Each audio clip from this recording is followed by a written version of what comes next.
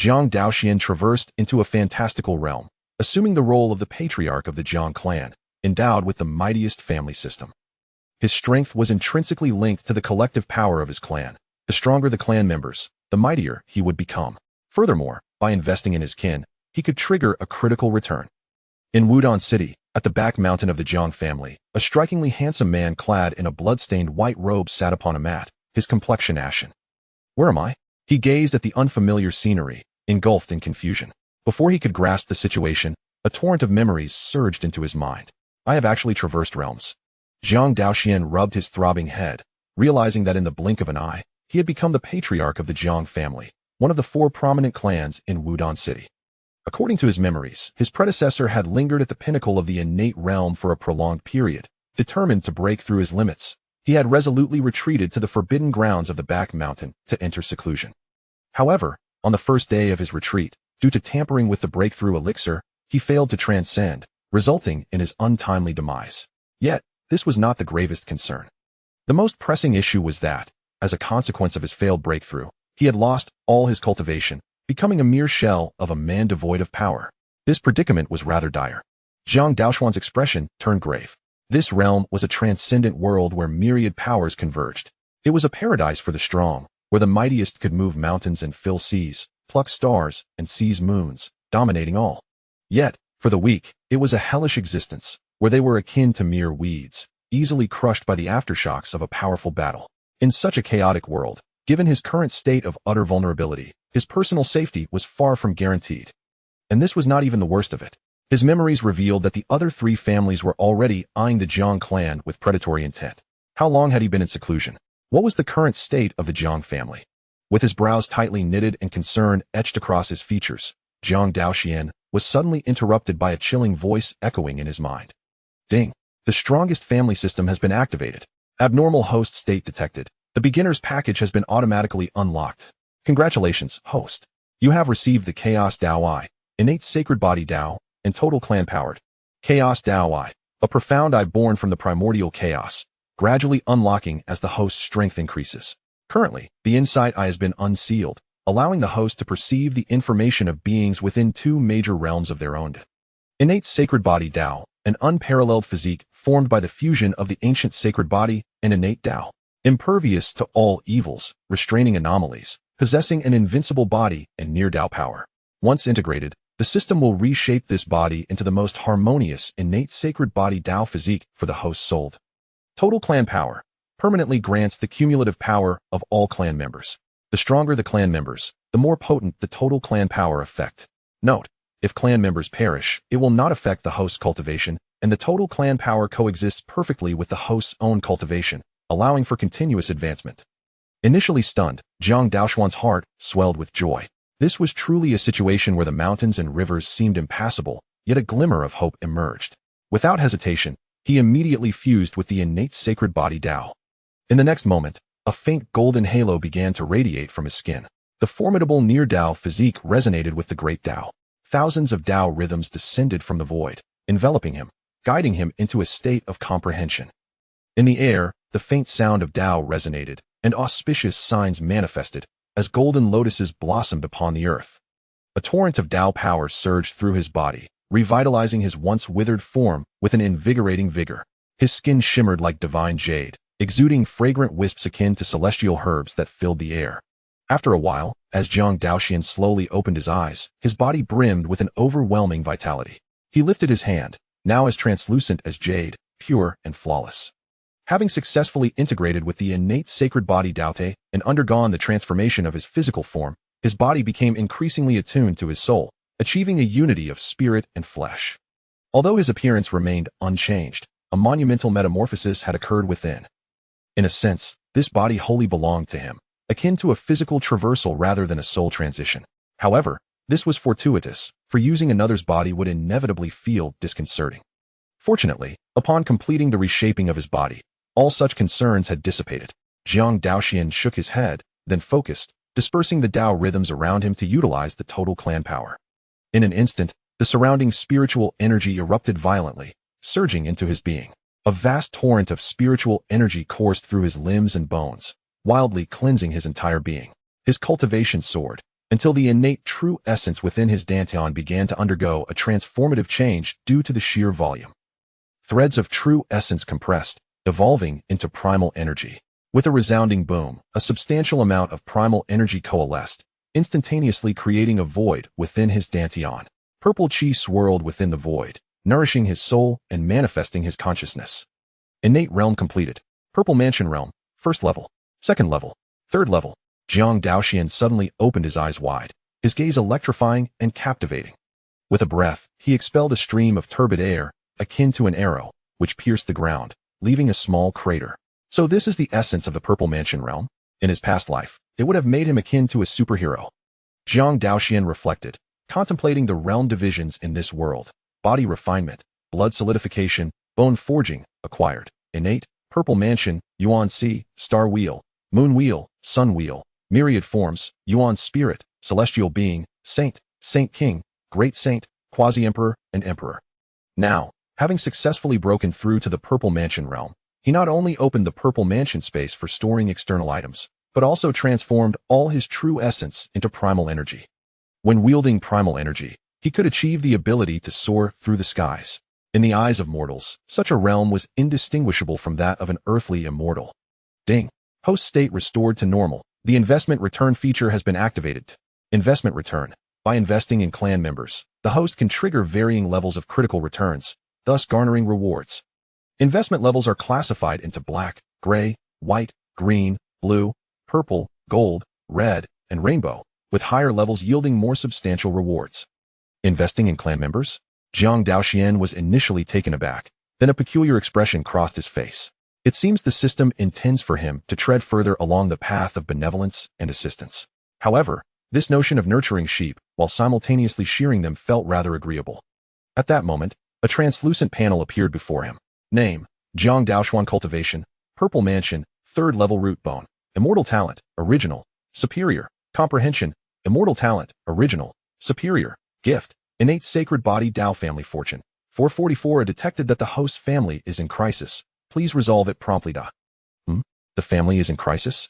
Jiang Daoxuan was taken aback, a glint of coldness flashing in his eyes. Meanwhile, in the Jiang family's hall, a gathering of clan members sat in tense silence, the atmosphere thick with gravity. Everyone understood that today's matters were of great significance, thus maintaining their silence, the only sound being their heavy breaths. Facing the entrance stood a group of unexpected visitors. These individuals were clad in gray combat attire, wielding gleaming long knives. Members of the rival Tang family. At the forefront stood Tang Xingyang, the patriarch of the Tang family, whose cultivation had reached the pinnacle of the innate 9th level. At this moment, Tang Xingyang's expression was indifferent as he surveyed the hall's layout, shaking his head. So this is your Jiang family's meeting hall. How can it be so small in scale, not even rivaling my Tang family's outhouse? I was initially pondering what remarkable place could give rise to a talent like Jiang Daoxuan, but now I see, it is truly disappointing. It would have been better not to have seen it. However, as one of the 4 prominent families, it is rather shameful to be so impoverished. This would bring disgrace upon us all. Thus, I, on behalf of the Tang family, graciously offer you 10 taels of silver to assist in refurbishing your establishment. What say you? Upon hearing Tang Xingyang's shameless remarks, the elder of the Jiang family felt a vain throb on his forehead. If it were not for your relentless pressure, how could the Jiang family have fallen to such a state? Though his heart simmered with indignation, in order to avoid escalating the situation, the elder suppressed his inner fury and spoke in a deep voice. This is a matter for our Jiang family alone. There is no need for you, Tang clan leader, to concern yourself with it. Your own affairs? That sentiment appears somewhat misaligned. After all, your Jiang family once sought refuge under our Tang family as a vassal. There exists a bond from this. How is it that you have become so estranged? Tang Xingyang's gaze was icy, laced with a hint of mockery. Or have you, now elevated to one of the 4 great families, completely forgotten this shared history, believing your Jiang family has detached itself from our Tang family's influence? Have you come to regard us as outsiders, unworthy of your consideration? With a sudden shift in demeanor, the elder realized that the other party had indeed come to stir trouble. His expression darkened. Tang clan leader. The Jiang family has not been your vassal for hundreds of years. What purpose does it serve to resurrect these old grievances? Is it merely to humiliate my family? Tang Xingyang crossed his arms, a sneer gracing his lips, his tone dripping with derision. You may interpret it as humiliation if you wish. This remark immediately incited the ire of the Jiang family members, who glared at him with fury. This is where you err. How can a pack of hounds bare their teeth at their former master? Nevertheless, I find a certain amusement in witnessing your pathetic state, clearly discontented with me, yet powerless to act against me. Tang Jingyang shrugged. In times past, when Jiang Daoxuan was still present, he would not have dared to be so brazen. However, now that those concerns were no longer present, he felt emboldened. Faced with Tang Jingyang's arrogant demeanor, the anger among the Jiang family members surged, their fury igniting to a boiling point, causing them to tremble with rage. In an instant, emotions ran high, and many voices rose in vehement protest. The elder clenched his fists, unable to contain his wrath. Amidst his seething resentment, a wave of melancholy washed over him. If only the clan leader were still here. How much better it would be. Had Jiang Daoxuan still been with them, the Tang family would not dare to be so audacious. Yet now, entrusted with the family's legacy, their leader had been in seclusion for 6 years, with no word of his fate. And as the strongest member of the family, he found himself merely at the 7th level of innate cultivation. How could he possibly contend with the formidable Tang family?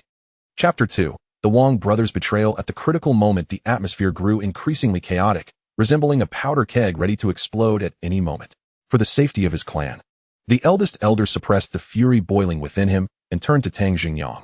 What are your intentions, Tang family? At this juncture, the truth had become painfully clear. With a cold sneer, Tang Jingyang replied, "Today, we have come solely to annihilate your Jiang family. Wudanqing is far too small to accommodate 4 clans. So it is only fitting that you make the ultimate sacrifice." Upon hearing these words, the elder was struck as if by lightning, his body trembling involuntarily. He had never anticipated that matters would devolve to such a dire outcome. Yet, the elder forced himself to muster a glimmer of hope. He waved his hand, signaling his kin to quiet down. Then, he turned his gaze back to Tang Jingyang. "Even if your Tang family wields great power, do not forget that our prodigy, Jiang Chen, is currently studying at Qinshan Sect. If you wish to obliterate my Jiang family, where would that leave the reputation of Qinshan Sect? Should they place the blame upon you, how could your Tang family bear the consequences? Jiang Chen, he is somewhat of a figure, but only if he were still an inner disciple. We, the Tang family, would indeed show Qinshan Sect some courtesy." But now the elder's heart sank, sensing an ominous turn. "Ha ha ha, it seems you remain blissfully unaware. Your prodigy encountered an ambush from Luofeng's sect while on a mission for Qinshan Sect. He has now been rendered utterly powerless, a complete invalid. Furthermore, he was recently expelled from Qinshan Sect." In an instant, shockwaves rippled through the Jiang family. Every member present wore expressions of disbelief.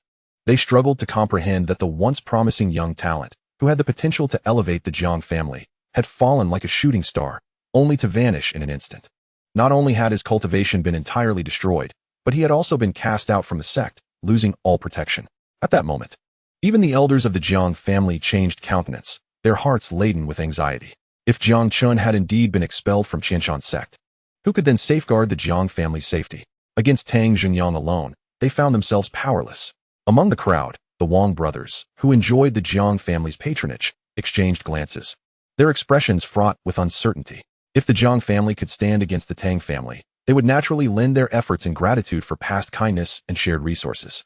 Yet now, with the clan leader in closed-door meditation and Jiang Chen's cultivation reduced to nothing, expelled from the sect, it seemed wiser to refrain from risking their lives. After a brief exchange of glances, the Wang brothers unanimously approached Tang Jingyang. Wang declasped his fists and bowed respectfully, addressing Tang Jingyang. "Chief Tang, we 3 brothers have long admired the illustrious reputation of the Tang family and have yearned to serve you. However, we lacked a way to express our intentions. How fortunate we are today to meet the illustrious and formidable Chief Tang here. Might you consider our humble abilities? If so, we are willing to forsake the darkness and serve the Tang family from this day forth." Upon hearing such shameless declarations, the elders of the Jiang family were incensed, raising their hands to scold the trio. "Wang Da, has our Jiang family ever wronged you? In the face of impending doom, we do not ask that you, the Wang family, share life and death with my Jiang family. Yet how can you betray us in our time of need, repaying kindness with malice?" They remain indifferent to the cowardice of the Wang brothers. However, upon the arrival of the Tang family, who merely uttered a couple of words, they openly defected to the Tang family, trampling upon the dignity of the Jiang family. Faced with the furious rebukes from the Jiang family members, Wang Da and his companions, aware of their guilt, could only lower their heads in silence. Yet, their intentions remained unchanged. After all, at such a crucial moment, failing to align with the Tang family would mean losing the opportunity for a favorable shift in allegiance. They were acutely aware that the Jiang family was on the brink of collapse, if they wished to obtain plentiful resources for cultivation in the future. They could not afford to miss the chance to align with the Tang family. Huh, excellent. A wise bird chooses a good tree to perch upon. Those who recognize the times are indeed the sagacious. Fear not. If you join my Tang family, your treatment will be on par with that of other vassals. Enjoying resources far superior to what you have here, for my Tang family is not as impoverished as your Jiang family. Tang Jingyang boomed with laughter. The three traitorous warriors, whose talents were now ripe for the taking, expressed their gratitude to the clan leader, bowing deeply. To demonstrate their sincerity and loyalty, they immediately divulged a piece of information. We have not seen Jiang Daoxuan for 6 years. Traitors, ungrateful wretches. The senior members of the Jiang family could not contain their outrage upon hearing the brothers reveal their final card. Realizing their fault, the Wang brothers swiftly fled behind Tang Jingyang. Listening to their revelations, Tang Jingyang nodded in satisfaction. Though he had long suspected Jiang Daoxuan's absence, the confirmation from their lips carried a different weight. He then turned his piercing gaze upon the Jiang family members, his eyes radiating an icy intensity. Today, the Jiang family shall be annihilated. Suddenly, the entire courtyard was engulfed in a chilling atmosphere, as if the temperature had plummeted by a dozen degrees. However, just as Tang Jingyang prepared to strike, a voice, smooth as jade, unexpectedly resonated from a distance. Annihilate my Jiang family? Do you truly believe you are worthy? Chapter 3. We beseech the clan leader to take action on our behalf. At these words, all present instinctively turned their heads toward the source. There, at the entrance, stood a magnificent figure clad in white, his countenance as flawless as jade, with sword-like brows and starry eyes. He stood with arms crossed, his long black hair cascading casually over his shoulders, and his white robe, stained with blood, subtly exuded an aura of impending slaughter. As the identity of the man became clear, the eyes of the Jiang family members widened in disbelief. They recognized the visitor. It was none other than their long-cherished clan leader, Jiang Daoxuan. It is the clan leader. He has emerged from seclusion. I had the fortune to see him 6 years ago. There can be no mistake. The clan leader's strength was unparalleled, and now, our dire situation is salvaged. We implore the clan leader to take action on our behalf. The Tang family seeks to sever the Jiang family's centuries-old legacy, a true act of tyranny. With Jiang Daoxuan's appearance, all Jiang family members found newfound hope, their spirits soaring from the depths of despair. Among them, many had grown up listening to the tales of Jiang Daoxuan. Once, it was solely through his formidable strength that he held dominion over all the innate beings in Wudong City, rendering them incapable of lifting their heads. Indeed, the Jiang clan's ability to secure a place among the 4 great families, alongside the Tang, Sun, and Gao clans, owes much to Jiang Daoxuan's contributions. At this moment, as the jubilant cheers of the Jiang family reverberated, the Tang family members, initially bewildered, quickly grasped the situation and were soon engulfed in astonishment. Jiang Daoxuan. How could this be? Was it not said that he had been in seclusion for 6 years? How is it possible that he still lives? What shall we do now? Jiang Daoxuan is someone whom even our ancestor regards with trepidation. Can we truly contend with him? Should we not withdraw? With our ancestor overseeing us, we have not truly annihilated the Jiang family. At most, we would merely compensate them with some resources. Many among the Tang family, filled with fear before the battle has even begun, appeared anxious and unsettled. As fellow members of the 4 great families, they were certainly familiar with Jiang Daoxuan's formidable reputation. He had once been hailed by the current lord of Wudong City as the most promising genius likely to ascend to the 3rd rank of the Purple Palace realm within the city. Now, the arrival of such an entity felt akin to an insurmountable mountain, instilling a profound sense of despair and trepidation. Thus, the question was no longer whether they could extinguish the Jiang family, but rather if they could retreat unscathed. The Tang family members were still in shock. The Wang brothers, who had formerly served the Jiang family, were even more horrified. The clan leader? They could scarcely believe their eyes. The Jiang Daoxuan, who had been presumed dead after 6 years of seclusion, had re-emerged. Suddenly, regret welled up within them. Had they known Jiang Daoxuan would return, they would not have so brazenly changed their allegiance before the crowd, rendering themselves outcasts. Nonetheless, considering their long years of service to the family, the clan leader would likely not act against them, would he?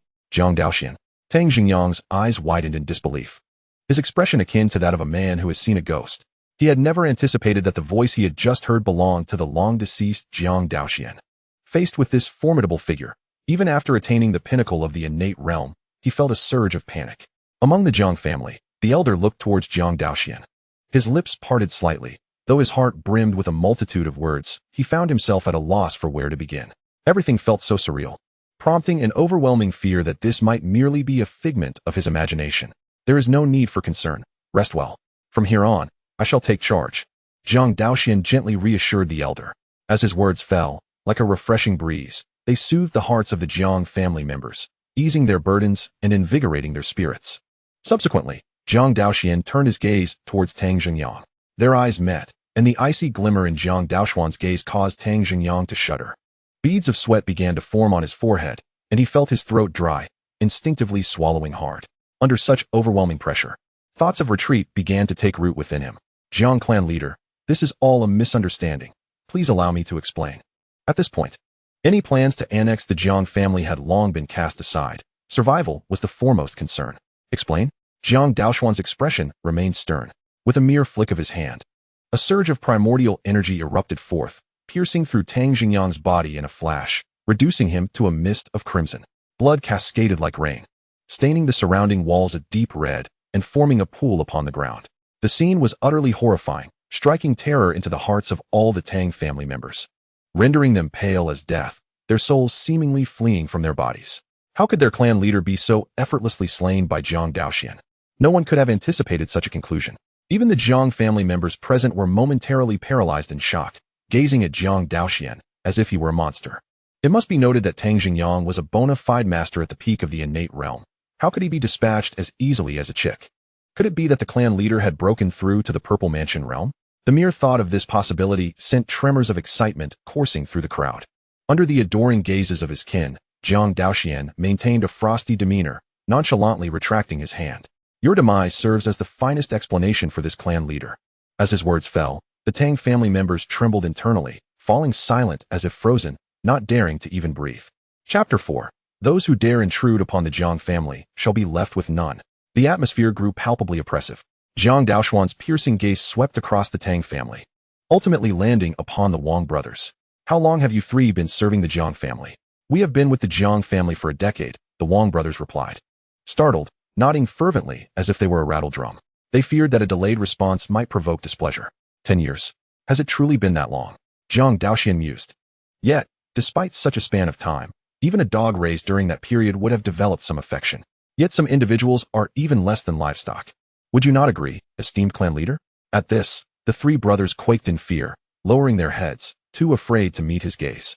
Wang De, aware of his transgressions, clenched his teeth and suddenly knelt upon the ground. Clan leader, it was our wrongdoing. We chose the wrong side, and we shall never dare again. Never dare again. Jiang Daoxuan's voice grew notably colder, laced with a hint of murderous intent. Under the weight of this ominous aura, Wang Er and Wang San turned ashen, their legs trembling, and they too fell to their knees. Clan leader, we were in the wrong. We were foolish. Yet, considering our years of service to the Jiang family, we implore you to show mercy. How laughable. 10 years ago, you should have perished at the hands of your enemies. Now, allow me, your clan leader, to collect what is due. With that, the pupils of the three brothers constricted to pinpricks. In the next moment, a chilling wind swept over them, leaving them no opportunity to resist as they coughed up blood and collapsed to the ground, devoid of all life. Jiang Daoxuan waved his sleeve, retracting his hand, and turned to regard the remaining members of the Tang family. As the opposing party showed no mercy, even towards their ancestral offerings, the members of the Tang family were engulfed in profound dread. Struggling to suppress their fear, they collectively raised their voices. Chief Jiang, are you truly intent on tearing apart our long-standing relations? Do not forget that our ancestor still resides among us. Is your Jiang family prepared to declare an all-out war against the Tang family? Upon hearing this, Jiang Daoxuan paid no heed. Instead, with a grand gesture, he summoned the members of the Jiang family. Jiang family disciples, heed my command. Anyone who dares to trespass upon our territory shall be dealt with ruthlessly, spare none. Eliminate them all. Yes, the Jiang family disciples erupted with fervor, raising their arms in unison, echoing his command. Thus commenced a merciless slaughter. Under the combined assault of Jiang Daoxuan and his kin, the Tang family, now bereft of Tang Jingyang, found themselves utterly overwhelmed. The air was filled with the relentless cries of desperation and curses. Before long, the tumult began to subside. The courtyard of the Jiang family was strewn with the fallen. Many disciples, worn from the intense combat, succumbed to exhaustion. Yet, despite their fatigue, their faces radiated with exuberant joy. Jiang Daoxuan stood with his hands clasped behind his back, surrounded by a myriad of corpses, each with a single fatal wound, indicating a swift demise. Ding. Crisis averted. Fate altered, ensuring the survival of the family. Family fortune increased by 300. Family fortune? Jiang Daoxuan's eyes glimmered with contemplation. Thus far, the specifics of family fortune remained elusive to him, unable to fathom its implications. He decided to push the thoughts aside. Shaking his head, he prepared to approach his kin. Just then, the system notification chimed again. Ding! Green-tiered family member detected. Host may initiate investment. Invest in one solidifying essence pill to receive a bottle of cleansing marrow pills. Jiang Daoxuan's eyes brightened. From his recollections, he knew that cleansing marrow pills were exquisite alchemical creations of the Xian rank. Once consumed, they would cleanse impurities from the body, significantly enhancing the speed at which the user could absorb spiritual energy. Moreover, they could mend hidden injuries and restore the foundational roots of martial artists below the Yuan Hai realm, with a slight enhancement effect on their innate talents. Such a rare treasure had never been obtained in the entire Wudanqing. He had only heard whispers of its existence, but never laid eyes upon it. Now, not only was he witnessing it, but he could also acquire an entire bottle, an occurrence that seemed almost fantastical. A surge of warmth filled Jiang Daoxuan's heart as he promptly followed the system's guidance to the Grand Elder. Greetings, Chief. Upon noticing the chief's arrival, the Grand Elder instinctively prepared to bow. However, formalities could wait. You have worked tirelessly these years, Jiang Daoxuan said with genuine concern, stepping forward to support him. Familiar with the memories of his predecessor, he understood that during his seclusion, the Jiang family relied heavily on the Grand Elder's support. Without him, the Jiang family would likely have perished, leading to the total failure of the system's family functionalities. At that moment, as the Grand Elder was assisted to his feet and looked up, he immediately noticed several peculiarities due to their close proximity. The chief's features appeared more refined, his skin more delicate, and his aura more ethereal. Reflecting on his chief's recent display of might, he was struck by the changes. The Grand Elder's expression shifted as he cautiously inquired of his clan leader, "Have you attained the Purple Mansion realm?" As his words echoed, a profound silence enveloped the room. The faintest sound of a pin dropping could be heard. All the members of the Jiang family perked up, listening intently, sharing the Grand Elder's curiosity regarding this matter. Under the watchful gaze of numerous fervent eyes, Jiang Daoxuan nonchalantly replied, "By sheer fortune, I have just broken through. I am now at the initial stage of the Purple Mansion." A unique aura, characteristic of the Purple Mansion realm, quietly emanated from him, filling the air and saturating every corner of the space. At that moment, everyone present felt an overwhelming and suffocating pressure. The intensity of this force was fleeting, dissipating almost as swiftly as it had arrived, as Jiang Daoxuan retracted it. Once the members of the Jiang family regained their composure, the atmosphere erupted like boiling water, a cacophony of joyous laughter filling the air. The clan leader has broken through to the Purple Mansion realm? Ha! Our Jiang family now has a Purple Mansion cultivator to stand guard. Who would dare to underestimate our clan now? The tides of fortune have indeed turned. It is truly the blessing of our ancestors that, in this critical moment for our family's survival, we have birthed the second Purple Mansion cultivator in centuries. Given the current circumstances, the city lord, being a representative of the court, would not meddle in familial disputes. However, the Tang family's patriarch is already advanced in age and likely has little time left. Who, now, could possibly stand in the way of our Jiang family's ascent?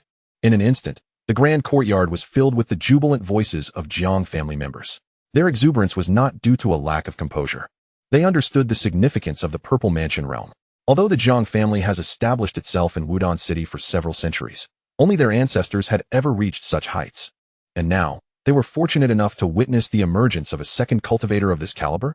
A being of such stature could easily assume a position of elder in the formidable Qianshan sect or wield substantial authority within the court, potentially becoming the master of a city in a remote area. The prospect of such a powerful existence arising from their lineage was exhilarating beyond measure. At that moment, even the typically composed Grand Elder found it impossible to maintain his equanimity, his entire body trembling with excitement.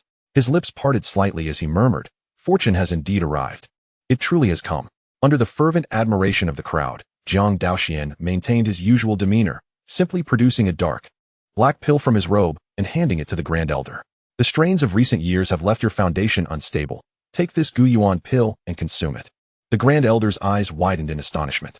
He was well acquainted with this item, a premium yellow-grade elixir of considerable value. Even with a significant expenditure of Jiang family resources, it was a rare acquisition. Its effects were nothing short of miraculous, accelerating recovery from injuries and stabilizing one's foundation. In fact, prior to his seclusion, Jiang Daoxuan had once paid a hefty price to procure one.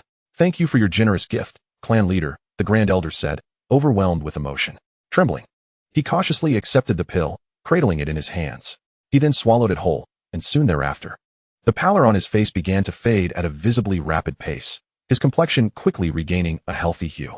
Upon the successful investment, congratulations to the host for obtaining a bottle of cleansing elixir, which has been automatically placed in the system's repository and can be retrieved at any time.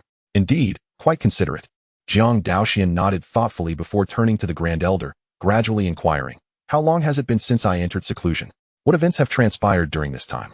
Having just detected a crisis within the courtyard using his divine sense, he hastened to arrive, yet remained unaware of the underlying circumstances. Upon hearing the clan leader's inquiry, the Grand Elder promptly concealed his inner elation and recounted the recent encounters. Reporting to the clan leader, "It has been over 6 years since you entered seclusion. During these years, news of your retreat has spread, leading many to speculate that you met with failure and perished. Consequently, the Tang family has become increasingly audacious, encroaching upon our Jiang family's lands and instigating various conflicts, all to ascertain whether you still reside among us." As the years passed without your appearance, the Tang family lost all restraint, forming alliances with the Sun and Gao families to brazenly seize our mining resources and disrupt our businesses within the city. This has led to numerous complaints from patrons and resulted in a significant loss of market share, plunging us into a dire predicament. However, 2 years ago, we engaged in a fierce confrontation with the Tang family, during which your younger brother Daoling was slain by their kin. Following this, Daoling's son, Jiang Chen, revealed remarkable cultivation talent. Our clan sold several shops and taverns, converting 30% of our assets into wealth to forge connections, enabling Jiang Chen to join the Qianshan Sect as an inner disciple. With the protection of the Qianshan Sect, the movements of the Tang, Sun, and Gao families have significantly subsided. Yet, it appears the Tang family has received some intelligence, claiming that Jiang Chen, while undertaking a Sect mission, was ambushed by the Luofeng Sect, resulting in a shattered Dantian and his expulsion from the Qianshan Sect. This has emboldened the Tang family, with Tang Jingyang personally leading his kin to our doorstep, intent on annihilating our clan today. Upon hearing these words, Jiang Daoxuan's expression grew contemplative, his countenance gradually shifting to one of intrigue. The actions of the Tang, Sun, and Gao families were indeed within his expectations. However, Jiang Chen's experiences inexplicably evoked a sense of familiarity within him. Once a prodigious talent of the clan, he joined a sect, undertook a mission, was ambushed by a rival sect, suffered a shattered Dantian, and was subsequently expelled. Could it be that such profound karmic entanglements had befallen the Jiang family? Surely, these were tales of families like Yi, Lin, Shao, and Su, not his own. Shaking his head to dispel the thought, Jiang Daoxuan began contemplating his next course of action. Having decisively eliminated the Tang family's members and torn the veil of civility, he considered transforming from a position of defense to one of offense. Under my roof, how can others slumber in peace? I must extinguish the threat in its infancy, shatter the Tang family's ambitions, and eradicate every last one of them. Just as Jiang Daoxuan resolved with a glint of murderous intent in his eyes, a notification chimed. Does the dignity of the family allow for others to trample it? Family mission triggered. Annihilate the Tang family, instilling fear in the hearts of the city's ne'er-do-wells. Mission rewards. Based on performance rating, the higher the score, the more substantial the rewards. Achieving a perfect score will yield a mysterious reward. A family mission? Jiang Daoxuan's heart surged with joy. Excellent. The system's task aligns perfectly with my intentions. Now, the Tang family truly has no choice but to face their demise. Jiang Daoxuan let out a cold laugh, raising his gaze towards the crowd. The Tang family's reckless behavior cannot be tolerated by my Jiang family. Such a profound grievance must be avenged with blood. Will you all follow your clan leader to the Tang family, demanding justice for the blood debt? His voice resonated throughout the courtyard, momentarily stunning those present. However, as they regained their senses, excitement filled their faces, and they raised their arms in a thunderous cheer. My elder brother and second uncle fell victim to the Tang family's hands. This blood feud can only be resolved with the annihilation of the Tang family. Now that we have a leader to guide us, we willingly march forth. The Tang family's oppression of my Jiang family is utterly intolerable. We are determined to seek justice. The clan leader has reached the pinnacle of the Purple Mansion realm, while the Tang family's ancestor is frail and aged. What fear should we have of the Tang family? They are bound to crumble with a single blow. At this moment, all the Jiang family disciples clenched their fists, their spirits soaring. The Grand Elder observed this scene, flames seemingly igniting in the depths of his pupils. The debts owed to my Jiang family by the Tang family are now ripe for reclamation. Satisfaction gleamed in Jiang Daoxuan's eyes as he took in the crowd's fervor, then turned to them and spoke solemnly. Let us depart. With his words, Jiang Daoxuan immediately turned and strode towards the entrance of the Jiang residence. Witnessing this, everyone followed closely behind, forming a long line. Soon, Jiang Daoxuan reached the entrance of the Jiang estate. Just as he was about to step outside, he suddenly paused. His expression momentarily stunned. This caused those behind him to halt as well, puzzled by the sudden stop. The reason for Jiang Daoxuan's interruption was simple. He had received a system notification. Ding! A Golden Tier clan member has appeared. The host may initiate an investment. Golden Tier? Jiang Daoxuan was taken aback. It was known that even the Grand Elder, a formidable figure at the 7th level of the innate realm, was merely classified as Green Tier by the system. Now, a suddenly appearing Golden Tier clan member must be extraordinary. Curiosity piqued. Jiang Daoxuan scanned his surroundings and quickly identified the target based on the system's guidance. 100 meters away on the street stood a disheveled young man clad in tattered gray garments, emaciated and with unkempt hair, his complexion pale. He staggered as he walked, as if he might collapse at any moment. At this moment, the youth was laboriously making his way towards the Jiang family. Who is this? Jiang Daoxuan furrowed his brow, a hint of confusion in his eyes. He did not recognize this unfamiliar face from his memories. However, the momentary doubt was quickly dispelled. The Jiang family members surrounding him followed their clan leader's gaze and soon spotted the young man. Upon closer inspection, they gasped in unison. Jiang Chen. Is it truly Jiang Chen returned? Indeed, it was Jiang Chen, but why did he appear in such a destitute state? Could it be that what Tang Jingyang said was true, that Jiang Chen was indeed expelled from the Qianshan sect? This Qianshan sect is truly overstepping. How could such a young man be cast out so mercilessly? If he had returned any later, he might have starved on the streets. The Qianshan sect is so far from Wudong City. Did he truly walk all the way back? The members of the Jiang family engaged in fervent discussions, their faces etched with indignation as they rallied in defense of Jiang Chen's plight. United by blood, how could they allow outsiders to trample upon one of their own? Chapter 6. The First Prophesied Clansman, the Reincarnation of the Great Emperor. Upon overhearing the conversations, Jiang Daoxuan comprehended the situation instantly and swiftly vanished from his original position. Meanwhile, Jiang Chen's chest heaved as he gasped for breath, sweat pouring down like rain. His vision had grown too blurry to discern the path ahead, and he could only rely on instinct to guide him home.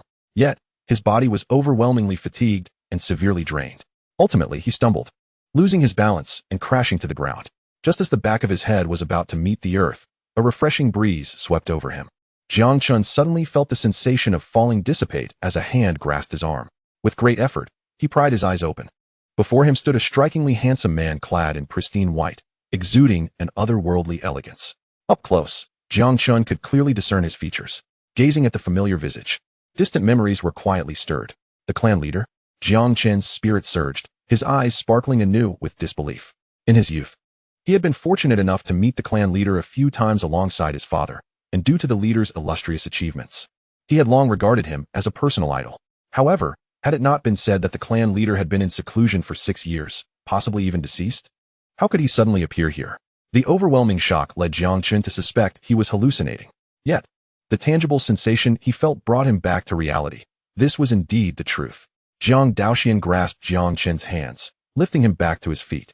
In that moment, feeling the warmth radiating from the elder's palms, Jiang Chen was choked with emotion, tears welling in his eyes. Reflecting on the cataclysmic transformation from genius to invalid over these past days, all the pent-up frustration and grievances within him erupted in the presence of his elder and idol, causing him to sob uncontrollably. Witnessing this, Jiang Daoxuan, embodying the role of a caring elder, gently patted Jiang Chen's back, whispering words of comfort. "It is good that you have returned." As he spoke, he employed the chaotic Dao Eye to gather information. Name: Jiang Chen. Cultivation: semi-waste, original, first level of postnatal realm. Root bone: semi-waste, original, upper grade. Comprehension: genius, fate, golden, from extremity to prosperity. Talent: mortal body. Fortune: reincarnation of the ancient great emperor. After the Dantian shattered, he was expelled from the sect and wandered outside, where he fortuitously encountered celestial fire descending upon him. He is amidst a transformation that will complete in one day. At this moment, Jiang Daoxuan was finally convinced. This young descendant of his family was indeed a true child of destiny. With a shattered Dantian, the reincarnation of a great emperor and celestial fire bestowed upon him, he was undeniably endowed with an array of extraordinary blessings. The current objective, investment, can trigger a golden level return. Invest 1 washing essence pill to receive 10 bottles of diamond pills. Invest in the low-grade martial skill Thunder Palm to obtain the high-grade martial skill Purple Thunder Palm. Invest in the low-grade cultivation method Qi induction technique to acquire the high-grade cultivation method Pure Yang technique. Gazing at the bountiful rewards before him, Jiang Daoxuan inhaled deeply. Subsequently, with a flick of his wrist hidden beneath his sleeve, he retrieved a washing essence pill from the system's repository. Consume it. It will aid your injuries, he implied, though Jiang Chen hesitated not for a moment. He accepted the washing essence pill and swallowed it whole. Instantly, the pill entered his abdomen, transforming into streams of pure medicinal energy coursing through his limbs and bones. Jiang Chen's pallid complexion began to visibly regain its rosy hue. Although his dantian remained unhealed, the chaotic internal injuries had been restored to their original state. This revitalization filled Jiang Chen with vigor, rendering him no different from an ordinary person. As he sensed the changes within his body, a smile of joy graced his face. He quickly adjusted his attire and bowed in gratitude. Thank you, clan leader, for your generous gift. Though he remained unaware of the worth of this pill, the ability to restore his injuries in such a brief span was unprecedented in his experience. Even within the Qinshan sect, he had never heard of such a miraculous elixir with effects so swift. The value of this pill was indeed incalculable. With this thought, a wave of warmth surged within Jiang Chen's heart. He had thought himself incapable of cultivation, rendered worthless as his fellow disciples had claimed. A mere burden to the clan. To be spared from disdain by his family was already a stroke of fortune, let alone having the clan leader employ such a precious pill to heal his wounds. To him, this was an unimaginable occurrence. At that moment, observing Jiang Chen's deeply moved expression, Jiang Daoxuan spoke solemnly. The Qinshan sect, unaware of the gem they possess, is truly blind. In the future, I shall visit the Qinshan sect to demand justice on your behalf. His words immediately stirred an uproar among all the Jiang family members present. They were acutely aware of the Qinshan sect's formidable standing. Its leader was a renowned cultivator of the Yuanhai realm, whose immense power instilled fear across several cities. Many families regarded membership in the Qinshan sect as a mark of honor. Apart from the Yuanhai realm leader and the Grand Elder, numerous elders of the Purple Mansion realm also resided within the sect, making it a force to be reckoned with, one that even the city lord dared not provoke. Yet, the clan leader was prepared to confront this powerful sect in order to seek justice for Jiang Chen. Such audacity left everyone profoundly shaken. But soon, spirits were lifted. If Jiang Chen, deemed a waste, could inspire such loyalty, what of the others? If they were to face oppression, surely their clan leader would rise to defend them as well. The thought filled everyone with pride for having such a protective leader. As others reveled in this sentiment, Jiang Chen remained utterly astonished. His eyes glistened with tears, and his heart surged with emotion. He could hardly believe that the clan leader was willing to risk life and limb to seek justice for a seemingly worthless individual like himself at the Qinshan sect. Overcome with gratitude, he contemplated the current strength of his family. Although Jiang Chen harbored grievances against the sect's callous actions, he could not bear to witness the clan leader's potential demise in the pursuit of vengeance. Clan leader, perhaps it would be best to set this matter aside for now. The Qinshan sect is formidable, and I am but a mere waste. There is truly no need for you to take such risks. The thought of your misfortune fills me with dread. A waste? How laughable. Who claims that a shattered dantian equates to being worthless? Upon hearing these words, Jiang Chen was utterly stunned. Then, Jiang Daoxuan's voice resonated once more. A shattered dantian does not necessarily signify the end for an individual. It may instead herald a new beginning. As the saying goes, one must first be broken to be rebuilt. As long as the fervor in your heart remains alive, fortune will surely follow adversity. Allow me to share a piece of wisdom, not only for you but for all the descendants of the Jiang family. At this point, every member present perked up, eager to listen. Chapter 7. The Resurgence of Jiang Chen's Fighting Spirit, Pure Yang Vitality.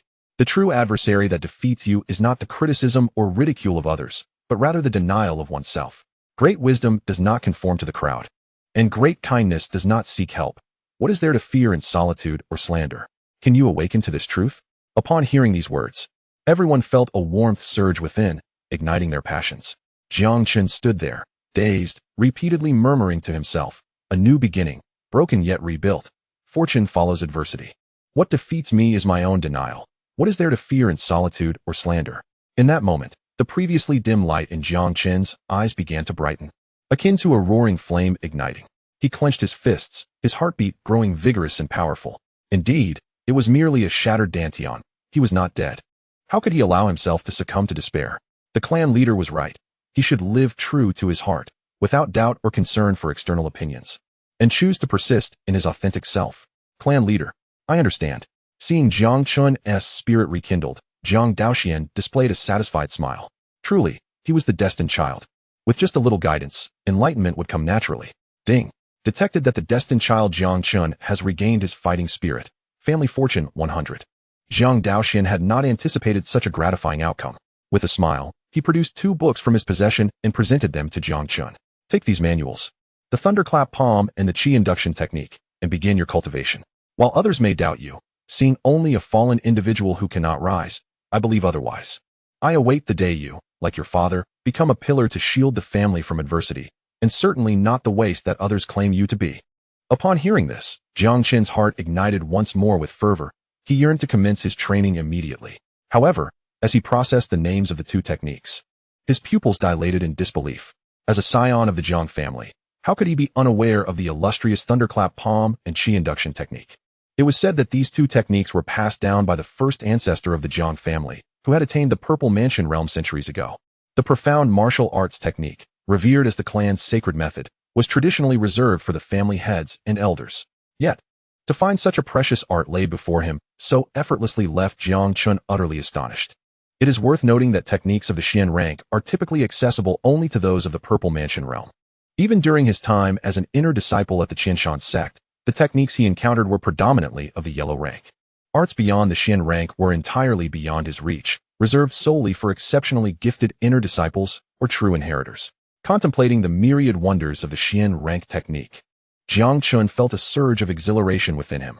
Trembling, he extended his hands and received the technique, exclaiming, "Thank you, clan leader.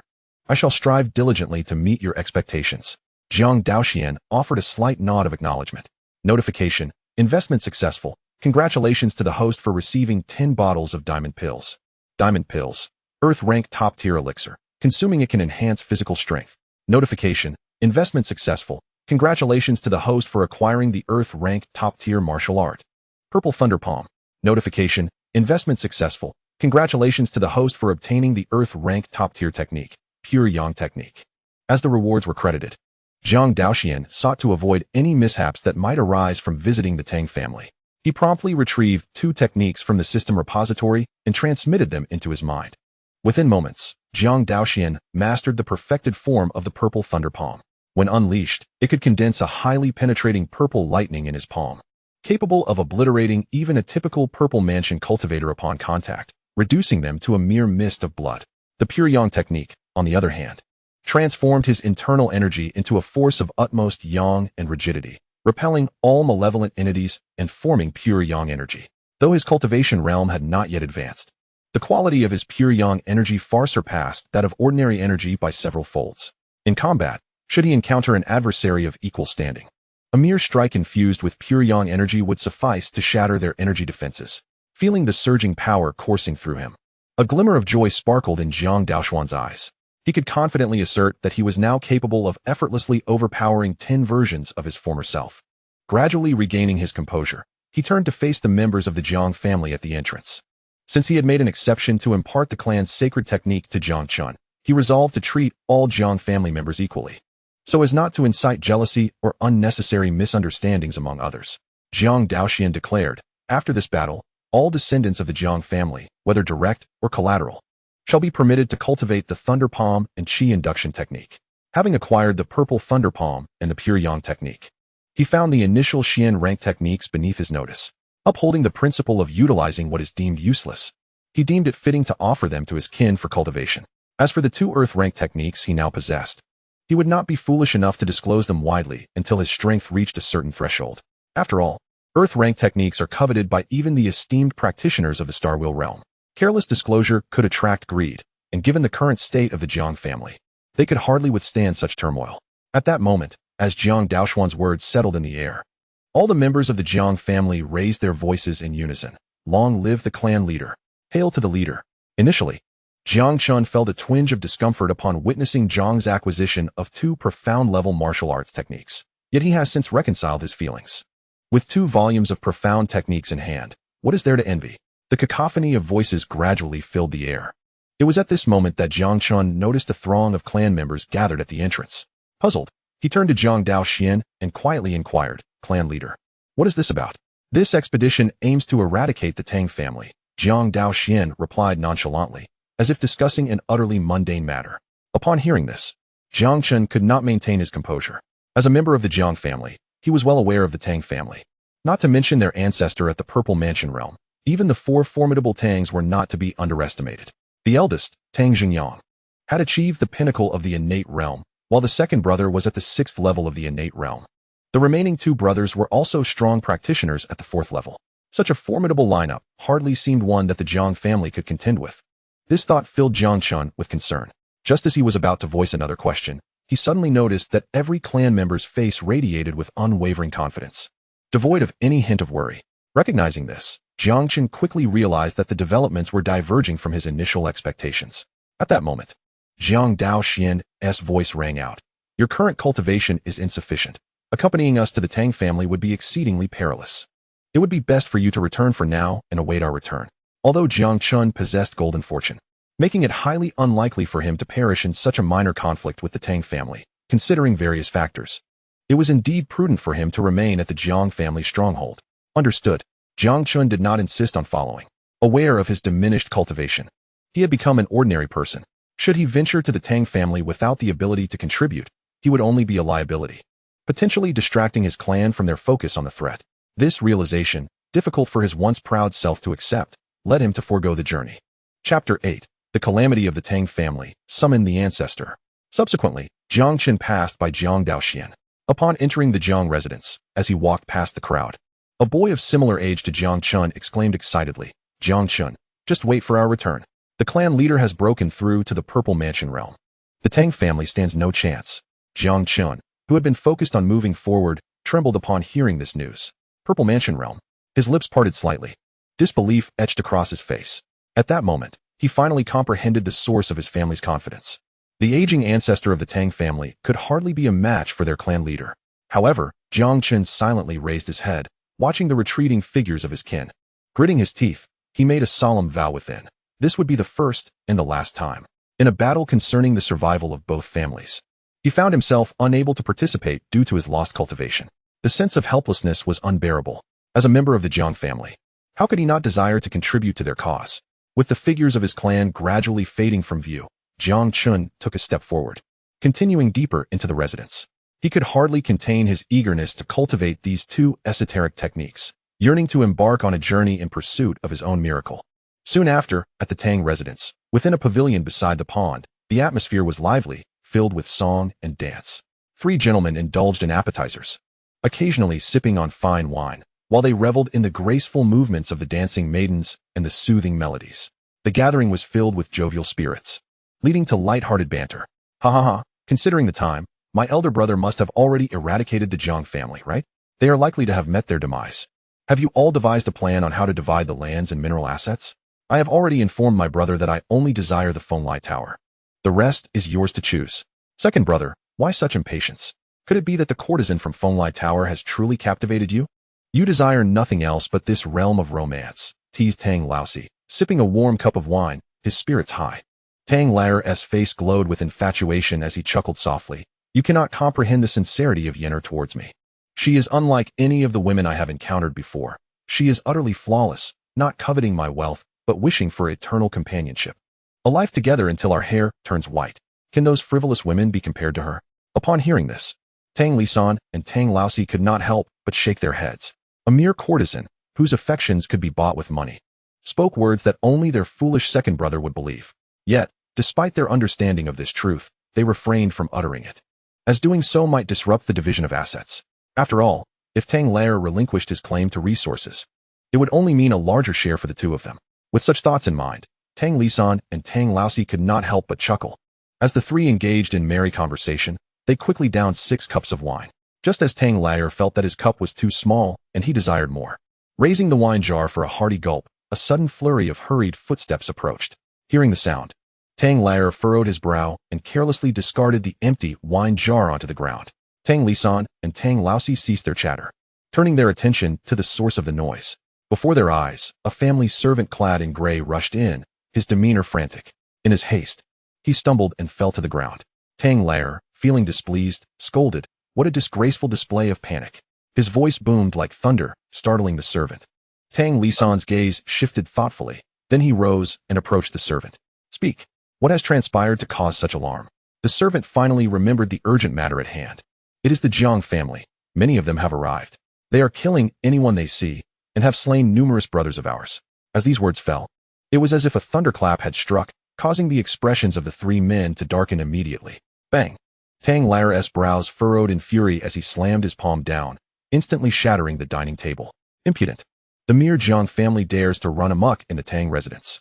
Tang Lisan's eyes glimmered with contemplation. Strange, my elder brother has already gone to the Jiang family. Logically, they should not have survived, let alone come to our Tang residence. Tang Laosi felt a stirring within. Brother. Could it be that the elder brother arrived at the Jiang family only to find it deserted? This would imply that the Jiang family managed to evade capture. No, that does not make sense. If they had chosen to flee directly, I would not be surprised. But why would they come to my Tang family to meet their demise? Our ancestor is still present. The numerous enigmas left Tang Laosan and Tang Laosi ensnared in confusion, unable to connect the dots. However, Tang Lao was disinclined to ponder such matters deeply. Suddenly rising, he cast his gaze toward the treasured blade resting nearby, extending his calloused hand. He firmly grasped the hilt of the sword. With a few swift, practiced swings, the blade whistled through the air like a tempest, a sight to behold. What need is there for such deliberation? Since they dare to approach my Tang family, I shall ensure their blood stains this ground today. Having spoken, he prepared to leave the attic. Observing this, Tang Laosan quickly stepped forward, grasping his elder brother's sleeve. Elder brother, wait. Noticing the ominous expression on Tang Lao's face, he ceased his actions and turned to the servant who had brought the news. This situation is rather peculiar. To be prudent, you must swiftly inform our ancestor of this development. As you command, third young master. The servant hastily rose, cupping his fists in respect, and promptly dashed off toward the Tang family ancestral hall. It was only then that Tang Laosan released his elder brother's sleeve. Let us proceed together to discover the audacity of the Jiang family in daring to intrude upon our Tang family. Tang Lao snorted coldly, gripping the great sword without a hint of hesitation as he exited the attic, making his way toward the front courtyard, closely followed by Tang Laosan and Tang Laosi.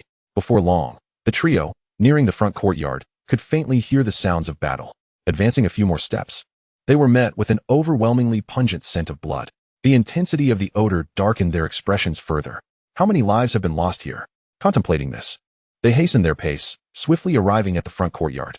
Gradually, the scene before them came into focus. Numerous family members clad in clan attire lay scattered on the ground. Lifeless. The ground was a canvas of carnage, with blood splattered everywhere, the surrounding foliage and trees stained with dark crimson spots. The struggle continued unabated. And upon witnessing one of his kin slain by a member of the Jiang family, Tang Lao could no longer contain the fury surging within him. Veins throbbed menacingly at his temples, and his eyes blazed with a furious crimson, akin to a wild beast in a frenzy. I shall slay you. Tang Lao brandished his treasured blade, lunging into the fray, closing in on the nearest Jiang family member. With both hands wielding the sword, he aimed to cleave the opponent in two. Faced with the weighty sword before him, the young Jiang disciple was instantly paralyzed with fear, his legs buckling beneath him, causing him to fall to the ground.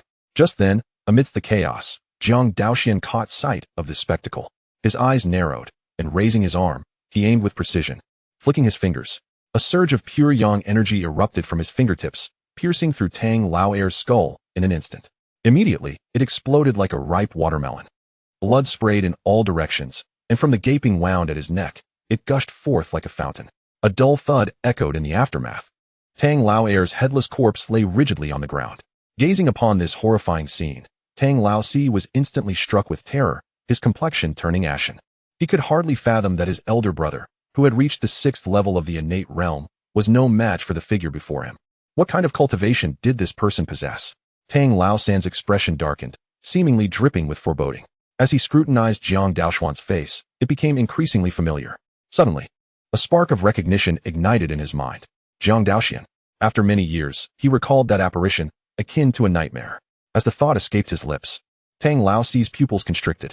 He hurriedly studied Jiang Daoxuan's visage, which aligned eerily with the proud countenance etched in his memory. How could this be? Are you human or specter? You should not be alive. Tang Laosi was engulfed in dread. Then, as if struck by another realization, he felt a jolt of anxiety. Where was my elder brother?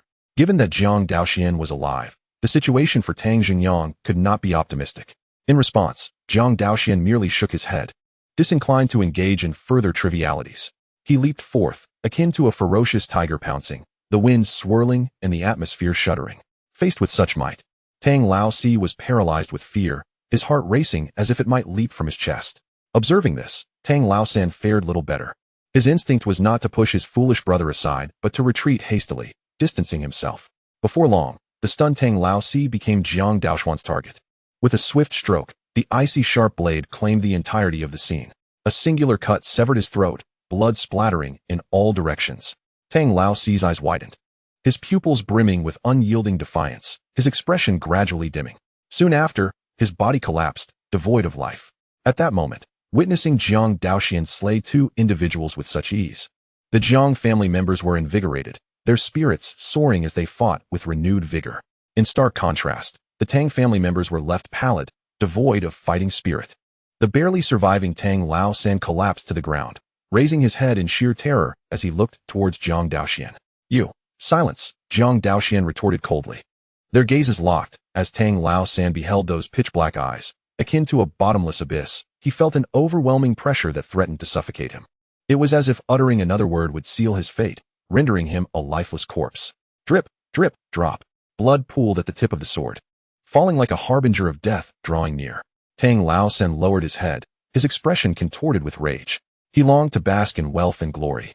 He could not resign to dying here. Realizing that lingering would only lead to doom, he steeled himself, casting aside all dignity and pride, begging for mercy before the many onlooking members of the Tang family. "Please, do not kill me. I do not wish to die. If you spare my life, I will lead the Tang family to become a vassal of the Jiang family. Now that my elder brother, second brother, and fourth brother have all passed away, I am the sole candidate for the next patriarch of the Tang family. I am willing to become your dog, to follow your commands without hesitation. Whoever you wish for me to bite, I shall bite." Perhaps fearing that a slow response might result in suffering a sword thrust from the opponent, Tang Laosan spoke with astonishing speed at that moment. In response, Jiang Daoxuan maintained an expression of calmness, though his eyes shimmered with amusement, as if he were savoring the performance of a jester. Yet, before the act could reach its conclusion, an unexpected guest interrupted the scene. An elderly man, his hair and beard as white as snow, suddenly appeared in the arena. "You dare disturb the Tang family and slay our younger generation? Such audacity! You should end your own lives in atonement, lest you taint my hands." His voice, though not loud, resonated clearly in the ears of all present. Upon hearing such brazen words, the members of the Jiang family immediately recalled something. The ancestor? Could it be that this person is the venerable patriarch of the Tang family who has attained the Purple Mansion realm for many years? At the same time, upon hearing the voice of the ancestor, Tang Laosan's eyes flickered with joy, sensing a glimmer of hope in the situation. He quickly raised his head to look at the ancestor, his gaze filled with expectation, his lips moving, ready to speak. However, before he could utter a single word, Tang Laosan felt a chill at his neck, followed by the sensation of being lifted high into the air. A resounding thud marked his fall to the ground, where his pupils reflected a headless figure. "Is that me?" With that final thought, Tang Laosan's consciousness plummeted into an abyss of darkness. Impudent. Witnessing one of the most gifted descendants of his clan being slain before his very eyes ignited the wrath of the Tang family patriarch. His internal energy surged forth, radiating outward and creating a powerful shockwave that brought all combat to a halt, forcing everyone to retreat. The patriarch's gaze sharpened as he locked onto his target, his toes striking the ground as he propelled himself forward in an instant, covering the distance of several dozen meters in the blink of an eye. With a swift motion, the Tang family patriarch gathered immense spiritual power in his palm and unleashed a strike infused with boundless fury. Observing this, Jiang Daoxuan remained unfazed. In mere moments, he discerned the opponent's weaknesses. Despite holding the cultivation of the Purple Mansion realm, the patriarch was hindered by age, his vitality waning, and his prowess had significantly diminished. Against such an opponent, a single strike would suffice. A glint of cold light flickered in Jiang Daoxuan's eyes as he quietly activated the purple thunder palm, condensing strands of purple lightning into his palm. With a speed that was almost imperceptible, he raised his arm and swiftly struck out. Chapter 10, Family Mission Accomplished. Niwa Visualization Diagram. Bang! The two palms collided, intertwining their energies and erupting with astonishing force. Strands of purple light flickered, illuminating the surroundings, accompanied by the faint sound of thunder. Oh no! As he felt the sharp pain emanating from his palm, the Tang family patriarch's expression shifted dramatically. Before he could react, the lightning power contained within the purple thunder palm and the pure yang energy erupted once more. In an instant, it tore through the skin of the Tang family patriarch's palm, surging violently into his body. At that moment, the patriarch's eyes widened, his pupils filled with unwillingness. The lightning energy and pure yang energy rampaged chaotically within him. Until they could bear it no longer, a deafening blast erupted, shattering his form into countless fragments. Simultaneously, Jiang Daoxuan lightly tapped his toes, retreating several meters. The power that had clung to his palm dissipated, and he withdrew his hand, resting it behind him. This entire process transpired in less than 3 breaths, executed with an astonishing ease. The sight of the ancestor's demise left the members of the Tang family, who had been struggling to resist, utterly dumbfounded. The ancestor is dead. Impossible. The ancestor was a formidable figure of the Purple Mansion. How could he perish so easily? Is there anyone who can assure me that this is but a ruse? The Tang family stood frozen in shock, forgetting even to flee. The revered name of their ancestor had reverberated throughout Wudong City for decades. Even they regarded him as their spiritual beacon. Yet now, the foundation of their belief had suddenly crumbled. Many members of the Tang family displayed panic, lost, and bewildered. However, for them, the true despair was only just beginning. Jiang Daoxuan turned to the eager members of his clan and coldly commanded, "Send them on their way." With these words, the Jiang family, still enveloped in shock, came to their senses, raising their arms in unison and charging forth. Faced with the fervent battle spirit of the Jiang clan, the Tang family members, having lost all support, quickly began to retreat in a state of panic. Yet, in their anxiety, many stumbled and fell. Nevertheless, driven by a primal fear of death, they scrambled to their feet and continued to flee. Alas, their movements were far too slow. Before long, the Jiang family had them completely surrounded, with no avenue for escape. Kill. Immediately, the Jiang disciples drew their weapons, unleashing a massacre upon the Tang family. Jiang Daoxuan mingled among the crowd. Such a level of combat was akin to childish play for him. Aware of the importance of practical experience for his kin, he chose to refrain from direct involvement, opting instead to observe. However, should any Jiang disciple find themselves in peril, Jiang Daoxuan would intervene without hesitation, ensuring the desired outcome. Under the all-encompassing awareness of his Purple Mansion consciousness, he meticulously controlled the unfolding events, leaving no room for unexpected developments. The entire Tang family had become mere tools for honing the battle capabilities of the Jiang clan. Soon, the air was saturated with the thick stench of blood, lingering ominously. The ground was strewn with severed limbs, a sight both harrowing and grotesque. With the final anguished cry echoing, every last member of the Tang family was obliterated. At that moment, the faces of the Jiang disciples flushed with fervor, brimming with exhilaration. Thanks to Jiang Daoxuan's intervention, they bore only minor injuries, with no significant wounds to speak of. As silence descended upon the surroundings, all gazes turned towards their clan leader's silhouette, filled with reverence. Grateful for the blessings of their ancestors, the Jiang family felt an unshakable confidence in their formidable leader. What could they possibly fear? Under the collective gaze of the crowd, Jiang Daoxuan, unsatisfied with merely this, turned to address them. To cleanse the Jiang family's centuries-old humiliation is far from sufficient. Today, we shall make it abundantly clear to all in Wudong City the grave consequences of provoking the Jiang family. Now, search the entirety of the Tang estate, locating every living soul or livestock. I demand that not a single creature from the Tang household remains, ensuring their complete eradication. If we do not uproot the grass, it shall regrow with the spring breeze. Mercy towards our enemies is, in essence, cruelty towards our own kin. Upon hearing the patriarch's command, all Jiang clan members immediately bowed in respect. Yes, in their hearts, there was no hint of dissent concerning this matter. Reflecting on the audacity of the adversary who sought to annihilate their family, they could not help but feel a chill of fear. Had the patriarch not intervened, they might have already become souls lost to Tang Xingyang's blade. Such a profound enmity could not be easily resolved. Thus, fueled by their inner fury, the Jiang youths surged forth, determined to scour every corner of the Tang residence. Soon, the air was filled with curses, pleas for mercy, the barking of dogs, and the honking of geese. Before long, the entire Tang compound fell silent. At this point, the Tang family had been completely expunged from Wudong City. As the Jiang clan members returned one by one and regrouped, Jiang Daoxuan remained still, seemingly awaiting something, until a chime echoed and a system notification materialized before him. Ding. Detection of the Tang family's annihilation. Family mission accomplished. Settling rewards now. Ding. Based on your performance, this mission has been rated A full score. Commencing reward distribution. Congratulations, host. You have acquired 300 points of family fortune. Congratulations, host. You have obtained the Earth Tier Supreme Technique. Great Sun Body Refinement Method. Congratulations, host. You have received a Cultivation Acceleration card. Congratulations, host. You have acquired a volume of the Wordless Sword Manual. Congratulations, host. You have obtained a mysterious reward, Nuwa Visualization Scroll.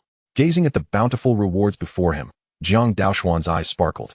Simultaneously, the system's notification confirmed the total destruction of the Tang family, allowing him to finally compose himself.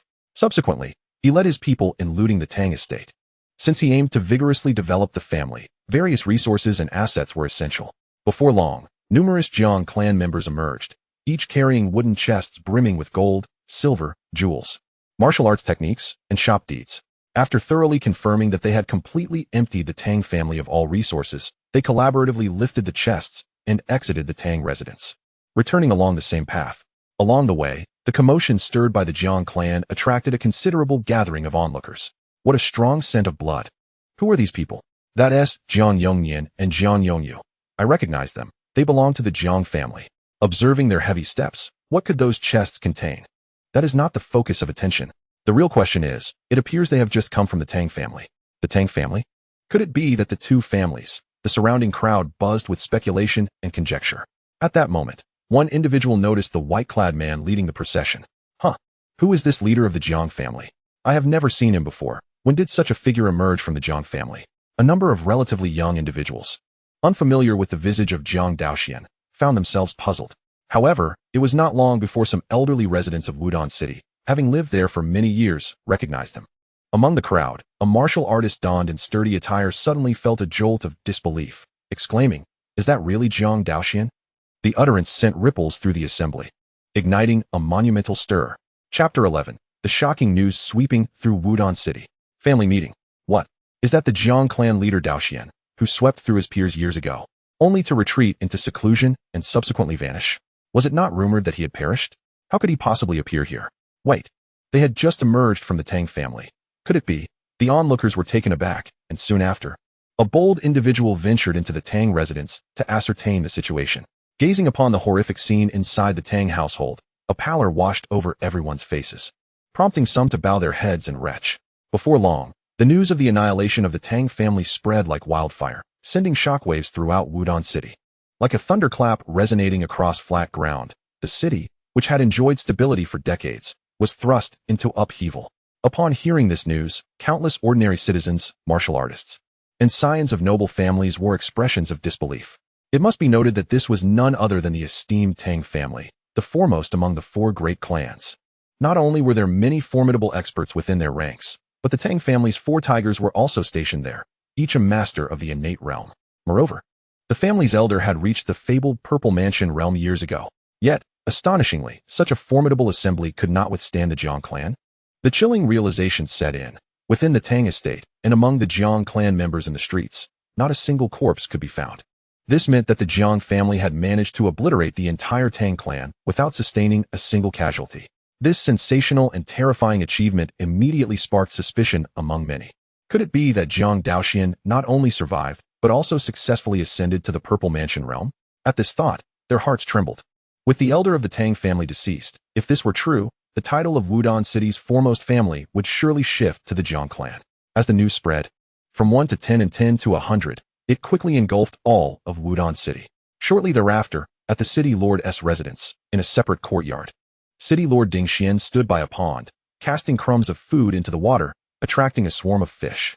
However, his attention was not on the fish, but rather on the serious report being delivered by his subordinate. Once the subordinate had finished recounting the events concerning the Tang family, Ding Xian finished scattering the crumbs and slowly withdrew his hand. While the fall of the Tang family might seem trivial, the fact that all three brothers perished in a single strike, alongside the demise of that old patriarch, was indeed a grave matter. Achieving such an outcome could not be accomplished solely through innate strength. Are you suggesting that this is Jiang Daoxuan? The commander asked, lowering his head in silent contemplation. Filled with doubt, if my assumptions are correct, he must have achieved the Purple Mansion, truly a formidable talent among the younger generation. A Purple Mansion cultivator under 50 years of age is indeed a rarity, even among the major sections.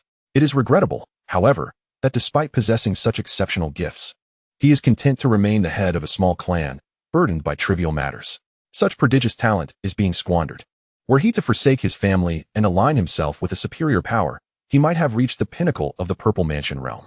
Alas, it seems that his recent breakthrough in the Purple Mansion has likely depleted his family's resources, and burdened by familial obligations, he may find it difficult to make further progress. The Purple Mansion may be his ultimate achievement in this lifetime. Ding Xian's expression reflected his deep regret and lamentation. Upon hearing this, the commander was taken aback. He had not anticipated that the city lord would hold such a high regard for Jiang Daoxuan. He then nervously inquired about the matter concerning the Tang family. The annihilation of the entire Tang clan within Wudan City was a significant event that required the city lord's decision. Upon hearing this, the city lord closed his eyes and pondered for a moment. These noble families disrespect the court, refuse to submit to authority, and are unwilling to exert effort. They dare to undermine the interests of the court for their own benefit. What a pack of parasites. The trivial conflicts among these pests do not concern me, nor do they concern the court. This matter need not be discussed further. However, given that the Tang family has ties to the Tiandu Tang family, and considering that their demise occurred within my jurisdiction, I ought to provide an explanation to the other party. I shall personally visit the Jiang family tomorrow to ascertain the truth of the matter. Meanwhile, at the Jiang family's council hall, the senior members of the Jiang clan had gathered, surrounded by family members whose faces radiated excitement. They exchanged hushed conversations, sharing their joy. Jiang Chen, with his head bowed, blended into the crowd, piecing together the events from the conversations around him, listening to the clan leader's magnificent exploits, which belittled the innate talents of others and recounted the glorious slaying of the Tang family ancestors. Jiang Chen felt invigorated, his eyes filled with aspirations, as if he were witnessing the events firsthand. His fervor swelled, yet he also felt a pang of regret for not having attended. Under the scrutiny of numerous eager gazes, Jiang Daoxuan slowly rose to address the assembly. At that moment, he noticed several new potential investment candidates. Ding. Discovered green-level family members. The host may initiate investments. Invest in 1 washing marrow pill to receive 3 bottles of essence-enhancing pills. Essence-enhancing pill. A supreme-grade pill that significantly increases the speed at which the user absorbs spiritual energy. Invest in 1 washing marrow pill to receive 1 washing marrow pill. Ding. Discovered white-level family members. The host may initiate investments. Invest 10 low-grade spirit stones to receive 100 low-grade spirit stones. Invest in 3 chi-attracting pills to receive 10 bottles of chi-attracting pills. Upon observation, Jiang Daoxuan realized that these green-level investment family members had excelled during the conflict with the Tang family. With this in mind, he solemnly declared, now that the Tang family has been eradicated, it is time to reward merit. Those whose names I announce shall step forward. As the names of Jiang Yongyan, Jiang Yongping, and Jiang Daohua echoed through the air, the members of the Jiang family, upon hearing their names called, eagerly emerged from the crowd to stand before Jiang Daoxuan. By the time the roll call concluded, over 20 individuals had gathered. They stood tall and proud, their spirits soaring as they absorbed the envious glances of their fellow clansmen. Though they maintained a facade of composure, their hearts brimmed with exhilaration, nearly bursting into laughter. Once those who had exerted the most effort had assembled, Jiang Daoxuan produced a vial of cleansing essence pills and addressed the crowd. Your exemplary performance has not gone unnoticed by this clan leader. Here are cleansing essence pills. Each of you shall receive 1. The moment these words left his lips, astonishment washed over the attendees as their eyes widened in disbelief. Could it be that they had misheard? Cleansing essence pills? The very same legendary pills of the profound grade that were said to be crafted from a blend of 9 rare medicinal ingredients. A process so intricate that they were seldom seen even within the entirety of the Tiandu prefecture. In the past, the mere appearance of a single pill would have been a stroke of fortune beyond their means. Even if they were to exhaust the Jiang family's treasury, it would likely suffice to acquire just 1. Yet, here was a divine remedy, now bestowed upon each of them. As they accepted the cleansing essence pills, their hearts quaked with emotion. The scene incited a wave of murmurs among the surrounding Jiang family members, igniting a pang of regret deep within them. Had they known such rewards awaited those who exerted themselves, perhaps they too would have put forth their utmost effort in hopes of claiming their own cleansing essence pills. In that moment, heads bowed in silent contemplation, they felt as if they had bitten into a sour lemon, their hearts growing ever more despondent. Soon, however, a resolute determination took root within them. They vowed to dedicate themselves wholly to the family's endeavors, striving to catch the clan leader's attention with their contributions. Jiang Daoxuan observed the expressions of the crowd with a knowing smile. Ding. Blue-level clan members detected. The host may initiate investment. Investing in 1 cleansing essence pill will yield a vial of supreme purple spirit pills. Supreme purple spirit pills, low-grade earth-level pills that, when consumed by a perfected innate realm cultivator, can enhance the probability of breaking through to the Purple Mansion realm by 90%. Investing in pure yang skills will yield a supreme calming herb. Supreme calming herb. Low-grade, earth-level spiritual herb that can nurture the remnants of a cultivator's soul. What a remarkable opportunity. Jiang Daoxuan's eyes sparkled with excitement as he approached the Grand Elder. Grand Elder, your unwavering efforts over the years have been invaluable to the Jiang family's endurance. Your contributions cannot be overstated. Upon hearing this, the Grand Elder's eyes glistened with moisture, as if the validation of his long-standing dedication stirred profound emotions within him. Chapter 12. Assessing Gains, the Great Sun Body Refinement Technique. As the atmosphere settled, the Grand Elder's voice emerged hoarse yet resolute. The Jiang family belongs to us all. As the Grand Elder, it is my duty to serve. There is no need for modesty. Our clan leader has always been fair in reward and punishment. Where there is merit, there must be reward. I observe your vitality waning and your foundation compromised. Here, take this cleansing essence pill along with a vial of vitality-enhancing pills. Furthermore, here is a technique for you to take as well. Jiang Daoxuan presented the newly acquired vial of vitality-enhancing pills and cleansing essence pills, along with the pure yang skills, to the Grand Elder. The Grand Elder, trembling, extended his hands to receive 2 items. Gazing at the cleansing elixir in his grasp, he was overwhelmed with emotion. He was acutely aware of his physical condition. Repeated failures and breakthroughs had compromised his foundation, extinguishing any hope of advancement in this lifetime. Yet now, contemplating the myriad wonders of the cleansing elixir, a glimmer of hope illuminated the elder's eyes. The bottleneck that had confined him for years was finally within reach of being shattered. Furthermore, the vial of primordial enhancement pills stirred within him an exhilarating excitement. Although the value of the enhancement pills was slightly inferior to that of the cleansing elixir, their remarkable efficacy in rapidly augmenting the cultivation of innate practitioners rendered them exceedingly rare treasures. In times past, acquiring even a single pill would have required exhausting the entirety of the Jiang family's wealth. Yet now, he found himself fortunate enough to possess an entire vial of these precious pills. In his ecstasy, the Grand Elder picked up the cultivation technique in his hand. Initially, he had presumed it to be merely one of the family's recorded techniques, hence he had not paid it much heed. However, as he perused its contents, his pupils constricted and his breath quickened. To his astonishment, he discovered it to be a supreme-grade technique of the Earth tier. The Grand Elder was utterly astounded. He had never anticipated that the Patriarch would bestow upon him such a profound cultivation method, a pure yang technique of the highest caliber. Even more surprising was the Patriarch's generosity in granting him such a formidable technique. "Thank you, Patriarch," the Grand Elder cried, tears of joy streaming down his face. As one who had devoted everything to the family, he did not dwell on the immense opportunities the Patriarch must have encountered during his seclusion. His sole concern was whether the family could flourish under the Patriarch's leadership. Moreover, he understood the Patriarch's discreet intentions in not revealing the technique's grade. Should the secret of this supreme-grade technique be disclosed, the Jiang family, given its current strength, would be utterly incapable of safeguarding it. For the sake of prudence, it would be wiser to cultivate in secrecy, and once strong enough, to unveil the technique without delay. Observing that the Grand Elder had grasped his intentions, Jiang Daoxuan said nothing further. He nodded and approached a wooden chest, effortlessly shattering it to reveal numerous spirit stones within. He then proceeded to shatter another nearby chest, uncovering a collection of black pills. Facing all present, he announced that every family member who participated in the campaign against the Tang family would receive 10 spirit stones and 3 qi-inducing pills as a reward. This was not the final occasion. From this day forward, anyone from the family, be they direct descendants, collateral branches, or offshoots, who achieve merit would be treated equally, with rewards guaranteed. No one would be denied their due reward based on their lineage. Upon hearing these words, the crowd erupted into a fervor, a cacophony of jubilant cheers that seemed poised to lift the roof off. Long live the Patriarch! Initially believing the rewards would not extend to themselves, they were taken aback by this turn of events. Although the rewards paled in comparison to the cleansing elixir, the value of 10 spirit stones and 3 qi-inducing pills was still considerable for them. In earlier times, it would have taken over a year of accumulation to exchange for such resources. Shortly thereafter, once the rewards were distributed, the remaining resources were transported to the family treasury.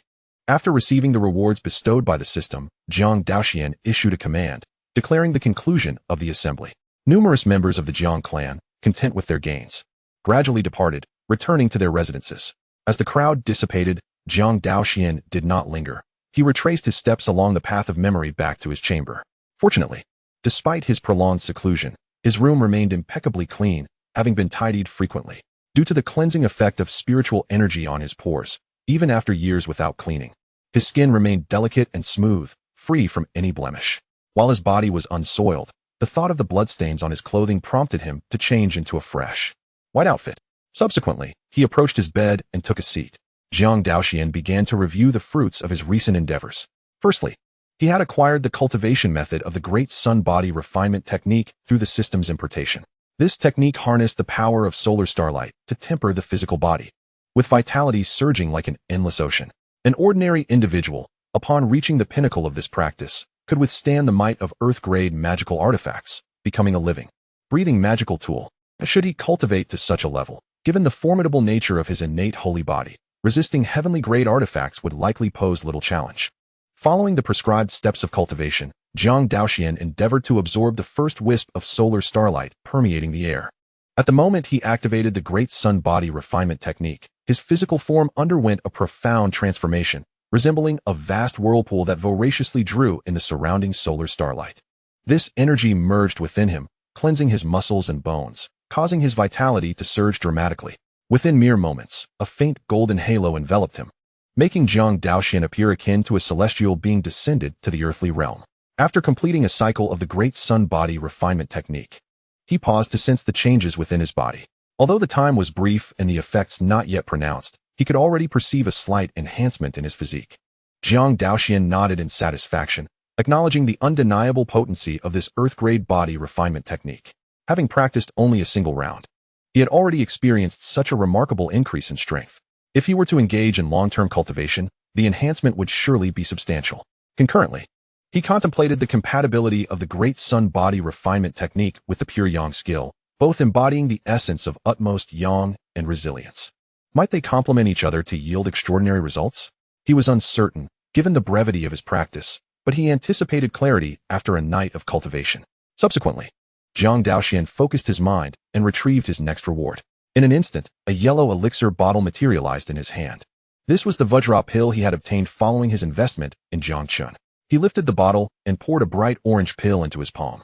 The fragrant aroma filled the air, invigorating his senses.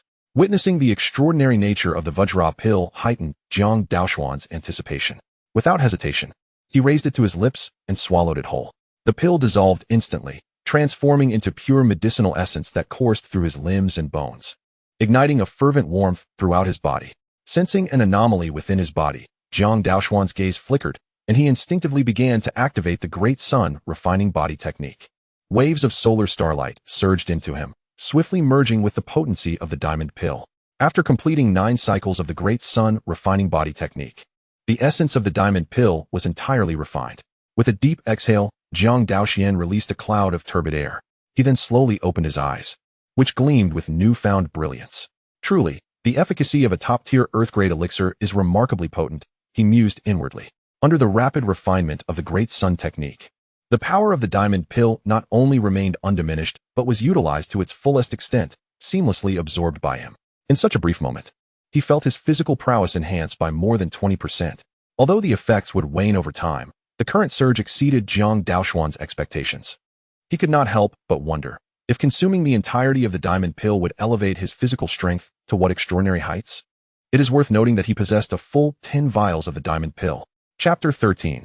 The True Essence of Sword Dao, Jiang Chen's Transformation. After a moment of elation, Jiang Daoxuan began to retrieve the enigmatic reward from the task completion. The Nuwa visualization diagram. The instant he extracted the reward, a resplendent golden light enveloped his entire consciousness space. As the radiance dissipated, its true form was revealed. It depicted a woman with a human upper body and a serpent's lower half. She stood majestically between heaven and earth, her entire being radiating a divine and ancient aura, harmonizing with the natural rhythms and evoking a profound sense of reverence. With just a glance, Jiang Daoxuan found his mind irresistibly immersed in the vision. It felt akin to returning to the warmth of the womb, instilling a profound tranquility within him, subtly enhancing his soul's power. After several breaths, he emerged from this state, feeling all fatigue dissipate, replaced by an invigorating freshness. Observing the changes within his body, a glimmer of delight surfaced in Jiang Daoxuan's eyes. He had not anticipated that the mysterious reward for achieving a perfect score would be a unique visualization diagram capable of augmenting soul power. It is crucial to understand that enhancing one's soul power typically requires extraordinary materials, and only beings of the primordial spirit realm are usually permitted to engage with the soul's level. Yet now, with the Nuwa visualization diagram, he was beginning to touch upon this realm even at the Purple Mansion stage, placing him significantly ahead of his fellow cultivators. Even more gratifying was the knowledge that as his soul power increased, his memory and spiritual awareness would also receive corresponding enhancements. Furthermore, nurturing his soul power in advance would lessen the difficulty of breakthroughs and increase his chances of achieving primordial spirit. Jiang Daoxuan's gaze flickered, and he quickly began to calm his emotions. He then retrieved the next reward, the wordless sword talisman. A 1-meter-long sword talisman materialized within the room, instantly unleashing a fierce torrent of sword energy. Startled, Jiang Daoxuan swiftly steadied his mind to prevent being overwhelmed by the onslaught of sword chi. Once the tumult subsided, he finally lifted his head to gaze upon the center of the sword talisman. As the name suggests, the surface bears no inscriptions, only vast expanses of blankness, accompanied by a sword mark that cleaves through the paper. Gazing intently at the scar, one can distinctly perceive the astonishing sword intent emanating from it. Were it not for his cultivation at the Purple Mansion level, any innate martial artist attempting to observe this sword inscription would likely suffer injury from the sword aura, leading to mental trauma. As for those below the innate level, merely a glance would result in severe psychological damage, possibly leading to their untimely demise. Such a fierce sword aura. After contemplating for over 10 breaths, Jiang Daoxuan began to glean deeper insights. The scene before his eyes suddenly transformed. It no longer appeared as a blank canvas, but rather as a vast and magnificent sea of swords. Having studied swordsmanship for several years, his prowess in the sword arts is indeed unparalleled among his peers, even capable of contending with the elder sword masters. Yet, as he delved deeper into this realm, he could not help but feel his own insignificance. What level of sword master could have composed this inscription? Jiang Daoxuan could not fathom. Nonetheless, this did not diminish the fervor within his heart. His swordsmanship had stagnated at the sword origin realm for many years. This was a perfect opportunity to utilize this sword inscription to refine his skills and aspire to reach the profound and elusive true essence of sword intent. Just as Jiang Daoxuan was preparing to comprehend the inscription, the system's voice suddenly echoed. Ding! The Tang family has been eradicated. Danger has been averted, and the family development mission has been triggered. Develop the family over a cycle of 24 days, with evaluations based on overall performance. The higher the score, the more bountiful the rewards. Note: achieving a perfect score will grant a mysterious reward. This mission was precisely what he desired. Observing the task details, Jiang Daoxuan revealed a cold smirk. He had not forgotten that during his seclusion, not only did the Tang family seize the Jiang family's mining resources, but the remaining Sun and Gao families were also complicit. With the Tang family now extinguished, it was time to settle accounts with the latter too. For great families, apologies. But from this moment forth, Wudong City will only require one great family.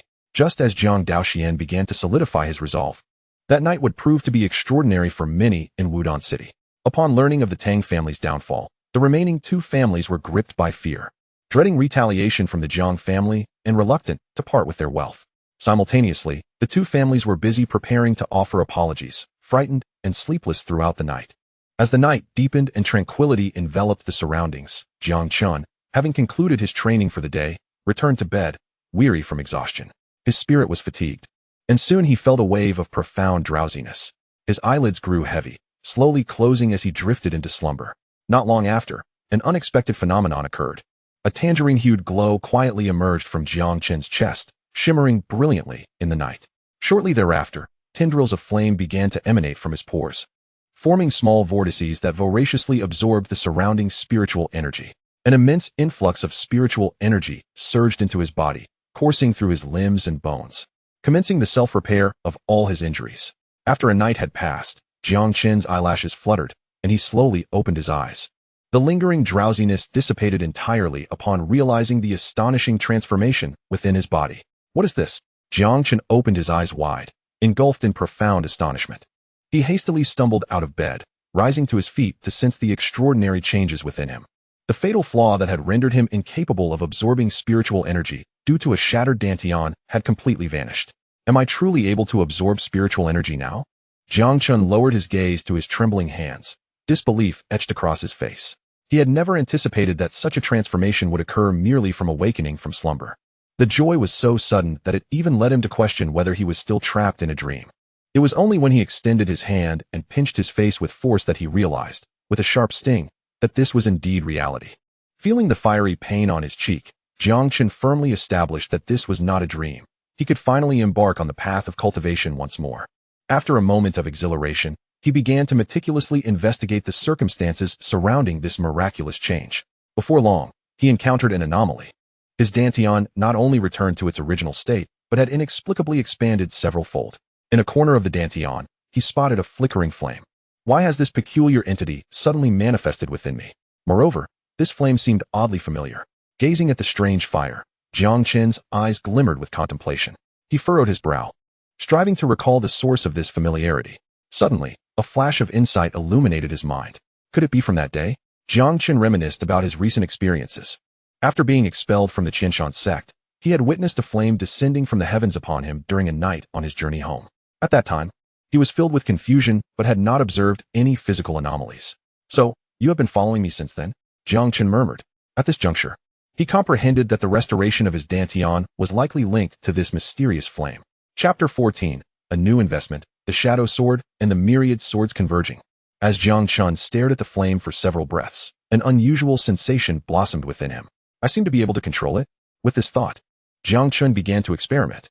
After numerous attempts, he discovered he could manipulate the flame with his consciousness.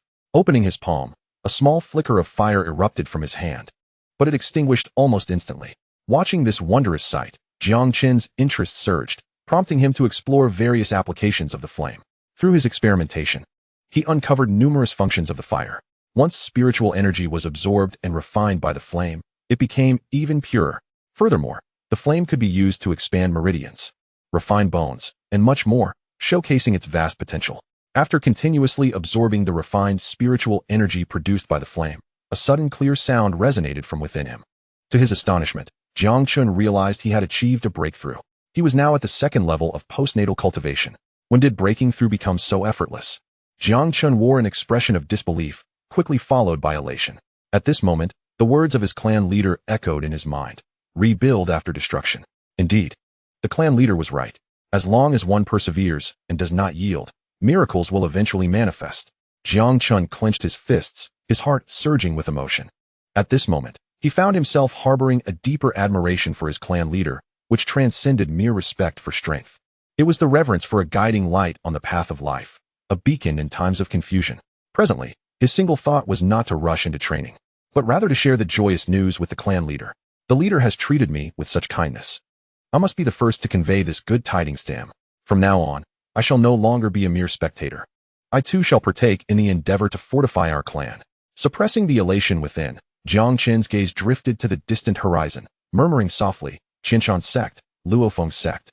You have brought me such misery. One day, I, Jiang Chen, shall ensure you pay the price.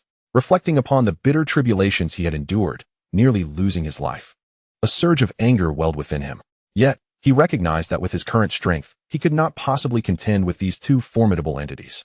Temporarily setting aside such thoughts, Jiang Chen promptly set forth, pushing open the door and making his way toward the residence of the clan leader. Inside the chamber, Jiang Daoxuan leisurely opened his eyes, his pupils seemingly brimming with countless sword energies, emanating an oppressive chill that was sharp and unyielding, rendering it difficult to behold. This sword talisman holds potential beyond my previous estimations. Jiang Daoxuan gazed once more at the sword talisman, now with a renewed sense of perception. Through this period of seclusion, bolstered by the collective enhancement of the clan, along with the effect of the training acceleration card, he had ascended from the third layer of the Purple Mansion realm to the fifth. His physical body, aided by the Great Sun Body refinement technique and the Diamond Pill, had reached an entirely new echelon, capable of withstanding profound artifacts merely through sheer corporeal strength. His swordsmanship, under the enlightenment of the sword talisman, had transcended from the completion of the sword element to the realm of sword intent. The realm of sword intent serves as the initial threshold that ensnares countless sword cultivators on their journey toward the ultimate mastery of the sword. The difficulty of comprehension is so immense that it is beyond the grasp of ordinary individuals, even among all Purple Mansion realm practitioners. Those who can comprehend sword intent are exceedingly rare. On average, 100 practitioners of the Purple Mansion realm yield only one who can grasp sword intent. Typically, only those in the Yuan Si realm can attain such comprehension. Yet now, Jiang Daoxuan, having barely surpassed the threshold, was already reaching for the realm of sword intent, which is a testament to his terrifying prowess. Once he manifests sword intent, it can instill dread in the hearts of others, causing them to falter before the battle even begins. while also bestowing various extraordinary effects that enhanced the lethality of his blade. Feeling the immense power radiating from within, a glimmer of joy appeared in Jiang Daoxuan's eyes. However, at that moment, through his spiritual awareness, he suddenly sensed an anomaly outside. He beheld Jiang Chen approaching swiftly, arriving at his door. To his surprise, upon probing with his spiritual senses, he discovered that Jiang Chen's previously frail aura had vanished, and his cultivation level had risen to the second layer of the postnatal realm. Oh, it seems the transformation has concluded. Jiang Daoxuan's eyes reflected an understanding. Before Jiang Chen could utter a word, he willed the door to open of its own accord. Upon seeing Jiang Chen, he instinctively checked the information once more. Name: Jiang Chen. Cultivation level: second layer of postnatal realm. Bone quality: exceptional, originally, above average. Comprehension: genius, originally, talented. Fortune: golden, rising sun. Innate talent: ordinary body. Opportunity: reincarnation of an ancient emperor, with celestial fires swirling in the dantian. Qualification level: dull, inferior, average, superior, genius, prodigy, exceptional, celestial talent. Jiang Daoxuan's eyes brightened. Compared to yesterday, Jiang Chen's qualifications were exceedingly remarkable. At that moment, upon noticing the clan leader's arrival, Jiang Chen forcefully suppressed his inner excitement and was about to speak. However, Jiang Daoxuan preemptively chimed in with a smile. Second layer of postnatal realm? It seems the rumors of rebirth hold true. Upon hearing this, Jiang Chen was initially taken aback. But reflecting on the fact that his clan leader was already a practitioner of the Purple Mansion realm, while he himself was merely at the postnatal level, it was impossible to deceive the clan leader's keen perception. With this thought, he slightly lowered his head, scratching the back of his head with a sheepish smile. Truly, the clan leader lived up to his title, and Jiang Chen felt somewhat out of his depth. Jiang Daoxuan waved his hand, preparing to continue speaking. Yet, at that moment, a system prompt suddenly appeared. Ding. Current objective. Investment can trigger golden level returns. Invest in one Xian level sword to obtain a heavenly tier supreme treasure, Shadow Sword. Invest in a top tier earth level technique, Pure Yang skill to obtain a heavenly tier supreme sword technique, 10,000 swords to the ancestor. Invest in the Great Sun Body refinement technique to obtain a wisp of golden crow's energy, staring at the bountiful rewards before him. Jiang Daoxuan was taken aback. He lifted his gaze to Jiang Chen, who appeared increasingly favorable in his eyes. Meanwhile, feeling the intense gaze of his clan leader, Jiang Chen couldn't help but feel a profound discomfort. Noticing Jiang Chen's awkward expression, Jiang Daoxuan cleared his throat and promptly stated, "Since you have fully recovered, there is no need to seek further study at the Qinshan sect. They have acted unjustly, and I have no desire to return. I wish to fight solely for our family, not to go anywhere else." Jiang Chen's expression became serious as he bowed and clasped his fists. Even though the Qinshan sect boasted powerful practitioners at the Yuan C level and numerous Xian level techniques, he held no interest whatsoever. The experience of being expelled from the sect had opened his eyes to the fickleness of human relationships. In comparing the sect and family, he would prefer to remain with his family, no matter how humble, rather than cling to a place rife with intrigue and strife. Excellent. Truly befitting of a fine son of the Jiang family. There is no need to learn the techniques of the Qinshan sect. Our Jiang family has no regard for such rudimentary practices. As a genius of our clan, I will ensure you do not suffer any grievances. Jiang Daoxuan once again retrieved copies of the Great Sun Body refinement technique and the Pure Yang skill from the system space, presenting them before Jiang Chen. Chapter 15. The Shock of Jiang Chen and the Grand Elder. The Visit of the City Lord. Pure Yang skill. Great Sun Body refinement technique. Jiang Chen's face displayed confusion. As a member of the Jiang family, he had never heard of his clan possessing these two techniques. As for the clan leader's assertion of disregarding the rudimentary techniques of the Qinshan sect, he found it hard to believe, feeling as if it were a self-comforting statement. After all, although reluctant to admit it, in reality, the Jiang family pales in comparison to the formidable Qinshan sect. With a mind full of questions, Jiang Chen took the two manuals and glanced through them. Soon, the myriad mysteries within captivated him, causing his eyes to widen as he became immersed in their depths. His breath quickening. What is this? Moments later, Jiang Chen's eyes grew wide in astonishment. The magnitude of his shock made his arm tremble slightly, almost causing him to drop the manuals to the ground. He could hardly fathom what he had just seen. Who would believe it if he spoke of it? These were, in fact, two supreme-grade, Earth-level techniques. How could this be possible? A tempest of emotions surged within Jiang Chen. At that moment, he suddenly realized how little he understood his own family. What other secrets lay hidden within the Jiang lineage? Did his family harbor an unknown history?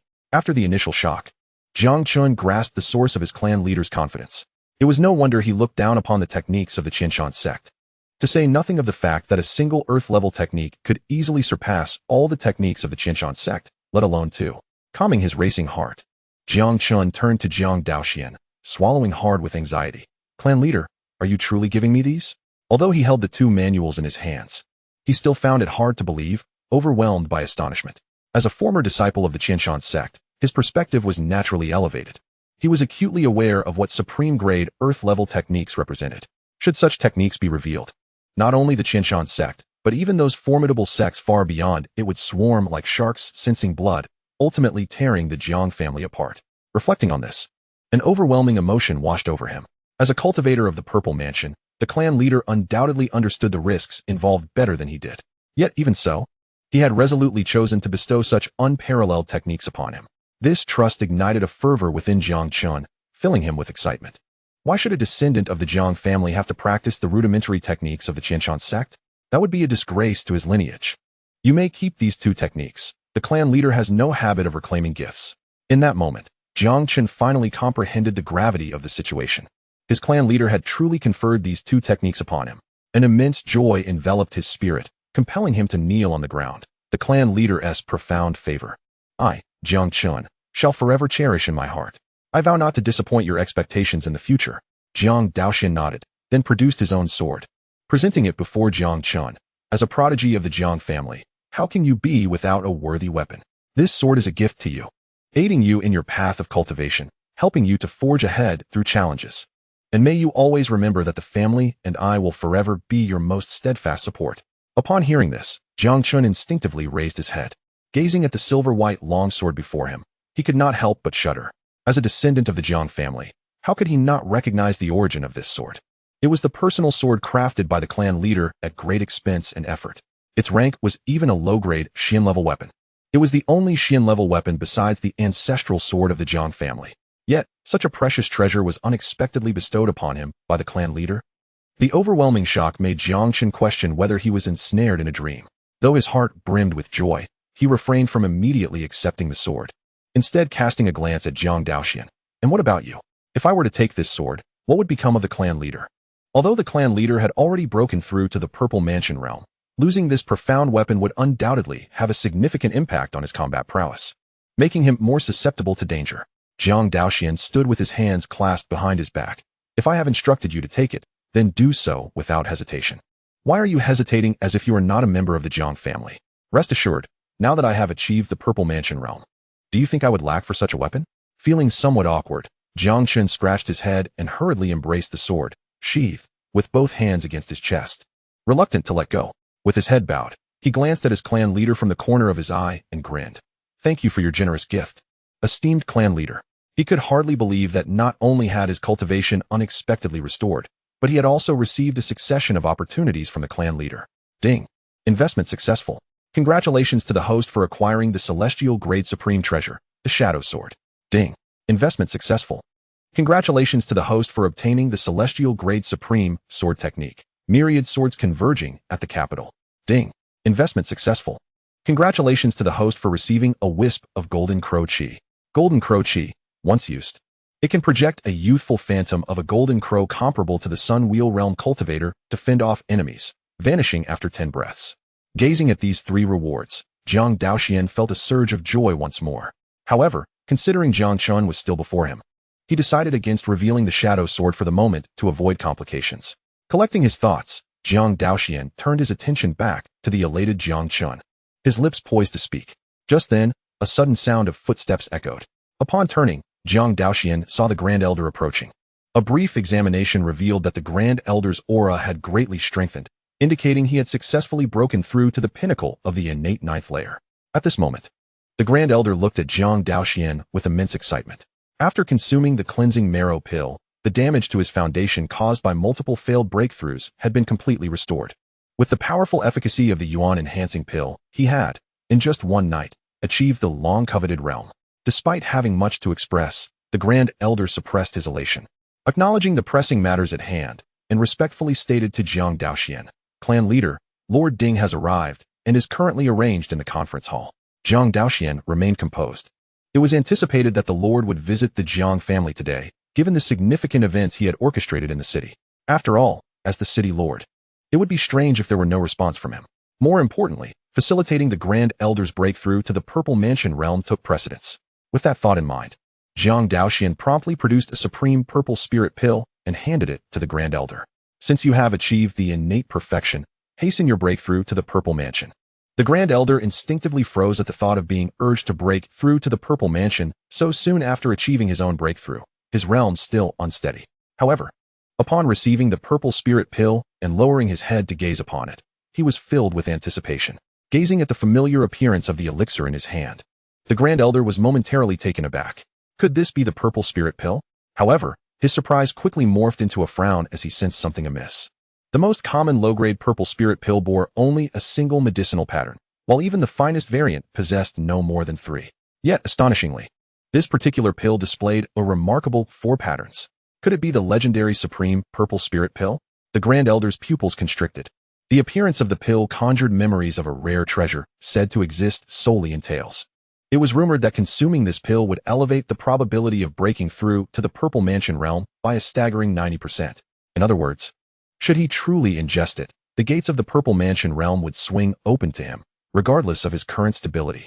Realizing this, he felt the pill in his palm grow increasingly warm. He hastily lifted his gaze to his clan leader, preparing to speak, only to find himself meeting Jiang Daoxuan's eyes. In that moment of connection, the Grand Elder instantly comprehended the authenticity of the supreme purple spirit pill. Noticing the Grand Elder's silence, Jiang Daoxuan withdrew his gaze and turned to Jiang Chen. "Chenner, come with me. We shall pay a visit to the city lord." Jiang Chen quickly steadied himself, lowered his head, and responded, "Yes." Chapter 16. The Scandal of the Tang Family in Tiandu Mansion. Observing the departing figures of the two, the Grand Elder finally noticed something unusual. To his astonishment, he realized that Jiang Chen, who had previously lost his cultivation due to a shattered dantian, had inexplicably regained his power. This revelation sent waves of shock through his heart, and he swiftly turned to regard his clan leader once more. Could it be that Jiang Chen's dantian had been restored through the clan leader's intervention? But how could this be possible? In his understanding, he had never heard of anyone possessing such miraculous abilities. Surely, such feats were only chronicled in legendary tales? The Grand Elder was suddenly moved, his expression reflecting his astonishment. He then noticed the precious sword cradled in Jiang Chen's arms. His eyes narrowed in surprise. It was the clan leader's personal sword. It seemed that Jiang Chen was indeed experiencing a fortuitous turn of events, blessed with considerable fortune. The Grand Elder's heart was filled with a sense of wonder. Before long, they arrived at the conference hall. Jiang Daoxuan entered with Jiang Chen, and before them sat a middle-aged man clad in splendid attire, exuding an air of authority. He appeared to regard this place as his domain, leisurely sipping tea in a grand chair. Jiang Daoxuan cast a glance his way and, with the aid of his perceptive vision, discerned that the man's cultivation level was at the 6th stage of the Purple Mansion realm. Noticing their arrival, City Lord Ding Xian paused his tea drinking, lifted his gaze, and directed it towards Jiang Daoxuan. After a moment of perception, he confirmed that the other party undoubtedly belonged to the Purple Mansion realm. Yet the specifics of his depth would only be revealed through combat or the leakage of his aura. Ding Xian placed the teacup back on the table and spoke in a low voice. "Chief Jiang possesses quite the spirit. The parting from the past, and our reunion today, truly reflects a transformation beyond compare." Jiang Daoxuan, disregarding the pleasantries, shook his head and chose to be direct. "Might I inquire as to the purpose of the city lord's visit to the Jiang family today? Is it to demand an explanation from the Tang family?" Noting Jiang Daoxuan's forthrightness, Ding Xian smiled lightly. "If it were merely concerning the Tang family, it would hardly warrant my special visit. Moreover, to offend a young cultivator of the Purple Mansion over a family that has already perished would be quite an unwise course of action." Jiang Daoxuan approached a grand armchair, seated himself slowly, and regarded Ding Xian. "And what does the city lord imply? Are you aware of the origins behind the Tang family?" Ding Xian inquired. To which Jiang Daoxuan's gaze flickered with interest. "I am eager to learn more. Since I assumed the position of city lord, I have stumbled upon historical records indicating that the Tang family originally branched off from the esteemed Tang family of Tiandu." This revelation momentarily startled Jiang Daoxuan. The Tang family of Tiandu is one of the many prominent clans residing in Tiandu Prefecture, boasting a master of the Moon Wheel realm. Their renown so great that even sects like Qianshan Zone dare not provoke them. Yet, how could such a formidable force be connected to the Tang family of Wudong City? If there truly were a connection, the Jiang family would likely have been obliterated by the Tang family of Wudong City long ago. At this juncture, perceiving Jiang Daoxuan's confusion, Ding Xian lifted his teacup and took a sip of hot tea, moistening his throat. "Ah, this leads to a scandal. Although the Tang family has endeavored to suppress this information, I have managed to uncover a fragment of the truth. It is said that the ancestor of the Tang family in Wudong City, Tang Ming, was the illegitimate son born from an affair between the elder of the Tiandu Tang family and his granddaughter-in-law. The elder, having a son in his old age, naturally doted on Tang Ming. However, one cannot hide the fire beneath the paper forever. A decade later, the grandson of the elder, Tang Feizhong, stumbled upon the truth while honing his skills away from home, which precipitated a significant upheaval within the Tang family. Tang Feizhong, possessing remarkable talent and a thunder spirit body, broke through to the perfection of the Yuan Sea realm before the age of 30.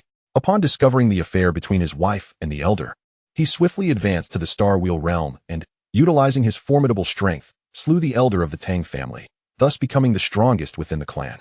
Tang Feizhong, being a romantic, could not bring himself to slay his wife and son, Tang Ming, but out of concern for the family's reputation, he reluctantly relegated them to Wudong City. Over time, Tang Ming, with his exceptional gifts, cultivated to the Purple Mansion realm and carved out a place for himself in Wudong City.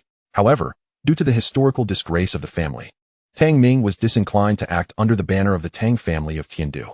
Following Tang Ming's demise, this tale faded from memory. Even the descendants of the Tang family remain unaware of their lineage to the Tiandu Tang family. Now, after several centuries, Tang Feizhong, despite his moon wheel cultivation, still walks the earth. Yet, as he ages, it is inevitable that he will reminisce about the past. And should he recall the lineage of the Tang family in Wudong City, your Jiang family may find yourselves in some trouble. Upon hearing this, Jiang Daoxuan maintained a calm demeanor, neither affirming nor denying, and softly inquired, "Pray tell, what is it that you seek from me? I surmise that if you had no ulterior motives, you would not have gone to such lengths to engage in this discussion." A hearty laugh escaped him. Conversing with an astute individual is indeed a pleasure. Ding Xian chuckled lightly, covering the warm tea and placing it back on the table. He then turned his gaze towards Jiang Daoxuan, his eyes sharpening with intensity.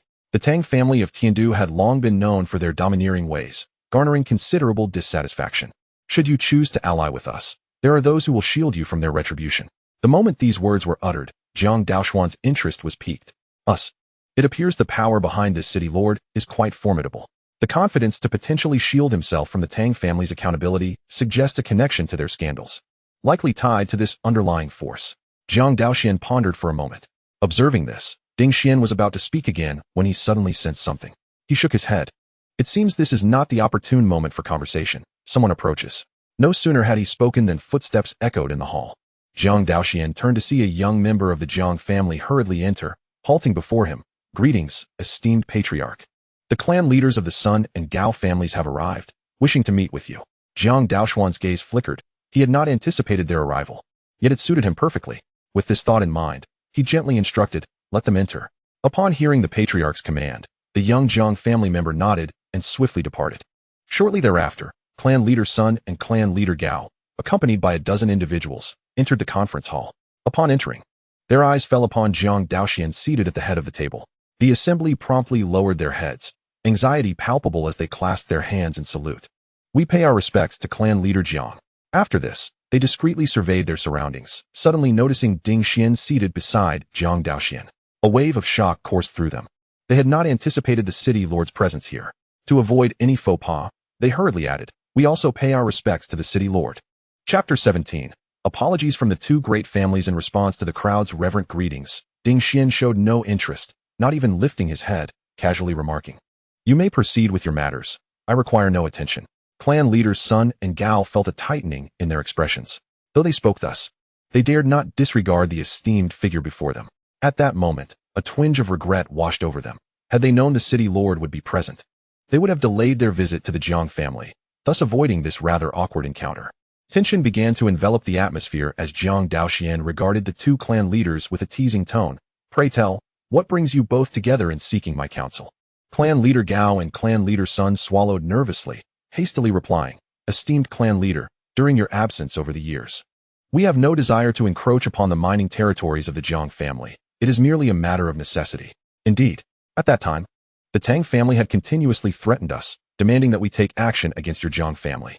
As you are aware, neither of our families possesses a cultivator of the Purple Mansion realm to safeguard us. Thus, in a bid for self-preservation, we had no choice but to acquiesce. However, we never intended to harm the Jiang family. Please understand this, Chief Jiang. Upon learning of the Tang family's downfall and the likelihood of Jiang Daoxuan breaking through to the Purple Mansion realm, they were utterly terrified. One must consider that their strongest member possesses only the 9th level of innate cultivation. With such meager strength, how could they possibly contend with the Jiang family? Hearing the shameless declarations from the two clan leaders, Jiang Daoxuan's eyes gleamed with cold disdain as he slightly lifted his head and sneered. So, according to your reasoning, you consider yourselves victims? At this utterance, the two clan leaders trembled, their bodies shaking as cold sweat poured down their brows. And no, over the years, although we have been under threat, our two families have indeed committed many foolish acts. To compensate for the losses the Jiang family has suffered in recent years, we are willing to offer 40% of our family assets as restitution. From this day forth, we pledge to follow the Jiang family without question.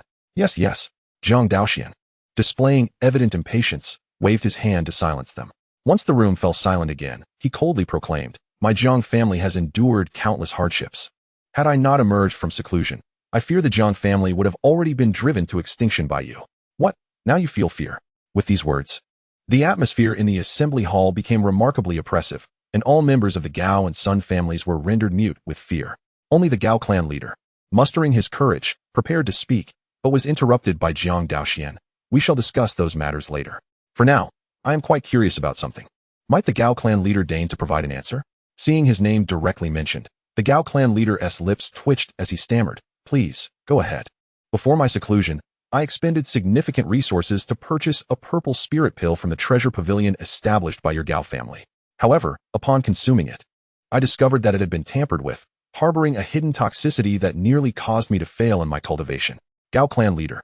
Do you not owe this clan leader an explanation? Jiang Daoxuan's gaze was frigid, and his words were laced with a hint of murderous intent. As soon as he finished speaking, it was as if a colossal stone had been cast into a tranquil pond, causing an uproar throughout the hall. The Gao clan leader's heart sank, realizing the gravity of the situation. How unfortunate that he had unwittingly brought up such a sensitive topic. He never anticipated that Jiang Daoxuan would confront him with this matter in person. Damn it! Did Tang Jingyang not claim this poison was colorless and tasteless, such that even cultivators of the Purple Mansion realm would find it unbearable? The Gao clan leader cursed Tang Jingyang in his heart. Initially, upon hearing that Jiang Daoxuan had emerged from seclusion, he had assumed the latter had avoided consuming the purple spirit pill and achieved his breakthrough solely through his own strength, thereby narrowly escaping disaster. However, upon hearing the accusations leveled at him, he instantly understood that he had misjudged the situation and calamity was at hand. The members of the Gao family behind him were equally stunned by their leader's audacity. Meanwhile, the Sun clan leader regarded the Gao clan leader with an expression akin to that of a fool. After all, this was Jiang Daoxuan. Did he truly dare to poison him so directly? Without worrying about the potential failure of the plan or the possibility of retaliation from the other party, Ding Xian, seated in an imposing chair, turned his gaze toward the patriarch of the Gao family, his expression revealing an odd mixture of disdain and disbelief. To his astonishment, even the attempt to poison Jiang Daoxuan with the Xiling pill had proven futile. Such incompetence was truly remarkable. At that moment, Jiang Chen's eyes widened in shock, as he had not anticipated that his family's patriarch had encountered such peril during his seclusion. A surge of righteous anger welled up within him. He stepped forth from behind Jiang Daoxuan, advancing to face the assembly, and pointed an accusatory finger at the Gao patriarch, exclaiming with fervor, "What audacity from the Gao family! How dare you resort to such underhanded tactics in your attempt to poison our patriarch? If it were not for the fortuitous protection of fate, you would have succeeded. After committing such shameless acts, do you still expect our Jiang family to forgive you? Dream on. Such transgressions warrant 1,000 deaths." His furious declaration resonated throughout the hall, instantly capturing the attention of all present. Ding Xian cast a casual glance at Jiang Chen, noting the youth's boldness, and a hint of amusement flickered across his features. A mere cultivation of the 2nd level of the post-heaven realm dared to confront the Gao patriarch, a master of the 8th level of the innate realm, with such fervor. It was indeed a display of remarkable courage. However, the Gao patriarch, feeling the sting of being chastised by a mere junior, found his dignity compromised, and his countenance darkened. Before he could respond, his son, Gao Jingshan, interjected, "Impudence. Should Patriarch Jiang seek accountability, I would have no words to counter, but my father is a clan leader. How can you, a mere child, presume to criticize him? Is this the standard of upbringing in the Jiang family?" With Ding Xian's presence, it was clear that the Jiang family would not dare to act recklessly, which emboldened Gao Jingshan considerably. After being reproached regarding family discipline, Jiang Chen's anger intensified. his chest heaving with indignation. Yet, he managed to suppress his fury and turned his gaze toward his patriarch. Observing the injustice faced by Jiang Daoxuan, he fixed his icy stare upon Gao Jingshan and declared sternly, "What need is there for outsiders to dictate the values of the Jiang family? You are truly unaware of your own peril. Chener, go forth and administer 20 slaps to instill the lesson that words can bring calamity." Seeing such blatant favoritism, Gao Jingshan's expression shifted. "Patriarch Jiang, regardless of your stature, do you not think it unwise to engage with this impetuous youth?" Jiang Daoxuan remained unperturbed. While Jiang Chen could no longer contain his inner fury, he strode forward, arm raised and fingers splayed, declaring, "How dare you instruct our esteemed patriarch? It is time for punishment." With that, he unleashed a resounding slap. Upon witnessing this, Gao Jingshan, a formidable figure in the first level of the innate realm, could hardly accept being publicly humiliated by a junior from the Jiang family. Such an event, if it became known, would tarnish his reputation in Wudong City. Thus, he resolved to evade the blow. Just as he moved, an unexpected twist of fate occurred. From a concealed angle, Jiang Daoxuan seized a sunflower seed from the fruit platter atop the wooden table. Between two fingers, a swift flick transformed immense force into kinetic energy, sending the melon seed soaring through the air like a dart, piercing the right leg of Gao Jingshan in an instant. With a sharp sound, blood splattered, staining his trousers crimson. "Ah!" Gao Jingshan cried out, the searing pain causing him to lose his balance and collapse to the ground. Instinctively, he reached down with both hands, desperately pressing against the wound on his right leg, his face pallid, his body trembling, curling up in agony like a shrimp. Witnessing this scene, Jiang Chen was momentarily taken aback, instinctively turning to glance behind him. Upon catching sight of the smile on his clan leader's face, he instantly comprehended the situation. The mere thought of having the clan leader's protection filled him with renewed vigor, and he glared fiercely at Gao Jingshan, delivering another resounding slap to his face. "This is what you get for being arrogant. How dare you speak recklessly in the Jiang family? How dare you instruct our esteemed clan leader?" The sound of slaps echoed repeatedly as Jiang Chen found a perverse satisfaction in the act. Gao Jingshan, now rendered powerless, could only endure in silence, recalling the terrifying moment when his leg had been pierced. If his adversary could so easily penetrate his right leg, the thought of other vital areas being at risk sent a chill down his spine, prompting him to concede. After all, retaliating could very well mean jeopardizing his life. Moreover, he realized the clan leader would not jeopardize his standing for the quarrels between their families. Before long, the slapping ceased. Gao Jingshan's face was now swollen and bruised beyond recognition. Jiang Chen, still relishing the moment, withdrew his hand, remarking, "Indeed, the Gao family possesses an extraordinary resilience. My palm is beginning to ache from the effort." Having learned of the Xiling Dan affair, Jiang Chen harbored no fondness for the Gao family, prompting his scornful remarks.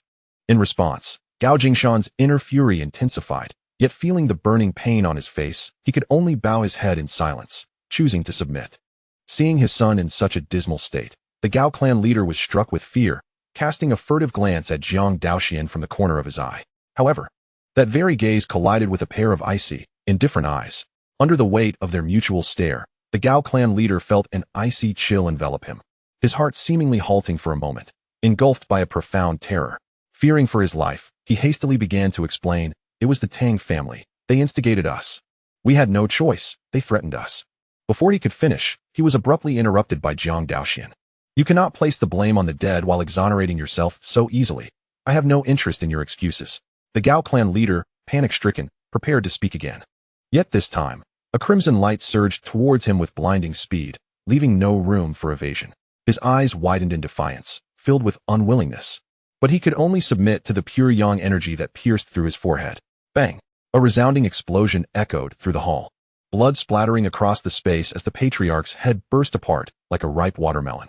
The headless corpse, gushing crimson, fell rigidly to the ground, quickly forming a small pool of blood. The vivid red liquid stained Gao Jingshan's robes and face, witnessing the brutal demise of his father before his very eyes. His pupils constricted to the size of pinpricks. In that moment, he felt an unusual absence of rage, replaced instead by an overwhelming fear. He dreaded becoming the next victim. The patriarch of the Sun family, witnessing this horrifying scene, was not faring much better, his body trembling uncontrollably from shock. He never anticipated that Jiang Daoxuan would strike without warning, and even more shockingly, in front of the city lord. The atmosphere was thick with silence, as everyone from the Sun and Gao families stood petrified, too frightened to utter a word. In stark contrast, Jiang Daoxuan maintained a serene demeanor, akin to a tranquil, deep pool, devoid of any ripples. He offered no explanations to those present. They were unworthy of his words. He then turned his gaze toward the remaining members of the Sun and Gao families. 40% of your assets? Or shall we make it a full 100? Reflecting on the heinous acts committed by the two families, which had led to the untimely deaths of countless Jiang youths and nearly resulted in the annihilation of his clan, he could not stand idly by while these individuals escaped unscathed. In the next moment, under the horrified stares of all present, Jiang Daoxuan's figure flickered. He unleashed a barrage of strikes, creating a flurry of illusory palm shadows that landed upon each individual. When he returned to his original position, a series of thuds echoed as more than a dozen members from the Sun and Gao families crumpled to the ground, their skulls shattered, life extinguished.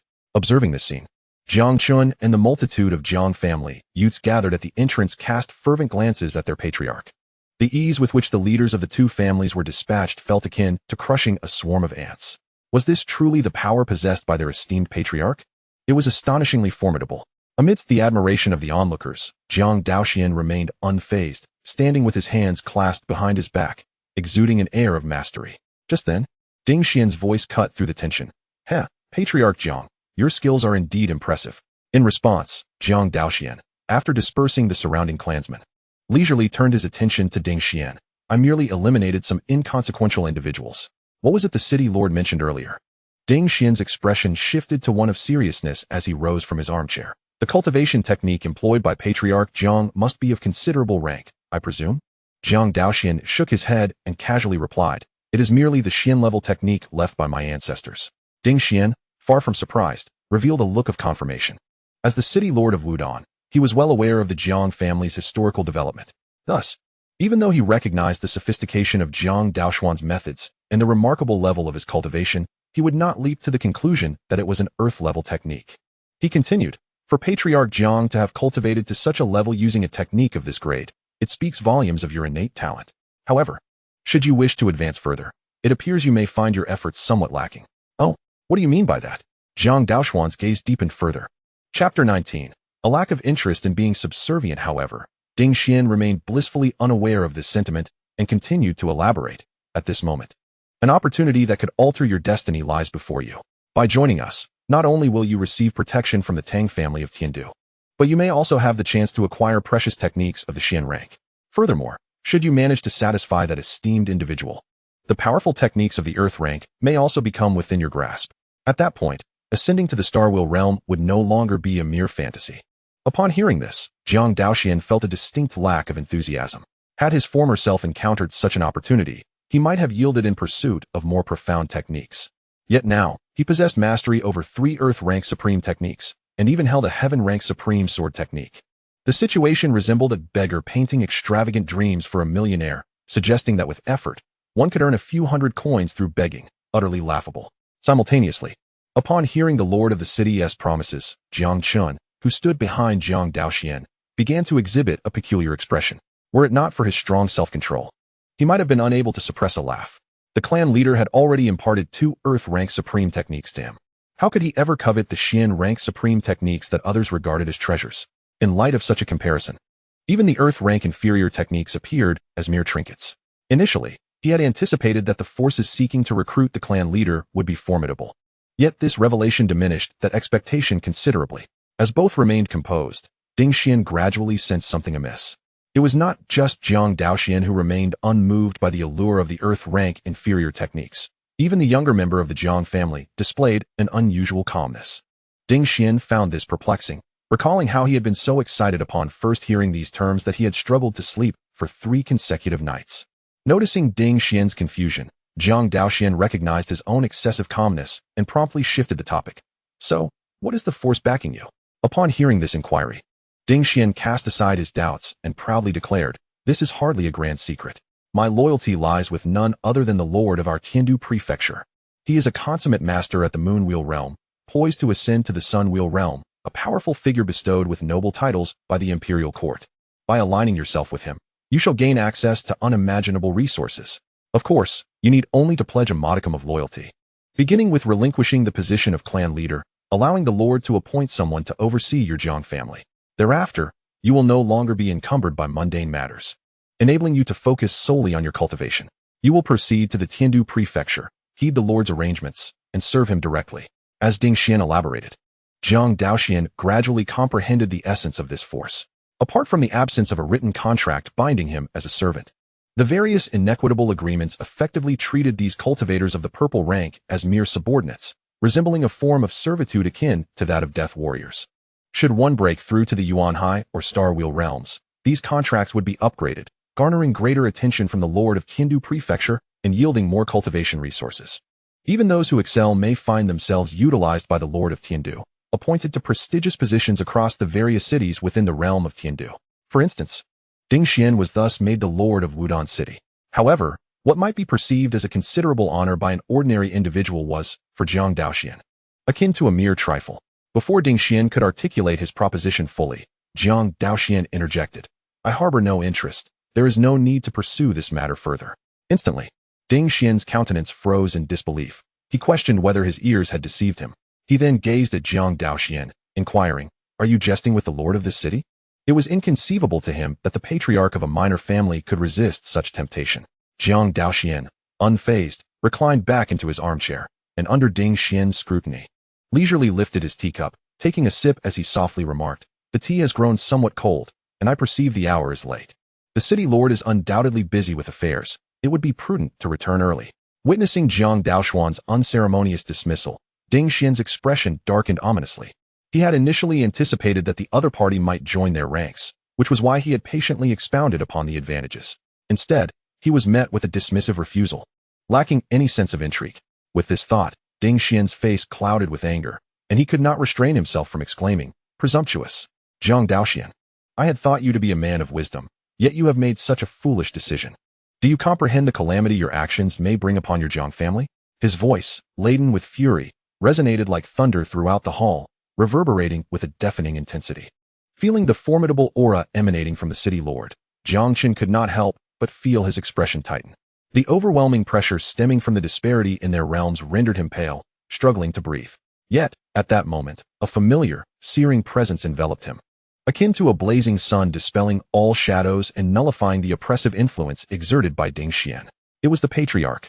Jiang Chen instantly felt a wave of relief wash over him, his eyes sparkling with uncontainable joy, as the two formidable auras of the Purple Mansion realm intertwined. Jiang Daoxuan turned his gaze toward Ding Xian and casually remarked, "Why must the city lord trouble himself with a mere junior? Humph. I did not anticipate that you have attained the 5th level of the Purple Mansion realm. I underestimated you. Yet, I wonder how proficient you are in martial arts?" Ding Xian's face grew frigid, his tone icy, betraying a hint of murderous intent.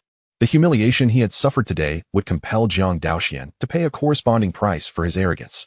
In response, Jiang Daoxuan maintained a tranquil demeanor, gradually placing his teacup back onto the wooden table. Observing the other party's calmness, as if he regarded him as inconsequential, only intensified Ding Xian's simmering rage. Without uttering another word, Ding Xian leaped forward, closing the distance to less than 3 meters. His eyes gleamed with ferocity as he swung his arm and unleashed a powerful punch. Jiang Daoxuan remained unmoved, displaying no inclination to evade. This astonished Ding Xian, who mistakenly believed his opponent had been stunned into inaction. However, just as his fist approached Jiang Daoxuan's face, a sudden transformation occurred. In an instant, an invisible and formless terror, a sword intent, erupted from Jiang Daoxuan's being. Under the enhancement of sword intent, Jiang Daoxuan's form seemed to transform into an unparalleled sword. A wave of sharp energy sweeping through the surroundings, enveloping the entire conference hall. Chapter 20, Supreme Sword Intent, Annihilating 2 Great Families. An incomparably fierce sword intent surged forth, and Ding Xian immediately felt a wave of pain coursing through his body, akin to a blade scraping across his face. His eyes were assailed by a piercing sting, prompting him to instinctively shut them. Simultaneously, caught off guard by the suddenness of it all, the power contained within his clenched fist dissipated by 90% in an instant. Ultimately, faced with what was merely a mundane strike, Jiang Daoxuan effortlessly swayed aside, evading the attack with grace. As Ding Xian registered the absence of impact, he found himself momentarily dazed, preparing to open his eyes to discern the situation. Suddenly, a sharp sound pierced the air as a chilling wind rushed towards him. Before he could react, Jiang Daoxuan swung his sleeve, fingers outstretched, delivering a palm strike that unleashed a torrent of force directly at Ding Xian's face. With a resounding bang, the terrifying physical power emanating from the innate holy body erupted. Though it was merely a slight exertion, it was enough to send Ding Xian, a sixth-layer purple mansion cultivator. Hurtling backward over 10 meters, crashing into the wall. The force radiated outward, fracturing the wall and leaving a web of cracks in its wake. Ding Xian gradually slid down the wall, collapsing onto the ground. His face was swollen. His body felt as if its very framework had shattered, and the intense pain caused his muscles to tremble. After a few breaths, as the primal energy within him surged forth, it began to alleviate his injuries and ease the pain. Ding Xian opened his eyes, bracing himself on the ground, and propelled himself upright. He lifted his head to gaze at Jiang Daoxuan, incredulity lacing his voice as he uttered, "Sword intent." The scene before him utterly surpassed his expectations. He had never anticipated that Jiang Daoxuan not only possessed the cultivation of the fifth layer of the Purple Mansion, but had also comprehended a sword path's true essence that many Yuan-Si cultivators might not grasp. This was entirely beyond his imagination. After all, to attain sword intent at the Purple Mansion level was an undeniable mark of genius. Even within the vast expanse of the Tiandu Prefecture, let alone across the entire Qin dynasty, where such talents were a rarity, truly one in 10,000. How peculiar. He had never perceived Jiang Daoxuan's swordsmanship talent to be so terrifying. Just as Ding Xian wrestled with his disbelief, Jiang Chen was equally taken aback. He had never anticipated that his clan leader had mastered sword intent. It is worth noting that individuals who comprehend sword intent are exceedingly rare, with perhaps only one or two within several cities. In the Qianshan sect where he once resided, only the renowned Yuan-Si sect leader wielded such prowess. For his clan leader to grasp sword intent with merely Purple Mansion cultivation is a testament to extraordinary talent. Clearly, everyone had gravely underestimated the aptitude of their clan leader. Jiang Chen's eyes brimmed with admiration as he gazed at Jiang Daoxuan's silhouette, unable to suppress his silent praise. At this moment, under Ding Xian's watchful gaze, Jiang Daoxuan maintained a composed demeanor, delivering a cold and mocking retort. "Does the city lord wish to test my skills further?" As the words fell, Ding Xian's expression darkened, with prominent veins throbbing ominously at his temples. Although he yearned to impart a profound lesson to his adversary, his inadequate strength rendered him powerless, forcing him to swallow his grievances. He lowered his head in silence, his chest rising and falling rapidly, gritting his teeth as he declared vehemently, "The leader of the Jiang clan possesses truly remarkable skills. I concede this time. I have misjudged the situation and admit my inferiority.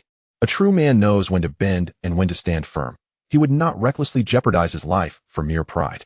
Without further ado, Ding Xian wished to leave this place, sweeping his sleeves aside as he turned to depart. However, just as he took a step, a voice called from behind. "Not so fast." Ding Xian froze, his right foot suspended in midair, as he turned to face Jiang Daoxuan. "What is it? Does the clan leader of Jiang wish to spare my life?" Jiang Daoxuan shook his head gently and spoke in a low voice. "In the days to come, how much of the commercial tax will the esteemed city lord be extracting from my Jiang family? According to the laws of the Great Qin dynasty, ordinary families engaging in businesses such as taverns, marketplaces, shops, and escort agencies are subject to a portion of their earnings being levied as commercial tax for the royal treasury. Traditionally, the four prominent families must settle accounts every month, submitting 20% of their business profits to Ding Xian, the city lord, who in turn remits it to the Tiandu Prefecture, which ultimately passes it on to the court. However, after navigating through these layers of transfer, the actual amount reaching the treasury remains uncertain. In this extraordinary realm, where numerous powerful clans exist, often rivaling formidable sects, they can unite to challenge the authority of the court. In such circumstances, commercial tax becomes a heavy burden for ordinary citizens or the weak, yet merely a token for the powerful families and their elites. After a brief moment of contemplation, Ding Xian struggled to suppress his ire, prepared to demand that the Jiang family remit half of the commercial tax. Yet, upon noticing the icy glare in Jiang Daoxuan's eyes, it felt as though a bucket of cold water had been poured over him, extinguishing his fury in an instant. Fearing he might not exit the Jiang residence alive, he hastily retracted his words. "No, it's not necessary. The Jiang family's commercial taxes will henceforth be completely exempt." Upon uttering this, Ding Xian felt an immense weight lift from his shoulders, a newfound lightness enveloping him. Yet, almost immediately, a pang of regret began to surface. The Jiang family was no longer the shadow of its former self, especially after annihilating the Tang family and absorbing their accumulated wealth over centuries. The monthly profits were undoubtedly staggering, and the exemption from commercial tax implied that he would no longer reap any benefits from their bounty. However, with wealth to spend but no life to enjoy it, one's life remains paramount. Ding Xian shook his head, casting aside his reluctance as he turned to exit the grand hall. Soon, only Jiang Daoxuan and Jiang Chen remained within the assembly chamber. Jiang Daoxuan surveyed the surroundings, taking in the scattered corpses without a moment's hesitation, and promptly left the hall to urgently summon the clan members, directing them to the residences of the Sun and Gao families to eradicate them completely. In the face of overwhelming strength, the two families offered no resistance and were swiftly obliterated by the Jiang clan after a brief struggle. As the Jiang disciples carried chests filled with vast riches, precious jewels, and land deeds through the streets, a multitude of onlookers found themselves engulfed in astonishment. Merely a day had passed, and the Jiang family had already struck again. Yesterday, it was the Tang family that faced annihilation. One wonders which family would suffer the same fate today. I have just heard from others that the residences of the Sun and Gao families have turned into rivers of blood, littered with corpses, surely the work of the Jiang family. In times past, these three great families were all cut from the same cloth, and now, taking advantage of Jiang Daoxuan's seclusion, they have ruthlessly oppressed the Jiang family. It appears that Jiang Daoxuan is settling old scores. While settling accounts is one thing, the Jiang family's methods seem excessively ruthless, to extinguish entire families at a whim. And in just 2 days, to have slaughtered 3 families with a total of hundreds of lives. Such actions could easily be deemed those of a fiendish sect. Chapter 21. The Unparalleled Divine Weapon, the Shadow Sword. Do you know? The tragic fates of the Gao and Sun families mirror that of the Tang family. They too were exterminated. Jiang Daoxuan possesses a fierce bloodlust, and he must not be trifled with. Does the Jiang family not fear inciting the wrath of heaven and the ire of the people? What of Lord Ding, the city lord? Oh, you may not yet be aware, but before the downfall of the Sun and Gao families, the Lord had already departed for the Jiang residence. If Lord Ding had visited the Jiang family, how could such a horrific event transpire afterward? This remains unclear to me. However, I have heard that the Lord left the Jiang family in a rather disheveled state, his countenance dark. Shortly thereafter, Jiang Daoxuan led his kin to the residences of the Sun and Gao families. Could it be that the city lord found himself at a disadvantage before Jiang Daoxuan? This seems improbable, for one must remember that Lord Ding has long since surpassed the Purple Mansion realm, being the strongest in Wudong City. Even the elder of the former Tang family would not dare to be insolent before the city lord. What merit or prowess does Jiang Daoxuan possess to cause the lord to suffer? Countless individuals engaged in fervent discussions, speculating wildly. Though they could not fathom the intricacies of the events, they grasped one undeniable truth. The heavens of Wudong City were about to change. The once harmonious coexistence of the 4 great families had now devolved into a scenario where only one family stood supreme. The Jiang family poised to become the singular dominant force in Wudong City. Not long after, within the Jiang family, after bestowing rewards upon his kin, Jiang Daoxuan retreated to his chamber to assess the system's rewards. He extracted the shadow sword from the system's repository. In an instant, a sword with a black sheath materialized before him. Grasping the sheath with his left hand and the hilt with his right, he slowly drew it forth. A melodious sound of the blade resonated, accompanied by a radiant glow. Once the blade was fully unsheathed, Jiang Daoxuan held it before his chest, nodding slightly. His gaze fixed intently upon the shadow sword. The blade measured 3 feet 4 inches in length and 1.5 inches in width, with an invisible and ethereal edge. As he felt the sharpness emanating from the blade, Jiang Daoxuan's eyes sparkled with excitement, whispering, "What a sword of shadow and substance!" Such a divine weapon was truly unparalleled in his lifetime. It is worth noting that the most powerful artifact he had previously encountered was merely of the Xian grade. In the past, not even the thought of a celestial grade artifact would have crossed his mind, let alone a Gu grade artifact. Even the preciousness of this item is unparalleled, as it is exceedingly rare even within the vast expanse of the Great Qin dynasty, thus rendering it truly singular. The might of the Chengying sword is terrifyingly formidable. Once infused with pure yang primordial energy, it can unleash an unparalleled sharpness, a dreadful characteristic that cleaves through anything in its path. It is no trivial task to shatter the defenses of powerful beings in the Star Wheel, Moon Wheel, or even Sun Wheel realms. After a moment of admiration, Jiang Daoxuan sheathed the Chengying sword. The instant the blade fully retracted into its scabbard, all radiance faded. Its sharpness subdued, rendering it indistinguishable from an ordinary, unremarkable Xiantir longsword. Before the sword was drawn, no one could have fathomed the phenomenal weapon concealed within the scabbard. Observing this scene, Jiang Daoxuan relaxed, grateful for the system-bestowed scabbard that suppressed the sword's power. Otherwise, its visible might could easily reveal its extraordinary nature, leading to unnecessary complications. Subsequently, he stored the sword within the Zifu space, nurturing its spirit within his inner sanctuary. Gradually, he would harmonize with it, achieving a state of unity between man and sword, thereby unleashing even greater powers. After completing these tasks, he immediately accessed the system repository's 10,000 swords converge. In the next moment, a torrent of information flooded his mind, akin to a grandmaster of swordsmanship demonstrating techniques repeatedly, the profound intricacies captivating him entirely. He closed his eyes, immersing himself in contemplation. Before long, when Jiang Daoxuan opened his eyes, a radiant, peerless sword light flickered within his pupils. At this moment, he had completely mastered the supreme sword technique of 10,000 swords converge. Thanks to his innate holy body and extraordinary comprehension, he had refined this technique to perfection in a mere few days, nearing the pinnacle of mastery, and within a few more days, he would achieve its consummate form. It is worth noting that for an ordinary cultivator, reaching perfection in a common celestial sword technique typically requires decades of diligent practice. Jiang Daoxuan's ability to attain such mastery in mere days exemplifies the formidable nature of his innate holy body. Now, when he invokes the 10,000 swords converge technique, he can condense pure yang primordial energy into thousands of strands of sword chi finer than silk, imbued with an astonishing sharpness capable of piercing through all. However, this technique demands a considerable expenditure of primordial energy. Thus, a typical cultivator might manage to use it twice in a battle, which would be deemed extraordinary and reserved as a trump card. Yet for Jiang Daoxuan, endowed with the incomparable endurance of the innate holy body, this consumption is negligible, allowing him to wield it as effortlessly as a simple attack. As for the golden crow energy stored in the system repository, it remains safeguarded as a contingency. After tallying the rewards bestowed by the system, Jiang Daoxuan approached the bed, assuming a meditative posture. He retrieved the diamond pill and commenced an intense cultivation session, harmonizing it with the pure yang technique and the great sun body refinement method. 7 days later, due to the substantial resources granted by Jiang Daoxuan, the Jiang family experienced a monumental transformation. Numerous family members, aided by the effects of the cleansing marrow pill, primordial pill, and chi induction pill, along with an abundance of spirit stones, successfully shattered their bottlenecks and ascended several minor realms.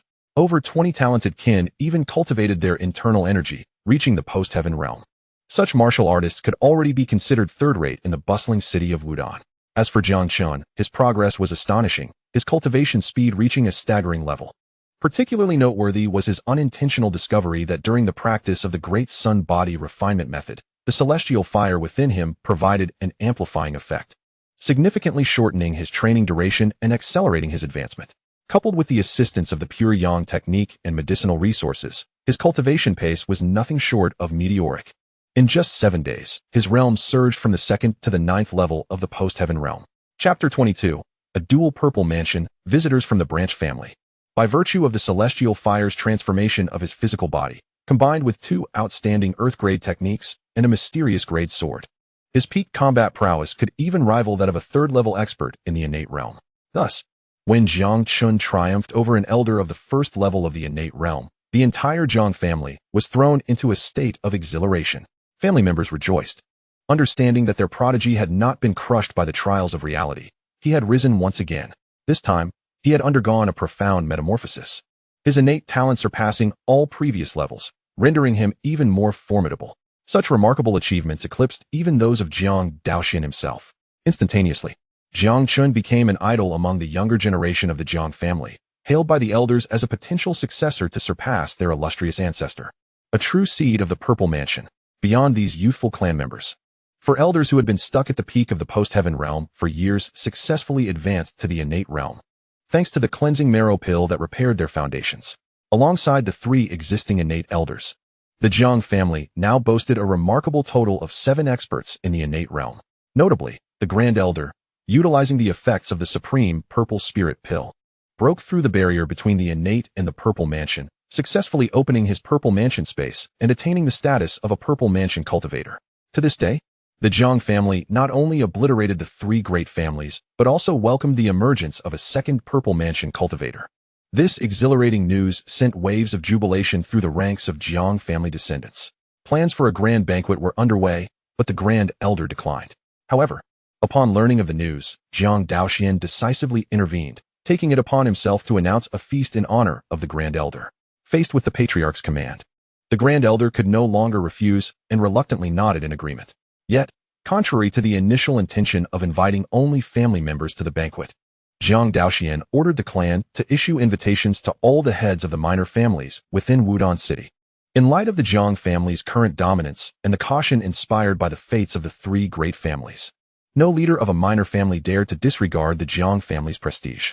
That evening, numerous clan leaders from the various small families in the city gathered as invited, bestowing an array of lavish gifts to express their sincerity and respect. During the banquet, bolstered by the might of the Dual Purple Mansion, all the small families hastily declared their allegiance, vowing to follow the Jiang family wholeheartedly without any treachery. On this day, the Jiang family solidified its dominance within Wudong City. As the banquet concluded, news of the Jiang family's grand elder breaking through to the Purple Mansion realm quickly spread from the mouths of various clans, stirring up a tempest of excitement throughout Wudong City. The common folk couldn't help but express their astonishment at the Jiang family's resounding reputation. A few individuals previously associated with the three prominent families privately lamented the unfairness of fate, questioning why such a ruthless clan would give rise to a second Purple Mansion cultivator. However, upon realizing that all the small families had pledged their loyalty to the Jiang family, these individuals refrained from even whispering about it. They dared only to mutter in their hearts, fearing that an inadvertent slip of the tongue might be overheard by those connected to the small families, leading to dire consequences. As for the city lord, Ding Xian, he chose to feign ignorance, deliberately avoiding the unfolding events. Given the immense power of the Jiang family, even he could not afford to provoke them. Thus, in the absence of absolute certainty, he resolved to act as a cautious turtle, steadfastly avoiding any confrontation with the peculiar Jiang Daoxuan. Under the blazing sun at noon, within the Jiang family patriarch's chamber, Jiang Daoxuan sat cross-legged with his eyes tightly shut, his pores wide open, radiating divine brilliance and permeating the essence of the Tao, resembling a black hole voraciously absorbing the surrounding spiritual energy. Suddenly, his movements stilled, and he abruptly opened his eyes, a brilliant light emanating from them. He had achieved the 8th level of the Purple Mansion realm. Jiang Daoxuan gazed at his palm, feeling the surging power within, a smile of joy blossoming on his face. Over the past 7 days, through his cultivation and the synergistic effect of his entire clan, he had broken through 3 minor realms, directly ascending to the 8th level of the Purple Mansion realm. During this period, whenever fatigue from prolonged cultivation set in, he would visualize the image of Nuwa, enhancing his spiritual strength while alleviating his weariness. Once rejuvenated, he would resume practicing the Great Sun Body refinement technique and pure yang cultivation, repeating this process to form a perfect cycle. In addition to his realm progression, Jiang Daoxuan also comprehended the small achievement of sword intent, mastering the 10,000 swords returning to the Sect and the Purple Thunder Palm to their consummate state. Judging by his current combat prowess, effortlessly vanquishing cultivators of the Yuan Sea realm across great realms was now well within his capabilities. Just as Jiang Daoxuan was meticulously attuning to the immense power coursing through his body, a sudden series of muffled knocks echoed at the door. He collected his thoughts, rose from his bed, and turned towards the door, softly uttering, "Come in." At that moment, the door was slowly pushed open. In walked the Grand Elder, accompanied by an unfamiliar elderly man with white hair and a nervous demeanor. Approaching Jiang Daoxuan, the Grand Elder bowed respectfully, saying, "Greetings, Patriarch." Meanwhile, with a thud, the elderly man standing behind the Grand Elder suddenly knelt on the ground, exclaiming, "I pay my respects to the esteemed Patriarch. Please, Patriarch, advocate for us." Upon witnessing this, Jiang Daoxuan was momentarily taken aback. "What is this?" he inquired. The elder instinctively wished to respond, but his overwhelming anxiety rendered him speechless, his words trapped in his throat. Observing this scene, the Grand Elder promptly interjected, "This gentleman is Jiang Hongwan, the elder patriarch of our Jiang family from Xuanqing." At these words, Jiang Daoxuan's gaze flickered as he recalled the past. Years ago, numerous members of the Jiang family had committed grave errors, resulting in their exile from Wudong City to establish branches of the family in other towns, one of which was Xuanqing. However, decades had passed without any communication between the two factions. Now, the unexpected visit of this branch to the main house, demanding his intervention, raised numerous questions in Jiang Daoxuan's mind. With a hint of uncertainty, he turned to Jiang Hongwan and spoke softly, "Do not be alarmed. The main family and its branches are connected by blood. If anyone has wronged you, I, as the clan leader, will not stand idly by. However, if you seek my intervention, please elaborate on the matter." Upon hearing the leader's reassurance, Jiang Hongwan's previously heightened anxiety eased considerably. He bowed his head, clenched his fists, and began to recount his grievances. "The Dantai family is truly overstepping their bounds. I implore you, clan leader, to take action on behalf of my son Yenner." As Jiang Hongwan narrated the events, Jiang Daoxuan gradually grasped the situation's intricacies. It transpired that over a decade ago, Jiang Hongwen's son, Jiang Daoxuan, had forged a bond with the eldest son of the Dantai family, Dantai Shang, during a perilous training expedition, ultimately becoming sworn brothers.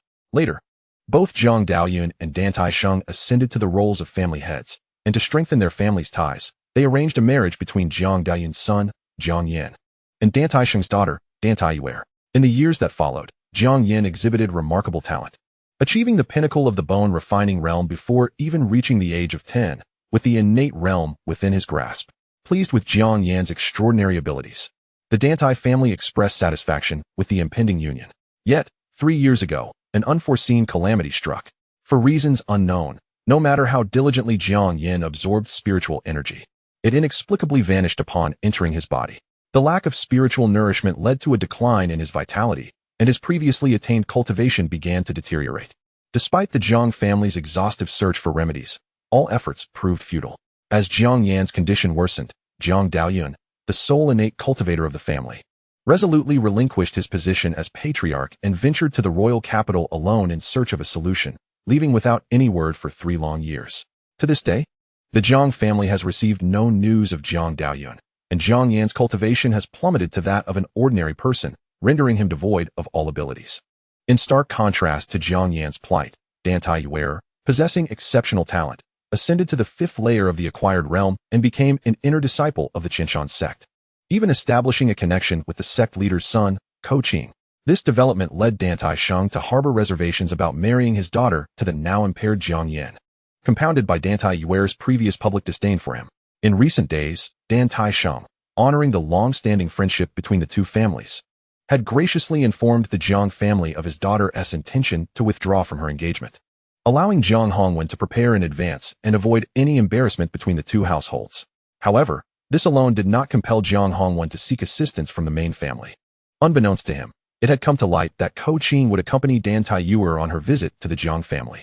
It was rumored that Ko Qing possessed a capricious temperament, harboring a narrow-minded disposition and a penchant for vengeance.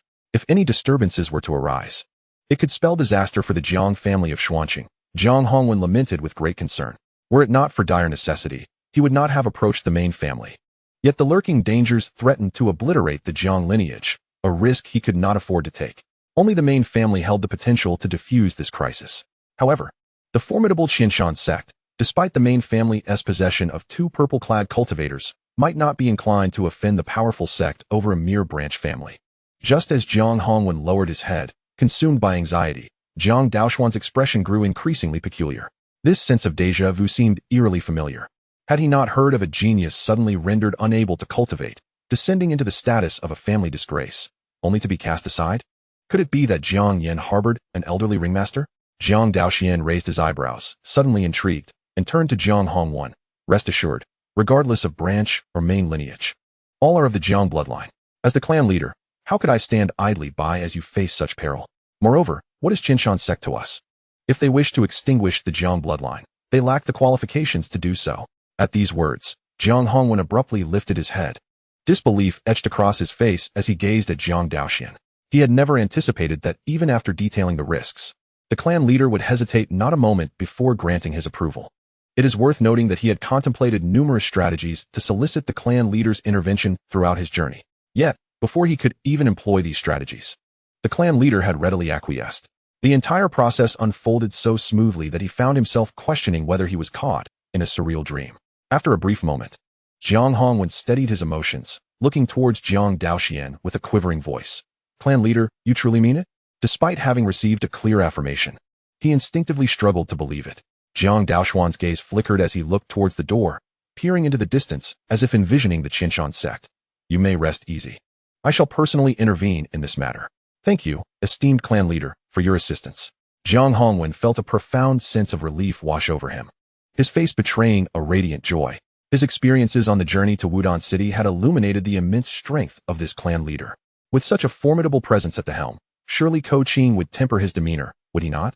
Rise, after this matter is settled. You shall depart from Xuanqing and establish your residence in Wudong City. Jiang Daoxuan grasped Jiang Hongwen's hands, gently helping him to his feet. Upon hearing the prospect of returning to the main family and once again setting foot on familiar soil, Jiang Hongwen was overcome with emotion, tears streaming down his face. He could never have anticipated that his mere request for the clan leader to intervene would lead to such unforeseen circumstances. It is essential to understand that returning to the ancestral home has been the greatest aspiration of their family for over a century since their separation.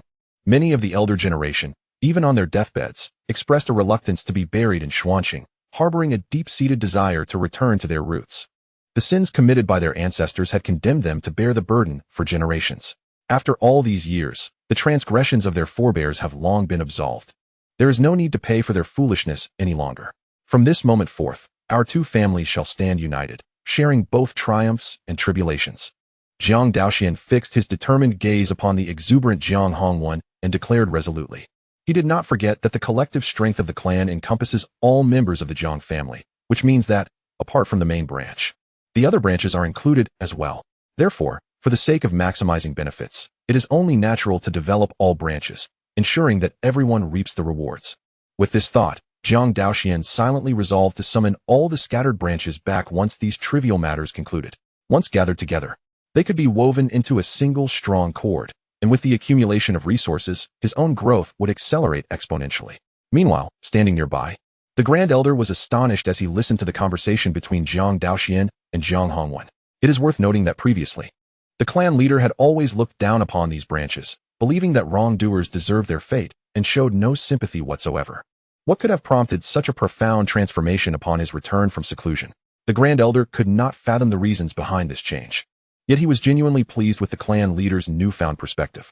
After all, those family members residing in distant cities share the same bloodline and are, at their core, Jiang people. Their suffering in the outside world reflects poorly on the entire Jiang family. Thus, unity is far more advantageous. Given the conflicts with the Tang family over the years, the main branch has also suffered losses in manpower, making it entirely feasible to rely on these branches to swiftly replenish the family's strength. Chapter 24, A Familiar Experience. Jiang Chen's resonance Jiang Daoxuan turned slightly to address the Grand Elder, who wore a look of satisfaction. While I am away, the family shall be entrusted to you. With the Grand Elder, a practitioner of the Purple Mansion, overseeing matters, the Jiang family should face no immediate concerns. Upon hearing the clan leader's instructions, the Grand Elder promptly cupped his hands in acknowledgement. Yes. Jiang Daoxuan nodded in affirmation and then turned to Jiang Hongwan, saying, The time before Dantai Yuer arrives at your home is likely limited. We should head to Xuanqing without delay. Please, lead the way. At once. Jiang Hongwan, fully aware of the situation's urgency, turned and guided Jiang Daoxuan outside. However, as they passed through the courtyard, a sudden sound of rushing air caught everyone's attention. Jiang Daoxuan halted, looking in the direction of the noise, only to discover it was produced by Jiang Chen. At that moment, Jiang Chen was wielding a simple longsword, diligently practicing fundamental sword techniques. The power emanating from his movements was anything but basic. It resembled the prowess of a yellow-rank sword technique. The ability to infuse such might into fundamental sword forms is a testament to Jiang Chen's extraordinary talent for the sword. Previously, I had not discerned that this young man possessed such remarkable talent. Jiang Daoxuan's gaze flickered, contemplating imparting some profound sword techniques to him. However, aside from the 10,000 swords to the throne, the most formidable sword techniques within his repertoire were merely of the yellow rank, which would be of little significance to Jiang Chen, akin to a mere trinket with negligible enhancement. The prerequisite for mastering the 10,000 swords to the throne was to possess the cultivation of the Purple Mansion realm. Only by harnessing one's yuan power, capable of sustaining its tremendous consumption, could one barely execute this supreme sword technique of the heavenly tier. Therefore, it appeared there was no suitable sword technique to teach him at present. It seemed that only time would reveal an appropriate new sword art for those beneath the Purple Mansion realm, or await Jiang Chen's breakthrough into that realm. As the crowd came to a halt, Jiang Chen, who had been deeply engrossed in practicing his sword techniques, sensed something amiss and promptly ceased his training, turning his attention to the onlookers. Upon noticing his clan leader standing not far away, gazing at him, Jiang Chen hastily sheathed his sword and hurriedly approached Jiang Daoxuan. Bowing respectfully, "Greetings, esteemed clan leader." At the sound of his voice, Jiang Hongwan fell into a stupor. From the aura that had leaked during Jiang Chen's recent practice, he discerned that this youth, scarcely older than his own grandson Jiang Yan, possessed a cultivation level of the 9th layer of the acquired realm. It was noteworthy that even he himself was merely at the 9th layer of the acquired realm. Yet, such a level, in the eyes of the main family, seemed almost laughable compared to a junior. It was truly astonishing.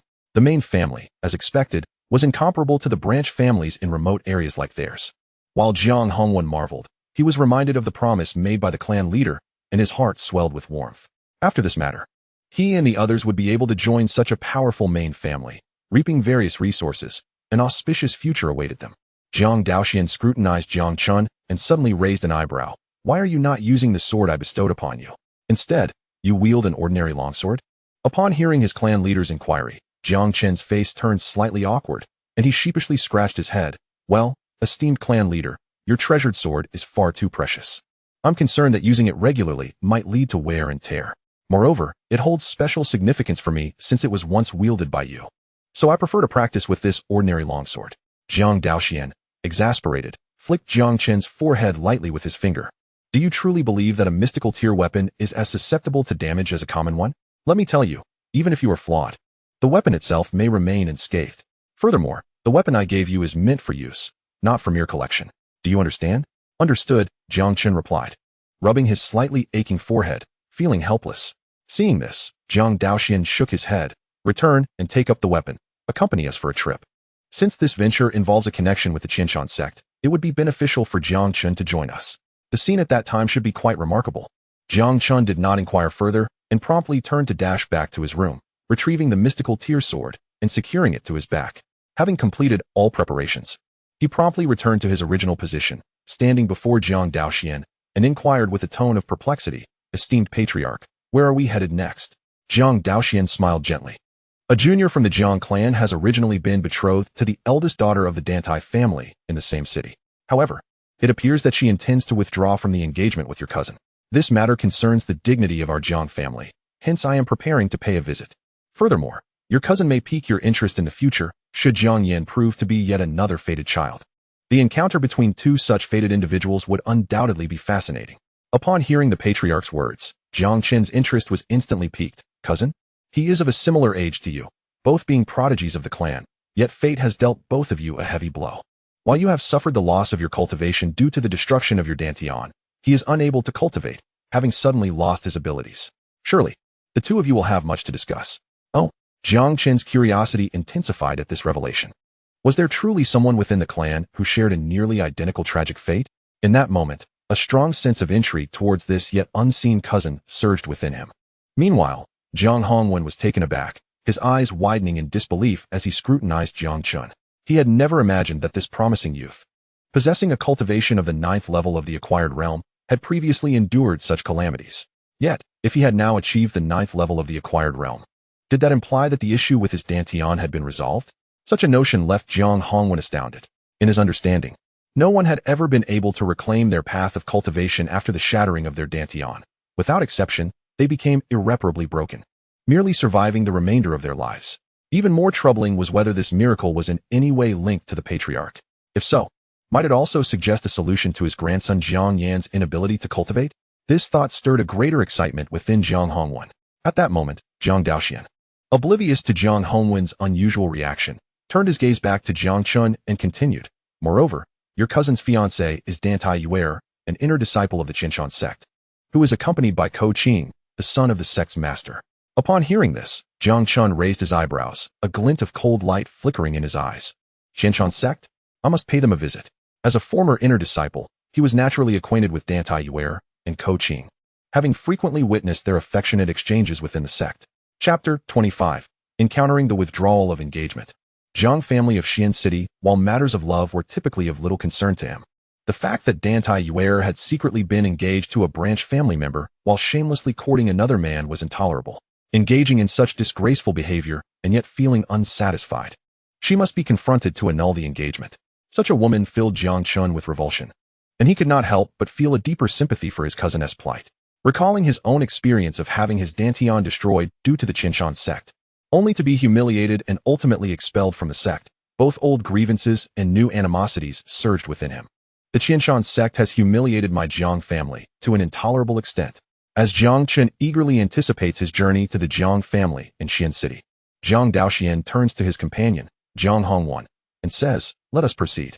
With that, Jiang Hongwen regains his composure and leads the group away from the Jiang residence, heading towards Xian City. Days later, in Xian City, a carriage traverses the streets. Inside, a pair of elegantly dressed individuals occupy the cabin. Where, once we arrive at the Jiang family, How do you wish to proceed? Ko Qing's eyes gleam with infatuation as he gazes at the fair skin of the beauty before him, a smile gracing his lips. Feeling the intensity of his gaze, Dantai Yuer shyly lowers her head. When the time comes, I shall simply call off the engagement. After all, my Dantai family has shared a bond with the Jiang family for over a decade, and Jiang Shu's family has treated me well in the past. If we act too harshly now, I would feel guilty. Upon hearing this, Ko Qing's eyes flicker with a cold glint. If that is your desire, I shall comply. However, should the Jiang family fail to recognize the gravity of the situation, they must not blame me for lacking courtesy. You must not act impulsively. While the Jiang family may be small, their backing is formidable. Should trouble arise, our revered leader might have to reprimand you. Sensing the unusual tone in Ko Qing's words, Dantai Yuer hastily offers her counsel. Her concern warms Ko Qing's heart. The thought of losing face in front of such beauty becomes even more pressing. He scoffs dismissively. Trouble? That is hardly a concern. What if the Jiang family's backing is significant? They are merely a third-rate clan. If they dare to oppose us over a trivial matter of division, With Uncle Kuen's prowess, he could easily send them all to meet Yama. Thus, this insignificant family, devoid of skilled practitioners or substantial heritage, hardly deserves my Ko Qing's apprehension. It is worth noting that the only talent from their main family had expended considerable resources to gain entry to our Qianshan sect through backdoor means. Should their disciples still seek knowledge within our sect, I might extend them a modicum of respect, refraining from holding their main family accountable for the division. Yet, with Jiang Chen's Dantian shattered and his expulsion from the sect, this family, bereft of talent, prestige, or foundation, is unworthy of my concern for Dantai Yuer. Dantai Yuer's cheeks flush at Ko Qing's domineering declarations. Suddenly, she recalls Uncle Kuen, the middle-aged man driving the carriage. He is a designated companion arranged by the sect leader for Ko Qing, possessing the formidable power of the second realm of the Purple Mansion. With such strength, annihilating a Jiang family would indeed be a trivial task. Reflecting on this, Dantai Yuer's expression softens, evoking a tinge of sympathy for the Jiang family's plight. To have two of their prodigies, Jiang Chen and Jiang Yan, reduced to nothingness is a tragic fate. After a brief exchange between the two in the carriage, a robust voice suddenly calls from outside, "Young master, we have arrived at the Jiang family." As the carriage comes to a halt, Ko Qing extends his right hand to pull open the window, allowing the sunlight to pour in. He promptly extended his left hand, suspended in the air before Dantai Yuer, inviting her to descend with him. Observing this, Dantai Yuer felt a flicker of hesitation. After all, they were at the entrance of the Jiang family. If she were to proceed in such a manner, what would others think?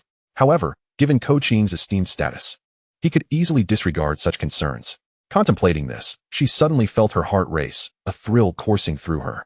Unable to restrain herself, she extended her delicate hand, allowing Ko Qing to take hold. Savoring the softness that emanated from their clasped hands, Ko Qing smiled before leading Dantai Yuer down from the carriage. At that moment, more than a dozen members of the Jiang family stood at the entrance. Witnessing the intimacy between the two, their expressions darkened, and a wave of fury surged within them. Yet, mindful of Ko Qing's identity, they could only curse them in silence, choosing to avert their gazes and suppress their frustrations. Noticing the reaction of the Jiang family, Ko Qing laughed heartily, still unwilling to release her small hand. "Let us proceed inside and have a look." As soon as he finished speaking, he guided Dantai Yuer past the onlookers, strolling leisurely into the Jiang family courtyard until they reached the conference hall. Inside the hall, a gathering of high-ranking members of the Jiang family had assembled. Upon seeing Ko Qing and Dantai Yuer arrive in such an unabashed manner, the assembled Jiang family members were instantly taken aback. It must be noted that the Jiang family of Xian City had flourished for over a century and held their dignity in high regard. Yet, Ko Qing's actions seemed to be trampling their reputation into the ground. If this were to spread, the Jiang family would undoubtedly become a laughingstock in Xian City. Amidst the crowd, a slender, dark-haired youth glared at the brazen couple before him, his anger igniting. Having resigned himself to a life devoid of hope after becoming a mere shell of his former self, he had long wished to dissolve the engagement, not wanting to hinder anyone else's happiness. However, the sight of their open flirtation, coupled with the recent withdrawal from the engagement, struck a nerve deep within him. This was a blatant provocation. How could he possibly endure it? Resolving that he had nothing left to lose, Jiang Yan stepped forward from the throng. "Dantai Yuer, our engagement should still stand, should it not? What are you doing now?" His weak voice echoed throughout the hall, startling everyone present. When they recognized the speaker as Jiang Yan, many members of the Jiang family couldn't help but break into a cold sweat. Some who were closer to him even reached out, attempting to pull him back. While they wholeheartedly agreed with his words, the shadow of the Qianshan sect loomed large. and expressing such sentiments could lead to dire consequences. At that moment, Dan Taiyuer found herself unable to meet Jiang Yan's gaze, her heart fluttering with anxiety. Instinctively, she withdrew her hand from Ko Qing's grasp. Noticing her movement, Ko Qing's expression darkened as he turned to face Jiang Yan. After a moment's appraisal, realizing that Jiang Yan was merely an unremarkable mortal devoid of any cultivation, a smirk crept upon his lips, and he laughed maniacally. Ha! A mere wastrel, devoid of even the slightest cultivation, dares to instruct me? You possess an audacious spirit. Are you aware of the consequences of incurring my wrath? Chapter 26. Jiang Yan calls off the engagement. The furious Ko Qing. Humph. At worst, I shall perish. Yet you, the son of the sect leader of Qinshan's sect, have the audacity to entangle yourself with another's betrothed. Truly, it is a disgrace. I have heard of the esteemed Qinshan sect, yet it appears to be nothing more than a den of chaos. Unfazed, Jiang Yan regarded Ko Qing with a cold demeanor. Over the years, having been deemed a waste, he had long since cast aside any fear of life or death. At these words, a glint of cold fury flashed in Ko Qing's eyes. Particularly, feeling the mocking gazes surrounding him, he could hardly contain his boiling rage. How dare a mere wastrel defy him? At that moment, Dan Taiyuer sensed the brewing tension. In an effort to quell the farce ignited by her presence, she turned to the Jiang family. You are already aware of my purpose here. I have come to annul my engagement with Jiang Yan. The sooner this matter is resolved, the sooner we can all move on. Surely, this is for the best, wouldn't you agree? Upon hearing Dan Taiyuer's voice, Ko Qing managed to suppress his inner fury. To strike at a mere waste would be to sully his own hands, undoubtedly diminishing his own status. The Jiang family sensed the palpable tension and, to avoid exacerbating the conflict, an elder approached Jiang Yan with the marriage contract and writing materials. Yan'er, your mother passed away early, and your father is missing. Given the current circumstances, it would be better to live, even if it means enduring this situation. I believe it is best to sign the contract and resolve this matter swiftly.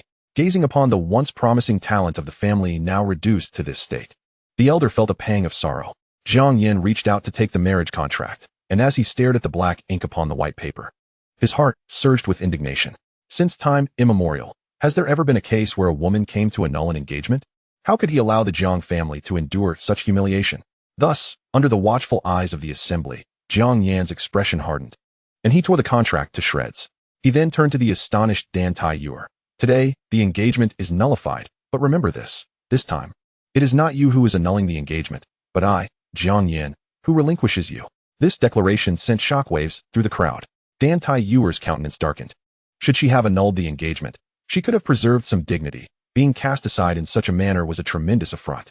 The thought of how many would mock her once the news spread made Dan Taiyuer bite her lip, feeling quite wronged. Jiang Yan, do you truly intend to be so ruthless? Jiang Yan surveyed the surroundings, a dismissive smile gracing his lips. From the beginning, who has truly driven this matter to an impasse, if not you? As Dan Taiyuer trembled, her complexion growing increasingly pallid, Ko Qing felt a wave of sympathy wash over him. He then turned his gaze to Jiang Yan, rebuking him. Insolent. You were wished to spare some face for your Jiang family, but now, I see there is no longer any need. Ko Qing advanced toward Jiang Yan, shadows clouding his gaze, revealing a hint of murderous intent. As retribution for your disrespect towards you, let me ponder how best to deal with you. Should I first break your hands, or perhaps your legs? The chilling words seemed to drop the temperature of the entire venue by several degrees. Numerous members of the Jiang family fell silent, while the elder who had just handed Jiang Yan the paper and pen hurriedly stepped forward, kneeling before Ko Qing to plead for Jiang Yan. Young Master Ko, Yan'er is still young and inexperienced. With your esteemed status, why must you hold it against him? Rest assured, we will resolve the matter of the annulment appropriately. I humbly apologize on behalf of our family. Who do you think you are to instruct me? Ko Qing was already in a foul mood and had no inclination to entertain further explanations. He immediately kicked the elder, sending him crashing to the ground. Witnessing this scene, the Jiang disciples rushed forward to assist the elder, turning their furious gazes upon Ko Qing. Ko Qing, as the son of the sect master of Qinshan sect, how can you lay hands on an elderly clan elder? Do you not fear tarnishing the reputation of Qinshan sect? Listening to the cacophony around him, Ko Qing's irritation intensified as he growled, Silence. Whoever dares utter another word shall meet their demise. With his threat echoing in the air, despite their anger, the crowd could only lower their heads in resignation before the towering presence of Qinshan's sect, daring neither to express their fury nor to speak out. Seeing the dire predicament of the elder, who had risked himself to plead on his behalf, Jiang Yan felt a surge of sorrow and indignation. At that moment, he yearned desperately for power. Had he not faced such misfortune, Had he still been able to cultivate? How could the Jiang family have encountered such calamity?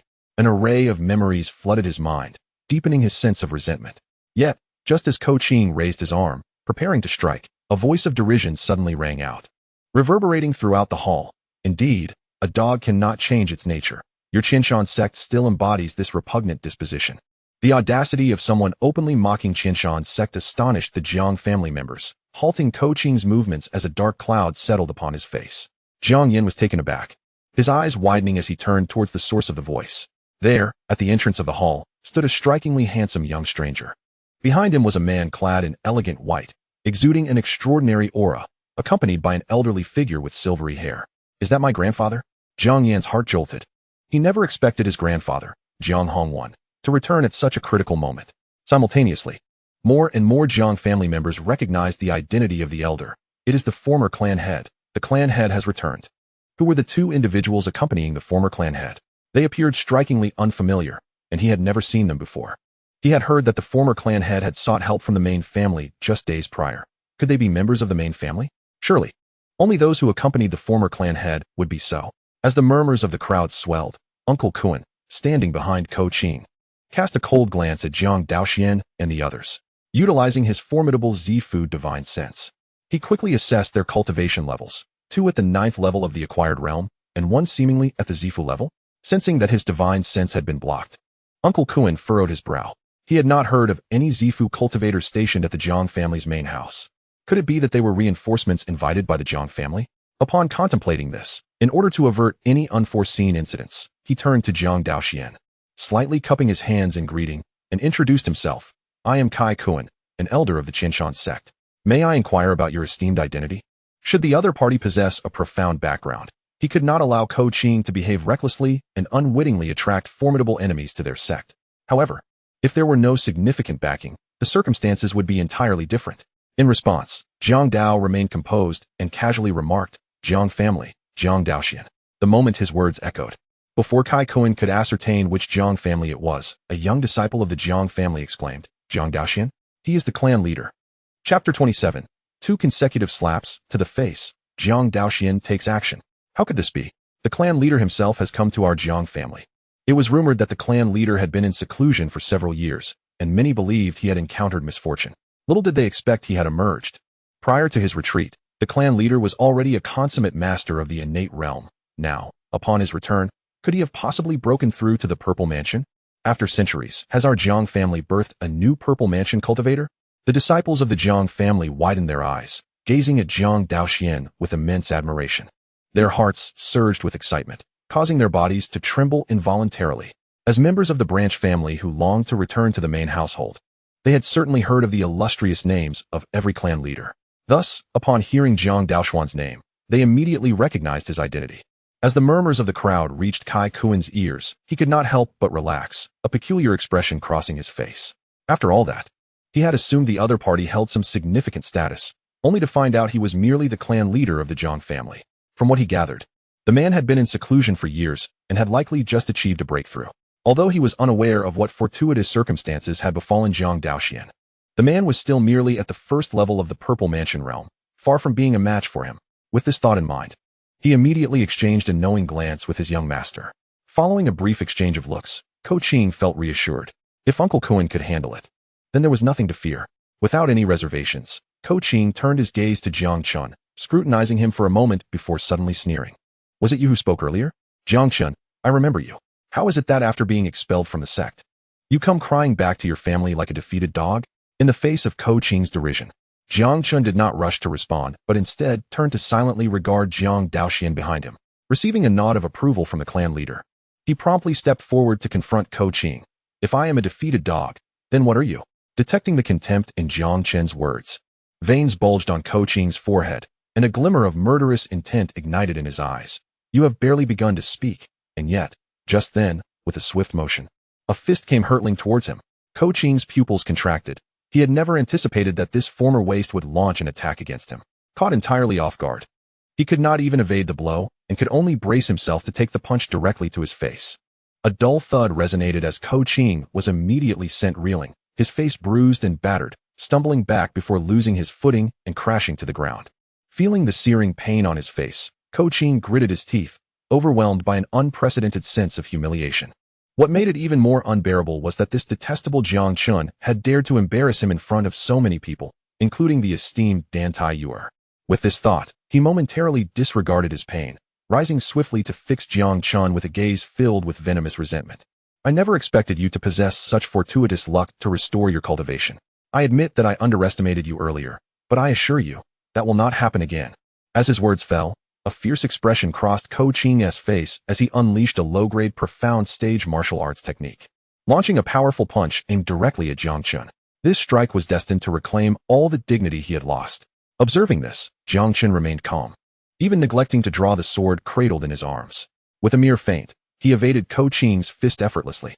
Realizing his attack had missed, Qing froze momentarily, and before he could gather his wits, Jiang Chen swiftly drew his sword sheath and executed a horizontal sweep that struck Qing squarely in the face, sending him flying several meters through the air, flipping multiple times before crashing to the ground, stirring up a cloud of dust. Qing's expression shifted dramatically as he hurried to Qing's side, quickly assisting him to his feet. Witnessing Qing's disheveled state, Dan Tai-Yuer couldn't help but display her astonishment. She was well aware that Qing possessed the formidable strength of the 9th layer of the postnatal realm, along with mastery of various profound stage techniques, making him a rare powerhouse even among the inner sect. Yet, this formidable figure had been humiliated twice in succession by Jiang Chen, a former waste, akin to an adult striking a child, a stark disparity in strength. What on earth had transpired? A wave of profound confusion enveloped Dan Tai-Yuer's mind, leaving her perplexed. At the same time, Jiang Yan was equally astounded. He never anticipated that this seemingly unimposing youth, of similar age to himself, could wield such power. Is this what it means to be a genius of the main family? Jiang Yan's gaze dimmed with a hint of melancholy. Had he not encountered unforeseen adversities and continued his cultivation, he was confident that his talents would have allowed him to rival this main family's prodigy. Alas, fate had played a cruel trick.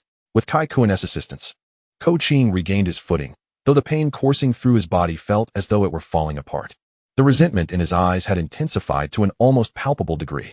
He understood that if word of today's events spread, the tale of him being humiliated twice by Jiang Chen would undoubtedly become fodder for mockery among his peers in the sect. With this in mind, Qing turned to Qing, his tone icy as he declared, "Uncle Qing, I want this brat dead." As the words left his lips, a glint of ferocity flickered in Qing's eyes as he regarded Jiang Chen with the same disdain one might reserve for a corpse. Such strength at such a young age, quite impressive indeed, though your impetuous nature has led you to provoke the wrong person. Since my young master has given the order, I shall escort you to your demise.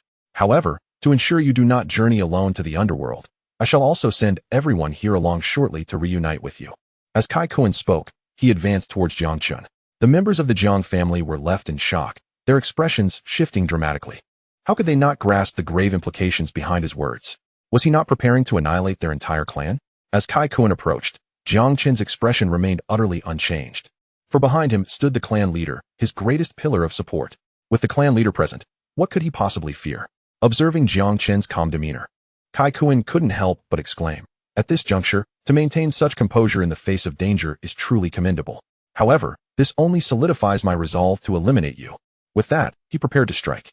Just then, a voice resonated. "Oh, is this the virtue of your Qianshan sect? When the younger generation cannot prevail, you resort to bullying the weak." Qing frowned and turned to see Jiang Daoxuan, who had been watching from the sidelines. He withdrew his hand, a cruel smile curling his lips. "Ha! You make a fair point. I have suddenly had a change of heart. This brat's malicious intent must be your teaching. Very well. I shall settle this score with you first." "Settle the score? You lack the qualifications," Jiang Daoxuan retorted, and in a flash, he vanished from sight. A chilling wind swept over Qing, sending shivers down his spine. Such speed, this is bad. Qing's face paled. Realizing there was no escape, he condensed his essence energy to fortify his defenses. All present were left bewildered, having witnessed only a dazzling flash of sword light. In an instant, Qing's protective barrier was shattered, and a spray of blood erupted from his throat. Gasping, Qing trembled, desperately clutching his throat to stem the flow of blood. But to no avail. Ultimately, his pupils dilated, and his body fell rigidly to the ground. How swift was that sword? As his final thoughts flickered in his mind, he succumbed to an abyss of darkness. In the blink of an eye, this formidable figure had met his end so easily, causing an uproar among the onlookers. What had just transpired? It was too rapid to comprehend. Accompanying Qing, One would assume such a person possessed considerable strength, perhaps even rivaling a 4th-level Purple Mansion cultivator. Yet, how could such formidable prowess falter against a mere strike from the clan leader? Is this the terrifying power wielded by our esteemed leader? I find myself envious of the clan members. Indeed, had we the likes of our clan leader to safeguard us, how could we suffer the humiliation from the Dantai family? Even the Qinshan sect would think twice. The Jiang family was abuzz with astonishment, their minds racing with speculation. Meanwhile, Ko Qing and Dantai Yuer, fully aware of Kai Kuan's strength, turned pale, disbelief etched across their faces. They knew Kai Kuan possessed the fearsome might of a 2nd-level Purple Mansion cultivator, capable of contending even with 4th-level experts. Yet, why was it that he could not withstand a single blow from the leader of this small clan? Could it be that the leader of the Jiang family is, in fact, a 9th-level Purple Mansion cultivator, or perhaps a formidable practitioner of the Yuanhai realm? The thought sent a chill down Ko Qing's spine. At this point, he understood all too well. He had encountered a true adversary. At this moment, Jiang Daoxuan cast a fleeting glance at Ko Qing and Jiang Yan, and a notion instantly sparked in his mind. He then turned to Jiang Chen and declared, "As a punishment for the affront against our Jiang family, Chener, you shall render him limbless." Ko Qing, being the son of the sect master of the Qinshan sect, stood in stark contrast to Jiang Chen, who had previously clashed with the sect. The rift between the Jiang family and the Qinshan sect had long since become irreconcilable. Thus, having already incurred enmity, they might as well collect some interest before the inevitable downfall of the Qinshan sect. Upon hearing the patriarch's command, Jiang Chen approached Ko Qing with a warm smile, closing the distance between them. As the gap narrowed, Ko Qing's legs began to weaken, and with a thud, he collapsed onto the ground. His face was awash with terror as he pleaded, "And no, don't come closer. My father is the sect master of Qinshan, a formidable practitioner of the Yuanhai realm. You cannot kill me." Jiang Chen halted before Ko Qing, looking down upon him with an air of superiority. "It seems you still fail to grasp the reality of your situation. Now, not only is your father the sect master irrelevant, but even your own title as sect master holds no weight." With that, he swiftly unleashed a kick, mercilessly stomping on Ko Qing's limbs. Each strike resonated with a profound hatred for the Qinshan sect, devoid of any pity, and delivered with unyielding force. The chilling cries of agony echoed. As Ko Qing lay sprawled on the ground like a lifeless dog, his limbs were reduced to a mangled mess, shattered beyond recognition, and his body drenched in sweat, stained with dark patches. Witnessing this scene, the previously fervent discussions among the Jiang family members came to an abrupt halt, replaced with expressions of dread. Though Ko Qing's suffering was entirely deserved, the might of the Qinshan sect loomed ominously. Should the Yuanhai realm sect master learn of his son's torment at their hands, the consequences for the Jiang family would be dire. While the Jiang family members were filled with trepidation, Dantai Yuer was engulfed by sheer terror. She never anticipated that a mere matter of a broken engagement could escalate to such a catastrophic extent. Not only had Kai Kuan, a cultivator of the 2nd tier of the Purple Mansion realm, met his demise here, but Ko Qing had also been rendered incapacitated. It was crucial to note that Ko Qing was the only kin of the Qinshan sect's master. Should the sect discover what had transpired, the repercussions would be unimaginable. Perhaps calamity would befall the Dantai family as well, inciting the wrath of the Grand Elder. The gravity of the situation had reached an irretrievable point, and all seemed lost. Confronted with this reality, an overwhelming fear engulfed Dantai Yuer's soul, causing her delicate frame to tremble, ultimately leading her to collapse onto the ground, utterly drained of strength. In that instant, the entire conference hall was shrouded in an oppressive silence. Amidst the tense scrutiny of those around, Jiang Daoxuan silently regarded Jiang Yan. Activating his insightful eye, he began to examine the information before him. Name, Jiang Yan. Cultivation, none. Formerly, 9th level of bone refinement. Root bone, genius. Comprehension, genius. Fate, golden, light gold. Talent, mortal body. Fortune, in possession of a ring containing the remnants of a celestial realm cultivator's soul. Expected to awaken soon due to Jiang Yan's emotional fluctuations, the golden fate indeed marked him as the child of destiny.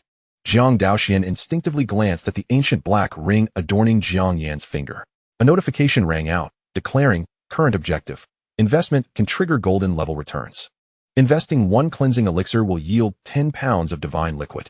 Investing in the Earth Grade Supreme Skill, Pure Yang Technique, will grant a Heavenly Grade Supreme Treasure, Martial Blood Garment.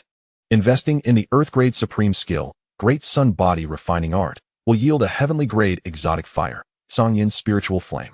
Noticing the emergence of new investment opportunities, Jiang Daoxuan smiled and strode directly in front of Jiang Yan. Under Jiang Yan's anxious gaze, he casually remarked, regarding the recent incident. Do you believe he deserves to have his limbs severed? Jiang Yan, somewhat uncertain of the clan leader's intentions, took a deep breath and replied solemnly. In response to the esteemed clan leader, with Ko Qing's disgraceful actions against the Jiang family, it is only just to not only sever his limbs, but to take his life as well. Excellent. Truly worthy of being a son of the Jiang family. Now, I present you with an opportunity, Jiang Daoxuan declared, drawing a sword from the waist of a fellow clan member and tossing it before Jiang Yan. Do not fear the threats of Qianshan's sect. I shall shield you from them. Now, you need only fulfill your heart's desire. Jiang Yan's pupils constricted as he gazed at Jiang Daoxuan in disbelief. He had never anticipated that the clan leader would grant him such an opportunity. However, he felt no hesitation. After Ko Qing had been crippled, he had irrevocably offended Qianshan's sect. With that in mind, what was there to fear? In the next moment, Jiang Yan decisively bent down, extended his right hand, spread his fingers, and picked up the sword from the ground. Grasping the hilt firmly, he advanced towards Ko Qing without delay. Chapter 29. A Clear Mind, the Excitement of the Branch Family. Upon witnessing this scene, Ko Qing was instantly struck with terror. He desperately wished to flee, but with his limbs rendered useless, he could only laboriously drag his body across the cold floor, leaving a long trail of blood behind him. As he struggled, tears streaming down his face, he pleaded, Jiang Yan, I was wrong in what I did earlier. If you desire Dan Taiyuer, I can relinquish her to you. Please, do not kill me. Once I return to the sect, I will ensure my father does not hold today's events against you. I can even persuade him to take you as a true disciple, teaching you the profound techniques of Qianshan's sect. Despite Ko Qing's myriad promises, Jiang Yan remained unmoved, his expression one of disdain as he strode purposefully to Ko Qing's side. Then, under Ko Qing's horrified gaze, with a swift motion, the sword was raised and fell. In an instant, the sharp blade sliced through flesh and skin, piercing his heart. Ko Qing's face contorted in agony as his muscles twitched a few times before falling silent. Seeing Ko Qing perish at his hands, Jiang Yan forcefully withdrew the sword embedded in his chest, staring at the crimson blood staining the blade. He felt as if he were in a dream, everything appearing so surreal. Before he could fully comprehend the moment, Jiang Daoxuan's voice resonated softly. Well done. Now, what is your decision regarding this woman? Will you spare her, or take her life? Jiang Yan was momentarily taken aback, instinctively glancing at Dan Taiyuer. Noticing his gaze, Dan Taiyuer was filled with overwhelming dread. She had never anticipated that after the deaths of Kai Kuan and Ko Qing, she would now find herself in such a dire predicament. A fierce instinct for survival surged from the depths of her being, compelling her to seize any opportunity to preserve her life. Dan Taiyuer, disregarding her dignity, spoke with the softest of tones, her voice tinged with desperation. Jiang Yan. The matter of our engagement was coerced by Ko Qing. He threatened that if I did not marry him, he would target the Dan Tai family. I truly did not wish to proceed in this manner, but Ko Qing's power rendered me helpless. Now that he is deceased, I am free from that engagement. If you grant me another chance today, we can be wed by tomorrow. With tears glistening in her eyes and strands of hair cascading around her, her delicate form collapsed to the ground, evoking a sense of profound sympathy. Yet, at the moment her words echoed, the confusion in Jiang Yan's eyes vanished instantly, replaced by a fierce reprimand. At this juncture, do you truly consider the honor of the Jiang family to be a mere plaything? To speak of breaking an engagement with such ease, and then to retract it just as casually, you are nothing but a repugnant creature. The image of Dan Taiyuer entering hand in hand with Ko Qing ignited a furious blaze within Jiang Yan, brandishing his sword.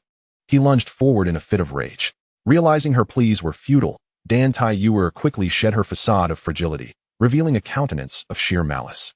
Casting a glance around, and finding no one to impede her, a cold smile crept upon her lips. With her limbs intact and a cultivation level of the 5th stage, how could she allow this unskilled Jiang Yan to end her life? With this thought, she resolved to capture Jiang Yan, intending to use him as leverage to escape from the Jiang family alive.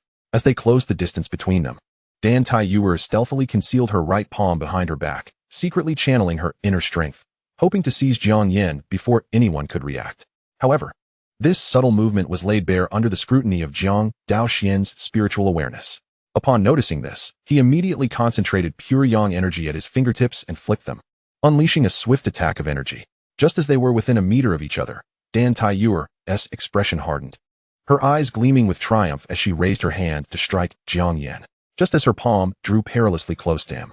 The pure yang energy dispatched by Jiang Daoxuan arrived in an instant, piercing through Dan Taiyuer's hand with pinpoint accuracy, obliterating her delicate fingers into a cloud of crimson mist. The The pain was unbearable, and her voice, once melodious, transformed into a chilling scream, reminiscent of a wailing specter. Jiang Yin was momentarily taken aback, but quickly seized the opportunity to thrust his sword forward with both hands. The sharp tip of the blade pierced through Dan Taiyuer's chest, causing the bloodied end of the sword to protrude from her back, delivering a shiver of cold realization. With her pupils dilating, Dan Taiyuer trembled as she extended her left hand, attempting to drag Jiang Yin down with her. But Jiang Yin would not grant her that chance. Coldly, he withdrew his sword, causing her body to shudder as blood gushed from her wound. Ultimately, a wave of fatigue washed over her, and she collapsed to the ground, lifeless and devoid of vitality. Jiang Yin gripped his longsword tightly, gazing at the lifeless bodies of Ko Qing and Dan Taiyuer, feeling an overwhelming sense of relief and exhilaration. He then tilted his head slightly back and could not help but burst into a hearty laugh. At that moment, the emotions he had suppressed for so long finally found some release. Simultaneously, a prompt from the system reappeared before Jiang Daoxuan's eyes. Ding. Detected that the chosen one Jiang Yan's state of mind is clear. Family fortune, 100 ding. Crisis averted, destiny altered, allowing the branch family to survive. Family fortune, 200. Witnessing this scene, Jiang Daoxuan displayed a knowing expression. Ever since he had previously rekindled Jiang Chen's fighting spirit and received a reward for the family fortune, he had speculated that if he could restore some confidence in Jiang Yin, the chosen one, he might once again earn a reward for the family fortune.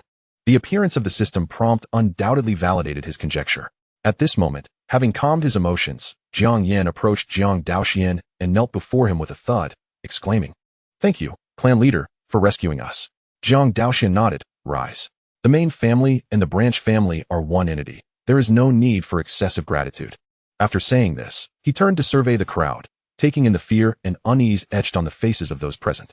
He then cast a glance at Jiang Hongwan, who instantly understood and walked to the center of the hall. As the elder clan leader prepared to speak, all members of the Jiang family fell into a hushed silence. Under their collective gaze, Jiang Hongwan began to speak slowly. Before leaving the main family, the clan leader declared that after this matter concludes, we may all leave Xian City and settle in Wudan City, living together with the main family. From this day forth, the two families shall be inseparable, advancing and retreating together. As the elder clan leader's impassioned voice resonated, the previously tense members of the Jiang family paused in astonishment before realizing the significance of his words. Their expressions relaxing, the hearts that had long been dormant suddenly surged with a vigorous rhythm. Joy illuminated their faces, and glimmers of hope sparkled in their eyes. They could hardly believe that the long-cherished desire for reunion, which had eluded generations of their family, was finally fulfilled today. From this day onward, they would no longer bear the burdens of their ancestors' mistakes, and could return to the main family to begin anew. Chapter 30. The Martial Path's Bloodied Garb, Two Kindred Spirits. As the cheers of the crowd erupted, Jiang Daoxuan turned his gaze to Jiang Yin and casually produced a cleansing elixir, offering it to him. Observing this scene, Jiang Yin felt somewhat bewildered, yet trusting that the clan leader would not wish him harm, he reached out to accept it and promptly swallowed it whole. In an instant, warmth surged through his lower abdomen, the medicinal power transforming into waves of warmth that enveloped him, significantly alleviating his sense of weakness. Feeling the miraculous effects within his body, Jiang Yin hurriedly expressed his gratitude. "Thank you for your generous gift, clan leader." Jiang Daoxuan nodded and once again retrieved copies of the Pure Yang technique and the Great Sun Body Refinement Method, presenting them to Jiang Yin. "I have learned about your situation from your grandfather. However, our Jiang family has never known a fallen genius. These two cultivation techniques should be diligently practiced. There may yet be a day of resurgence." Listening to Jiang Daoxuan's words of consolation, Jiang Yin remained non-committal, offering a wry smile. He was acutely aware of his own physical condition. Unless by some unforeseen circumstance, he had little hope of treading the path of cultivation again and would have to resign himself to a life of ordinariness. Nevertheless, despite these thoughts, to honor the goodwill of the clan leader, Jiang Yin accepted the two techniques with gratitude. "Thank you, clan leader Xia, for bestowing these teachings." He clutched the techniques tightly in his hands, not intending to peruse them immediately, but rather to contemplate them at a later time. Ding. Investment successful. Congratulations, host, on obtaining 10 pounds of divine liquid. Ding. Investment successful. Congratulations, host, on acquiring a top-tier heavenly artifact, the Martial Blood Garment. Martial Blood Garment. Crafted from a drop of blood belonging to a mysterious entity, it is flexible and can adhere to the skin, concealing the wearer's appearance.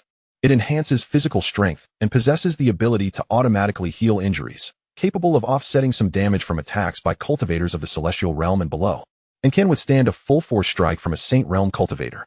Ding. Investment successful. Congratulations, host, on acquiring heavenly-grade otherworldly fire, Sangyin Spirit Fire. Sangyin Spirit Fire. It can transform the owner's physique, bestowing them with the Sangyin treasure body, significantly enhancing their recovery capabilities and endowing them with various mystical properties. Gazing at the rewards before him, Jiang Daoxuan's eyes sparkled with excitement. Setting aside the extraordinary value of the two heavenly artifacts, the worth of the divine liquid alone was immensely precious, a coveted treasure among countless cultivators. The divine liquid served as a currency among high-tier cultivators. Infused with exceptionally pure essence of heaven and earth, once absorbed, it would bring immeasurable benefits to cultivators. According to market estimates, a single pound of divine liquid could be exchanged for 1,000 high-grade spirit stones. Yet, despite such a staggering ratio, it remained a treasure that was difficult to find. One can only imagine the immense value of the 10 pounds of divine liquid he had received. When converted into spirit stones, that amounted to 1,000 high-grade spirit stones, or 10 million low-grade spirit stones. What an astonishing figure that was. It was likely that even purchasing the entire Tiandu prefecture would seem trivial in comparison. After the initial shock, Jiang Daoxuan quickly regained his composure. He then raised his head, facing the crowd, and began issuing orders for all members of the Jiang family to pack their belongings in preparation for their journey to Wudan City alongside him. Under Jiang Daoxuan's command, the entire Jiang clan erupted into a flurry of activity, bustling with energy and enthusiasm, observing his family members busying themselves around him. Jiang Yin found himself momentarily lost in thought. Noticing this, Jiang Chen approached with his sword in hand. Coming to Jiang Yan's side, he suddenly asked, "What are you pondering?" Startled from his reverie, Jiang Yin instinctively lifted his gaze towards the source of the voice. Upon recognizing Jiang Chen, he quickly clasped his hands in respect, saying, "Jiang Yin pays his respects to brother Jiang Chen. We are all family here. There is no need for such formality. But tell me, why do you appear troubled?" Jiang Yan's expression darkened as he bowed his head in silence. Faced with the esteemed talent of Jiang Chen, a wave of intense inferiority washed over him. He resented the heavens for having opened a window of opportunity only to subsequently close it shut and lock it tight. He could have easily endured a life of mediocrity. Yet why must he first experience the script of a genius? The disparity is something only he can truly comprehend, far beyond the grasp of ordinary individuals. Observing Jiang Yan's despondent demeanor, Jiang Chen couldn't help but reflect upon himself. Before encountering the esteemed clan leader, had he not been in a similar predicament? However, it is only after weathering the storm oneself that one desires to offer shelter to others. In an effort to rekindle his younger cousin's fighting spirit and confidence, Jiang Chen gently placed his hand on Jiang Yan's shoulder. When Jiang Yan lifted his gaze once more, Jiang Chen bestowed upon him a warm smile, saying, "On my way to Xian City, I heard your grandfather speak of your situation, so I empathize with your current feelings. Nevertheless, the clan leader once remarked that as long as the flame of passion remains alive in one's heart, one can indeed turn misfortune into fortune. Even if one must rise anew from the ashes, it is not without possibility. I can see in your eyes that you remain skeptical, perhaps even feeling that I am merely trying to deceive you. Haha, please don't regard me with such a peculiar expression. Allow me to share a not-so-secret secret. My circumstances were far worse than yours at one time. Back then, not only was my Dantian destroyed, but I was also expelled from Qianshan Sect. Yes, you heard correctly, the same sect as Ko Qing and Dan Tai you are. But cousin, what about you now?" Jiang Yin was utterly taken aback, his eyes brimming with disbelief. If Jiang Chen's Dantian had been shattered, how then had he cultivated his current prowess? He had never heard of anyone continuing their training after such a calamity. Jiang Chen chuckled softly. "I reiterate what I just said. For words, rise anew from the ashes. It is precisely because miracles have transpired in my life that I hold this belief unwaveringly. I am confident that as long as you do not abandon yourself, you too can experience a turn of fortune and witness the emergence of your own miracle." To echo the words of the clan leader, I now convey them to you. The true adversary you must conquer is not the criticism and ridicule of others, but rather your own self-denial. As these final words resonated, it was as though a warm ray of sunlight penetrated the depths of Jiang Yan's heart, dispelling all shadows. Jiang Chen's words reverberated in his mind, and Jiang Yan's gaze grew increasingly luminous. Initially, he had perceived this elder cousin as a paragon of the family, which had fostered his feelings of inferiority and reluctance to confront him. Yet, he was taken aback to discover that this individual had endured such tribulations. No wonder he harbored resentment towards Qianshan Sect and showed no mercy towards Ko Qing. Gradually, Jiang Yan began to empathize, silently accepting this extraordinary cousin. Even after his dantian was shattered, Jiang Chen had not relinquished hope, ultimately waiting for his own miracle to embark anew on the path of cultivation. So what of me? My dantian remains intact. What reason do I have to surrender? Chapter 31. The Awakening of the Elderly Man with the Ring, Jiang Yan's Astonishment. In this moment, the words of the clan leader echoed once more in his mind. Jiang family geniuses, once thought to have fallen, may yet rise again. Jiang Yan initially considered these words mere platitudes, but upon learning of Jiang Chen's experiences, he suddenly grasped their deeper significance. The clan leader's words were not merely comforting, but also imbued with profound expectations. Upon this realization, Jiang Yan suddenly felt an overwhelming surge of heat coursing through his body. His spirit underwent a profound transformation, shedding its former lethargy, and instead, he stood tall and resolute, his eyes brimming with determination. Turning to face Jiang Chen, he clasped his hands in gratitude, proclaiming, "Thank you, elder brother. Without your guidance, I would likely have remained in my usual despondency, squandering this precious time." Observing Jiang Yan's transformation, Jiang Chen nodded in satisfaction, though he quickly masked his smile, feigning reprimand. At this juncture, must we still maintain such formality between us? Initially taken aback, Jiang Yan soon comprehended, a look of clarity washing over him as he replied with a grin, "Indeed, I have been remiss. I am honored to meet you, Brother Chen. Now that is more like it. Yan, from this day forth, I shall protect you. Should anyone dare to bully you, they must first seek my approval. Thank you, Brother Chen." Ding. The destined child Jiang Yan has regained his fighting spirit. Family fortune, 100. Upon receiving the system notification, Jiang Daoxuan gazed at the two conversing amiably, a smile gracing his features. It was evident that those who had faced similar tribulations could easily bond with one another. This atmosphere was undoubtedly one that Jiang Daoxuan preferred, as he favored a harmonious and supportive family over one rife with intrigue and division. In the ensuing days, the Jiang clan of Xian City busied themselves with transporting various goods, forming a temporary convoy that departed from Xian City and arrived in Wudan City. With the reunion of the main family and its branches, Jiang Daoxuan became acutely aware of a pressing issue. The Jiang family's current residence was far too small. Accommodating both the main family and one branch was already a tight squeeze, leading to some discomfort. If additional branches were to be relocated, the limited space would be utterly insufficient. Thus, it would be prudent to seek a new family residence that could house more clan members. But which location would be more suitable? Jiang Daoxuan pondered thoughtfully. After a few moments, a spark of inspiration lit up his mind. He recalled a nearby renowned mountain known as Kangwu. Spanning a vast area and encompassing numerous peaks, its main summit, Kangwu Mountain, was famous throughout several cities. The mountain was steep and formidable, making it easy to defend yet difficult to assault. Moreover, distanced from the bustling mundane world, Kangwu Mountain boasted a rich concentration of spiritual energy, far surpassing that of Wudan City. Clearly, this location was exceptionally fitting as the new residence for the Jiang family. Just as Jiang Daoxuan resolved to pursue this idea, the system's voice echoed in his mind. Ding. Family mission triggered. Seek a new family residence. Mission rewards: 3 low-grade Earth-level spiritual veins, 1 acre of low-grade Earth-level spiritual fields, 1 complete low-grade Earth-level protective mountain formation, 1 low-grade Earth-level spiritual spring, and 3 portions of low-grade Earth-level dragon tooth rice seeds.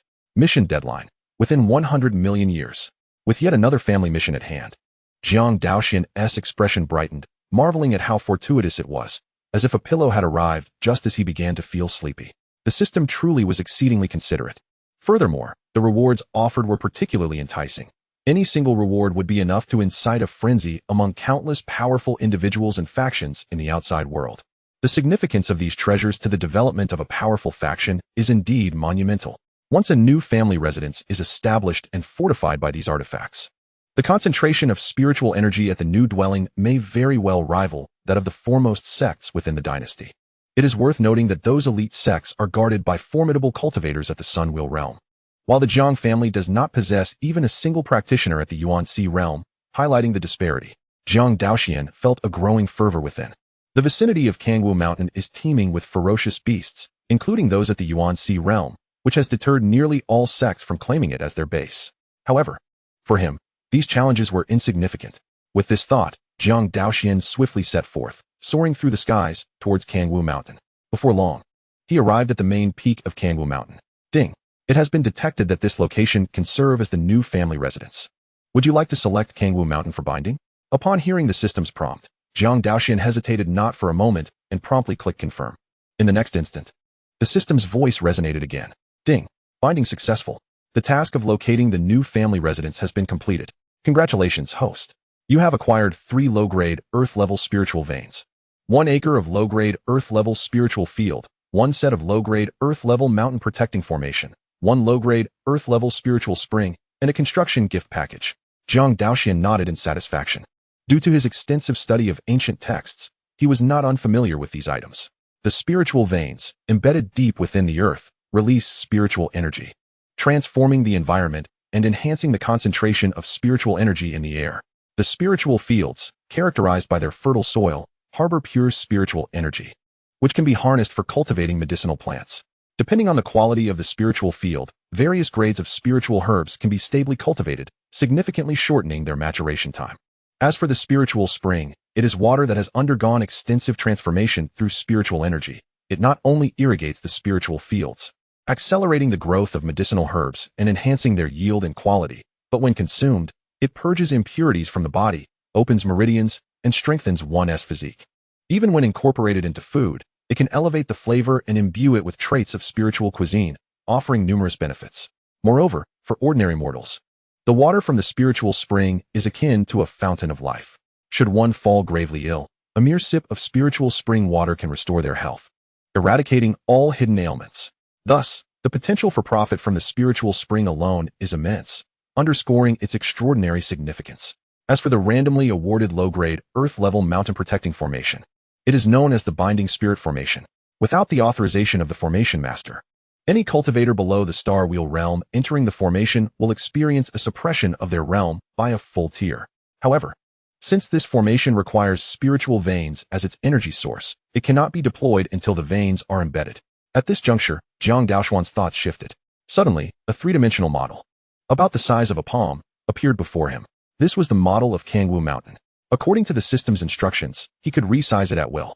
By extending his finger and clicking on a specific location on the model, he could place all the items he had just acquired. Upon witnessing this, Jiang Daoxuan's expression gradually grew peculiar. The intense sense of déjà vu led him to entertain the absurd notion that he might be engaged in a simulation sandbox game. He shook his head, dispelling the thought from his mind, and then immersed himself in a low-grade spiritual vein. At that moment, the system's notification chimed once more. Initial fusion, transforming the mundane into the spiritual, remodeling the sacred mountain, requires time, 7 days. Jiang Daoxuan quickly withdrew his gaze. It seemed that there was no immediate urgency to relocate his clan to Kangwu Mountain. After all, his current cultivation had reached the 8th level of the Purple Mansion realm, and a breakthrough to the Yuan Hai realm was merely days away. Thus, he could take advantage of the time during the spiritual veins fusion to expedite his advancement. Once his breakthrough was complete, he could inform his clan to move to Kangwu Mountain without delay. With this thought in mind, Jiang Daoxuan made no further pause, vanishing from his location in an instant to return to Wudong City. As night fell in Wudong City, within the Jiang residence, Jiang Yin sat cross-legged on his bed. He slowly retrieved the 2 techniques bestowed upon him by the clan leader. Over the past few days, after multiple readings, he had come to realize that these 2 techniques were indeed formidable practices of the highest grade at the Earth level. From his initial shock to confusion, Jiang Yin finally comprehended the immense expectations the clan leader held for him. Therefore, he could not afford to disappoint the esteemed leader. However, despite practicing the pure yang technique repeatedly, he regrettably found that no miracle occurred. The results remained unchanged. Every ounce of absorbed spiritual energy inexplicably vanished upon entering his body. Without exception, what could be the reason for this? Jiang Yan's heart grew heavier, and he instinctively clenched his fists, gazing out at the bright moon outside, murmuring, "Could it be that miracles never occur for me? Am I destined to be a failure in this lifetime? No, I refuse to accept that." Clenching his teeth, Jiang Yin quickly shook his head, dispelling his self-doubt, and began a new round of cultivation. As time passed, Jiang Yin became breathless, drenched in sweat, his clothes soaked, yet still achieved nothing. Just as his will seemed on the brink of collapse, as if he might faint at any moment, an unexpected phenomenon occurred. A faint azure light began to emanate quietly. Though weak, it would have gone unnoticed during the day. It stood out vividly in the pitch-black night. This sudden anomaly quickly captured Jiang Yan's attention. He followed the source of the light, lowering his gaze to his right hand. There, he saw the glow emanating from the ring he wore. "What is this?" The blue ethereal light illuminated Jiang Yan's somewhat bewildered face. Before he could comprehend what was happening, the light swiftly dissipated. Suddenly, an ancient voice emerged from within the ring. Young one, it seems you could use some assistance. Who are you? What do you want? Jiang Yen was taken aback, his eyes wide open, appearing as if he had seen a ghost. Chapter 32. Jiang Yen becomes a disciple, techniques passed down by old Zhou. Do not be alarmed, young one. I assure you, I mean you no harm. After all, were it not for the spiritual energy you have absorbed over the years, I would not have awakened so swiftly. As the words fell, it was as if a thunderclap erupted in Jiang Yan's mind. Suddenly, all the past events coalesced into a singular line, causing his composure to shatter, and he could not help but exclaim, "What? The spiritual energy I absorbed has inexplicably vanished, and you are the culprit." At this moment, he realized that the root cause of his transformation from a genius to a failure was none other than the ring he held in his hand. With this realization, he immediately reached out, intending to remove the ring and cast it aside. Sensing his intent, a voice urgently emerged from within the ring. Hold on. Since I have absorbed your spiritual energy for so many years, I would not abandon you. In return, I shall impart to you profound techniques and guide you in your cultivation. Upon hearing this, Jiang Yin swiftly suppressed his inner fury. After all, he had already endured enough suffering over the years. If he could gain benefits from the mysterious entity within the ring, it might compensate for some of his losses. With this thought, he halted his movement, slowly raised his hand, and looked at the ring on his finger with skepticism. Are you certain you can teach me? Are you a master of the Yuan Hai realm? In his mind, cultivators of the Yuan Hai realm were already considered significant figures. However, upon hearing Jiang Yan's words, the voice within the ring abruptly ceased. After a few moments of silence, just as Jiang Yan began to feel perplexed, the voice finally resumed. Yuan Hai realm? Those of such a feeble level would not even qualify as my servants in the past. The ancient voice was laced with disdain, startling Jiang Yan. Then who are you? Humph. I was once a cultivator of the celestial realm, in the midst of transcending the saint's tribulation, when I was betrayed by my most trusted disciple, whom I had raised myself.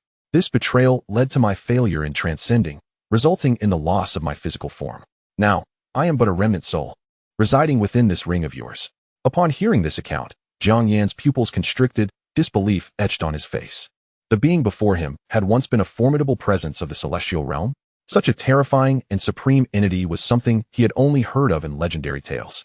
In reality, even within the vast expanse of the Great Qin dynasty, the existence of a soul realm cultivator was merely speculative, let alone a celestial being.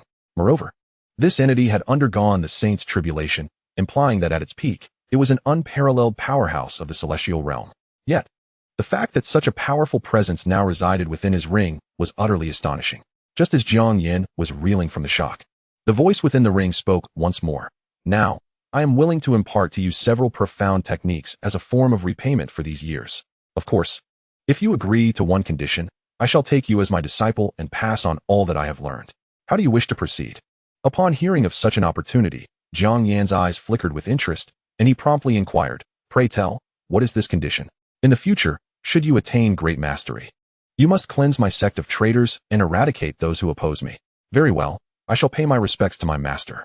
Ha ha ha, a promising student indeed.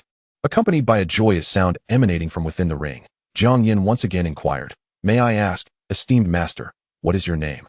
For the time being, let us set aside my name. You may refer to me as Elder Zhou. My dear disciple, as a token of our meeting, I shall impart to you a profound technique." As the words fell, before Jiang Yin could respond, a delicate azure script materialized before him, De Yin Xiangong. This was unmistakably a middle-grade technique of the earth tier. Elder Zhou, concealed within the ring, looked on with great satisfaction, eager to witness Jiang Yan's reaction. It is important to note that this De Yin Xiangong was a treasure he had painstakingly collected, the most suitable method for low-tier cultivators to forge an unparalleled foundation. Yet, this naive disciple of his believed that being in the Yuan Hai realm qualified one as a significant figure. One could only imagine the extent of his ignorance. Hailing from such a barren place, surely, upon witnessing the intricacies of the Da Yin Xiangong, his previously narrow worldview would undergo a profound transformation. However, an unexpected turn of events soon unfolded. After perusing the Da Yin Xiangong, Jiang Yan's expression gradually morphed into one of peculiar discomfort. "Master, I already possess a technique." Having received the pure Yang technique from the clan leader, how could he possibly regard this evidently inferior method with any semblance of esteem? Yet, as the newly accepted disciple of his master, he felt unable to voice his thoughts directly, fearing it might offend Elder Zhou, and thus opted for a more subtle explanation. Elder Zhou frowned. initially believing that the content of the De Yin Xiangong was simply too profound for the foolish youth to comprehend, and promptly enlightened him. This is a middle-grade technique of the Earth tier. It must surely surpass the technique you are currently practicing by 1,000-fold. What is there to be indecisive about? Jiang Yin, supporting his forehead with a hand, replied helplessly, but I already possess a top-grade technique of the Earth tier. And what of a top-grade Earth tier technique? Is it not still, after all, an Earth tier technique? Are you not situated within a modest clan? At that moment, Elder Zhou was momentarily taken aback. How precious are Earth tier techniques? They are not merely common fare. Moreover, his newly accepted disciple was practicing a top-grade Earth tier technique.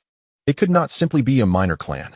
Their clan leader is a Purple Mansion Realm cultivator, and this technique was bestowed upon him by that very leader. Upon hearing his master refer to his family as a modest clan, Jiang Yin instinctively retorted. Elder Zhou, however, paid little heed to this detail, as he was instead engulfed in confusion. If Jiang Yan's clan was indeed merely a Purple Mansion clan, then it was inconceivable that they could possess a top-grade Earth tier technique. Even if they were exceptionally fortunate to acquire an Earth tier technique, it would undoubtedly be regarded as a treasure, never to be easily shared, let alone taught to Jiang Yan. Lost in contemplation, a sudden spark of realization illuminated his thoughts.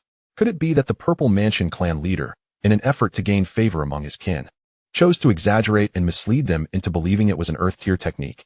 The mere thought nearly brought a smile to Elder Zhou's face. To verify his conjecture, he promptly said, "Pray, show me the top-grade Earth tier technique you are cultivating. Perhaps there are hidden dangers within it that I might assist you in resolving." Hidden dangers? How could the techniques bestowed by the clan leader possibly harbor any hidden dangers? At this moment, Jiang Yin found himself questioning the expertise of the other party. However, upon reflecting that the individual had immediately presented a terrestrial-grade technique, he deemed the credibility to be reasonably high. Thus, Jiang Yin promptly retrieved a copy of the Pure Yang technique from his bosom, holding it before him as he began to peruse its contents. Chapter 33. The Astonishment of Elder Zhou. Who exactly is the clan leader of the Jiang family? Elder Zhou, utilizing his emanating spiritual force, discerned the contents inscribed within. Yet, as he continued to read, the ease on his face began to vanish at an alarming rate, replaced by a grave demeanor. Could this truly be a technique granted by a clan leader of the Purple Mansion realm? As a formidable being of the celestial realm, he could certainly perceive the intricacies of the Pure Yang technique, although it was merely of the highest quality among terrestrial-grade techniques, once mastered. Its power could rival that of inferior celestial-grade techniques. Moreover, the recorded cultivation pathway was so profound that even after thorough examination, he found no flaws to critique, only capable of describing it as perfect. He had never encountered such a flawless terrestrial-grade technique, which could be deemed the most suitable for low-level practitioners to cultivate. Should such a technique appear in the places he once inhabited, it would likely be coveted by those from the sacred land and imperial dynasties. Yet, why would such an extraordinary technique manifest in such a remote locale? Elder Zhou felt utterly baffled, and suspicion began to seep into his gaze as he looked at his disciple again, suddenly harboring the unsettling impression that the young man was not being entirely forthright. Are you certain that your clan leader is merely of the Purple Mansion? Or is the strongest individual in your family someone else entirely? Perhaps there are other powerful beings in your vicinity? Confronted with Elder Zhou's barrage of inquiries, Jiang Yin felt utterly perplexed. Nevertheless, recalling that he had already become a disciple, he responded earnestly, "The most powerful individual in our Jiang family is undoubtedly the clan leader. It is said that the Lord of Wudong City is also a practitioner of the Purple Mansion, and the strongest sect in the nearby region, Qinshan Sect, is presided over by a Yuanhai realm practitioner." As Jiang Yin divulged each piece of information, Elder Zhou's brows knitted together in worry. For some reason, he suddenly felt a pang in his liver, despite his current state of being a remnant soul without one.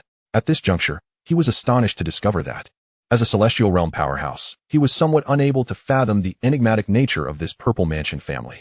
He shook his head, dismissing further contemplation, attributing it to the family's considerable fortune. The intricacies of this Pure Yang technique are such that even I cannot find a single flaw. You may cultivate it with assurance. Furthermore, this technique is far more precious than you can imagine.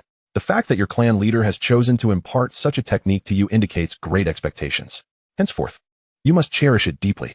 Upon hearing his master's words, Jiang Yin felt a surge of fervor within. Having never cultivated a profound technique before, he lacked an understanding of the value of terrestrial-grade techniques. However, now that he had heard the praise from his master, a celestial powerhouse, he realized the extraordinary nature of the Pure Yang technique. The thought that the clan leader had entrusted him with such an invaluable technique moved Jiang Yin deeply. solidifying his resolve within. In the future, I must diligently repay my family and never betray the affection of the esteemed patriarch. At this moment, Elder Zhou fell into a brief contemplation. Since Jiang Yin had already acquired the most suitable cultivation method, the option of providing a new technique could be temporarily dismissed. After all, for a low-tier cultivator, he could not offer a superior method himself.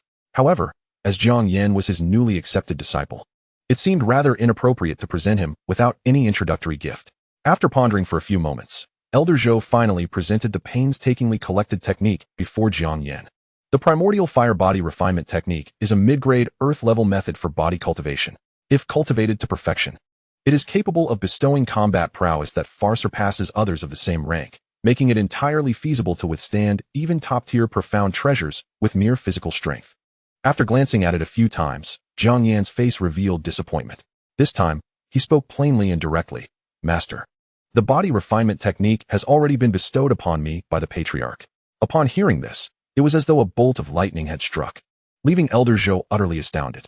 He never anticipated that, in addition to that extraordinarily perfect pure yang technique, the patriarch of the Jiang family would also grant Jiang Yin a body refinement method. Moreover, judging by Jiang Yin's expression, it was evident that the technique he possessed was even more formidable than the primordial fire body refinement technique. But how could this be possible?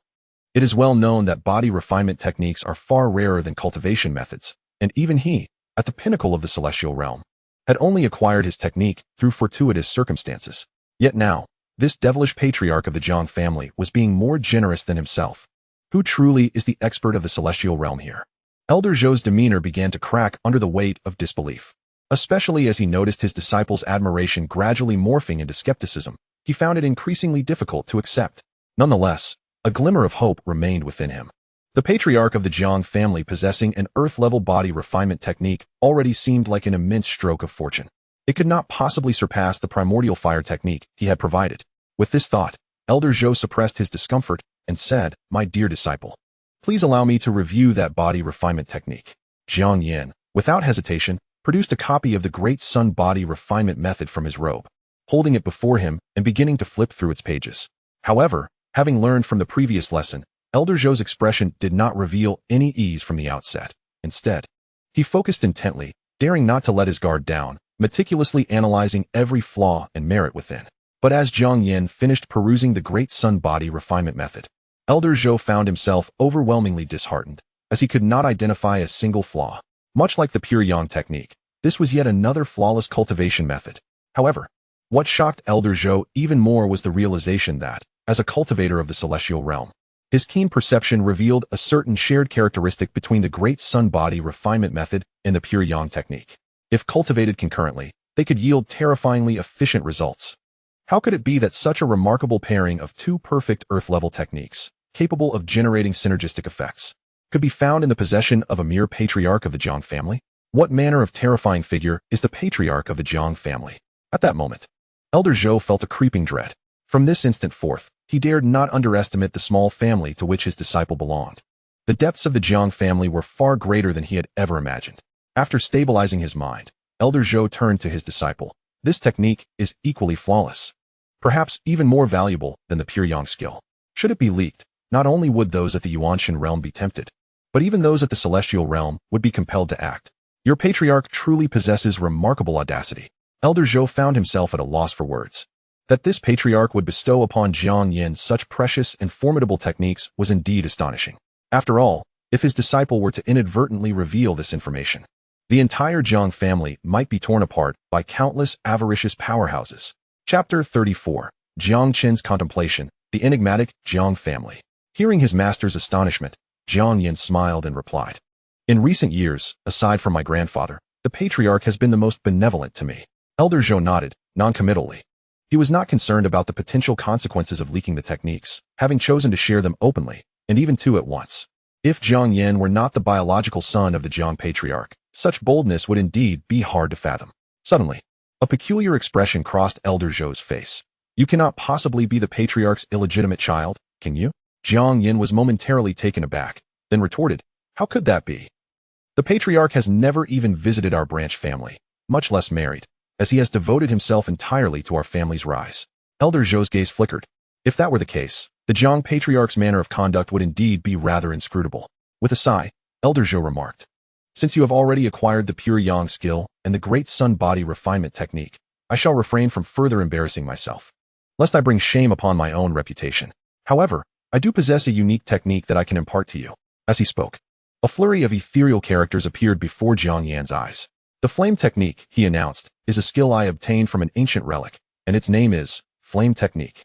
Though this technique is merely of low yellow rank, with continual refinement of foreign flames, it can undergo remarkable transformations, proving to be infinitely wondrous. I am confident that this flame technique is by no means inferior to the techniques bestowed upon you by your patriarch." Upon discovering such a marvelous technique still existed in the world, Jiang Yan's eyes brightened instantly, noticing that his once discontented disciple now wore a look of satisfaction. Elder Zhou felt a slight relief. Had the Jiang Patriarch been able to present a technique far superior to the flame technique, he would have had nothing to say and would have lost face before his disciple today. Fortunately, the flame technique ultimately salvaged some of his dignity as a teacher. Once Jiang Yan firmly etched the cultivation method of the flame technique in his mind, he eagerly began to operate the pure Yang skill, plunging into his practice. With his master now awakened, there was no longer a need to absorb his spiritual energy. Did this mean he could finally commence his cultivation? Upon contemplating this, Jiang Yan's heart surged with fervor. If given the choice to be a genius, who would willingly choose to be a failure, living an ordinary life until the end? As the pure Yang technique coursed through him repeatedly, Jiang Yan finally confirmed that the spiritual energy he absorbed would no longer inexplicably dissipate. Under the nurturing embrace of abundant spiritual energy, his diminished realm began to swiftly recover. After a night passed, as dawn broke, Jiang Yan sat cross-legged upon his bed. Although he had not slept a wink, his spirit was remarkably invigorated. Feeling the powerful energy surging through his limbs, he nearly cried out in exultation. In just one night, not only had his cultivation returned to its peak, but he had also successfully broken through, reaching the coveted first level of the postnatal realm. At this moment, Jiang Yan felt as though the world had transformed from a dull gray into a vibrant tapestry, filled with hope. Noticing beams of sunlight streaming through the window, Jiang Yan immediately rose, donned his garments, and pushed open the door, stepping out of his room. Now, he was eager to share the joyous news of his restored cultivation with his grandfather, Jiang Chen, and the clan leader. Making his way to the courtyard, he traversed several cobblestone paths. Suddenly, accompanied by a sound akin to the breaking of air, Jiang Yan instinctively halted, looking in the direction of the noise. There, beneath a large tree not far away, stood a familiar figure. It was a resolute-looking young man with black hair, wielding a sword and skillfully executing his techniques. Each move was as graceful as a startled swan, as agile as a roaming dragon, yet subtly imbued with an air of lethal intent. In mere moments, the fierce sword wind surrounding him had sliced the yellow leaves falling from the tree into countless fragments, cascading to the ground. This individual was none other than the pride of the Jiang family, Jiang Chen. At that moment, noticing someone observing him, Jiang Chen retracted his sword and looked up. Their eyes met. When he recognized that the visitor was Jiang Yan, Jiang Chen was taken aback. "Yan, you've restored your cultivation?" As a master at the 9th level of the postnatal realm, he could naturally discern the many anomalies in Jiang Yan's current state. Jiang Yan quickly composed himself, exhaled a breath of energy, and smiled broadly. "Brother Chen, you and the clan leader were absolutely right. As long as one perseveres, miracles can be wrought." Rising anew from the ashes, sensing the distinct aura of the postnatal realm emanating from Jiang Yan, Jiang Chen's eyes flickered with astonishment, realizing the extraordinary potential of his younger cousin. If he could regain his cultivation through the mysterious flame restoration pill and resume his path of training, what had enabled Jiang Yan to do the same? For some reason, the clan leader's words echoed in his mind. Your cousin may one day pique your interest. Initially, he thought the leader's comments pertained to similar experiences, but upon further reflection, it seemed peculiar. Did the clan leader foresee this moment? Was he aware that Jiang Yan could restore his cultivation? Just as Jiang Chen was engulfed in confusion, the elder residing within the ring on Jiang Yan's finger sensed something unusual. Through his formidable soul perception, he immediately discerned that Jiang Chen possessed exceptionally powerful innate qualities. This revelation left Elder Zhou in a state of bewilderment. It is worth noting that such formidable talents are typically sufficient to elevate one to the ranks of prodigies among the sacred dynasties. How could they emerge from such a humble family? Elder Zhou's expression grew increasingly grave. In pursuit of understanding, he intensified his perception, eager to uncover the truth behind Jiang Chen's essence. However, as his probing deepened, his countenance suddenly shifted dramatically. At that moment, He sensed an incredibly terrifying aura emanating from the depths of Jiang Chen's being. This aura was so potent that it was almost unimaginable, causing Elder Zhou's very soul to tremble. Realizing that he could no longer delve further without risking annihilation before this mysterious force, he swiftly withdrew his perception. Overwhelmed by fear, despite having once reached the pinnacle of the celestial human realm, he felt as fragile as an ant in the face of this overwhelming presence. Could it be that within his disciple's cousin lay a terrifying entity surpassing the realm of saints? Contemplating this, Elder Zhou found himself engulfed in uncertainty. Thankfully, Jiang Chen's cultivation was merely at the postnatal stage. Had it been at a higher level, even he might have been unable to detect the existence of this dreadful force. Chapter 35. Elder Zhou's speculation. Is the Jiang family patriarch the reincarnation of an ancient emperor? In that moment, he became increasingly convinced of the peculiarities surrounding the Jiang family. After all, which minor clan could boast two flawless, top-tier Earth-level cultivation techniques, alongside a youth burdened with such immense karma? Reflecting on this, Elder Zhou deemed it prudent to alert his somewhat fortunate disciple, promptly transmitting a warning. Your cousin is quite extraordinary. You should exercise caution in the future. In response, Jiang Yan maintained an unperturbed demeanor, seemingly indifferent. Regardless of how remarkable Brother Chen might be, he was still a member of the Jiang family, and once he grew stronger, he would undoubtedly aid the clan in becoming even more formidable. Not to mention, he had previously stood up to Ko Qing, saving him in the process. Thus, in Jiang Yan's heart, if Jiang Daoxuan represented a fatherly figure, then Jiang Chen epitomized the role of a beloved elder brother. Noticing Jiang Yan's nonchalance, Elder Zhou let out a soft sigh, choosing not to elaborate further. However, with Jiang Chen bearing such profound karma, his future achievements were likely to be boundless. Moreover, having such a brother could potentially smoothen his disciple's path in cultivation. Perhaps, in due time, it would not only involve clearing his own path and vanquishing wayward disciples, but might also present him with the opportunity to reconstruct his physical form. With this thought, Elder Zhou's eyes suddenly sparkled with renewed vigor. Subsequently, after the casual exchange between Jiang Yan and Jiang Chen concluded, Jiang Yan took his leave and headed straight to the patriarch's residence. Before long, he arrived at the doorstep. Before he could knock, the door slowly swung open, revealing a handsome man of ethereal grace, akin to a celestial being. This man was none other than the patriarch of the Jiang family, Jiang Daoxuan. Having sensed Jiang Yan's arrival with his divine awareness, he had paused his cultivation and stepped out to greet him. Jiang Daoxuan gazed at Jiang Yan before him and immediately discerned the latter's postnatal cultivation level. In a single night, he had restored his powers. It seemed that the remnant soul of a celestial being within the ring had awakened. Just as Jiang Daoxuan was contemplating this, the system's notification sound suddenly chimed. Ding. Current objective. Investment can trigger golden level returns. Invest 1 pound of divine liquid to receive 1,000 pounds of divine liquid. Invest in Sangyin Spirit Fire to obtain the Samadhi True Fire Divine Ability. Invest in Supreme Calming Herb to receive 3 high-tier earthly artifacts. Upon witnessing the activation of a new investment opportunity, Jiang Daoxuan's eyes brightened, and he turned his gaze towards Jiang Yan, focusing intently on the ring held in his hand. At that moment, his profound gaze intertwined with that of Elder Zhou. Elder Zhou had been pondering the true nature of this Jiang family patriarch when he unexpectedly encountered such a turn of events. The terrifying gaze, as though it could see through everything, sent a chill down his spine. Goodness, I am a cultivator of the celestial realm. How can he, merely a purple mansion cultivator, perceive me? Elder Zhou felt a tingling sensation at the back of his neck, his heart quaking with unease. Although Jiang Daoxuan had not explicitly stated anything, the sensation of being thoroughly seen through was unmistakable. He had been exposed. At this juncture, Elder Zhou had firmly concluded that this Jiang family patriarch was far from ordinary, and the Jiang family itself harbored significant secrets. Subsequently, in an effort to ascertain the truth, Elder Zhou expanded his perception once more. As his awareness settled upon the Jiang family patriarch, he was immediately struck by an overwhelming aura, akin to a terrifying resonance of the Tao. Elder Zhou's pupils constricted, his expression shifting dramatically. This sensation bore resemblance to a certain legendary constitution, innate Tao embryo. Such an extraordinarily powerful constitution, even in his region, was rarely seen over countless ages. He had only gleaned fragments of it from obscure records.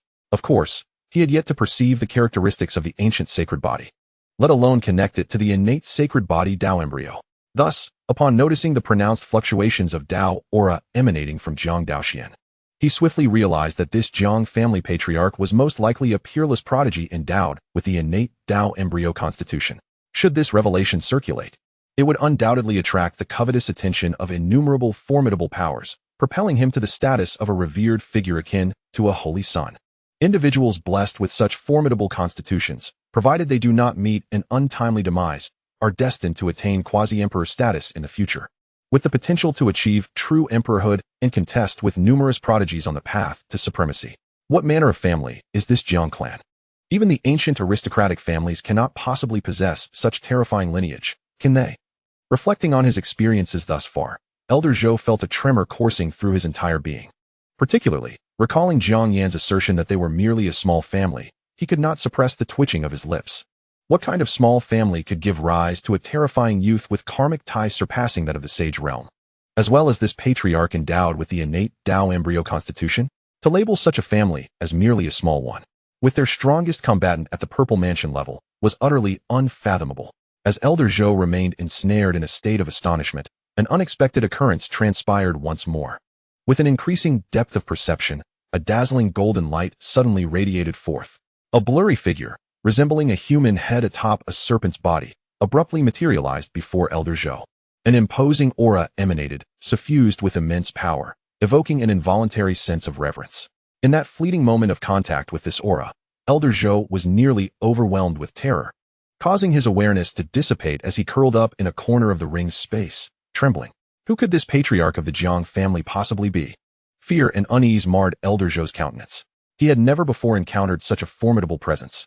Even the sage-level cultivator he had once been fortunate enough to meet appeared as feeble as an ant in the face of this aura. Such a level of might could not possibly be emitted by a sage, not even by a sage king. Just then, a bold notion suddenly invaded Elder Zhou's mind. Refusing to be banished, spiraling uncontrollably. Could it be that this patriarch of the Jiang family was, in fact, the reincarnation of an ancient emperor who had awakened their memories? With this thought, Elder Zhou swallowed nervously. If this were true, then everything would have an explanation. As an ancient emperor with awakened memories, possessing mastery over two supreme earth-tier techniques, and perceiving his own existence with a purple palace cultivation, while harboring such a terrifying aura, it would not be unusual at all. For him, this would also be an immense boon. Given the current state of the Jiang family, everything was merely in its nascent stages, a potential dragon in the depths, destined to soar through the heavens. If he could seize this opportunity, supporting Jiang Yan in his ascent to strength before the Jiang family truly flourished, then surely when this patriarch re-embarked on the imperial path, he would recall the contributions of Elder Zhou in aiding Jiang Yan. Just a mere thread of fortune could grant him a chance to reshape his corporeal form, and at that time, recovering his complete celestial realm cultivation, or even breaking through to sage realm would be effortless. Chapter 36. You call me master. I call you young lord. With this in mind, Elder Zhou immediately adopted a humble demeanor and conveyed to Jiang Yan telepathically, "Disciple, listen." Upon hearing the sudden voice of his master, Jiang Yan felt somewhat bewildered, but remembering the patriarch was still present, he silently thought, "What is it, master?" Cough, cough, cough. "My dear disciple, let us agree that from now on, we shall each refer to one another accordingly. You shall call me master, and I shall call you young lord. How does that sound?" Since he intended to seize the opportunity while the Jiang family was still in its infancy, Elder Zhou naturally dared not regard Jiang Yan merely as a disciple. After all, this was no ordinary disciple destined to inherit his legacy. This was the young lord providing him with a path to greatness. As Elder Zhou's respectful tone resonated, Jiang Yan was utterly taken aback. "Master, what is wrong? Why do you speak such words?" Being addressed as young lord by a celestial realm cultivator was indeed a treatment that left Jiang Yan somewhat at a loss for words, and he felt unworthy of such regard. In response to Jiang Yan's confusion, Elder Zhou chose not to elaborate. After all, since the patriarch of the Jiang family had not disclosed his identity to the clan, he presumably had his own plans in mind. Should one come to realize their true identity, it would be a matter far beyond mere fortune. The preservation of one's life would be a different concern altogether. Thus, after a deep sigh, Elder Zhou cautiously remarked, "Alas, there is much I cannot disclose, but I shall reveal a fraction. Your clan leader is indeed extraordinary, far surpassing your imagination. Henceforth, you need only to steadfastly cling to your clan leader's side, and attaining the realm of a sage shall be no arduous task. In fact, it may even be that the pigs raised by your Jiang family could seize an opportunity to break through to the star cycle realm, perhaps even to the point of defeating the strongest practitioner of the Qianshan sect in your vicinity. Frankly speaking, I find myself somewhat envious of you, for you are able to share kinship with such a remarkable being." Upon hearing these words, Jiang Yin felt a jolt within. He had never anticipated that their esteemed teacher would hold their clan leader in such high regard. It was truly astonishing. Could it be that merely clinging to the clan leader's leg would bestow the opportunity to achieve sagehood? That seemed rather exaggerated, did it not? While he held immense faith in their clan leader, the power of a sage was formidable beyond measure. A mere flick of their hand could obliterate an entire dynasty, such as that of the great Qin. If what his master said bore truth, then their clan leader.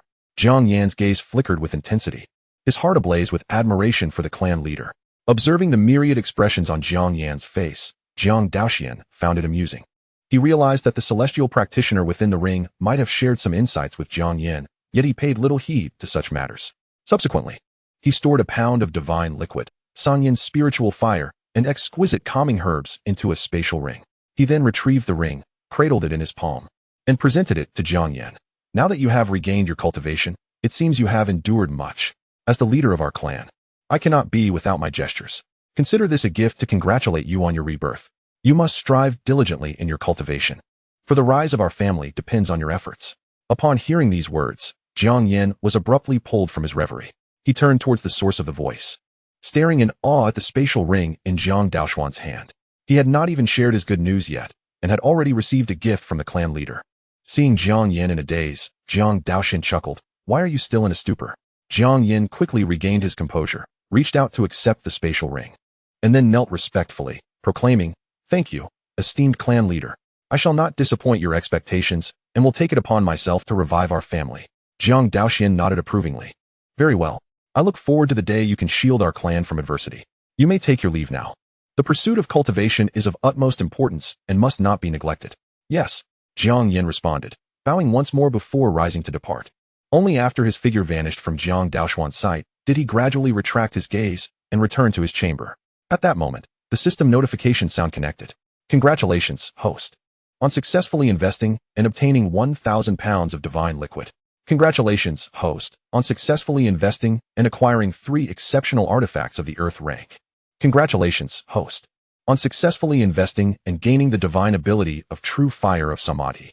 True Fire of Samadhi, cultivated from essence, chi, and spirit, this fire is pure and formidable. Once unleashed, it burns fiercely, impervious to water, and intensifies upon contact with it, capable of incinerating an entire realm, reducing it to nothingness. As the system rewards were bestowed, Jiang Daoxuan's mind became flooded with information regarding the true fire of Samadhi. His body seemed to awaken to a primal instinct, allowing him to unleash the potent divine ability with but a mere thought. Indeed, my means of combat have expanded. Jiang Daoxuan nodded in satisfaction. If one's methods of confrontation are overly singular, they can be easily countered once discovered. Therefore, techniques like the 10,000 Swords Assembly and the True Fire of Samadhi are invaluable additions to my arsenal. One never knows when they might prove essential. With this thought fleeting through his mind, Jiang Daoxuan returned to his bed, choosing to sit cross-legged and retrieving the divine liquid to continue his cultivation. At this juncture, his cultivation had reached the pinnacle of the 9th layer of the Purple Palace realm, with only one final step remaining before he could officially ascend to the Yuan Sea realm. The day of his breakthrough into the Yuan Sea is not far off. Meanwhile, Jiang Yin, after sharing the good news of his restored cultivation with his grandfather, Jiang Hongwan, promptly returned to his dwelling, ensuring that no one was around. Jiang Yin closed the door behind him and approached the table, casually taking a seat on a nearby stool. He then cautiously retrieved the spatial ring bestowed upon him by the patriarch. Holding it in his hand, he activated its spiritual energy. In an instant, the scene within the spatial ring unfolded before his eyes. Before him lay a white jade jar, a fist-sized ball of orange-red flame, and a bizarre blue herb. Gazing at these 3 items, Jiang Yin was astonished to realize that he recognized none of them. The gifts from the patriarch were surely extraordinary, and he thought it prudent to seek his master's assistance in identifying them. Determined, Jiang Yin took out the white jade jar and placed it on the wooden table. At first glance, there appeared to be nothing unusual about it, so he immediately reached out and opened the lid. The moment he did, an overwhelming wave of life energy surged forth, filling the entire room. Jiang Yin was taken aback by the spectacle, instinctively inhaling deeply, which invigorated his spirit and flooded him with boundless energy. Witnessing this extraordinary phenomenon only heightened his curiosity, prompting him to lean in closer to peer inside the jar.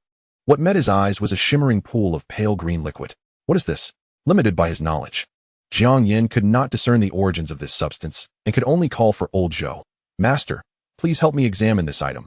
What miraculous effects does it possess? Chapter 37. The Heavenly Flame Technique and the Tsangyin Treasure Body. Upon hearing Jiang Yan's call, old Zhou, concealed within the ring, hastily responded, "Young master. If my conjecture is correct, this substance is likely divine liquid." Divine liquid? Faced with this utterly unfamiliar term, Jiang Yan furrowed his brow. Upon hearing this, Elder Zhou began to elucidate patiently. If spirit stones are the currency commonly utilized by ordinary cultivators, then divine liquid serves as the currency favored by those above the realm of manifestation. The divine liquid is imbued with an exceptionally pure essence of heaven and earth. Should the young master choose to absorb it, the benefits would be manifold. As for the value of this substance, the divine liquid before you should be sufficient to exchange for approximately 1,000 high-grade spirit stones. Although regional discrepancies may cause some fluctuations in price, the difference is not likely to be substantial. 1,000 high-grade spirit stones. Jiang Yan's pupils constricted, and a tempest of astonishment surged within him.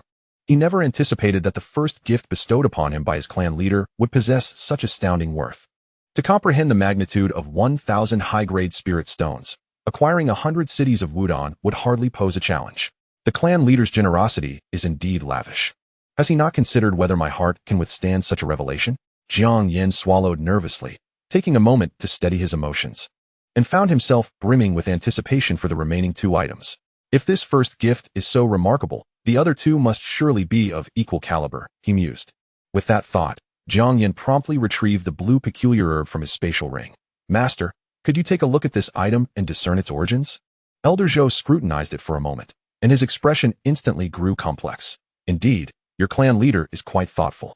Noting Master S' reaction, Jiang Yan couldn't help but feel a tinge of curiosity. "Oh, what do you mean by that?" "This item is called Tranquil Spirit Herb, typically classified as an Xian-grade spiritual herb. However, given its appearance, this particular specimen should be of exceptional quality, likely reaching the level of a low-grade earth-grade herb. As for its effects, it serves to nourish the remnants of a soul." Remnants of a soul? Wait, could it be that the clan leader has discovered your condition? Jiang Yan's eyes widened as he quickly grasped the peculiar implications. After all, his own soul had not been damaged. The clan leader's sudden gift of this item was clearly intended for someone else. Elder Zhou first acknowledged the inquiry, then could not help but exclaim, "If this had been during my prime, this item would not have been considered rare, but now, having fallen into a state of a remnant soul, it proves to be of great utility to me. This time, I owe a debt of gratitude to your clan leader, as I have benefited from your association." Hearing this, Jiang Yan smiled faintly, filled with pride for having such a powerful clan leader. Once he had composed himself, he continued to inquire, "Master, how should I present this tranquil spirit herb to you?" "Simply place it on the surface of the ring." "Understood." Jiang Yan followed Elder Zhou's guidance and placed the herb upon the ring. Soon, with a flash of blue light, the tranquil spirit herb vanished from sight. Just as Jiang Yan marveled at this phenomenon, Elder Zhou's voice gently resonated. "Young master, take a look again. Has the clan leader left you any other treasures?" Returning to his senses, Jiang Yan immediately retrieved the peculiar orange flame from within the spatial ring. The flame floated in midair, emitting no heat whatsoever. Even when Jiang Yan, unable to suppress his curiosity, reached out to touch it, he felt no abnormality. Jiang Yan continued to pose his inquiry to Elder Zhou. "Master, what might this be?" As soon as the words fell, the excited voice of Elder Zhou reverberated. "Exotic fire. This is a heavenly grade exotic fire. It is truly inconceivable that your clan leader would bestow upon you such a treasure." Elder Zhou racked his brain, utterly perplexed as to why Jiang Yan, who had merely attained the first level of the acquired realm, was directly granted a heavenly grade exotic fire by the clan leader of the Jiang family. One must understand the rarity of this item. Even during his peak in the celestial realm, he had only heard of its name and never laid eyes upon it. After all, the exotic fire he had painstakingly sought, braving numerous dangers, was merely a half-step to the heavenly grade. To bestow such a heavenly grade exotic fire so casually, indeed, this was befitting of the reincarnation of a great ancient emperor, displaying such lavishness in his actions. Elder Zhou's thoughts surged, his heart profoundly shaken. Heavenly grade exotic fire? Jiang Yan was momentarily taken aback. Although he had learned of the existence of exotic fire from the records of the flame technique, this was the first time he had encountered such a physical manifestation. This opportunity was too precious to be missed. "Young master, quickly utilize the flame technique to refine this heavenly grade exotic fire. Once you succeed in refining it, the benefits will be immeasurable." Elder Zhou's urgent voice echoed in his ears. Jiang Yan swiftly regained his composure and began to activate the flame technique, attempting to refine it. Moments later, Jiang Yin successfully refined the Tsangyin spirit fire. The grade of his flame technique soared from the low yellow grade to the mid-heavenly grade. Simultaneously, influenced by the Tsangyin spirit fire, his physique transformed into the Tsangyin divine body. A torrent of powerful spiritual energy surged forth. Acquired realm 2nd level. Acquired realm 3rd level. Acquired realm 4th level. Acquired realm 7th level. In merely a few dozen breaths, Jiang Yin, leveraging the spiritual energy feedback from the Tsangyin divine body, broke through to the 7th level of the acquired realm. Moreover, with the aid of the divine liquid and pure yang technique, breaking into the innate realm was merely a matter of days. Chapter 38. The twin stars of the Jiang family prepare to break through to the Yuanhai realm. Days later, in Wudong City, Jiang family. During this time, Jiang Daoxuan, in order to expedite the growth of the two fated children, generously bestowed them with bottles of yuan enhancement pills to consume like candy. In addition, he also granted each of them a top-grade earthly treasure long sword, and specifically presented Jiang Chen with a pound of divine liquid. With the abundant cultivation resources provided by Jiang Daoxuan, Jiang Yin and Jiang Chen lived up to expectations and made successive breakthroughs. First, Jiang Chen shattered the limit of the 9th level of the acquired realm, successfully breaking through to the innate realm, becoming the 7th innate master of the family. Subsequently, on the 3rd day, Jiang Yin made rapid progress and also broke through to the innate realm, becoming the 8th innate master of the family. The two boys, both under the age of 20, not only caused a sensation within the Jiang family, but also stirred the entire Wudong city. Moreover, their combat prowess was far more exaggerated than their actual cultivation level. Each wielding a 3-foot azure blade, they swept through various talents and seasoned innate masters, resembling two insurmountable mountains, suffocating all innate beings within the city. Conversely, their fame gradually spread to surrounding cities. In the wake of their rising renown, some external talents were drawn to challenge them. However, without exception, all challengers were defeated within a few exchanges, ultimately meeting with failure. In an instant, the name of the Jiang family's twin stars resonated throughout several surrounding cities, becoming the object of admiration for countless young martial artists. Moreover, they became the object of affection for many young ladies from prominent families, with some boldly declaring their intent to marry only Jiang Chen and Jiang Yin in this lifetime. Meanwhile, Jiang Daoxuan, the ruler of Wudong City, saw his reputation gradually spread through conversations among merchant caravans, reaching several nearby cities. This was particularly true when the city lord, Ding Xian, revealed that Jiang Daoxuan had mastered the essence of sword intent, causing a tremendous uproar. To comprehend sword intent at the level of Purple Mansion cultivation was a feat unseen for over a millennium in these regions. Thus, when this news emerged, Jiang Daoxuan's illustrious name was immediately inscribed in the local annals of several cities. For once one grasps the essence of sword intent, they may rightfully be called a sword master, earning the esteemed title of sword sect. Consequently, amidst the discussions of countless martial artists in the surrounding cities, fewer and fewer dared to call Jiang Daoxuan by name, instead bestowing upon him the respectful title of Jiang Sword Sect. As the sun dipped below the horizon, in the bamboo groves of the Jiang family's rear mountain, a striking young man clad in white martial attire sat cross-legged upon the ground. Spiritual energy surged around him, enveloping the vicinity, causing the verdant bamboo to sway and countless leaves to scatter. The tremendous aura he exuded sent all approaching beasts fleeing in terror and startled the birds into flight. Jiang Daoxuan gently nodded, casting his gaze upon his palm. A faint red glow flickered within his palm, reflecting a potent vitality. An unceasing stream of power surged into him, as if he could tear apart demonic beasts and engage in combat with young dragons. This was the extraordinary power of the heavenly grade treasure, the martial blood garb. Ever since he donned the martial blood garb, it had merged seamlessly with his skin, revealing no outward anomalies. Yet, secretly, it bestowed upon him formidable passive effects. One such effect was the ability to continuously absorb spiritual energy for 24 hours, facilitating his cultivation. Although the efficiency of this passive absorption was inferior to his active cultivation, it compensated with its capacity to stack, producing a passive enhancement akin to an experience buff. Coupled with the innate sacred body, divine liquid, pure yang technique, and the collective enhancement from his entire family, Jiang Daoxuan now stood on the precipice of the Yuanhai realm, poised to step across the threshold at any moment. Chapter 39. The first Yuanhai realm cultivator in Jiang family history. The breakthrough to Yuanhai was imminent. Jiang Daoxuan's gaze shifted slightly as his 5 fingers clenched tightly, his entire being brimming with yuan power. Without encountering any unexpected obstacles, the process unfolded remarkably smoothly. In an instant, A vast ocean of Yuan power rapidly formed within his purple mansion. The Yuan High was established. From this point onward, he need only continually accumulate Yuan power to deepen and expand his Yuan High. In battle, he could unleash a relentless torrent of Yuan power. Just as Jiang Daoxuan achieved his breakthrough into the Yuan High realm, a powerful storm of spiritual energy suddenly erupted in the skies above. Waves of terrifying spiritual pressure swept through the surroundings, enveloping the entire Jiang family residence.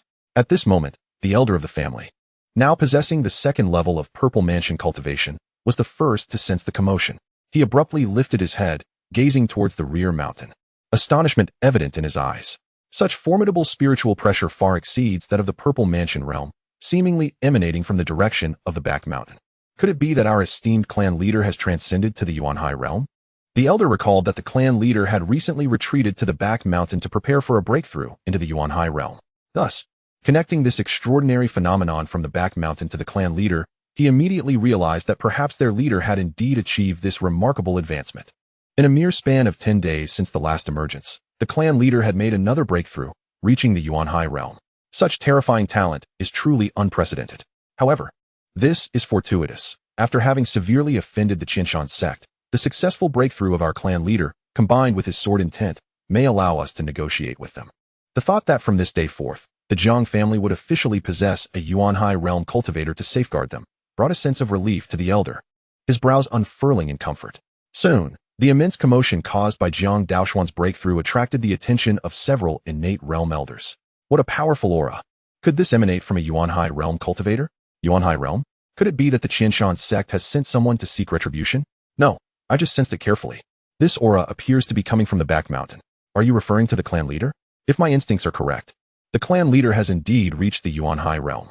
The Jiang family has unexpectedly produced a Yuan High realm cultivator? Who could have imagined that just days ago we were nearly annihilated by the Tang family? It is all thanks to our clan leader, whose emergence has brought about such a monumental transformation in our family. The elders were filled with awe. Soon, this news spread among the many descendants of the Jiang family. Upon learning that their clan leader had attained the Yuan High realm, the entire Jiang family erupted in celebration, engulfed in immense joy. Jiang Chen and Jiang Yan exchanged glances, their hearts filled with mixed emotions. The clan leader truly lives up to his title, advancing at such an astonishing pace. Initially, they had felt a sense of pride in their recent surge in cultivation. However, upon discovering the clan leader's breakthrough into the Yuan High realm, their fleeting pride was utterly shattered. They had thought they could close the gap with their leader, only to realize that the distance was only widening. With this thought, Jiang Chen clenched his fists. If I wish to keep pace with the clan leader, my current level is far from sufficient. From this day forth, I shall double my efforts. I strive to alleviate the clan leader's burdens as soon as possible. Jiang Yan remarked, it is indeed laughable. I was once quite satisfied with my progress, but now I see that I have been excessively complacent. The clan leader has bestowed upon us invaluable resources beyond the imagination of ordinary individuals, and this is not meant for us to rest on our laurels. I too shall strive to relieve the clan leader of his worries. Indeed, had we not indulged in arrogance from the outset, our realms would not be limited to this level. In the future, if any prodigy visits our Jiang family seeking to challenge us for fame, I shall not even bother to engage. It would merely waste our cultivation time. Exactly. Reputation is but a fleeting shadow. Only one's own strength is paramount. Two prodigious youths, who recently basked in the glow of newfound fame, suddenly found themselves awakening to the realization of their complacency and self-satisfaction. Upon this epiphany, they were rejuvenated. Shedding superficiality, and a fervent spirit of ambition surged within them. In that instant, a fire of competition ignited deep within their hearts, blazing fiercely, growing ever more intense. While the entire Jiang family reveled in joy, Jiang Daoxuan, having achieved a breakthrough, sensed that it would take 2 more days to complete the fusion. He promptly set about preparing Mount Kangwu for the family's relocation. Shortly thereafter, Jiang Daoxuan traversed the rugged mountain ranges, reaching the outskirts of Mount Kangwu. The formidable aura emanating from him rendered even the most ferocious beasts of the Yuan High realm as docile as kittens. Observing this, Jiang Daoxuan employed his divine sense to locate all the beasts at the Purple Mansion realm and above. He then unleashed a thunderous strike, annihilating them. Once only the innate realm beasts remained, suitable for training his kin, he withdrew, arriving at the mid-slope of Mount Kangwu. Gazing upon the vast, overgrown expanse before him, Jiang Daoxuan swiftly utilized the architectural grand gift from his system repository. With a flash of golden light, magnificent halls and pavilions emerged. The Family Hall, Alchemy Hall, Artifact Refining Hall, Law Transmission Hall, Merit Repository, and Martial Training Grounds were all established in splendid array. Content with the transformed surroundings, Jiang Daoxuan nodded approvingly. He then proceeded to arrange spiritual springs and spiritual fields, extracting dragon tooth rice seeds to sow within the fertile soil. Dragon tooth rice, a rare and precious low-grade spiritual grain named for its resemblance to dragon teeth, would, upon maturation, serve to invigorate practitioners' vital energies, fortify their physiques, and harmonize their internal organs when consumed. With the enhancement capabilities of the spiritual fields and springs, this grain could become the staple food for the Jiang family in the future. Having completed these tasks, he departed from Mount Kangwu and soared towards Wudong City. Upon returning home, Jiang Daoxuan addressed the family elders surrounding him, commanding, "Summon all clan members to gather here within the time it takes to burn a stick of incense." His voice resonated with formidable authority. The elders, roused from their reverie, responded promptly, "Yes." They hurriedly dispersed, notifying the Jiang family members scattered throughout Wudong City to return to the clan's stronghold. Soon, the Jiang family members hastily returned, congregating in the courtyard. After confirming that all were present, Jiang Daoxuan slightly nodded. He then faced the assembly and unveiled a shocking announcement. From this day forth, the Jiang family shall relocate to Mount Kangwu, establishing it as our new residence. Upon hearing this proclamation, the younger members of the clan instinctively gasped in surprise. After all, the ferocious beasts inhabiting the vicinity of Mount Kangwu were notorious, instilling a sense of dread among many. However, the patriarch unexpectedly chose to take the opposite course, preparing to lead them boldly forward, which stirred a sense of unease among the group. Yet, this feeling of apprehension did not linger for long. Upon learning that the patriarch had vanquished all fierce beasts of innate realm and above, they were instantly swept into a state of exhilaration and excitement.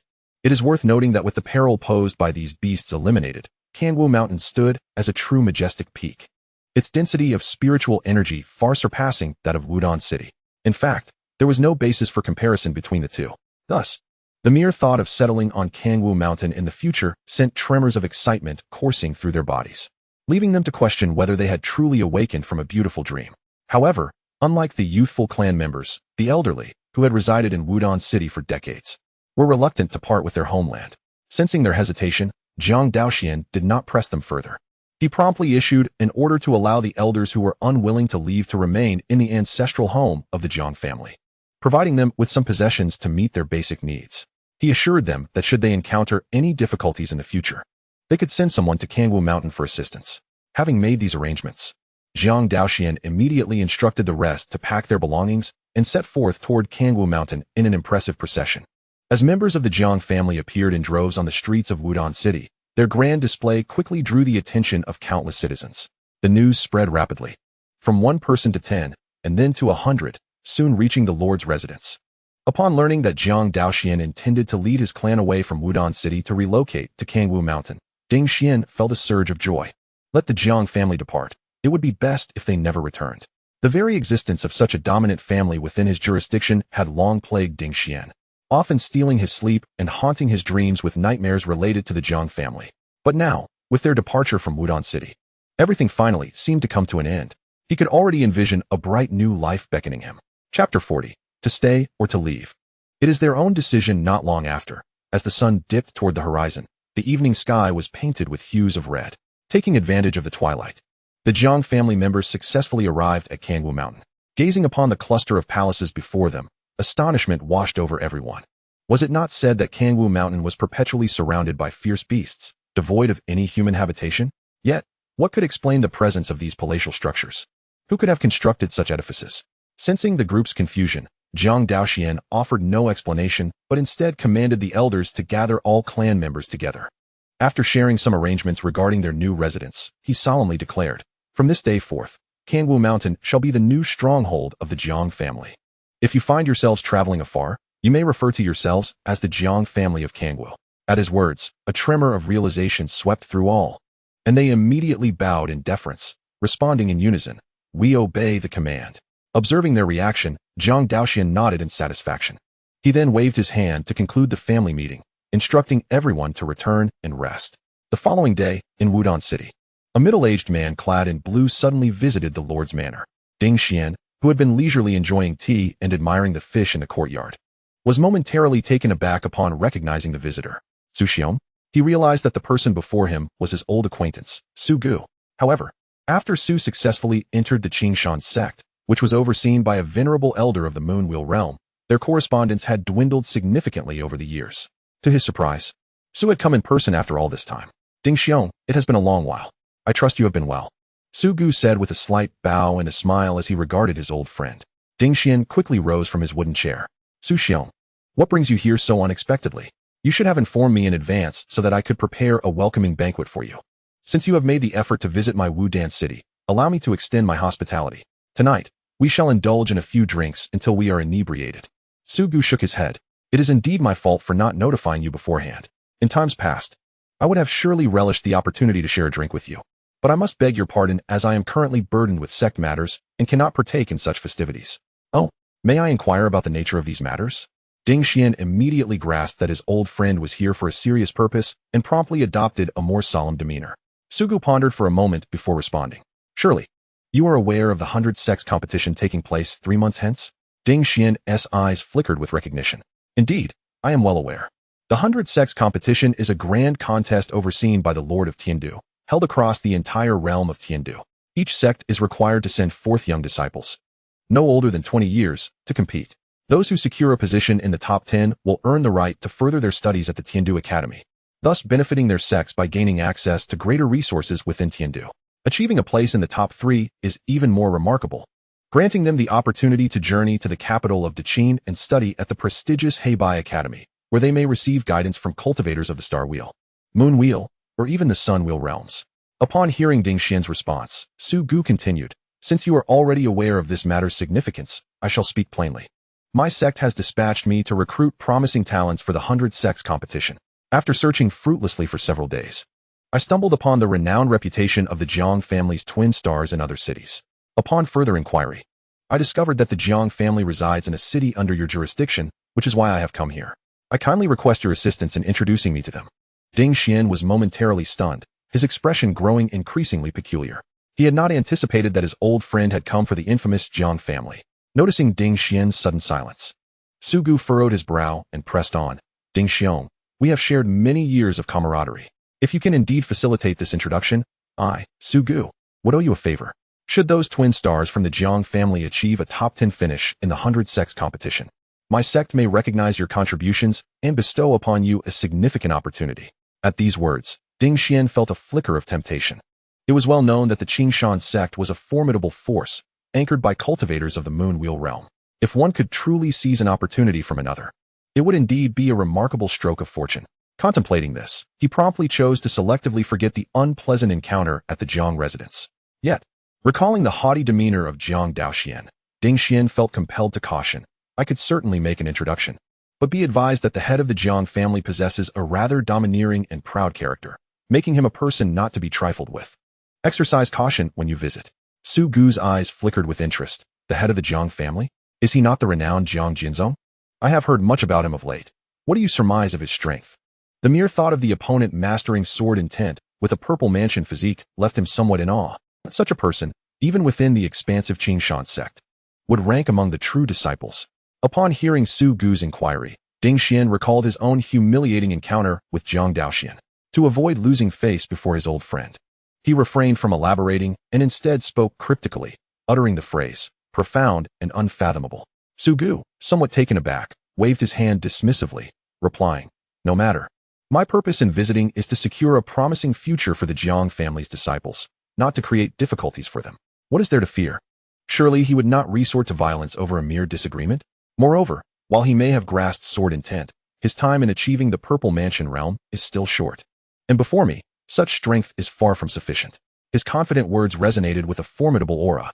Ding Xian's eyes brightened. Brother Su, have you truly broken through to the 9th level of the Purple Mansion realm? This is indeed promising news. Congratulations. With this revelation, his previously anxious heart finally found solace. Although Jiang Daoxuan wielded sword intent and possessed formidable combat prowess, he was undoubtedly no match for Su Gu, who, as a member of the Qingshan sect, had access to numerous high-level techniques and whose combat strength far exceeded that of an average 9th-level Purple Mansion cultivator. Certainly not a Jiang Daoxuan, who was a latecomer to the path, could hope to rival. Having fortuitously received a reward from the sect, Su Gu had recently achieved his breakthrough. But now, can you trust me? Rest assured, I shall lead the way. Shortly thereafter, Ding Xian guided Su Gu to the foot of Kangwu Mountain. As they were preparing to recruit disciples, the two refrained from making an intrusive entrance and instead landed at the mountain gate. The guards of the Jiang family, upon noticing their arrival, promptly dispatched someone to announce their presence. Learning of the city lord's visit, a congenital elder emerged and escorted them to the reception hall. We shall notify the clan leader. Please wait a moment, city lord. The elder, while speaking, gestured for the clan's disciples to serve a few cups of hot tea. At this moment, Ding Xian had no desire for tea, sitting patiently in his chair, awaiting the arrival of the main figure. Meanwhile, Su Gu discreetly surveyed his surroundings. Assessing the strength of these clan members, a subtle smile crept across his lips, revealing a hint of derision. It appeared that the Jiang family's foundation was far weaker than he had anticipated. How could such a family possibly produce a cultivator capable of comprehending sword intent? Truly, it was a marvel beyond belief. However, perhaps this was for the best. I fear that, at that moment, simply uttering the name of the Qingshan sect would be sufficient to elate the other party, prompting them to eagerly, even desperately, offer their kin into my hands. With this thought, a wider smile crept upon his lips. Shortly thereafter, when Jiang Daoxuan entered the hall, an overwhelming aura of sword intent surged forth, enveloping the surrounding space and causing Su Gu to startle slightly. He then abruptly raised his head, fixing his gaze upon the ethereal and exquisitely handsome man before him, his heart involuntarily quaking. Meanwhile, Ding Xian bowed his head, too intimidated to meet Jiang Daoxuan's eyes, clearly haunted by the shadows of their previous encounter. Despite Su Gu's presence beside him, he could not shake off the feelings of trepidation and unease. Jiang Daoxuan cast a casual glance at the two, and under the powerful effect of his keen perception, he instantly discerned Su Gu's realm, 9th level, of the Purple Mansion. After noting this, he dismissed it from his mind and redirected his gaze, approaching the Grandmaster chair at the head of the table. He addressed Ding Xian casually, stating, "It has been quite some time since we last met, Lord of the City. You remain as impressive as ever. Yet I wonder, what brings you here today with an outsider?" Ding Xian dared not respond, merely exchanging a glance with Su Gu. In light of the heavy and oppressive atmosphere within the hall, even a fool could perceive the underlying tension between the two. Aware of his unreliable old friend, Su Gu promptly took the initiative. "Jiang Sword Sect, it is indeed a pleasure to make your acquaintance. They say seeing is believing, and I must say, your presence surpasses all rumors." Jiang Daoxuan, however, remained indifferent and replied coldly, "Spare me the pleasantries. I have no interest in such trivialities." Su Gu's brows furrowed, sensing a hint of displeasure, yet he repressed his emotions, forcing a laugh.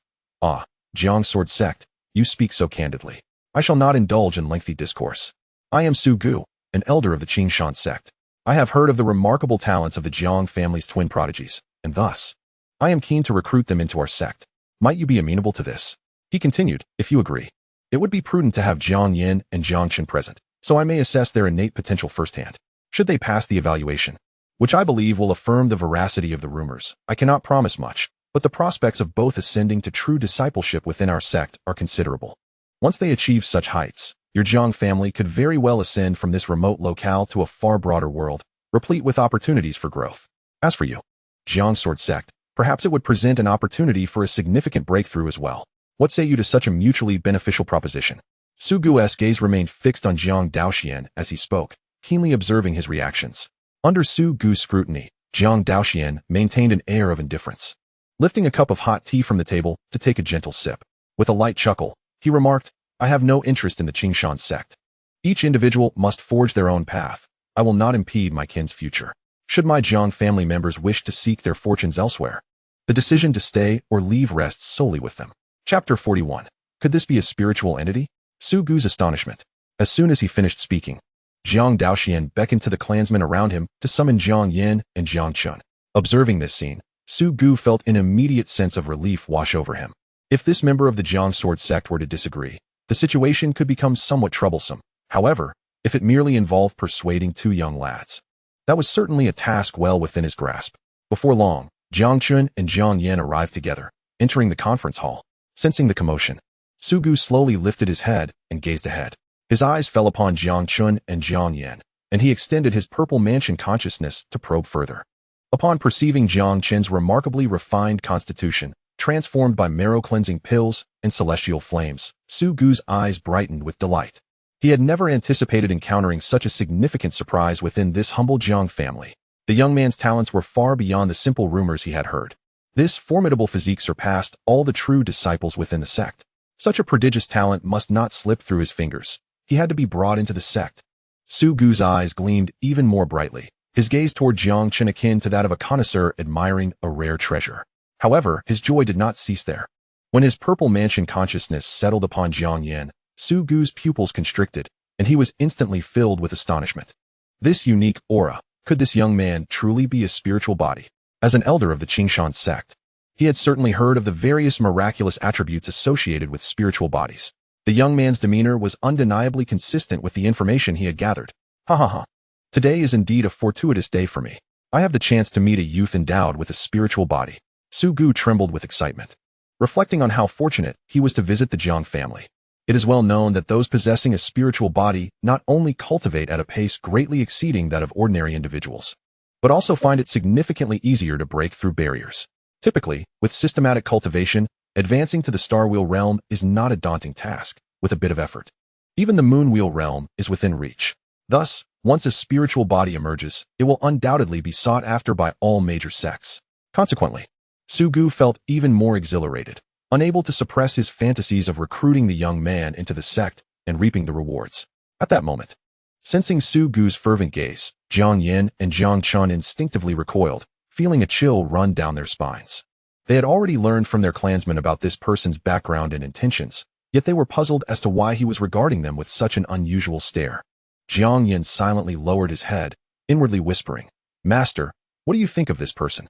Old Zhou, concealed within the ring, casually glanced at Su Gu before quickly averting his gaze, shaking his head in disdain. He is merely a shallow-rooted cultivator at the 9th level of the Purple Mansion. Furthermore, from my perspective, he not only lacks depth, but seems to bear hidden injuries. These concealed wounds are not readily apparent, and given his limited cultivation, it is quite difficult to detect them. While these injuries may not pose a significant threat in his daily life, they will inevitably erupt when he attempts to break through to the Yuan-Si realm, resulting in failure and ultimately extinguishing his vitality. Truly a situation from which even the immortals could not save him. Upon hearing this, Jiang Yan nearly burst into laughter. Had it not been for the presence of the clan leader. After all, as the esteemed master has said, the other party is nothing short of a living embodiment of a short-lived spirit. At this moment, Su Gu, having calmed his emotions, promptly turned his gaze towards the two individuals. Yet, fearing that Jiang Daoxuan might suddenly change his mind, he quickly glanced aside. Noticing that the head of the Jiang family was not overly concerned with the matter and was simply enjoying his hot tea, he felt a slight sense of relief. Su Gu then addressed the two. "I am Su Gu, the elder in charge of Qingshan sect, here to select disciples for our esteemed sect. It is not mere self-praise when I say that, given the reputation of Qingshan sect, I am sure you, from the Jiang family, are well aware of our formidable standing. Should you both choose to join our sect, your family would benefit from our protection, and in due course, should you achieve true transmission or gain the favor of the elders, you could be taught invaluable earth-level techniques. Based on my recent observations, with your talents, joining our sect would undoubtedly draw the attention of the elders and even the sect leader, thus securing your place in true transmission. Are you willing to join Qingshan sect?" A smile graced Su Gu's lips, his eyes shimmering with anticipation as he gazed at the two in front of him, as if he could already envision the commotion that would ensue from bringing these two prodigious youths into the sect. However, this beautiful fantasy was abruptly shattered in the next moment. Jiang Yan and Jiang Chen showed not a hint of interest, casually replying, "We are unwilling. We shall not leave our family." Upon hearing this, the joyful expression on Su Gu's face froze instantly. Yet, recalling his mission for the sect, he quickly adjusted his demeanor, forcing a somewhat stiff smile. "You are still young, and it is natural not to understand certain matters. Please listen to me." Before he could finish, he was interrupted by the voices of Jiang Chen and Jiang Yan. "Unwillingness is unwillingness. There's no need for you to waste your breath. Brother Chen is right," they continued. "With our family head possessing so many remarkable abilities, and considering our respective fortunes, why would we wish to venture into those sects that excel in scheming and strife?" Faced with a second rejection, Su Gu's expression began to falter. "You have grown up within the family and are unaware of the treacherous nature of the outside world, mistakenly believing that your family is the strongest support. Little do you know that, in the eyes of many sects, the support you cherish is as fragile as a mere sheet of paper. Should your family encounter disaster, what will become of you? Will you perish at the hands of your enemies, or be sold into slavery? Allow me to speak as someone who has walked this path. For talents born into a small family like yours, joining Qingshan's sect and seeking its protection is the wisest choice. This not only spares your Jiang family from numerous calamities, but also provides you with abundant resources, enabling you to swiftly transform your innate talents into formidable strength. Considering these 2 points, the choice to remain within the family may not be a fortuitous decision. Rather, it is a calamity that invites numerous avoidable misfortunes upon your lineage. Therefore, in the interest of your family's safety and prosperity, I urge you to depart with me. I shall guide you back to the sect, enabling you to effortlessly attain what you once dared not even dream of. As Su Gu's persuasive words echoed, neither Jiang Yin nor Jiang Chen displayed the slightest change in their expressions. Had the clan leader not been present, they would have likely turned away long ago, disinterested in wasting their time here. Meanwhile, Elder Zhou regarded Su Gu's foolish performance with an expression akin to that of a spectator observing a jester. Chapter 42. The protective Jiang clan leader to dare showcase such matters before the reincarnated emperor, the clan leader of the Jiang family, who has awakened his memories, is truly an act of recklessness. Setting aside other considerations, merely reflecting on the vast resources mentioned by the other party elicits a chuckle from Elder Zhou. Even someone of my cultivation level, a transcendent being, would not boast so boldly within the Jiang family. How could you, mere narrow-minded wastrels, have the audacity to make such claims? At this moment, observing the silent Jiang Chen and Jiang Yin, Su Gu suddenly realized he had once again been rebuffed. The thought of being consecutively rejected by these two youths thrice stirred a sense of frustration within him, even as a Zifu cultivator. Yet, the desire to recruit these talented individuals into the sect prevented him from directing his ire toward them. Thus, Su Gu turned his gaze towards Jiang Daoxuan. Noticing the calm demeanor of the latter, as if he were merely watching a comedy unfold, Su Gu felt a surge of irritation. Clan leader Jiang, I trust you recognize the talents of these two children. I believe you are a reasonable person who understands that keeping them here would squander their potential, making it exceedingly difficult for them to ever break through the Yuanhai realm. Only our Qingshan sect can offer them a broader horizon. At that time, achieving the Star Wheel realm would not be a mere fantasy. Our Qingshan sect can also provide protection for your Jiang family, fostering mutual development. What could be more advantageous? As Su Gu's words fell, Jiang Daoxuan, as if hearing a jest, suddenly let out a scoff. A broader horizon? Huh. To elevate oneself by belittling others. Your Qingshan sect truly knows how to embellish its own reputation. Furthermore, I seem to have neglected to mention something significant. Jiang Daoxuan slowly rose from his armchair. Lowering his head to gaze down at Su Gu, his voice icy.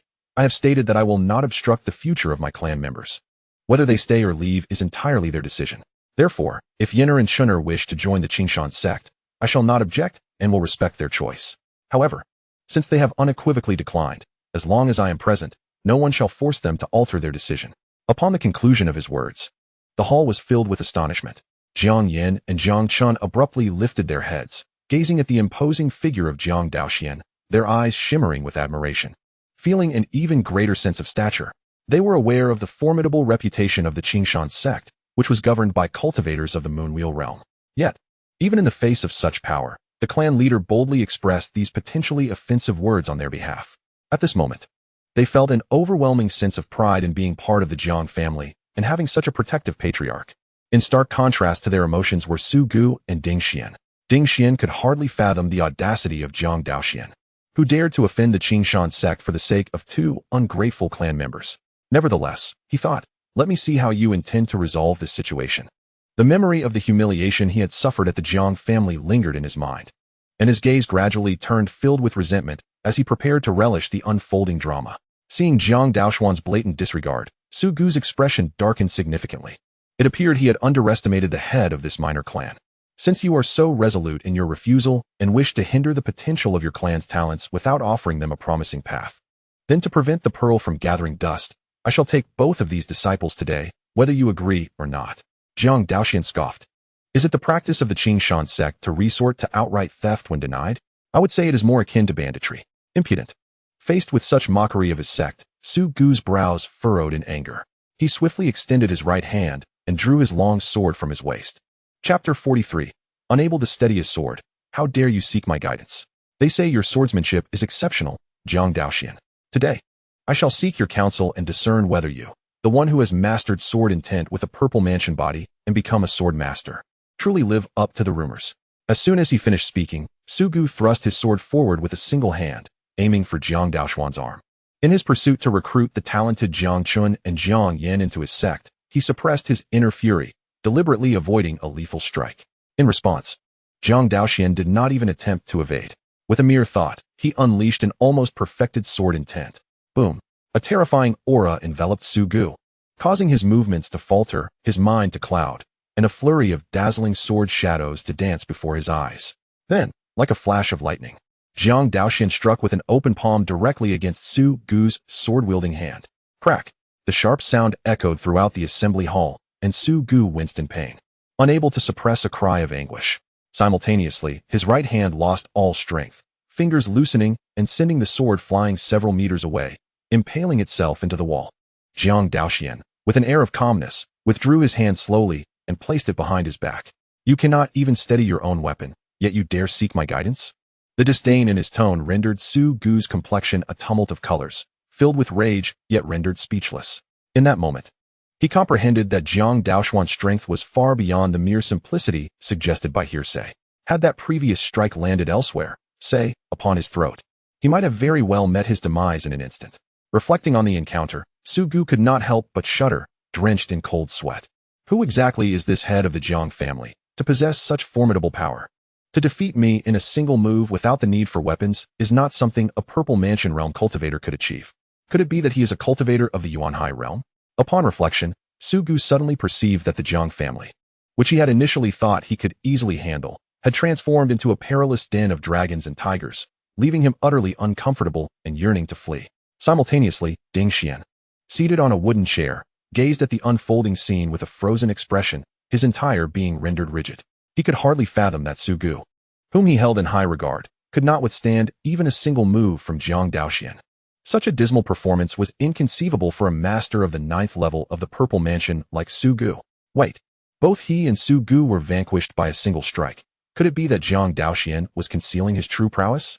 Ding Xian swallowed nervously, instantly feeling as if he were sitting on pins and needles. For a moment, the entire conference hall fell into an eerie silence, the sound of a pin dropping audible, as no one dared to utter a word. After a tense pause of over 10 breaths, Su Gu could no longer bear to remain in the Jiang family's presence for even a second longer. He parted his lips, preparing to take his leave. However, Jiang Daoxuan preemptively discerned his intent and coldly remarked, "Spewing nonsense in my Jiang family. While death may be avoided, punishment is inevitable. Deliver 30 strikes upon yourself and depart." Su Gu surveyed the room, feeling the weight of the Jiang clan's gaze upon him, and his face flushed with embarrassment, a profound sense of shame washing over him. He was, after all, an elder of the Qingshan sect, his status far beyond that of these commoners, and how could he endure being the subject of their ridicule? Yet, recalling the recent events, Su Gu could not help but feel a twinge of panic. Aware of the vast disparity between the two sides, he wrestled with his thoughts, ultimately prioritizing his survival above all else. Resolutely, Su Gu clenched his teeth, raised his right palm, and struck his own face, with a series of 30 resounding slaps. He was left dazed, his face swelling significantly. Following that, Su Gu dared not even lift his head, merely extending his sleeve to shield his face. Swiftly losing the composure expected of someone at the Purple Mansion level, and began to flee in disarray. As he navigated through the crowd, he internally vowed never to return to this cursed place, Kangwu Mountain. Soon, as Su Gu's figure vanished from sight, Ding Xian, bereft of his protector, felt a sudden chill run down his spine, trembling uncontrollably, his legs nearly giving way beneath him, almost causing him to collapse. Chapter 44. Triggering a new mission. The annihilation of the Qianshan sect. Under immense psychological pressure, Ding Xian, with a mournful countenance, stammered, "Patriarch Jiang, this is not my doing." Jiang Daoxuan cast a cold glance in his direction, showing no interest in the antics of such a buffoon. Having erred, one must accept the consequences. Deliver 90 strikes upon yourself. At these words, Ding Xian felt a wave of relief wash over him.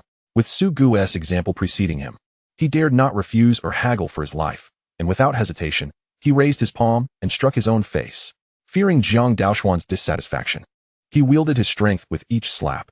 After delivering 90 strikes, even with his Purple Mansion cultivation, he found it increasingly difficult to endure. His face was frighteningly swollen, and he had even knocked out 2 teeth, the pain causing him to break into a cold sweat, tears brimming in the corners of his eyes. Ding Xian, suppressing his pain, raised his head to gaze at Jiang Daoxuan. His countenance, resembling the crimson hue of a monkey's backside, struggled to form an unseemly smile. "Thank you. Clan leader Jiang, for sparing my life. Jiang Daoxuan, looking down from his elevated position, spoke in a cold tone. Once is an accident, twice is a warning. Should this occur again, you would do well to procure a suitable coffin for yourself in advance. His chilling demeanor, rife with underlying menace, sent Ding Xian into a state of despair. His heart plunged into chaos. He hastily knelt, bowing his head in apology, and vowed, "Rest assured, clan leader Jiang. Such an occurrence shall never repeat itself. Furthermore, as long as I draw breath, I shall refrain from meddling in your affairs within Wudong City." He continued, "If you require anything, I, Ding Xian, will go to great lengths, even at the cost of my life, to ensure your desires are fulfilled." Having learned of the formidable strength his adversary likely possessed, he had utterly relinquished any thoughts of revenge. Moreover, given that Jiang Daoxuan had already brazenly offended both the Qianshan Sect and the Qingshan Sect, would he truly hesitate out of fear of the Tiandu prefecture behind him? What a ludicrous notion. If he were to court disaster further, there would be no doubt that the audacious Jiang Daoxuan would swiftly slay him with a single strike. Additionally, with distant waters unable to quench nearby fires, should he truly provoke this opponent, he would likely perish long before reinforcements from Tiandu prefecture could arrive. In such circumstances, he saw no path to survival. Thus, to preserve his life and secure his position as the city lord, it became imperative to humbly concede and express sincerity towards his adversary, a most prudent choice. After all, Su Gu could depart Wudong City and return to the Qingshan Sect to thrive, yet his roots lay firmly within Wudong City. He could not leave and was thus bound to coexist with the ferocious Jiang family. "I hope you possess wisdom. Do not act foolishly again. Depart now," Jiang Daoxuan remarked, having discerned his opponent's trepidation and choosing not to pursue further torment. As his words fell, Ding Xian felt an immediate sense of relief, hastily fleeing the scene. Once Ding Xian's figure had vanished from sight, Jiang Daoxuan entered a contemplative state, pondering his forthcoming arrangements.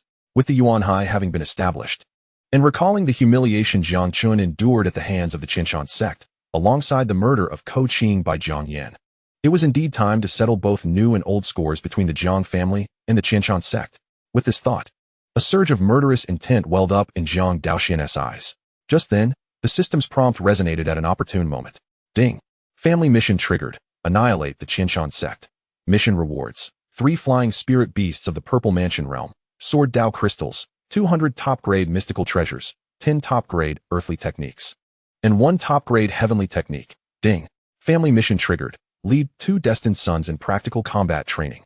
Mission rewards. Based on the performance of the 2 destined sons, different ratings will yield varying valuable items. Chapter 45. Will you accompany me in seeking justice for you? Gazing at the rewards outlined in the mission, Jiang Daoxuan smiled. The system's tasks were remarkably considerate, aligning perfectly with my intentions. Subsequently, Jiang Daoxuan gathered his thoughts. Slowly turning his head, under the adoring gazes of Jiang Chen and Jiang Yan, he softly declared, "I intend to visit the Qianshan Sect to seek justice for you. Are you willing to accompany me?" Jiang Chen was momentarily taken aback. Suddenly, the words of the clan leader echoed in his mind. "In the future, I shall certainly journey to the Qianshan Sect to demand justice on your behalf." At that time, he was acutely aware of the terrifying reputation of the Qianshan Sect and had always regarded the pursuit of justice as a mere fantasy.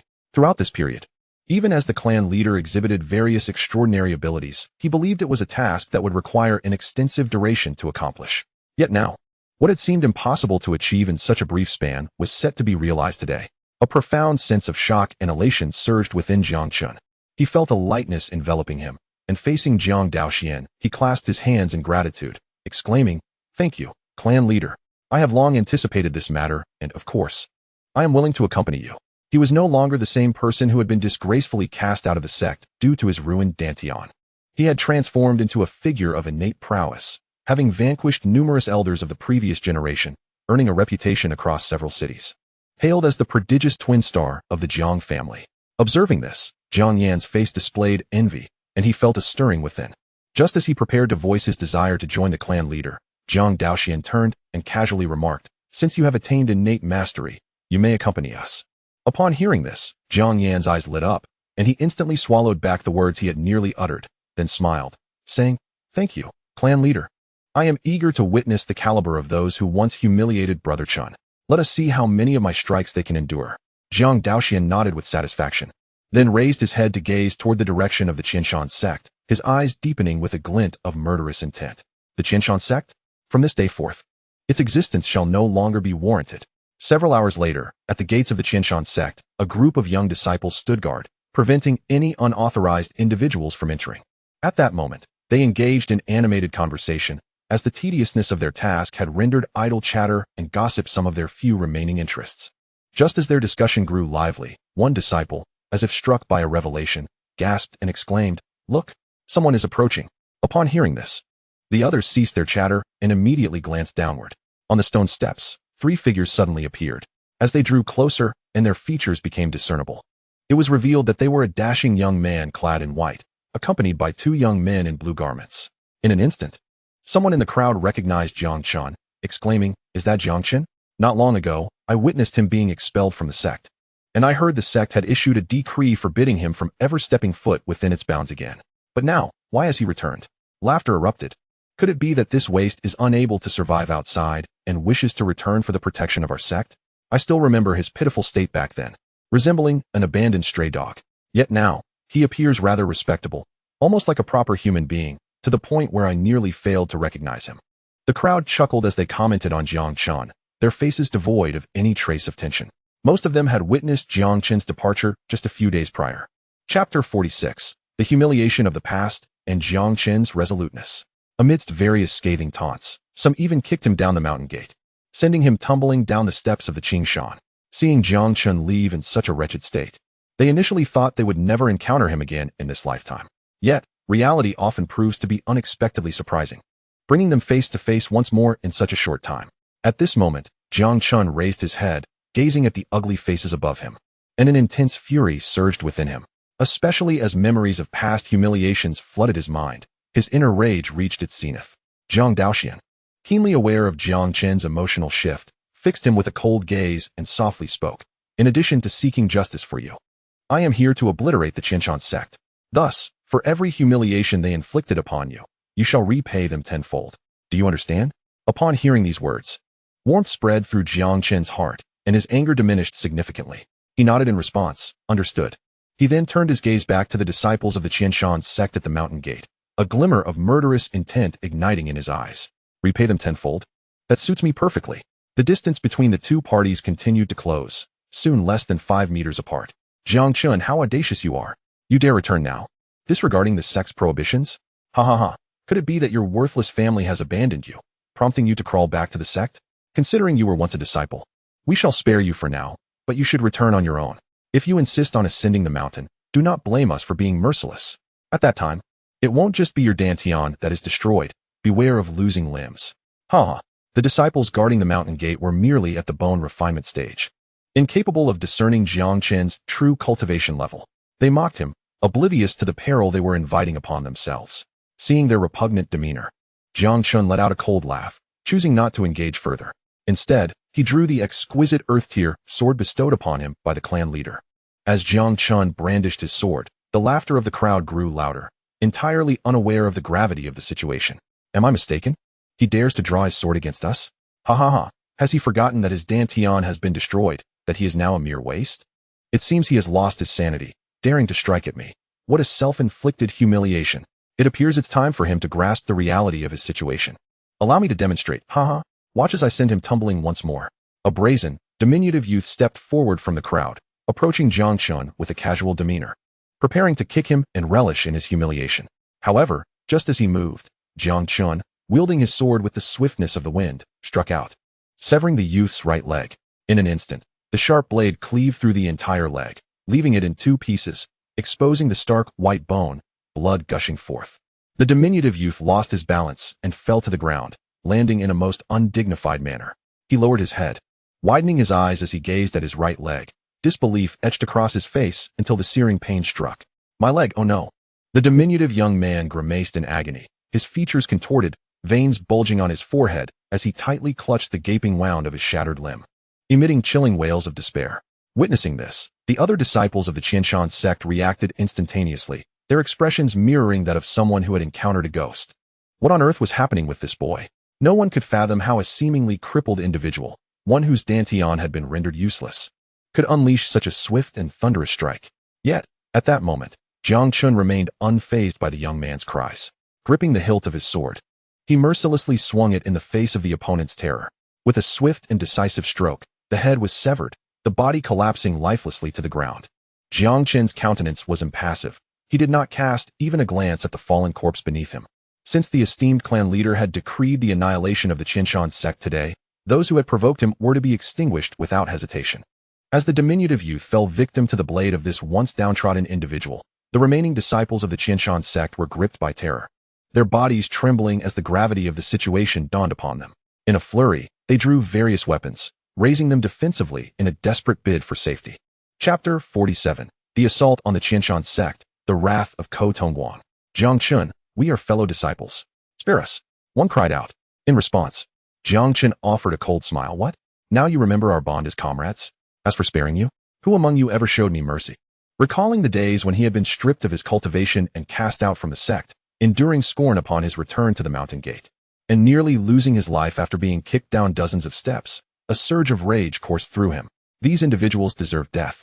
They should not continue to exist in this world. Amidst the tumult of thoughts, Jiang Chen raised his sword once more, preparing to launch another offensive. Observing this, a young man in blue appeared anxious and shouted, "Everyone knows this lad is crippled. The fact that he could slay Li Tai with a single strike must have some underlying reason. Given his current condition, whether he can unleash another blow remains uncertain. It seems he intends to spare no one among us. We should unite and make a desperate stand. It may offer us a glimmer of hope." As his words echoed, the group exchanged glances, suddenly finding merit in his suggestion. They recalled that each one of them possessed the strength of tempered bodies. How could they possibly be outmatched by a mere cripple? With this thought, they surged forward as one. However, the young man in blue, who had just spoken, swiftly turned and fled. Fools. They truly deserve to be sold out. The young man in blue felt a surge of smugness. Having discerned the sinister aura surrounding Jiang Chen, he had no intention of risking his safety any longer. After running several paces, he was startled to find that behind him, there was no sound at all. What had happened? Feeling puzzled, he instinctively turned to look back. The sight that met his gaze was horrifying. Bloodied corpses lay scattered across the ground in disarray. What in the world had transpired? The young man in the blue shirt felt a sudden constriction in his pupils. In a moment of panic, he stumbled and fell to the ground. Ignoring the pain coursing through his body, he hurriedly knelt and crawled, desperate to escape this place. However, before he could cover even 2 meters, his forehead collided with something soft, forcing his movements to a halt. As he stiffened, he slowly raised his gaze, only to find that the obstacle was none other than Jiang Chen's right leg. At this moment, Jiang Chen appeared indifferent, wielding his sword with one hand. Its sharp blade stained with fresh crimson blood, droplets of which fell from the tip. The thick stench of blood permeated the air, creating a heavy and oppressive atmosphere. A profound sense of dread enveloped the young man in blue, leaving him icy with fear, as if all the blood in his veins had frozen solid. Before he could utter a plea for mercy, Jiang Chen flicked his wrist, and the sword lunged forward like a dragon. With a swift thrust, it pierced the heart, sending a spray of blood cascading around. When Jiang Chen withdrew the blade, the young man's eyes widened in disbelief, his body collapsing to the ground, muscles twitching faintly. As life slipped away, witnessing all the disciples of the Qinshan sect fall before him, Jiang Chen's earlier indifference evaporated, replaced by a pallor that made him appear somewhat ethereal. This was his first experience of taking a life, and the sheer brutality left him instinctively unsettled. Yet, Jiang Yan, having previously killed Wang Qing and Dan Taiyuer, felt no such discomfort. Instead, he was filled with exhilaration. In his mind, the members of Qinshan sect were far from virtuous. Thus, watching Jiang Chen slaughter them like pigs and dogs ignited a fervor within him. Noticing Jiang Chen's unusual demeanor, Jiang Daoxuan remarked approvingly, "Well done. One must forsake all notions of kindness when dealing with enemies. Only with thunderous methods can one instill fear and earn respect. Kindness is reserved for one's own." Understood. Esteemed patriarch, Jiang Chen gritted his teeth, steadying himself, his expression hardening considerably. Jiang Daoxuan nodded slightly, leading the way as he spoke softly. "Let us see what abilities the Qinshan sect possesses, that they would cast you out despite your potential." As his words fell, Jiang Chen's eyes sparkled with determination. He tightened his grip on the sword and followed Jiang Yan closely. Not long after, at the Qinshan sect's main hall, a burly man, towering at 9 feet with a face adorned with stubble, wielded a large heavy sword, practicing his sword techniques and absorbing their intricate nuances. He was none other than Ko Tongguan, the revered leader of the Qinshan sect, known across several cities. Suddenly, a flurry of rapid footsteps echoed. The main hall doors burst open, and a panicked young disciple rushed in, collapsing to the ground. "It's terrible, Sect Master. Our sect has been invaded. Ko Tongwang erupted in fury, his brows furrowing fiercely, his tiger-like eyes gleaming with menace. What did you say? Who dares to intrude upon my Qianshan sect with such audacity? Is it the Falling Maple sect that has struck? Upon learning of the attack on his sect, he immediately thought of the Falling Maple sect, which also boasted a formidable presence and was their adversary. However, to his utter astonishment, the disciple hastily shook his head, filled with sheer terror, and said, "No, it is not the Falling Maple sect. It is a man accompanied by two youths, one of whom I recognize as Jiang Chen, a former inner disciple of our sect. Not long ago, he was expelled from our sect after being rendered powerless by the Falling Maple sect, an event that transpired with your consent. Yet, inexplicably, Jiang Chen has not only regained his cultivation, but has also reached the innate realm, ruthlessly slaying many of our esteemed disciples, with even more casualties among the rest. The other youth is equally formidable, displaying a fierce swordsmanship that even resulted in the demise of Elder Gao." As the young disciple relayed this alarming report, Ko Tongwang's expression fluctuated between contemplation and concern. He spoke in a grave tone. "If it were merely this, I would suspect that any elder could easily handle the situation. Your evident distress suggests that it is the man in question?" The young disciple swallowed hard, recalling the horrifying scene he had just witnessed, and trembled as he responded. "Elder who attempted to intervene, aiming to capture the two youths." However, the enigmatic man, who had remained silent until then, suddenly made his move. With but a single strike, Elder who met his demise at the hands of that individual. One strike? Ko Tongwang's demeanor shifted abruptly, his eyes widening in surprise. It was well known that Elder who was a fifth-tier master of the Purple Mansion realm, yet he had been slain in an instant by this mysterious man, highlighting the latter's terrifying capabilities. Possessing such strength, could he be a cultivator of the Yuanhai realm? As this thought crossed his mind, Ko Tongwang let out a cold chuckle. Against others, victory may be uncertain, but against me, defeat is inevitable. As a renowned powerhouse of the Yuanhai realm, not only had he attained the 6th tier, but he had also comprehended the essence of the sword and mastered a formidable technique of low-grade earth rank. His formidable foundation instilled in him an unwavering confidence against any Yuanhai realm cultivator in the vicinity. With a surge of confidence, Ko Tongwang abruptly lifted his head, his gnarled fingers tightening around the hilt of his heavy sword as he made his way to the hall's entrance. Swiftly, his pace quickened, and his figure transformed into a mere blur. Through his spiritual sense, he soon arrived at his destination. The sounds of clashing steel resonated in his ears as he advanced. Before him, two young men clad in green were fiercely engaged in battle against nearly 100 disciples of the Qianshan sect. Their green garments were already soaked with copious amounts of crimson blood, not their own, but that of their adversaries. Beneath their feet lay a multitude of lifeless bodies, stained with blood. Chapter 48. Crushing a mysterious treasure with bare hands. The terrifying flesh. Ko Tongwang's gaze did not linger on Jiang Chen and Jiang Yan for long. It swiftly traversed past them, ultimately resting upon Jiang Daoxuan, who stood with his hands clasped behind his back, a smile gracing his lips, clearly entertained by the unfolding spectacle. Although he made no move to intervene, the surrounding disciples of the Qianshan sect remained cautious, meticulously keeping their distance and refraining from approaching, directing all their attacks solely at Jiang Chen and Jiang Yan. As he gazed upon the scene, Ko Tongwang comprehended that these individuals were utterly paralyzed by fear. It seemed that the task of intervening fell upon my shoulders. Just as this thought crossed his mind, he observed Jiang Chen, sword in hand, poised to strike down yet another disciple of the Qianshan sect. With a guttural shout, Ko Tongwang bellowed, "Halt!" The formidable pressure of the Yuanhai realm emanated from him, momentarily startling Jiang Chen. Yet, under the influence of the celestial fire within, the oppressive force was entirely neutralized, allowing him to maintain his relentless assault. In a swift motion, his sword descended, instantly slaying the terrified young disciple before him. Witnessing the audacity of someone of mere innate cultivation disregarding his overwhelming presence, Ko Tongwang's expression darkened further. At that moment, all disciples of the Qianshan sect, upon hearing his voice, promptly abandoned their attempts to encircle and kill, retreating hastily. It was as though they had found their anchor of hope, and they clamored, "The sect master has arrived. We are saved. Please, sect master, uphold justice for us." These individuals are insatiable in their bloodlust. They kill indiscriminately, truly the scourge of the demonic path. Listening to their lamentations, Ko Tongwang's gaze turned icy as he regarded Jiang Chen and Jiang Yan. At such a tender age, your proclivity for killing is profoundly troubling. It is a pity that such talent has led you astray. Misguided? What constitutes the right path, and what is the wrong one? Is it not power that dictates all? The hypocrisy of sect master Ko was utterly revolting. He began with moralizing, donning a veneer of righteousness. as if he truly believed himself the paragon of virtue. Moreover, Jiang Chen had first-hand experience of the Qianshan sect's true nature. A sect so devoid of compassion, yet frequently prattling on about benevolence and morality, was nothing but a facade of false righteousness, worthy of disdain. Unfazed, Jiang Chen and Jiang Yan retorted with scornful mockery. The humiliation of being publicly derided by these two youths ignited Ko Tongguang's fury.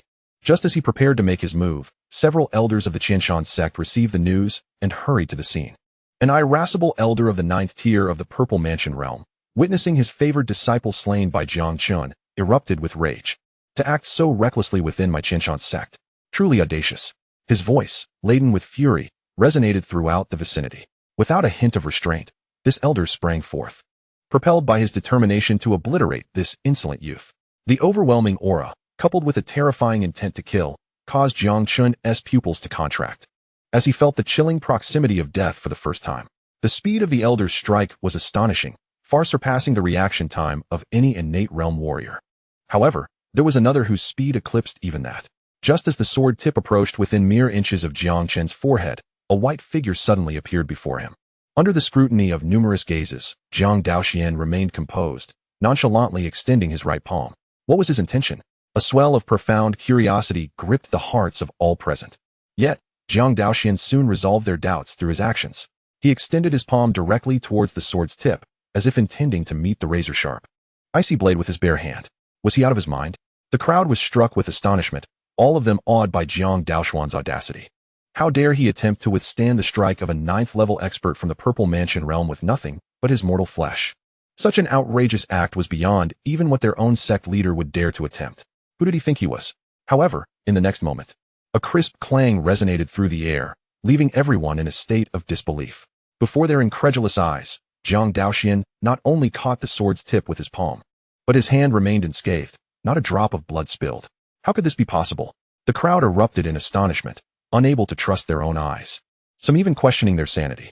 Ko Tongguang's expression shifted dramatically, his face contorting with grave concern. This man possessed an incredibly powerful physique. He recalled that the elder wielded a weapon of high-grade mystic quality, purchased at a significant price. Even with his own energy barrier, it would be difficult to withstand a strike. Avoidance was the only option. Yet, this white-clad figure managed to block the sword entirely with his physical body.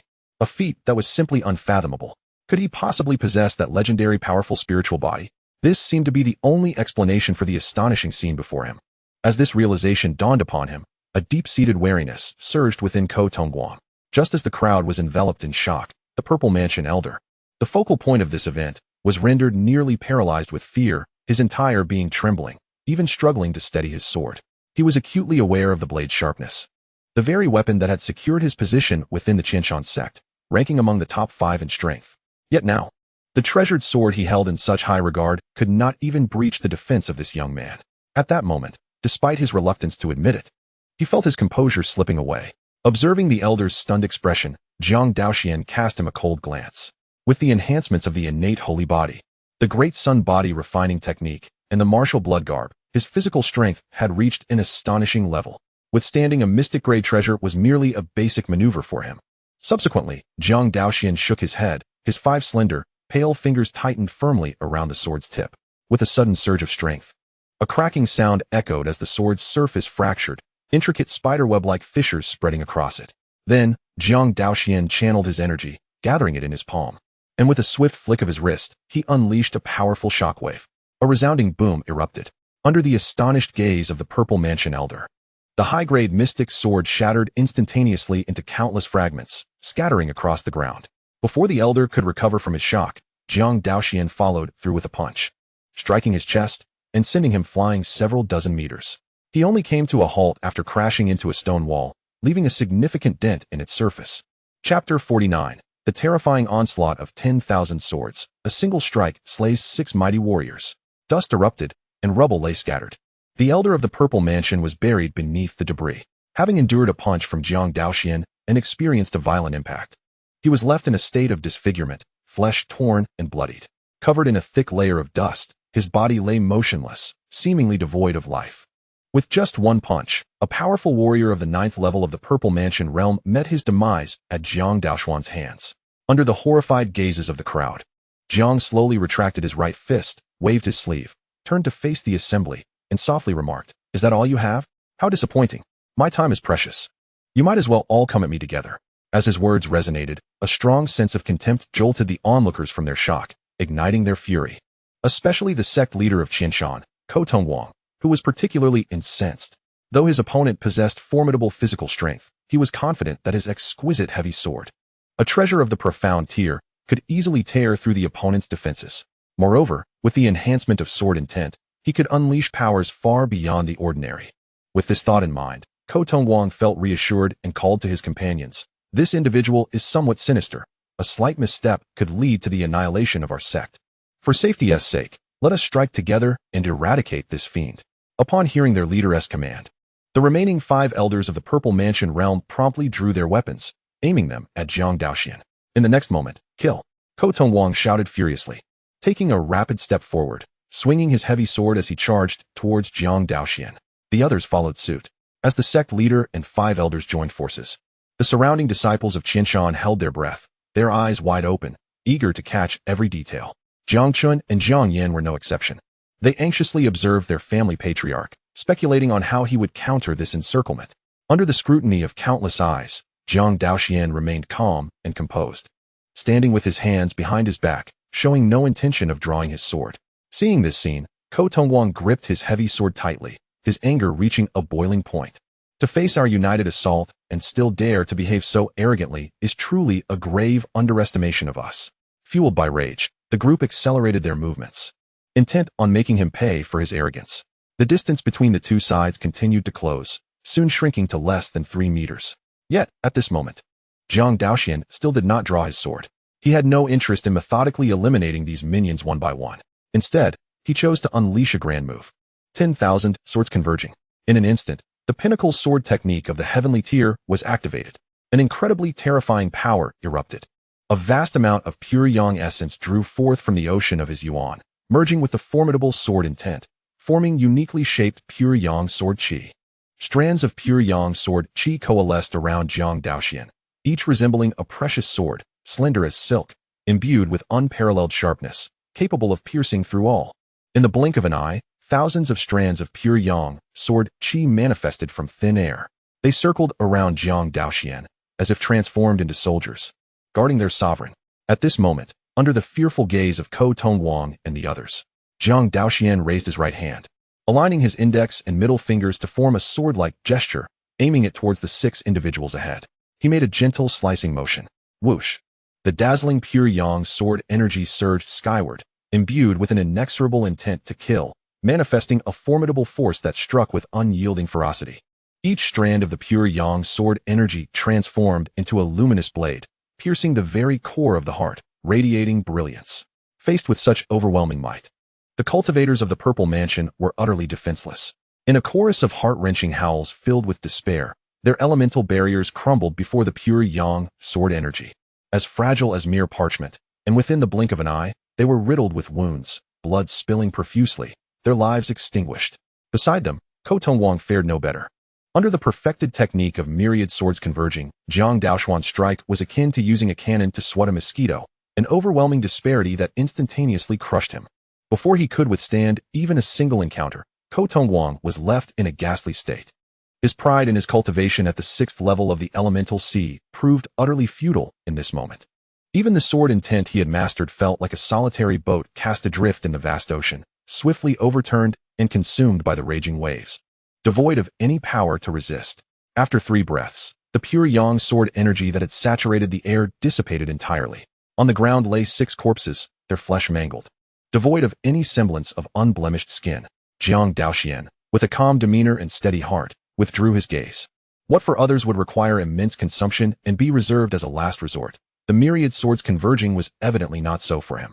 After a brief assessment of the residual elemental force within his elemental sea and accounting for the expenditure incurred from executing the technique, Jiang Daoxuan swiftly concluded that the consumption of a heavenly grade supreme sword technique was indeed substantial. Given his current condition, he could employ the myriad swords converging no more than 100 additional times. Should he exceed this limit, his elemental sea would run dry, rendering him unable to summon elemental energy for combat, forcing him to rely solely on his physical prowess to once again harness elemental power. He would require a prolonged period of rest to replenish his inner energy. As Jiang Daoxuan pondered these thoughts, the disciples of the Qianshan sect were already rendered speechless, frozen in a state of shock. No one could have anticipated such an outcome. Even their illustrious sect leader, along with several elders, had been vanquished in a single strike by this figure in white. Why had such a terrifying individual come to our Qianshan sect? How could we possibly contend against him? Despair painted the faces of the crowd, their hearts heavy with sorrow. Some were so frightened they wept, collapsing to the ground. In an instant, in a desperate bid to save their lives, everyone hurled their weapons to the ground, turned towards Jiang Daoxuan, and knelt, pleading fervently. Please spare us, my lord. I have only joined the Qianshan sect for less than 3 days, still merely an outer disciple, practicing my family's techniques, yet to even begin the sect's teachings. I beseech you to see the truth. I am almost entirely unconnected to the Qianshan sect. Me too. Since my arrival at the Qianshan sect a year ago, I have remained in the outer sect, enduring incessant humiliation from the inner sect disciples. They have burdened us with menial and exhausting tasks, and we have long suffered under the oppression of the sect. I implore you, noble sir, to grant us a chance for survival. Although I am a disciple of the inner sect, lacking the favor of a family or elder has rendered my path exceedingly arduous. I am frequently bullied by the offspring of those elders. Now, with the Qianshan sect facing annihilation, if you spare my life, I assure you I would never dare to offend you for the sake of such a sect. Clan leader Jiang, do you still remember me? My father is Jiang Mingyuan of the Jiang family from Wudong City. He once had dealings with you, and he contributed significantly to the materials required for the exquisite mystic tier sword you forged. Given the deep ties between our families, I beseech you to pardon me this once. Furthermore, my joining the Qianshan sect was solely for resources. There were no sentiments involved. Rest assured, I shall not cause you any trouble in the future. Chapter 50, Mission Accomplished, Kuanping Treasure Technique and Hongming Ancient Tree. Upon hearing the pleas of the crowd, Jiang Daoxuan remained impassive and casually remarked, if you wish to live, identify those who are closely connected to your sect's leadership. The moment these words were uttered, chaos erupted in the venue. Numerous outer sect disciples and inner sect disciples, without any backing, frantically began to point fingers at those around them to save their lives. In a short while, the crowd had divided into 2 factions. Jiang Daoxuan nodded, addressing the outer sect disciples. You have 10 breaths to leave. Witnessing the potential reprieve from this harbinger of death, the crowd exhaled deeply, feeling an immense weight lift from their shoulders. They hastily rose and fled in all directions, not daring to look back, consumed by the instinct to escape. As for any thoughts of revenge for the sect in the future, witnessing the annihilation of their sect leader and several elders was enough to quell such notions. After all, they had narrowly salvaged their lives. Why would they willingly march toward their demise? Before long, only about 20 individuals remained, all of whom were connected to the higher echelons of the Qianshan sect. As they observed the panic-stricken individuals who had pointed at them fleeing, despair filled their expressions, and their hearts grew heavier. With the sinking of the grand vessel that was the Qianshan sect, they too desired to escape alongside the others. However, the terrifying prowess of the man in white deterred any foolish thoughts of flight, for it would surely lead to swifter death. Under the intense scrutiny of dozens of eyes, Jiang Daoxuan pointed at Jiang Chen and Jiang Yan, coldly addressing the remaining crowd. Now, I offer you one final opportunity. Should you manage to unite and defeat these 2, I will overlook past grievances and grant you safe passage. Hearing of this chance, the crowd's eyes brightened with glimmers of hope. Although the odds against Jiang Chen and Jiang Yan, given their formidable prowess, seemed slim, it was still preferable to facing the fearsome man in white directly. The crowd, not lacking in discernment, naturally distinguished between what was trivial and what was vital. In the face of certain death, they understood that action was imperative. A desperate struggle could offer a glimmer of hope for survival. With this realization, they hastily retrieved the weapons that had fallen to the ground, directing them towards Jiang Chen and Jiang Yan, intent on fighting for their lives. Observing this scene, Jiang Yan and Jiang Chen remained unmoved, fully aware that their esteemed clan leader was merely testing them. Thus they felt a surge of eagerness. In the next moment, the command to attack echoed. Defeating them was the only way to ensure their own survival. With cries of determination resonating, the frenzied group of over 20 charged at Jiang Chen and Jiang Yan. However, the overwhelming disparity of 2 against 20 was swiftly mitigated by the formidable prowess of the Jiang family's twin stars, leading to a remarkable reversal of fortunes. Within mere moments, the clashing sounds of weapons faded into silence, returning the scene to tranquility. The once vibrant crowd lay sprawled on the ground, bodies marred by sword wounds, their life force extinguished. As all present met their demise, a chilling system notification reverberated in Jiang Daoxuan's mind. Ding! Detection confirms the annihilation of the Qianshan Sect. Mission accomplished. Processing rewards. Rewards. 3 flying spirit beasts of the Purple Mansion realm. Sword Dao crystals. 200 top-tier, Xian-grade magical artifacts. 10 top-tier Earth-grade cultivation methods. And the top-tier heavenly-grade method Pure Yang Infinite Skill. Sword Dao crystal. Contains a trace of innate sword energy that aids cultivators in comprehending sword intent. Pure Yang Infinite Skill. A dual cultivation method that harmonizes internal and external practices, refining the internal organs and strengthening the muscles and skin. Purifying and condensing pure Yang elemental energy. It is an advanced technique of pure Yang skill, requiring mastery of the pure Yang skill by a Purple Mansion cultivator for training. The mention of pure Yang Infinite Skill sparked a gleam in Jiang Daoxuan's eyes. He had not anticipated that the system would reward him with this advanced heavenly-grade skill, an upgrade to the pure Yang skill. Mastering such a foundational cultivation technique, which impacts a cultivator's combat prowess profoundly, would undoubtedly escalate his already formidable strength to unimaginable heights. With this thought, Jiang Daoxuan promptly accessed the pure Yang Infinite Skill within the system's repository and infused its training methods into his mind. Thanks to the terrifying comprehension afforded by his innate holy body, this powerful technique, revered by countless strong individuals, held no secrets for him. In mere moments, Jiang Daoxuan fully grasped the pure Yang Infinite Skill. Following the prescribed cultivation path, he began to activate the skill, purifying and condensing the vast reservoir of pure Yang elemental energy within him. As the transformation of this energy reached completion, the depth and breadth of his Purple Mansion elemental sea surged dramatically, simultaneously influenced by the profound changes occurring in the elemental sea. His original cultivation at the first level of the elemental sea realm experienced a rapid elevation. The second level of the elemental sea realm, the third level of the elemental sea realm, the fourth level of the elemental sea realm. In mere moments, Jiang Daoxuan astonishingly broke through 3 minor realms in succession, achieving the remarkable feat of reaching the 4th level of the elemental sea realm. Beyond the realm of cultivation, he also sensed a notable enhancement in his physical form. Now, under the combined augmentation of the innate sacred body Dao fetus, the diamond pill, the great sun refining body technique, the pure Yang Infinite Skill, and the martial blood garment, even Jiang Daoxuan himself was uncertain of the exact strength his physique had attained. While he marveled at his own formidable power, the system's melodious notification chimed once again. Ding. Detected that the number of enemies on site is 0. The practical training has concluded, the task is complete, and settlement is underway.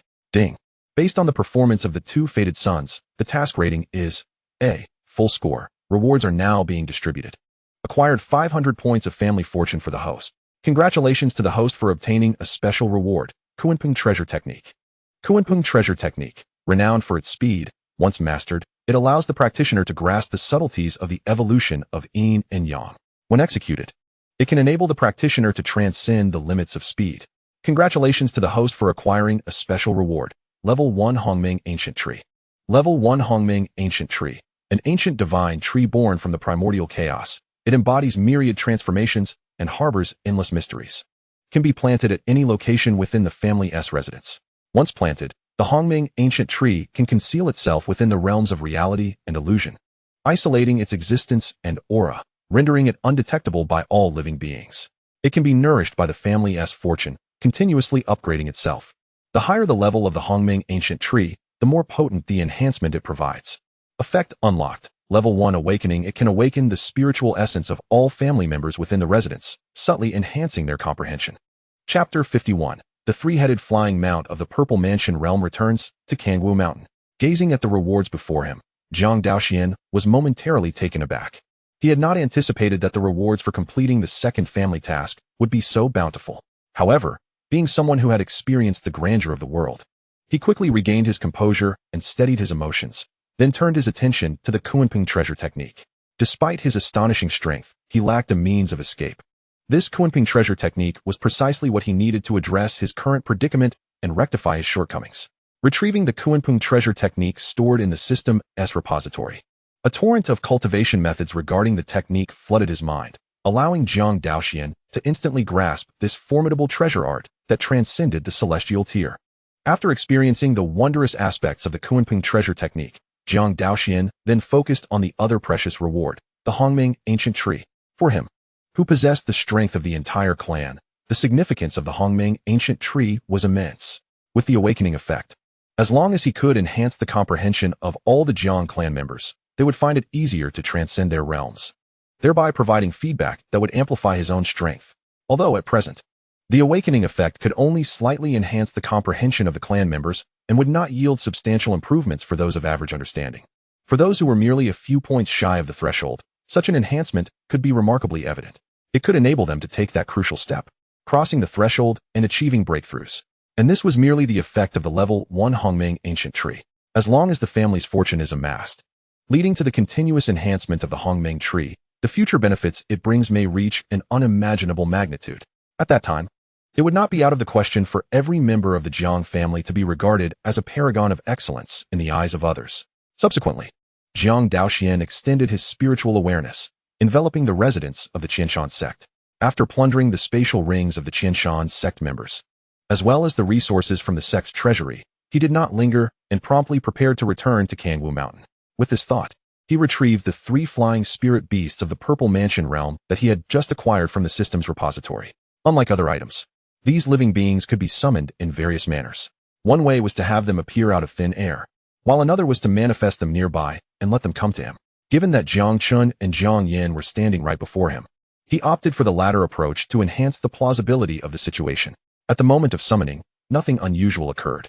However, after a brief span of 10 breaths, a series of piercing eagle cries suddenly echoed from the skies above. Jiang Chen and Jiang Yin followed the sounds and looked up, only to behold 3 enormous crimson eagles, their bodies adorned with fiery red feathers, soaring towards them at an astonishing speed. In the blink of an eye, they covered the 100 meters separating them. As they landed gracefully before the group, a torrent of scorching air surged from the massive wings of the 3 eagles, sweeping up clouds of dust and rendering the air significantly drier. The hot wind struck their faces, causing Jiang Chen and Jiang Yin to change countenance, their hearts tightening with apprehension. The unabashed might emanating from these birds made it immediately apparent that the 3 raptors had indeed reached the Purple Mansion realm.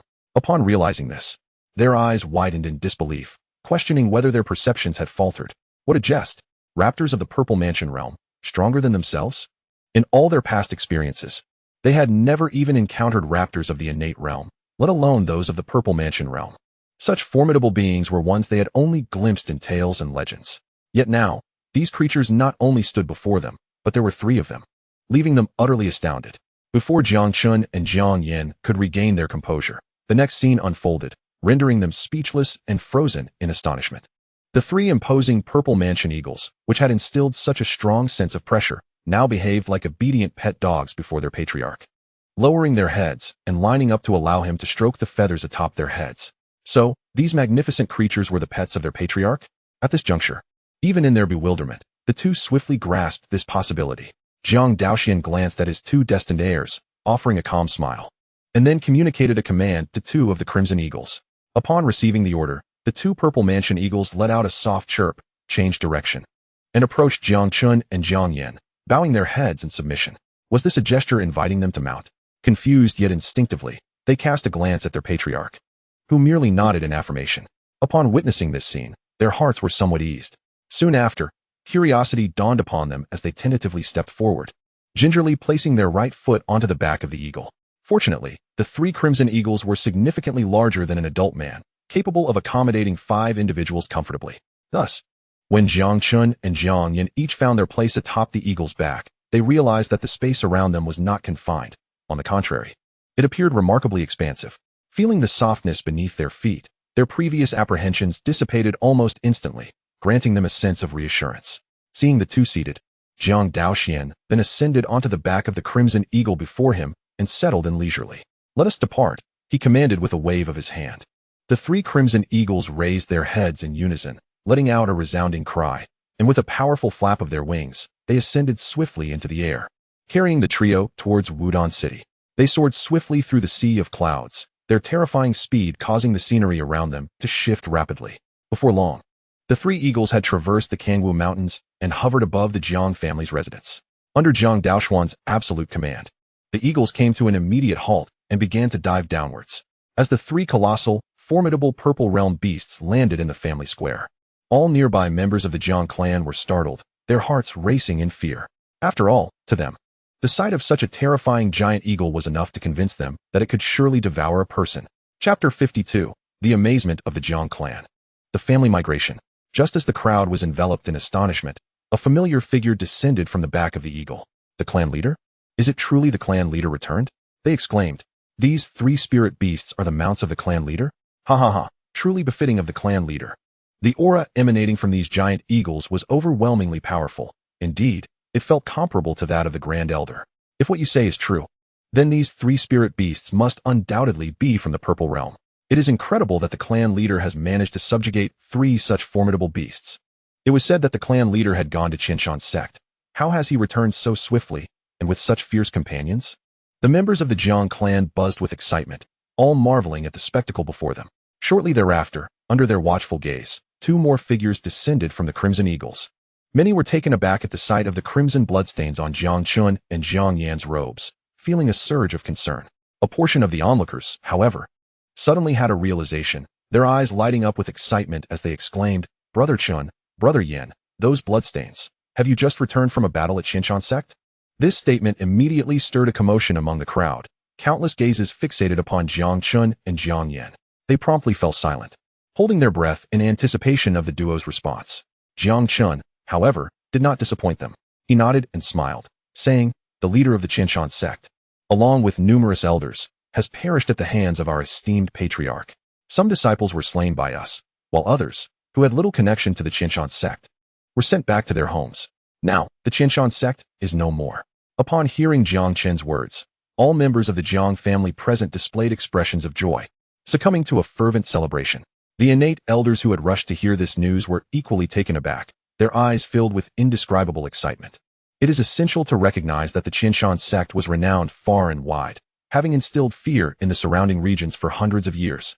In the past, for the Jiang family to have their offspring join such a dominant sect, they would have to expend significant resources to establish connections, just to barely manage to send their kin into its ranks. If a member of any family caught the eye of the Qinshan sect, it could be considered a stroke of fortune. Such news could leave a small family head in a state of sleepless exhilaration for days on end, leading them to host grand banquets, inviting numerous friends and relatives to celebrate and showcase this exhilarating announcement. This was merely the tip of the iceberg concerning the prestige that the Qinshan sect had accumulated over hundreds of years.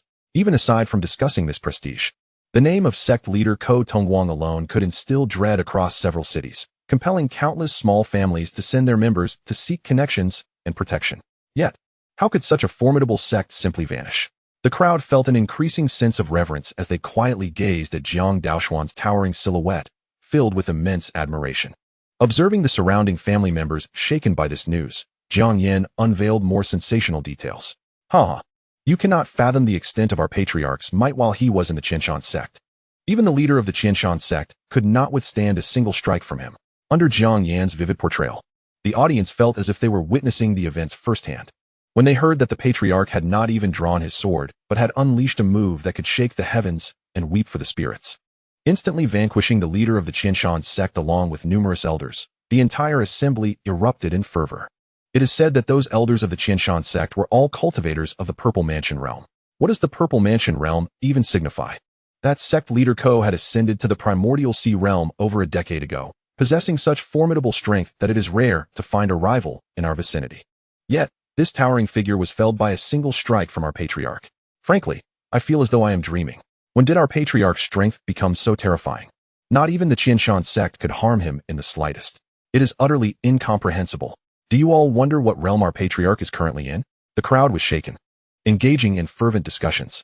Amidst all this, Jiang Daoxuan paid little heed to their chatter. Upon contemplating the annihilation of the Qinshan sect, he promptly summoned all family members. By my decree as patriarch, all innate martial artists of our clan shall set forth tomorrow morning to the locations of all Jiang family branches. When you meet with the branch leaders, inform them that I have pardoned the transgressions committed by their ancestors and wish to call them back to the main family for collective development. In the future, the children of the Jiang family must unite and work together to strengthen our Kangwu Jiang family. As the words fell, the entire venue trembled. The members of the Jiang clan abruptly lifted their heads, gazing incredulously at their patriarch. They could scarcely fathom that their esteemed leader possessed such a broad-minded disposition. Not only had he pardoned the Xuanqing branch of the Jiang family, but he also extended his mercy to all the branch families, inviting them to the Kangwu mountain to enjoy prosperity. This was nothing short of a monumental blessing for those branches. with a myriad of thoughts racing through their minds. The gathered individuals promptly bowed in deference, exclaiming, "We comply with your orders." Observing their responses with satisfaction, Jiang Daoxuan nodded approvingly. Considering the need for further preparations for the return of all branch families, he deemed the arrangements already sufficient at this stage. Jiang Daoxuan then declared the conclusion of the family meeting, vanishing from the spot in an instant. Chapter 53. The fusion completed, Kangwu's spiritual mountain. Upon returning to his chamber, shortly thereafter, the system's cold, mechanical voice resonated. Ding! The fusion of spiritual veins has been completed. As the announcement faded, Jiang Daoxuan acutely sensed a surge of spiritual energy enveloping the surroundings. Swiftly, he buried the remaining 2 lower-grade earth spiritual veins deep beneath Kangwu Mountain. As Kangwu Mountain had transcended the realm of ordinary mountains to ascend as a spiritual mountain, the speed of this fusion was remarkably rapid, transforming the environment in a breathtaking manner. The vast quantities of spiritual energy released from the 3 spiritual veins enveloped the area, rich to the point of almost becoming tangible. Wisps of pure spiritual energy wafted around, casting Kangwu Mountain in an ethereal glow, akin to a celestial paradise. The rapidly escalating spiritual energy gradually captured the attention of all Jiang clan members. What had transpired to generate such an abundance of spiritual energy? It was so dense that it could be perceived with the naked eye, a sight truly unparalleled in their lifetimes. Could it be that the disciples of the Qianshan sect practiced in such an environment? Our journey here has proven fortuitous indeed. Such a torrent of spiritual energy is indeed a divine boon. Initially, it was thought that a month would be required to achieve a breakthrough, yet now, it appears attainable within a single day. The multitude of Jiang clan members were astounded by the abundant spiritual energy surrounding them, marveling at the wisdom of their patriarch's decision to relocate Kangwu Mountain. At that moment, the Grand Elder, returning to the temporary residence, felt his pupils constrict and his spirit tremble. As a cultivator of the Purple Mansion realm, he was undoubtedly more attuned to certain changes than the average person. He could hardly believe that the former Kangwu Mountain could have possessed such dense spiritual energy. Innocent men may suffer when possessing treasures. Even a formidable sect like the former Qianshan sect, should they dare to seize such a coveted land, would inevitably incite greed and conflict among other sects if news were to leak. In the face of such sects, the Qianshan sect's fragile strength would only lead to annihilation. However, the fact that the Qianshan sect had occupied Kangwu Mountain for centuries without encountering any danger suggested that the former Kangwu Mountain was far from the miraculous entity it had become today. The Grand Elder found himself lost in contemplation. Before the family meeting commenced, the spiritual energy was normal. After its conclusion, the energy experienced a dramatic surge. Could this, too, be a stratagem of the Patriarch?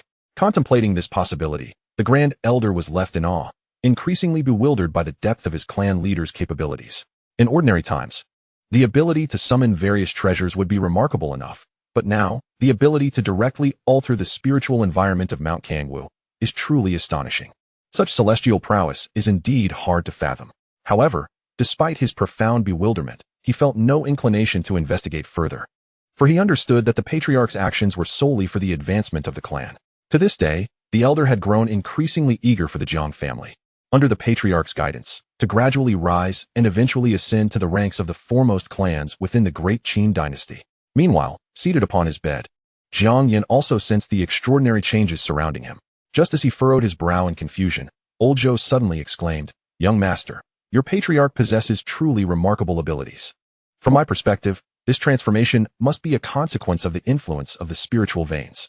Given the current quality of the spiritual energy, I surmise that the grade of these veins has reached the lower tier of the earth level. Moreover, the richness of the spiritual energy indicates the presence of multiple veins of the same caliber. With several lower-tier earth veins at your family's disposal, young master, your relatives are indeed fortunate." Old Zhou felt a surge of emotion. The patriarch of the Jiang family truly lived up to the reputation of a reincarnation of a great emperor, manifesting multiple lower-tier earth veins in a single stroke. Chapter 54.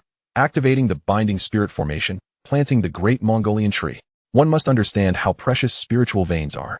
Generally, they are formed naturally over the passage of time. Thus, as creations that cannot be artificially refined, once they come into existence, they are bound to be seized by countless forces. The fact that an ordinary mountain like Mount Kangwu could harbor so many veins, which would incite envy in numerous factions, is no exaggeration to say that it has accumulated several lifetimes of fortune. After all, the transformation from a mundane mountain to a spiritual mountain represents an extraordinary opportunity, one that is exceedingly rare. Upon hearing old Zhou's words, Jiang Yin was momentarily stunned. He had once read about spiritual veins in a biographical account, which clearly documented that even a single lower-tier profound vein could provoke fierce battles among powerful beings, leading to the demise of several stellar cycle realm experts in the struggle for possession. This information underscores the immense value of spiritual veins. Yet now, with the Patriarch's intervention, multiple lower-tier earth veins had emerged, the magnitude of which is beyond imagination. As Jiang Yin was engulfed in awe, he suddenly recalled Su Gu, who had once visited their home. Your Qingshan sect prides itself on abundant resources, with a moon cycle realm ancestor in residence, looking down upon my Jiang family. Little do you know, is there even a single profound vein at your Qingshan sect stronghold? With this thought, Jiang Yin couldn't help but break into hearty laughter. Simultaneously, a sense of superiority and pride in being a member of the Jiang family surged within him. With our Patriarch's protection, how could my Jiang family ever fear for our future prosperity? Just as all the members of the Jiang family remained enraptured by the astonishment, Jiang Daoxuan had already positioned the binding spirit formation within a certain bamboo grove. Given the extensive coverage of the binding spirit formation, capable of enveloping the entire Mount Kangwu, its placement was inconsequential. Before activating the formation, Jiang Daoxuan first gathered the bloodline essence belonging to the members of the Jiang clan and placed them on a whitelist, ensuring that all clan members were immune to the suppression of their cultivation. Once this was accomplished, he activated the spirit binding grade formation. With the enhancement of 3 inferior grade earthly spirit veins, the formation was successfully initiated. The array did not reveal any unusual phenomena, making it difficult to detect. Only he was aware that if someone intruded into the formation, they would trigger extraordinary effects. Subsequently, Jiang Daoxuan departed the location to plant the Hongmeng tree, atop Kangwu Mountain. Surrounded by swirling clouds and mist, a resplendent glow illuminated the area, resembling a celestial abode. Clad in a flowing white garment, Jiang Daoxuan stood tall with his hands clasped behind his back, exuding an air of pride. At that moment, he gazed into the distance, his eyes deep and penetrating. As if surveying all of creation, a sudden, fierce wind howled past, lifting the loose strands of his black hair and causing his white robe to flutter dramatically. He shook his head, quickly averting his gaze. He then retrieved a first-level Hongmeng tree from the system's repository. The instant it appeared, a gray mist surged forth from the void, captivating the heart and soul. As the mist dissipated, it revealed a palm-sized tree enveloped in radiant, multicolored light. Without a moment's hesitation, Jiang Daoxuan planted the tree into the ground. As the Hongmeng tree broke through the surface, the surrounding space cracked slightly, allowing several roots to plunge into the void. The tree's trunk and roots existed simultaneously in both the real and ethereal realms. Moments later, the Hongmeng tree began to conceal itself, severing its presence, rendering it undetectable to all living beings. Seeing that everything was in place, Jiang Daoxuan unleashed the Kuanping treasure technique and leaped from the peak of Kangwu Mountain, returning to his abode. Chapter 55, Renowned Among the Sects. The Goodwill of the Falling Maple Sect. The following morning, Jiang Chen, Jiang Yin, and several innate elders, bearing the clan leader's command, departed Kangwu Mountain at dawn. As they made their way to the branch family's location, the disciples who had fled from the Qianshan sect returned to their respective families, reporting all that had transpired in the Qianshan sect. Upon learning of the sect's destruction, numerous families scattered across various cities erupted in a frenzy. They soon connected Jiang Daoxuan's physical traits to the recently renowned Jiang Sword sect. It was said that Jiang Daoxuan was merely at the Purple Mansion realm. How could he have slain the Yuanhai cultivator, sect master Ko, with a single blow? Had the Jiang Sword sect never revealed its true strength? Had they been concealing their power all along? This Jiang clan leader truly possessed remarkable cunning and patience. It was rumored that he had secluded himself for 6 years, and now it seemed that this was indeed 6 years spent sharpening a sword, with a remarkable unveiling. Who could have anticipated that the prestige accumulated by the Qianshan sect over centuries would today serve as a stepping stone for the rise of the Jiang clan? Truly, it was a garment made for others. In the future, in our domain, who would dare to defy the Jiang clan? Ladies and gentlemen, the rise of the Jiang clan is unstoppable, and we must prepare ourselves without delay. On this day, numerous families convened their kinfolk, initiating a family meeting to deliberate on forthcoming matters. Once the meeting concluded, news of the annihilation of the Qianshan sect swiftly transformed into a topic of casual conversation among these families. The tale spread like wildfire, multiplying exponentially within mere hours. By the end of the morning, this news soared through the city at an unimaginable pace, igniting fervent discussions among countless citizens. Have you heard? The Qianshan sect was utterly destroyed yesterday. Is that true? Wasn't the sect's leader, Ko Zhongzhu, a formidable figure in the Yuanhai realm? Who could possibly have the strength to slay him? Indeed, not only is Ko Zhongzhu exceptionally powerful, but he also possesses profound insights into sword intent. Deserving of the title Sword Sect, with such a formidable figure at the helm, how could the Qianshan sect simply vanish? Haha, you may be unaware. But the disciples who once joined the Qianshan sect have returned, and these tidings have spread from their lips. Surely, there must be truth to it. Moreover, you might find it hard to believe, but the one responsible for the demise of the Qianshan sect is none other than Jiang Daoxuan of the Jiang family. Jiang Daoxuan. That name rings a bell. I feel as though I have heard it recently. Wait, I remember now. Is he not the Jiang sect from Wudong City? Who else could it be? Alas, it seems the Jiang family is poised for a complete resurgence, even capable of obliterating the Qianshan sect at will. What other power in our region could contend with them? They may soon dominate entirely. As the discussions among the citizens escalated, even the children became aware of the emergence of a new hegemonic force rising to prominence upon the ruins of the Qianshan sect. The news spread ever wider, soon reaching the ears of various sects in the surrounding territories. At the headquarters of the Luofeng sect, the sect leader and numerous elders congregated, engaging in discussions regarding future developments. However, their deliberations were abruptly interrupted by the jarring sound of the door being flung open. The assembly displayed visible displeasure as they looked up. A panicked disciple clad in gray burst into the room, exclaiming, "Not good, sect leader. A grave matter has arisen." Speak in detail. The sect leader, Hulong, furrowed his brow, sensing impending doom. Upon witnessing the shift in the elder's expressions from annoyance to grave concern, the gray-clad disciple felt a chill of trepidation course through him. Yet, recalling the shocking news he had heard, he steeled himself, firmly closing his eyes to quell his anxiety, and addressed the assembly. "It is the Qianshan sect.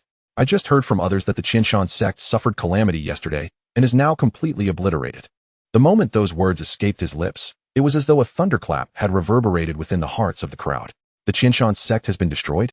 Hulong and the elders exchanged incredulous glances, their eyes reflecting profound astonishment. Over the years, due to resource-related conflicts, the Luofeng sect had often clashed with the Qianshan sect. As the saying goes, one's greatest adversary often knows them best. Thus, they were acutely aware of the Qianshan sect's formidable foundation and the terrifying strength possessed by its leader, Ko Tongwang. The magnitude of power displayed was such that even the sect leader felt somewhat overshadowed, unable to contend with the adversary. Yet, in spite of this, Qianshan sect was abruptly annihilated. It was perplexing, for recent intelligence had not indicated that Qianshan sect had offended any formidable force. The elders were utterly bewildered, grasping at straws in confusion. Only Hulong, a practitioner of the Yuanhai realm, swiftly grasped the situation and solemnly inquired, "Do you know who was responsible for the destruction of Qianshan sect?" As his words echoed, all eyes turned towards him, under the piercing gazes. The disciple in gray felt his legs weaken, nearly losing control of his bladder. Reporting to the sect leader, the annihilation of Qianshan sect was orchestrated by Jiang Daoxuan, the patriarch of the Jiang family. It is said that just yesterday, he eliminated sect master Ko with a single strike. As the gray-clad disciple recounted the events, a profound shock rippled through the assembly, their expressions turning to one of horror. To vanquish Ko Tongwang with a single blow, could Jiang Daoxuan truly be a powerhouse of the Star Wheel realm? Hulong pondered momentarily before suddenly asking, "Is this Jiang family the one from Fengbai?" In the surrounding territories, the only Jiang family capable of such a feat was indeed the one located in Fengbai City, presided over by an elder of the Star Wheel realm. If it were truly the Fengbai Jiang family who intervened, then the demise of his old rival was not without justification. However, to his astonishment, the gray-clad disciple shook his head. "According to my inquiries, this Jiang family is not from Fengbai, but from Wudong City." At this revelation, shock rippled through the crowd, many wondering if they had misheard. Wudong City? Due to its remoteness, they had little familiarity with it. Observing the confusion on their faces, the gray disciple felt compelled to divulge all he had learned. Upon hearing the accounts of the Jiang family's exploits, the assembly fell silent, overwhelmed by the gravity of the information. It was not long before an elder broke the silence. "The Jiang family has developed at an astonishing pace, and that Jiang Jinxiong possesses formidable strength. With the fall of Qianshan sect, they may well become the local hegemon. Should we not prepare some gifts and send envoys to the Jiang family to foster a favorable relationship?" "I concur," another elder added.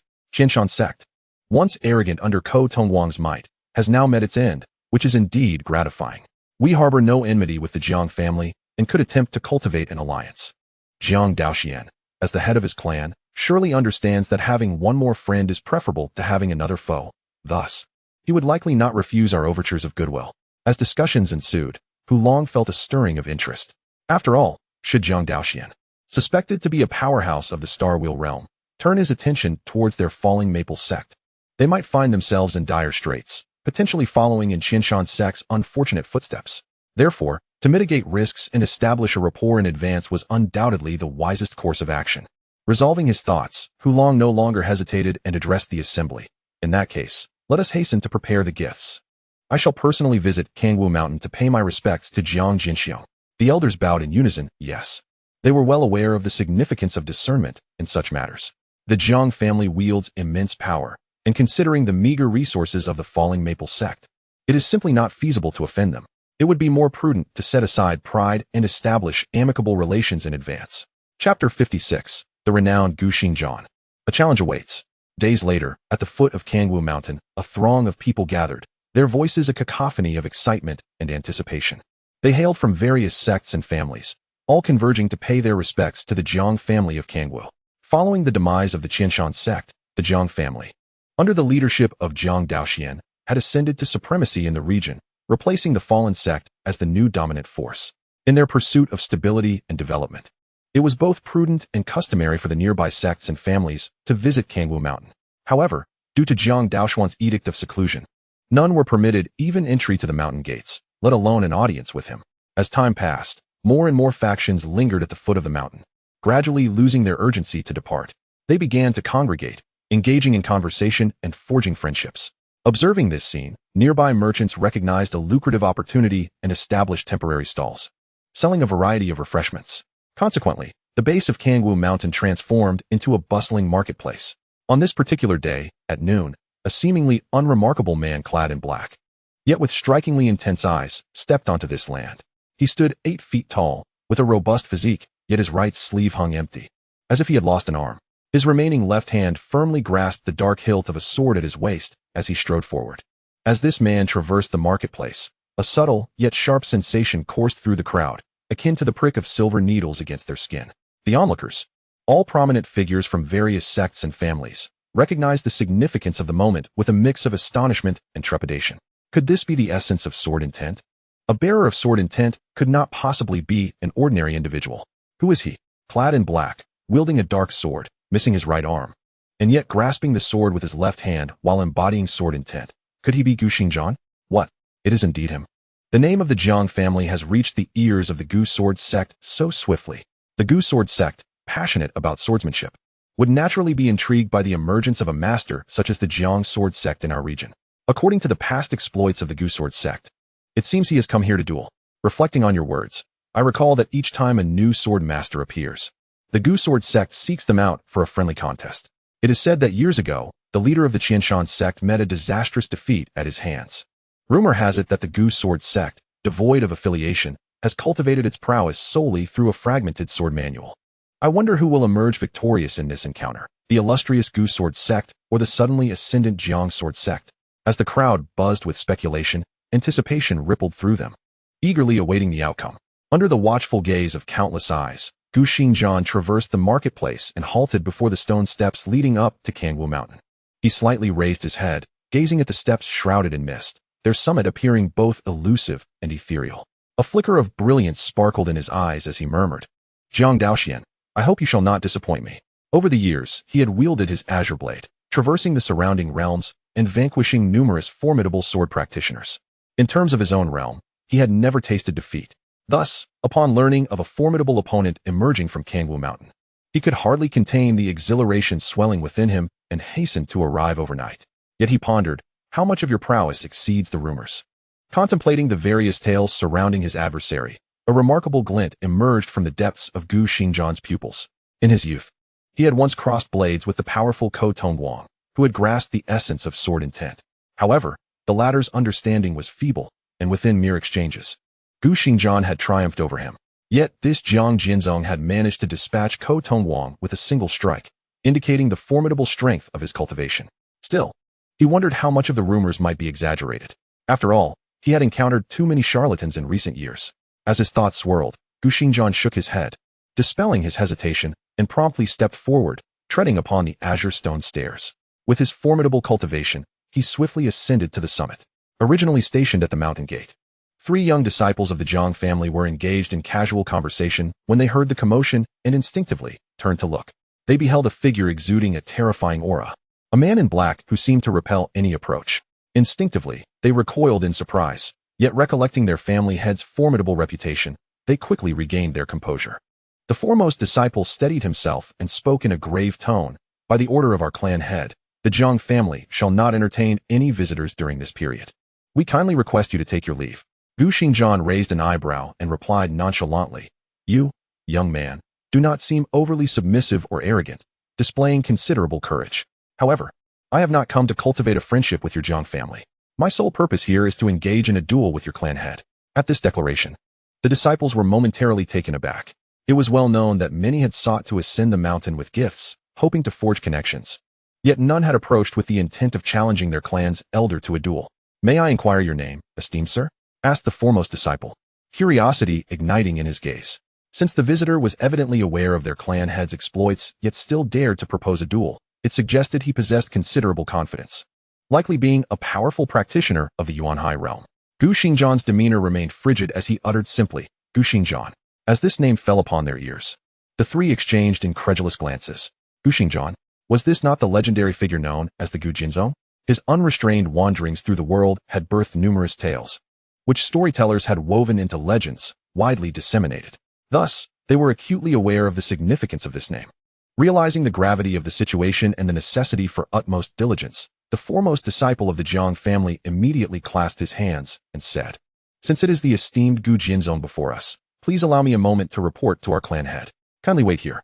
Very well, Gu Xingjian replied lightly, displaying no sign of anger. After all, this visit was not intended to seek trouble, but rather to engage in a simple swordsmanship duel with Jiang Daoxuan. A brief wait was hardly a significant matter. Shortly thereafter, as the leading disciple of the Jiang family departed, only two remaining disciples and Gu Xingjian lingered in place. Reflecting on the various tales surrounding Gu Xingjian, the two felt a profound sense of anxiety, lowering their heads in silence.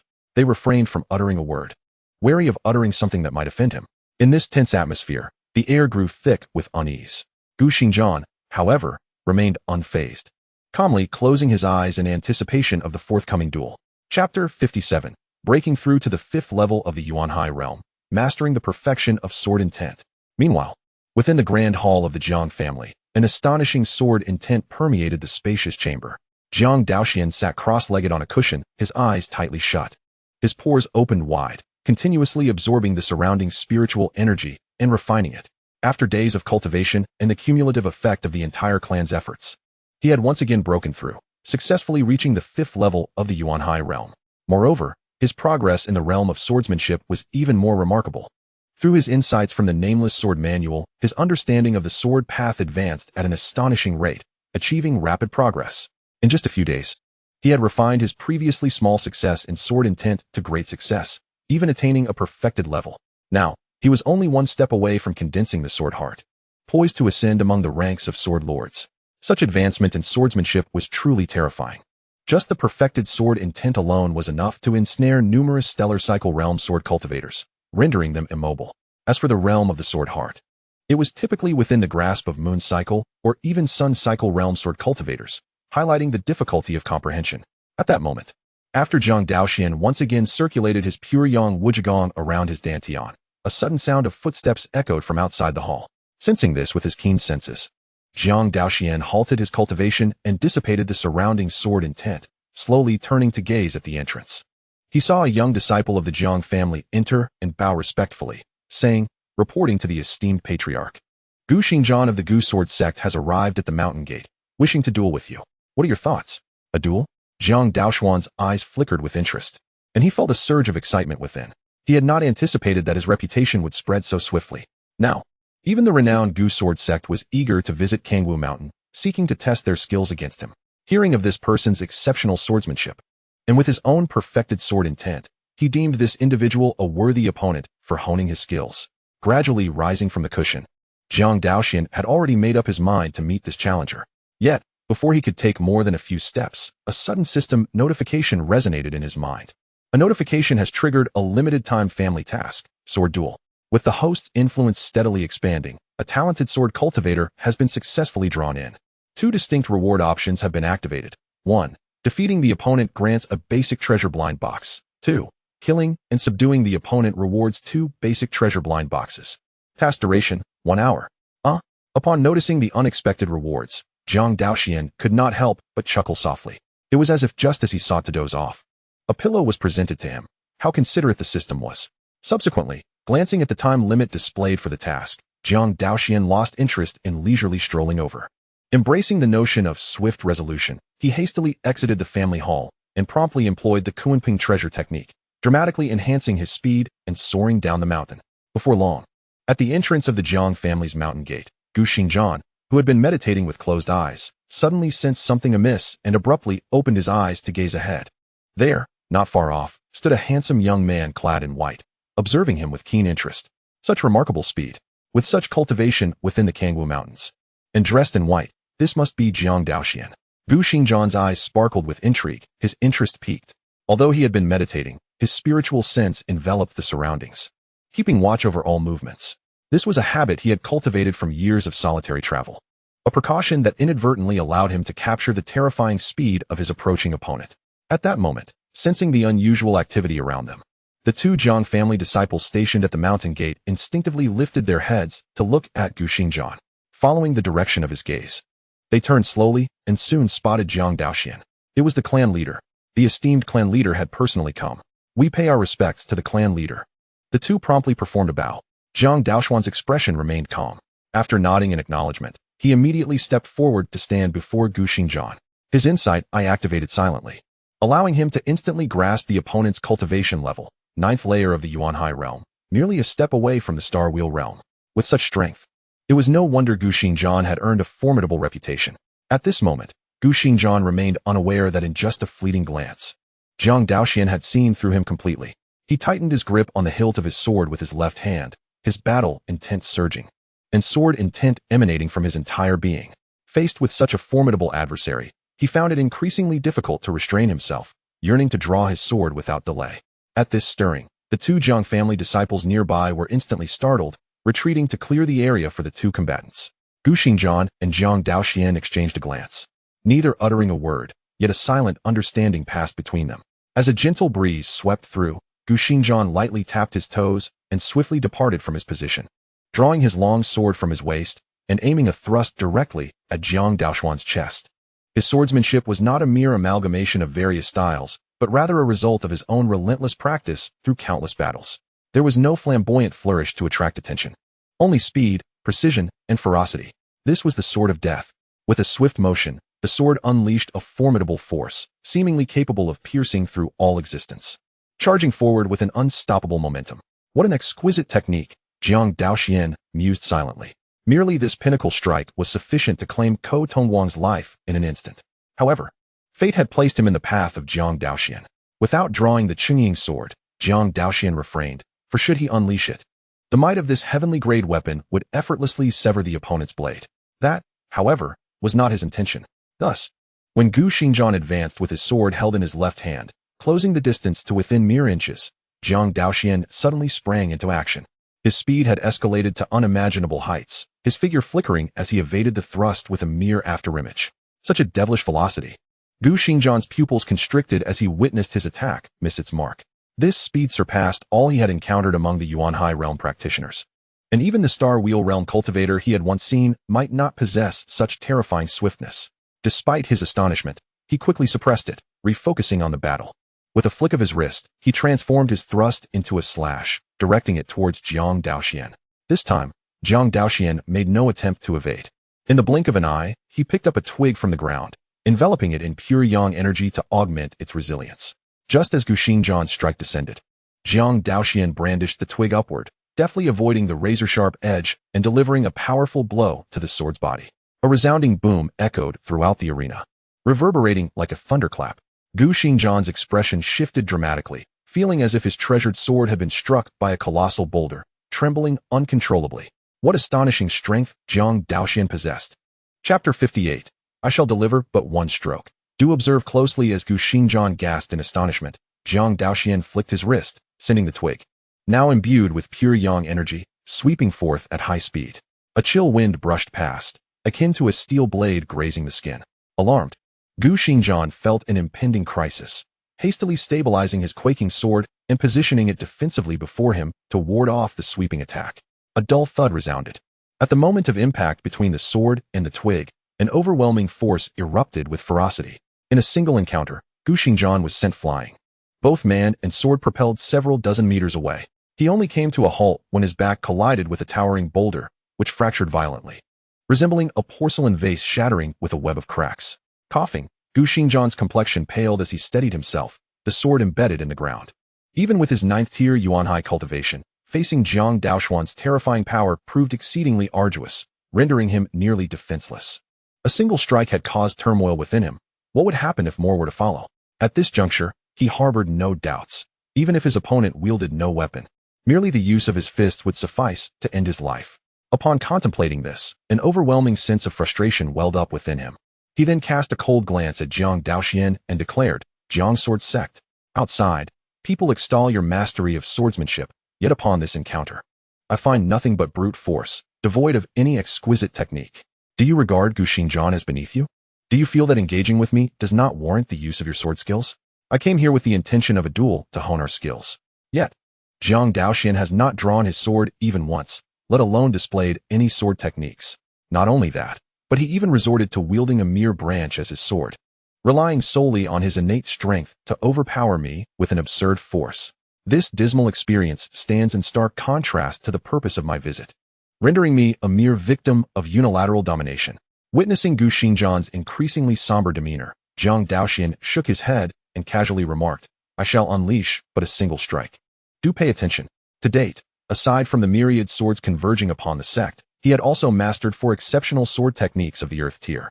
With casual grace, he activated one of them, the returning origin sword technique. In an instant, a torrent of pure yang energy surged forth, enveloping the branch entirely. Radiance danced and blossomed with a profound sense of death, as though life itself were extinguished and all existence fell into silence. The sudden eruption of overwhelming might swept through the vicinity, causing flowers and grass to bow, while the emerald leaves of the trees swayed and cascaded in a torrent of fallen foliage. Faced with such a remarkable manifestation of power, even before the true strike was unleashed, Gu Xingjian instinctively swallowed hard, his left hand gripping the hilt of his sword tightly, positioning it before his chest, ever ready to deflect the impending blow. To ensure absolute safety, he hastily summoned the sword intent that resided within him to its fullest potential. The emergence of his sword intent created a unique pressure, standing in defiance against the extraordinary aura exuded by Jiang Daoxuan. At that moment, a dazzling and terrifying beam of sword light soared into the heavens, reaching an apex of sharpness. Realizing that his perfected sword intent was being suppressed, Gu Xingjian's pupils dilated in shock as he exclaimed, "Perfected sword intent." As soon as the words left his lips, a frigid gust of wind, laden with an overwhelming chill, struck his face. Gu Xingjian's body stiffened, and a shiver coursed through him, sending his hairs standing on end, a visceral dread enveloping him. Once the cold wind dissipated and calm returned to the surroundings, Gu Xingjian was left trembling with cold sweat. Beads of perspiration, each the size of a soybean, trickled down his chin and plummeted to the ground. He stiffly lowered his gaze, only to find a branch, half-shorn and now merely a pointed tip, poised perilously close to his throat, less than the width of a finger away. Witnessing this scene, Gu Xingjian felt a surge of terror course through his scalp. Had his opponent not shown restraint, that sharp tip might have pierced his throat, sealing his fate here. "What swiftness in your sword! I concede defeat."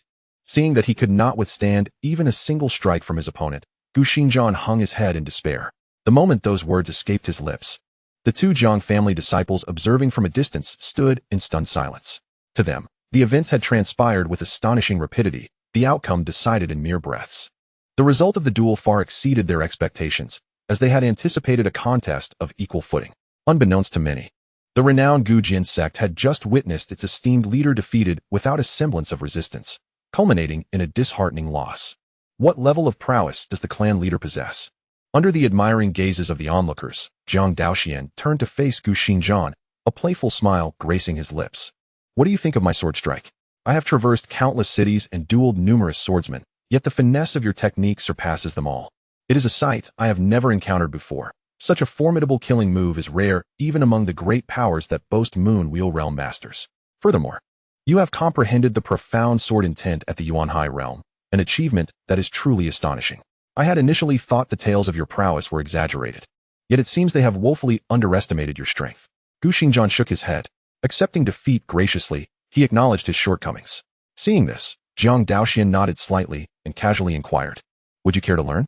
Although he had bested his opponent with a single strike, it did not imply weakness on Gu Xingjian's part. Rather, it underscored Jiang's own exceptional strength.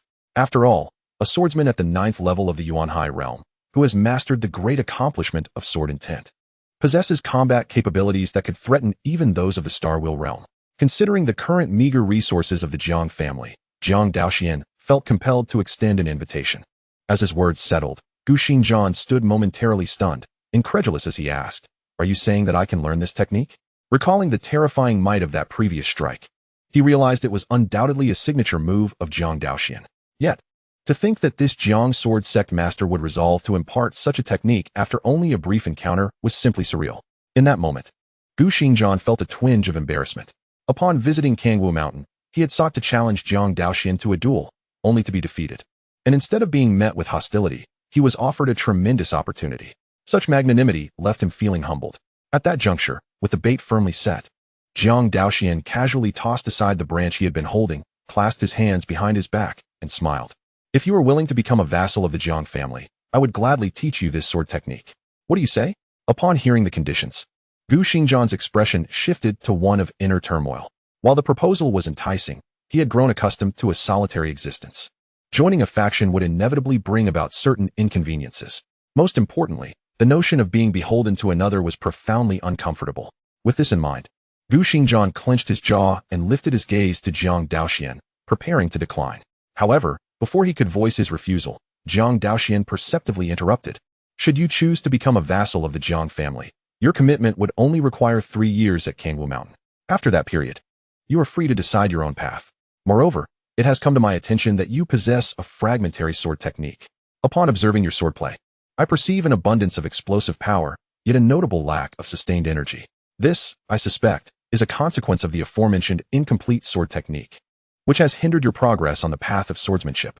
The sword maneuver I recently executed is known as the Return to Origin sword technique, a premier sword art of the Earth tier.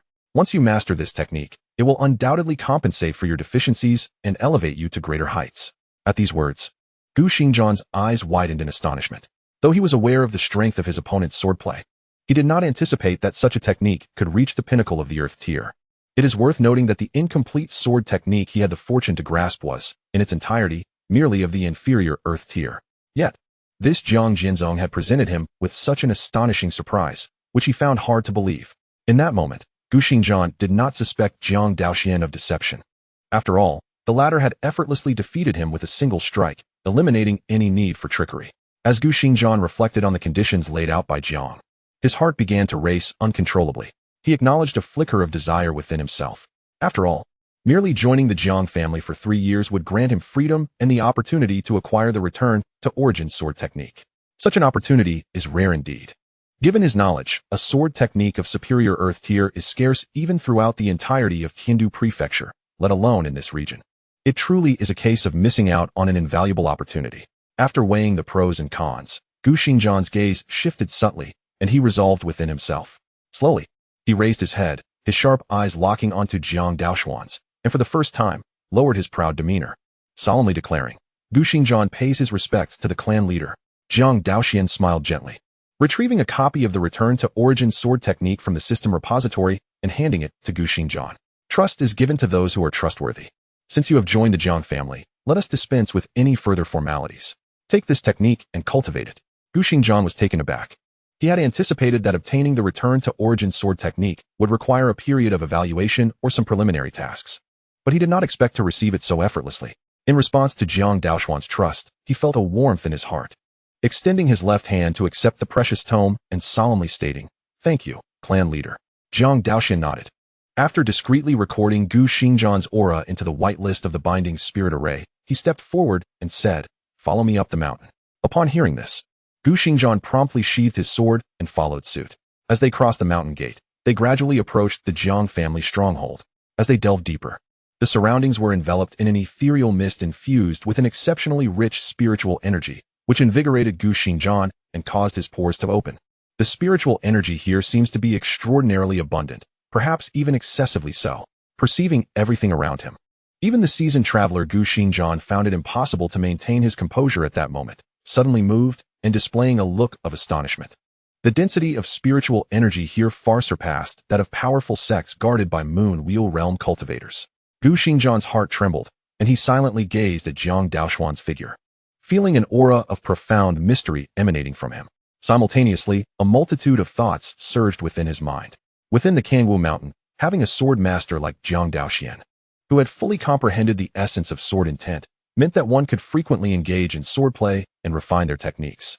Moreover, the terrifyingly abundant spiritual energy surrounding them offered ample resources for cultivation. It seemed that Kangwu Mountain was indeed a veritable sanctuary for training. Why would one ever wish to leave? Gu Xingjian felt a rush of excitement within. Before long, Jiang Daoxuan successfully led Gu Xingjian to the family residence.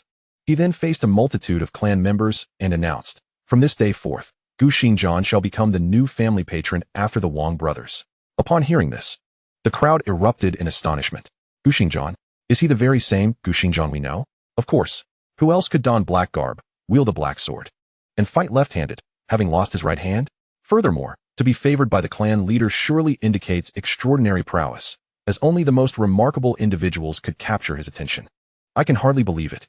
Just yesterday, I heard tales of the Sword Sect's exploits against the Black Wind stronghold, and today, he has come to our Jiang family to become a patron. It's simply unbelievable. Do you think we might be able to seek guidance from the Sword Sect in honing our skills? It seems quite possible. The clan leader is often preoccupied with the family's development, and we hesitate to disturb him, but it appears Gu Xingjian might be approachable. Ha. To think that even the Sword Sect has become a patron of our Jiang family. How glorious might our family become in the future? Numerous Jiang family disciples were swept away in a wave of ecstasy. The addition of a powerhouse like Gu Xingjian to their ranks undoubtedly provided a significant boost to their morale, instilling within them a profound sense of pride in belonging to such a formidable family. Once Jiang Daoxuan concluded his announcement and departed the scene, the news of Gu Xingjian's role as a family patron swiftly spread from one disciple to another. Soon, it reached every corner of the Jiang family residence, making all members aware of this momentous development. In no time, many Jiang disciples dedicated to the sword began to seek out Gu Xingjian for guidance on their techniques. Given his connection with Jiang Daoxuan, the newly arrived Gu Xingjian did not outright refuse their requests. Instead, he began to patiently instruct them, highlighting their shortcomings in sword practice. Thus, from that day forth, Gu Xingjian not only served as the patron of the Jiang family, but also unexpectedly assumed the role of swordsmanship instructor. Chapter 60, Star Wheel Realm Mount, Songyun White Crane. At this moment, within the family hall, Jiang Daoxuan returned to the meditation mat, retrieving 2 treasure boxes obtained from his recent sword duel task. According to the system's introduction, once the blind box is opened, one can randomly acquire various treasures such as magical artifacts, elixirs, martial techniques, bloodlines, and physical constitutions. Jiang Daoxuan rubbed his hands together before promptly unveiling the first blind box. With a burst of radiant white light, the box vanished, replaced by a golden elixir shimmering in its entirety. Congratulations, host. You have obtained a top-tier celestial elixir, the Tongxian Golden Pill, imbued with the power to reshape the very fabric of the universe. Once consumed by a cultivator, it can cleanse the impurities of the mortal body, restore one to their innate foundation, and be augmented by the forces of nature, unlocking the meridians and enhancing one's innate aptitude, thereby accelerating the absorption of spiritual energy. Note: only effective for those of ordinary physical constitution. Individuals with special physiques may not partake. A top-tier celestial elixir? Jiang Daoxuan was momentarily taken aback. He had acquired numerous top-tier treasures in recent days, yet this was his first elixir of such caliber. Regrettably, it appeared that it would not serve much immediate purpose. After all, he possessed the innate sacred body Dao Fetus, while Jiang Yen bore the Sanyan treasure body. Both were endowed with unique physiques, rendering them unable to consume the Tongxian Golden Pill. The most suitable candidate remained Jiang Chen, who had departed Kangwu Mountain days prior to gather clan members. Thus, the Tongxian Golden Pill would have to be set aside for a more opportune moment. With this thought in mind, Jiang Daoxuan carefully placed the Tongxian Golden Pill into his purple mansion space and turned his attention to the second blind box. Without hesitation, he opened it immediately. In the next moment, a dazzling white light flashed, revealing a striking black and white crane before him. With its head held high, it raised its right foot, unfurling its wings, surrounded by a subtle mist, exuding an ethereal aura. What a splendid, auspicious beast. Congratulations, host. You have acquired a Star Wheel Realm mount. That Songyun White Crane, possesses the bloodline of a sacred beast. With heightened intelligence and unparalleled speed, Star Wheel Realm, Jiang Daoxuan was profoundly astonished, utterly unprepared for the acquisition of a mount of such caliber. In terms of pure cultivation, the strongest within the bounds of Kangwu Mountain was undoubtedly Gu Xingjian. Yet, even Gu Xingjian's cultivation level barely reached the 9th layer of the Yuanhai realm, rendering it utterly incomparable to the Songyun White Crane. This meant that his mount had transcended to become the most formidable entity in all of Kangwu Mountain. Upon realizing this, Jiang Daoxuan couldn't help but reveal a peculiar expression, sensing the system's mischievous intent. Shaking his head, he cast aside the strange thoughts and focused on the displayed sacred beast bloodline. According to his understanding, once a spiritual beast cultivation level transcended to the realm of the saints, it could be designated as a sacred beast. After achieving the status of a sacred beast, its bloodline would undergo a mutation, which is inheritable. Should a sacred beast bear offspring, there is a high probability that the progeny would awaken due to the mutated bloodline, inheriting certain innate abilities from their forebears, thus possessing potential far exceeding that of ordinary species. Realizing this, a smile involuntarily crept across Jiang Daoxuan's face. Although the 9-layered Chi Eagle of the Purple Mansion was commendable, however, in comparison to the majestic Songyun White Crane, which possesses the bloodline of a sacred beast, there is simply no basis for comparison. If one were to force a comparison, it would be akin to exchanging an ordinary sedan for a luxurious supercar worth millions. Jiang Daoxuan sighed inwardly. Just then, he felt a gentle nudge against his sleeve. He immediately gathered his thoughts and slowly turned his head to look down. There, he saw that Songyun White Crane gently rubbing its long beak against his sleeve. Observing this, Jiang Daoxuan's eyes flickered. Are you inviting me to ascend? As soon as the thought crossed his mind, that Songyun White Crane nodded, moved to the entrance of the grand hall, spread its wings, and lowered its body, waiting for its master to mount. Witnessing this scene, Jiang Daoxuan smiled, marveling at the creature's high intelligence. Very well, it is time for a stroll. Rising from the mat, Jiang Daoxuan waved his sleeve and approached the Songyun White Crane before stepping onto its back. Although the crane was not as massive as the Red Hawk, it effortlessly accommodated 3 adults without feeling cramped. As Jiang Daoxuan settled onto its back, the Songyun White Crane lifted its head and let out a soft call. In the next moment, it rapidly flapped its wings, taking off from the ground and soaring into the sky, merging with the clouds, carrying Jiang Daoxuan on a journey over Kangwu Mountain. With mist as a companion and clouds as friends, the pair appeared ethereal, akin to celestial beings descending to the mortal realm, seeking solace among humanity. They glided through the vastness of heaven and earth, observing the myriad forms of life below, exuding an aura of effortless grace and freedom. Before long, at the Jiang family's martial arts arena, a throng of young disciples surrounded Gu Xingjian, bombarding him with questions about swordsmanship. Amidst the cacophony, Gu Xingjian held his forehead, feeling utterly helpless. He had not anticipated that after offering guidance to a few, he would attract even more seekers. This left him with little time to practice the cherished Guiyuan sword art. Just as he contemplated temporarily declining the inquiries and suggesting they return the next day, a resounding voice suddenly pierced the air above. Chirp! Everyone instinctively turned their gaze skyward, drawn by the sound. Upon glimpsing the spectacle above, astonished voices erupted. When did such an elegant white crane appear in Kangwu Mountain? Humph! The Kangwu Mountain is renowned for its gifted individuals. What does it matter if a white crane graces us? Am I mistaken? I can distinctly sense an overwhelming aura emanating from this white crane. Not only you, I feel it too. How is it possible that we can perceive such a powerful presence from such a distance?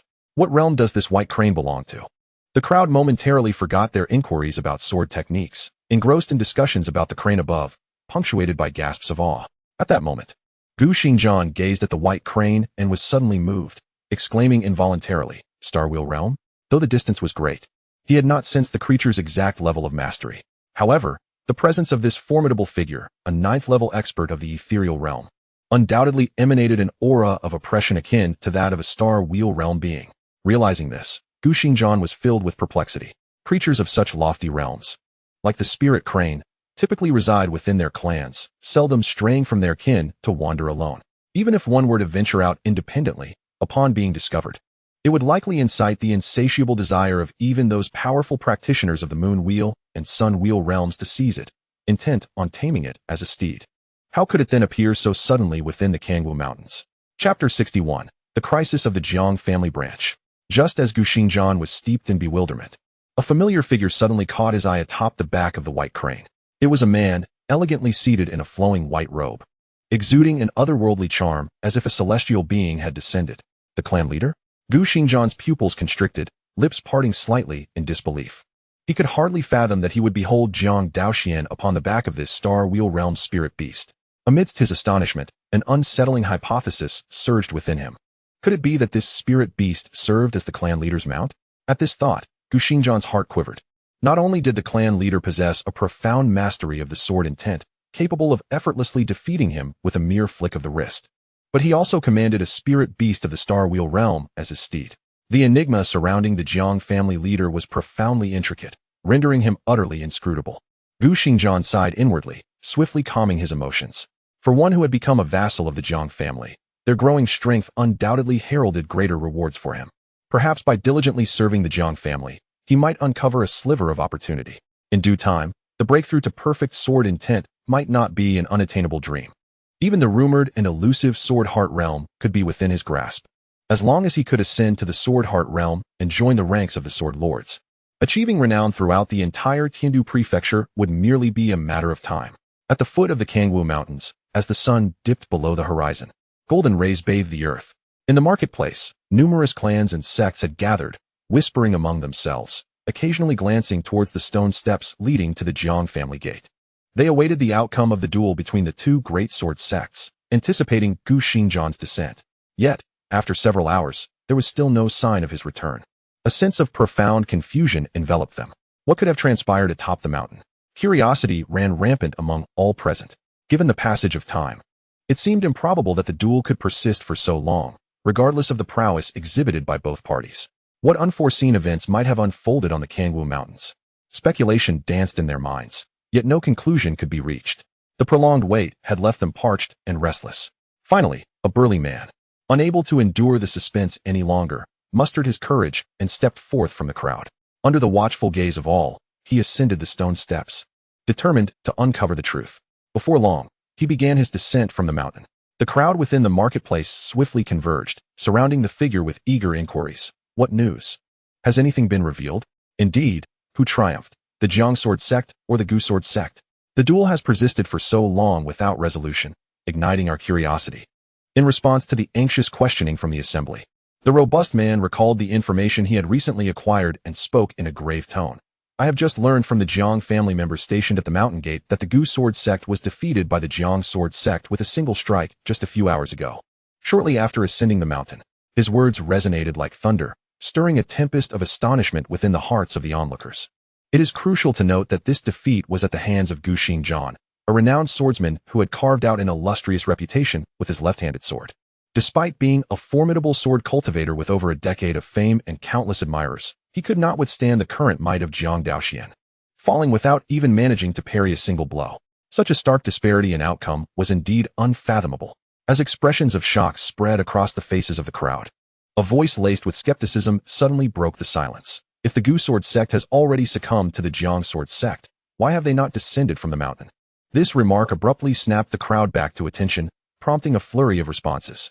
How strange. It has been so long, and I have yet to see any sign of the Gu Sword Sect.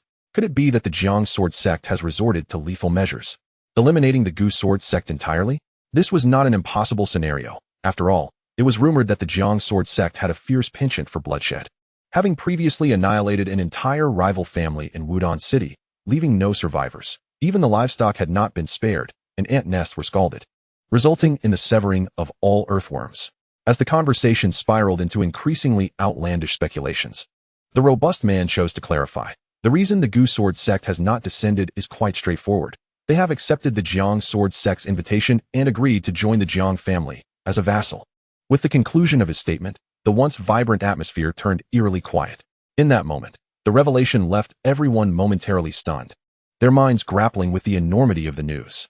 The silence lingered for a few breaths before they gradually regained their composure.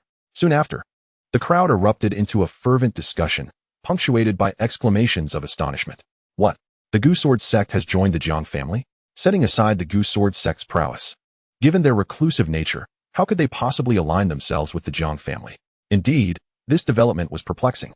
As far as I am aware, 3 years prior, a powerful sect with a moon cycle realm expert had sought to recruit the Gu Sword Sect, offering numerous incentives to induct him as an elder. Yet, even then, the Goose Sword sect had declined the offer. What extraordinary charisma must the head of the Jiang family possess to sway the Goose Sword sect, persuading him to abandon his wanderings and willingly become a mere vassal within the Jiang family? The tides have truly shifted.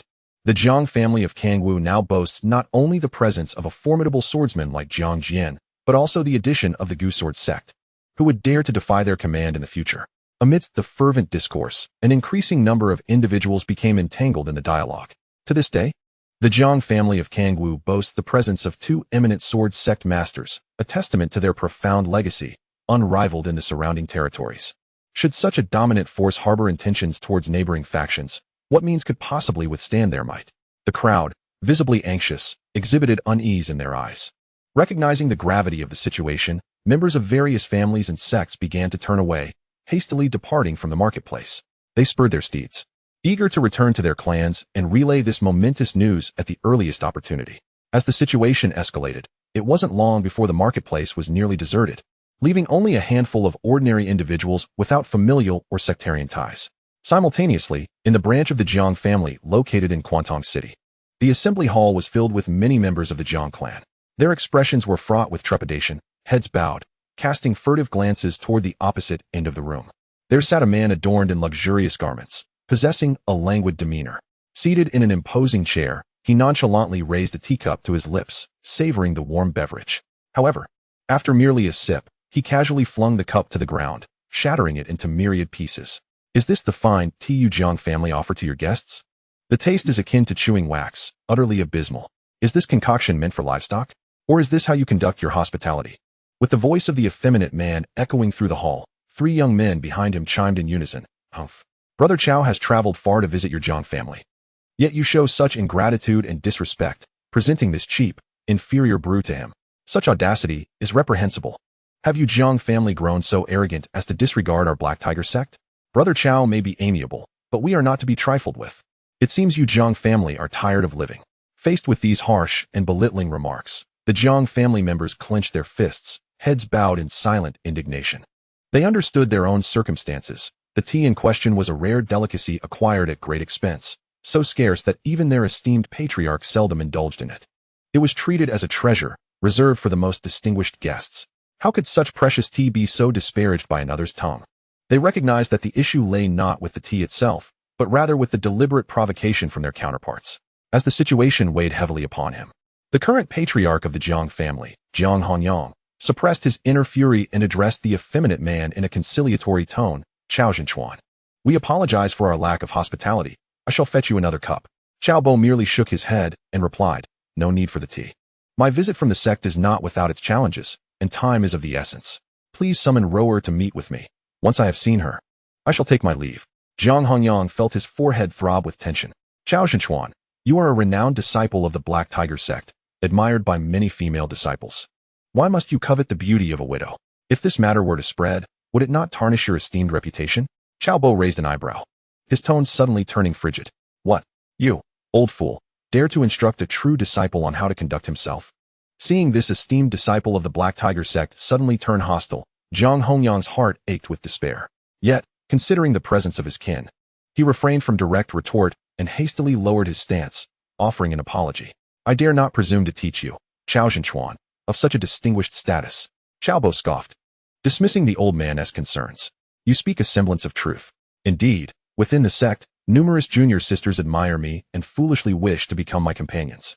Alas, they are but naive women, devoid of the charm possessed by Ruru. To be candid, my departure from the sect was solely for Ruru. I hope your Jiang family will not be ungrateful. Upon hearing this, the three disciples standing behind Chao Bo couldn't help but display lewd smiles. As devoted followers, they were well aware that Chao Bo's greatest passion was for the wives of others, particularly those who retained their allure. The fact that the married Gao Wanru had drawn Chao Bo's attention did not surprise them in the least, for even they felt a surge of heat at the thought of her mature beauty. At that moment, witnessing Chao Bo's resolute desire to meet Gao Wanru, Jiang Hongyang lamented the tragic fate of the woman. She had once been wed to the family's most gifted son, Jiang Daoxuan, and had borne him a son named Jiang Han. However, her happiness was short-lived. Her husband, the only innate talent of the family, met an untimely demise in an accident, leaving Gao Wanru a young widow. She was left to weep daily and raise Jiang Han alone, enduring profound suffering. Yet, despite her plight, she could not escape the unwanted attention of Qiao Bo, a true disciple of the Black Tiger sect. Jiang Hongyang shook his head, grateful he had prepared in advance. He turned to Qiao Bo, cupping his hands respectfully. Qiao Zhenchuan, Wanru recently departed from the Jiang family with Han and returned to her maternal home. If you wish to see her, you may visit the Gao family. As he spoke these words, Jiang Hongyang felt deeply anxious. He had long heard of Qiao Bo's notorious reputation. Not only did he have a penchant for other men's wives, but once he had his way, he would toy with them for a few months before leaving them utterly broken and discarding them like worn-out dolls, leading them to a fate worse than death. Thus, when he learned from Gao Wanru that she had once encountered Qiao Bo and had been subjected to his lewd remarks, Jiang Hongyang understood the gravity of the situation.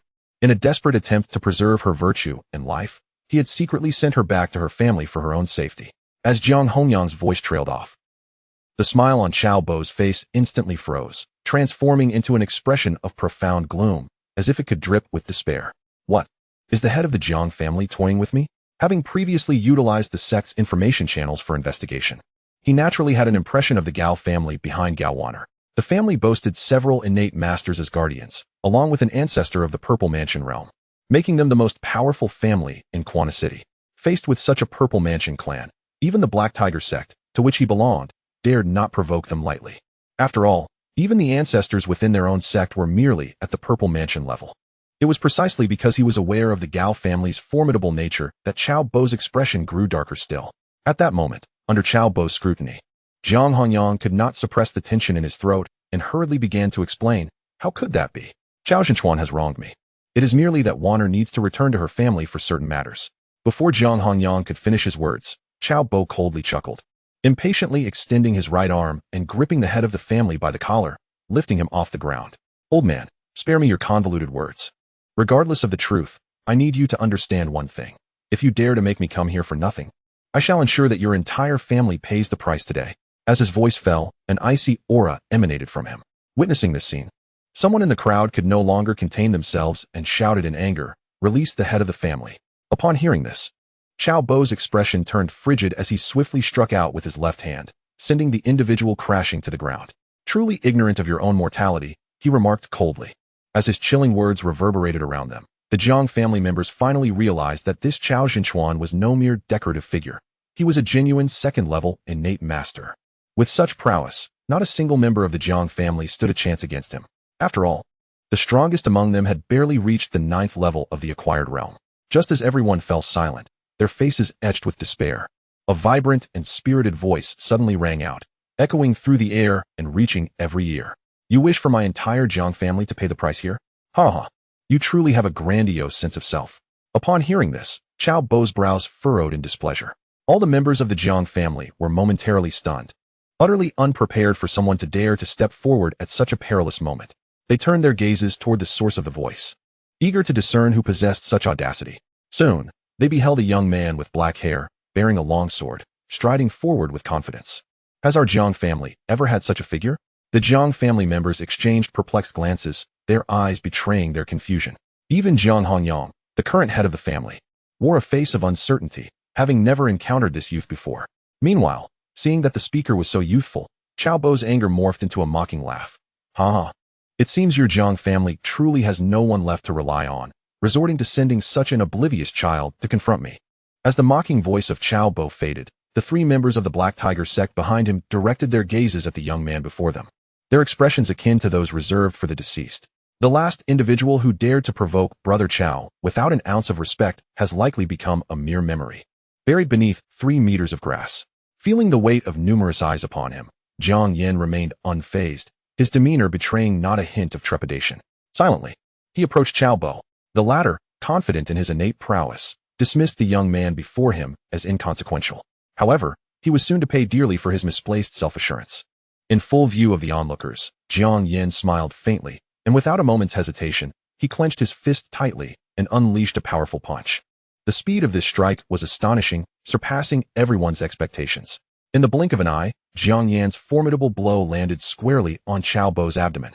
Empowered by the combined might of the Tsang Yin divine body and the Great Sun refining body technique, an overwhelming force erupted from Jiang Yan's physique, leaving the innate warrior Qiao Bo reeling in pain.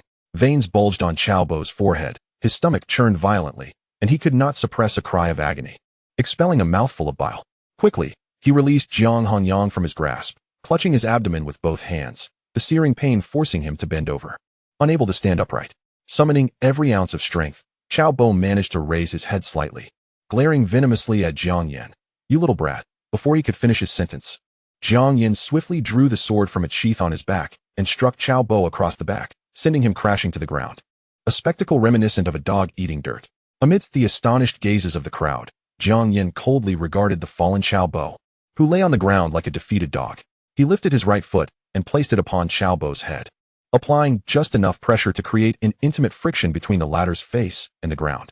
Jiang Yan shook his head, taunting, "With your caliber, how dare you wreak havoc in my Jiang family?" This proclamation left the members of the Jiang family present momentarily stunned. What did it mean to wreak havoc in the Jiang family? It seemed they had no acquaintance with such a character.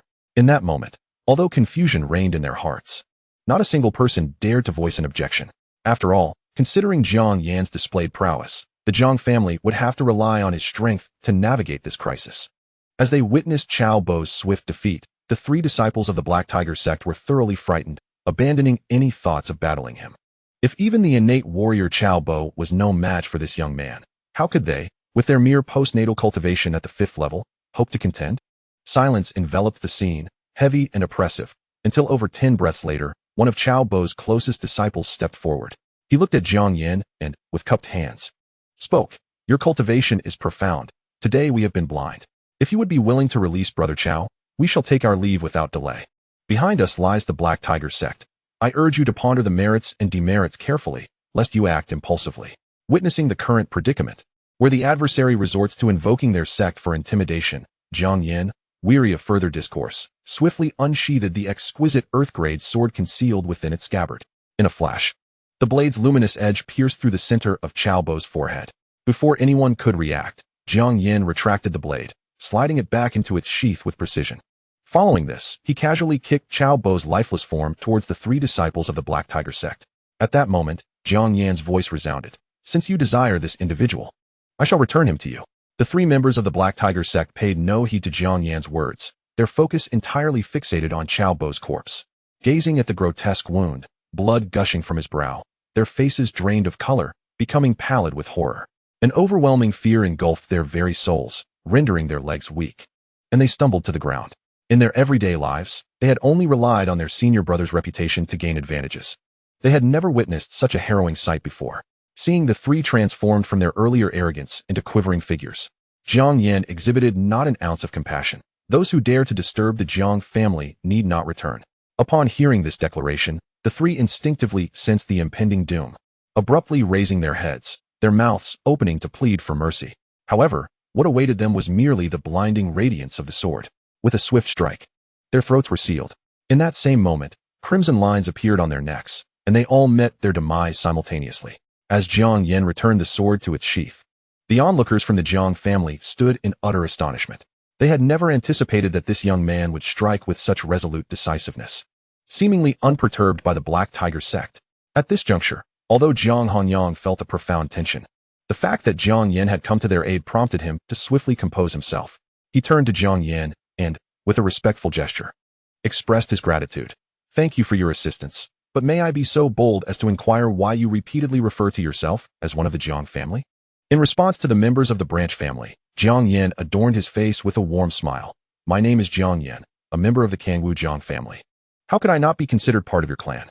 Jiang Hongyang was momentarily taken aback, only to be overtaken by a sense of joy. "Are you perhaps from another branch family?" The name Kangwu Jiang family was entirely unfamiliar to him. Could it be a new branch that had recently separated from the main family? Contemplating this, Jiang Hongyang's mind was flooded with more questions. This Jiang Yan, despite his youth, had displayed overwhelming prowess by defeating Qiao Bo in a single move, undoubtedly possessing innate strength. Yet, how could a new branch that had just distanced itself from the main family harbor such a remarkable talent? Had the main family not sought to retain him? Chapter 64, The Yellow Springs Demon Technique, Jiang Han's Fury. The multitude of uncertainties left Jiang Hanyang, the head of the branch family, perplexed and bewildered. Recognizing the confusion etched upon the faces of those around him, Jiang Yin chose to unveil the truth, sharing his detailed background and the purpose of his visit without reservation. Upon hearing that the main family had relocated from Wudon City to Kangwu Mountain, and that the clan leader, Jiang Daoxuan, intended to summon them back, all the members of the Jiang family were struck with profound astonishment, their eyes filled with disbelief. After all, they had learned from Jiang Yan about the formidable power wielded by the current Jiang family of Kangwu, the Purple Mansion realm. To their clan leader Jiang Daoxuan, such beings could be effortlessly extinguished. Even a formidable practitioner of the Yuanhai realm could hardly withstand a single strike from the clan leader and would meet their demise on the spot. Thus, upon discovering that the clan leader wished to recall them to reside at Kangwu Mountain, their immediate thought was whether they were still ensnared in a beautiful dream. Yet to awaken, it was no wonder they felt this way. Just a moment prior, they were facing the threat of the Purple Mansion Force, the Black Tiger Sect. And the next moment, someone appeared to inform them that they had the protection of the immensely powerful Yuanhai realm leader standing guard behind them. Such a surreal turn of events left everyone questioning how they could trust it entirely at first. Subsequently, after receiving repeated confirmations from Jiang Yan, they finally accepted this astonishing and heartening reality.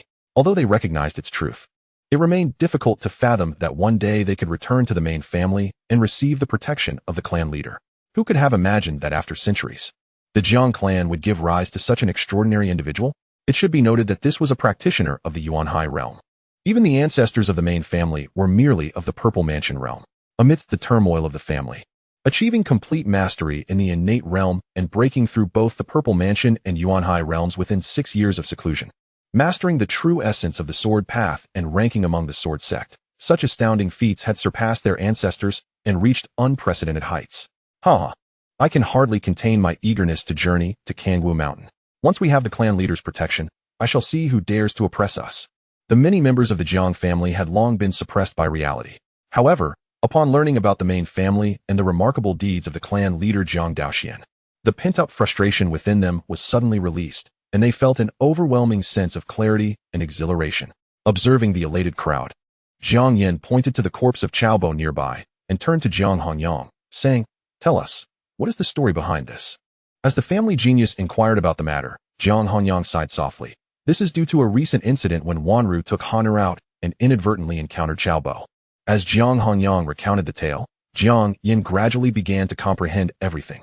Then, thinking of Gao Wanru and Jiang Han, who were staying with the Gao family, his gaze flickered, and he spoke softly. The clan leader has stated that we must bring every member of the branch family back to Kangwu Mountain without exception. Therefore, you should send someone to guide us to the Gao family to retrieve the mother and son. As members of the Jiang lineage, it was inappropriate for them to remain living among outsiders. They needed to accompany us to Kangwu Mountain. Jiang Hongyang nodded in agreement. He comprehended the gravity of the situation and promptly commanded his kin to organize their belongings. Subsequently, he took Jiang Yan and departed for the Gao family estate. Before long, within the expansive courtyard of the Gao family, a group of young scions were gathered under the guidance of an elder, diligently practicing their martial arts. All of this was observed through a pair of brown eyes belonging to a slender, black-haired youth clad in coarse linen garments. As he watched the various techniques executed by the practitioners, a flicker of enlightenment danced within his gaze. Just as he was immersed in his clandestine study, a well-dressed member of the Gao family passed by. Sensing the disturbance, the youth immediately snapped back to reality, hastily lowering his head and gripping a broom, diligently sweeping up the scattered, withered leaves on the ground. Observing this scene, the Gao family member, who had walked halfway, couldn't help but scoff. Is this not the unwilling scion of the Jiang family, Jiang Han? How has he fallen to such a dismal state? Despite the derision, Jiang Han remained unfazed, for he had grown accustomed to such scorn. Ever since he had moved to the notoriously insular Gao family estate with his mother, Gao Wanru, and had declined the elder's suggestion to adopt the name Gao Han, he had been ostracized by all the members of the Gao family. This isolation was exacerbated by the recent passing of his beloved mother, who had raised him but succumbed to exhaustion and illness. Consequently, his situation within the Gao family had become increasingly dire, relegating him to performing menial tasks typically assigned to servants just to earn a meager sustenance for survival. However, he was aware that this dismal predicament would soon come to an end. Clenching his fists, the blood and energy within him surged, revealing that he had already attained the bone-refining stage of cultivation. It was noteworthy that prior to this, his poor innate talent had impeded his cultivation speed significantly, resulting in a mere 9th level of blood condensation after years of training. Yet, everything changed dramatically 3 nights ago. Jiang Han gently closed his eyes, and an image of a treasure map radiating with a golden glow materialized in his mind. This artifact, which he had fortuitously acquired that fateful night, was known as the Yellow Spring Demon Map. According to the information left behind within the map, he discovered it to be a legacy treasure bestowed by the ancient emperor of the Yellow Spring, brimming with numerous powers waiting to be unearthed. Throughout these past few days, through his exceptional insight, he had mastered a formidable technique known as the Yellow Spring Demon Art from the map. By wielding the Yellow Spring Demon Art, he could devour the essence and spirit of others to nourish himself and elevate his cultivation level. However, each act of consumption required a certain period for digestion before he could embark upon the next. It was precisely through this method that he had resolved the issue of his poor innate talent, enabling him to make a rapid breakthrough. Once my cultivation reaches new heights, I shall surely depart from this wretched place. Reflecting on the trials he had endured, a fierce expression crossed Jiang Han's face, his eyes ablaze with a fierce intensity. Had it not been for the relentless pursuit of Cao Bo, a true disciple of the Black Tiger Sect, how could I have possibly followed my mother away from the Jiang family, retreating to the Gao family for refuge? How could my mother have met her demise? All of this is the fault of Cao Bo. No, it is the fault of the entire Black Tiger Sect. Were it not for the protection and indulgence of the Black Tiger Sect, how could Cao Bo act with such impunity? Since no one dares to offend you and eradicate your malignant sect, I vow that once I attain sufficient power, I shall personally ascend the mountain and obliterate your cursed sect, leaving not a single trace behind. Chapter 65. Elder Zhou's Doubt. Is the Jiang family an ancient imperial clan? Just as murderous intent surged within Jiang Han, a young scion of the Gao family was glancing around, scanning the vicinity. Upon spotting Jiang Han, his eyes lit up, and he hurriedly approached. Jiang Han, a representative from your Jiang family has arrived. They are waiting for you in the assembly hall. The family head has asked for your presence. Jiang Han, momentarily taken aback by the interruption of his thoughts, wondered why his family would send someone at this time. Could something significant have occurred? With this troubling thought, he abruptly discarded his broom and dashed towards the assembly hall. Shortly thereafter, upon Jiang Han's arrival, he found the assembly hall already bustling with people. A glance revealed that at the head of the gathering sat Gao Mingshi, the head of the Gao family. Beside him were Jiang Hongyang, the head of the Jiang family, and a seemingly young black-haired boy who appeared only slightly older than Jiang Han. Who might this individual be? Jiang Han's curiosity was piqued as he observed the newcomer. At that moment, noticing Jiang Han's scrutinizing gaze, Jiang Yin subtly lifted his head and instinctively assessed him. Satisfied that there was nothing amiss, he gradually averted his eyes. Just then, Elder Zhou's voice resonated. Young master, your cousin is quite remarkable indeed. Oh, what do you mean by that? Jiang Yin inquired, a hint of surprise flickering in his eyes. From what I have observed, your cousin's strength has already reached the 9th level of bone refinement. Upon hearing this, Jiang Yin was instantly engulfed by immense curiosity. According to Jiang Hongyang, the head of the branch family, Jiang Han's innate bone quality was exceedingly poor, leading to a painfully slow cultivation speed, truly a case of effort yielding little reward. Even with the resources left behind by the innate talent Jiang Daoxuan, after years of cultivation, he had barely reached the 9th level of blood condensation. Yet, how long had this individual been residing in the Gao family? His cultivation level had undergone such explosive growth, silently breaking through an entire major realm to the 9th level of bone refinement. Such a terrifying pace of advancement had even surpassed his own previous achievements and those of Chen Ge. Could it be that this cousin of mine is not as lamentable as rumored, but rather an obscured cultivation genius? With this thought, Jiang Yan's interest in Jiang Han grew significantly. Meanwhile, Elder Zhou, intrigued by the changes in Jiang Han, instinctively projected his perception to ascertain the situation. As his formidable awareness deepened, the relaxed expression on Elder Zhou's face gradually faded, giving way to a grave demeanor. This young man appears to possess some peculiarities, indeed. In the perception of Elder Zhou, Jiang Han's innate talent was indeed lamentably poor, seemingly destined to languish in the acquired realm for his entire life, with no hope of transcending to the innate realm. However, astonishingly, it was this very lack of aptitude that enabled him to achieve successive breakthroughs in a remarkably short span of time, ascending from the 9th level of blood condensation to the 9th level of bone forging. Such a staggering leap in power was utterly bewildering and defied all logic. Just as Elder Zhou was enveloped in confusion and unable to comprehend the situation, an overwhelming and terrifying aura erupted from the depths of Jiang Han's being. This aura, Elder Zhou's pupils constricted, his complexion changing drastically, as if he had seen a ghost. Without a moment's hesitation, he hastily withdrew his senses and skillfully curled up in a corner of his ring. In that instant, he was horrified to realize that the immense power embodied within this aura was no less formidable than that of Jiang Chen in his prime. Clearly, like Jiang Chen, Jiang Han possessed the extraordinary fortune of one fated for greatness, bearing the mark of a being above the saint realm. Had it not been for Jiang Han's current lack of strength, which rendered his anomalies exposed, Elder Zhou felt he might not have detected the peculiarities surrounding him.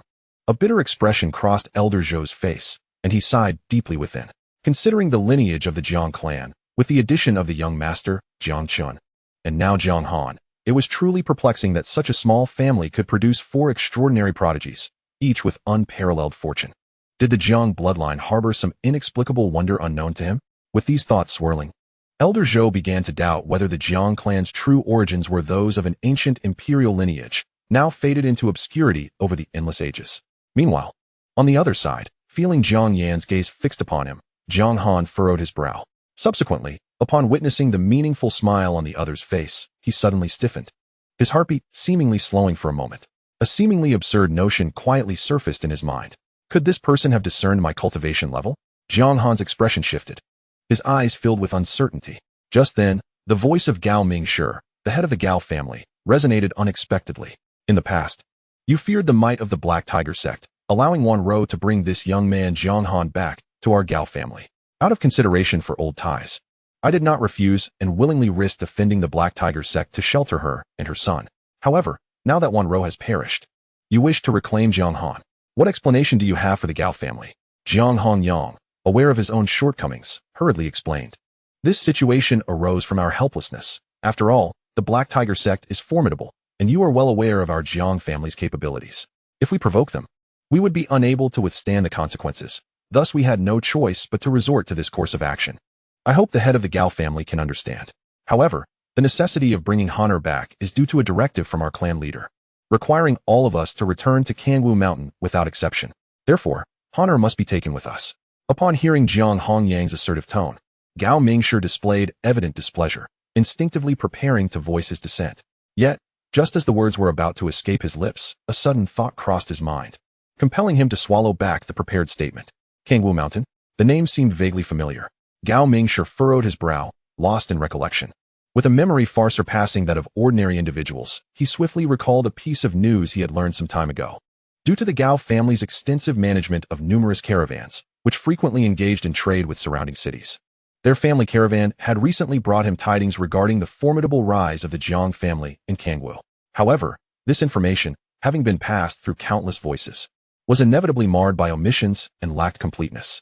Thus, Gao Mingshi was aware only of the name of the Kangwu Jiang family, but remained ignorant of their connection to Wudong City.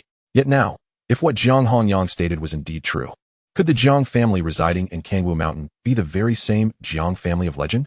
In pursuit of confirming this hypothesis, Gao Mingshi suppressed the tumult within his heart and turned to Jiang Hongyang, inquiring, Kangwu Mountain? I recall your main family was situated in Wudong City. Was it not? As soon as he finished speaking, Jiang Hongyang promptly clarified, in the past, our main family indeed resided within Wudong City, but recently, the Patriarch ordered the relocation of the main family to Kangwu Mountain, hence, it has now become our new abode. Chapter 66. The flattery of the Gao family and Jiang Han's self-mockery. Gao Mingshi's eyes flickered, cautiously asking, is the current patriarch of your family named Jiang Daoxuan? Unaware of the peculiar atmosphere surrounding him, Jiang Hongyang simply nodded and replied casually, indeed, as this unremarkable voice resonated. The numerous members of the Gao family surrounding them remained unchanged in expression, oblivious to any anomaly. However, those who had been part of the family caravan or had gleaned information about the Kangwu Jiang family felt as though a thunderclap had erupted above their heads, deafening in its impact. How could this be? The Jiang family in our city is actually related to the Kangwu Jiang family? Alas, the Jiang family must truly be blessed. For just a short while ago, they were concerned about the threats posed by the Black Tiger Sect, yet now they find themselves soaring to unprecedented heights, directly connecting with the Kangwu Jiang family. Such fortune is indeed the envy of others. This Jiang Han, it seems, has seized the opportunity to ally with the esteemed Jiang Jianzong, having exhausted a lifetime's worth of good fortune to attain such a chance. To address him by his full name is quite unbecoming. Brother Han possesses half the bloodline of our Gao family and is a few years our senior. Henceforth, we must regard him with the respect due to an elder brother. The crowd fell into fervent discussion. Meanwhile, Gao Mingshi's pupils constricted, a wave of joy surging quietly within him. Initially, witnessing the decline of the Jiang family and their entanglement with a formidable adversary like the Black Tiger Sect had led him to regard them with disdain. Yet, unexpectedly, they had presented him with such a delightful surprise. It is well known that this is a dominant family anchored by powerful cultivators like Jiang Daoxuan and Jiang Chen. Even if his own ancestor of the Purple Mansion realm were to personally visit Kangwu Mountain to pay respects to the Jiang family, it might not ensure an audience, let alone the prospect of establishing a rapport.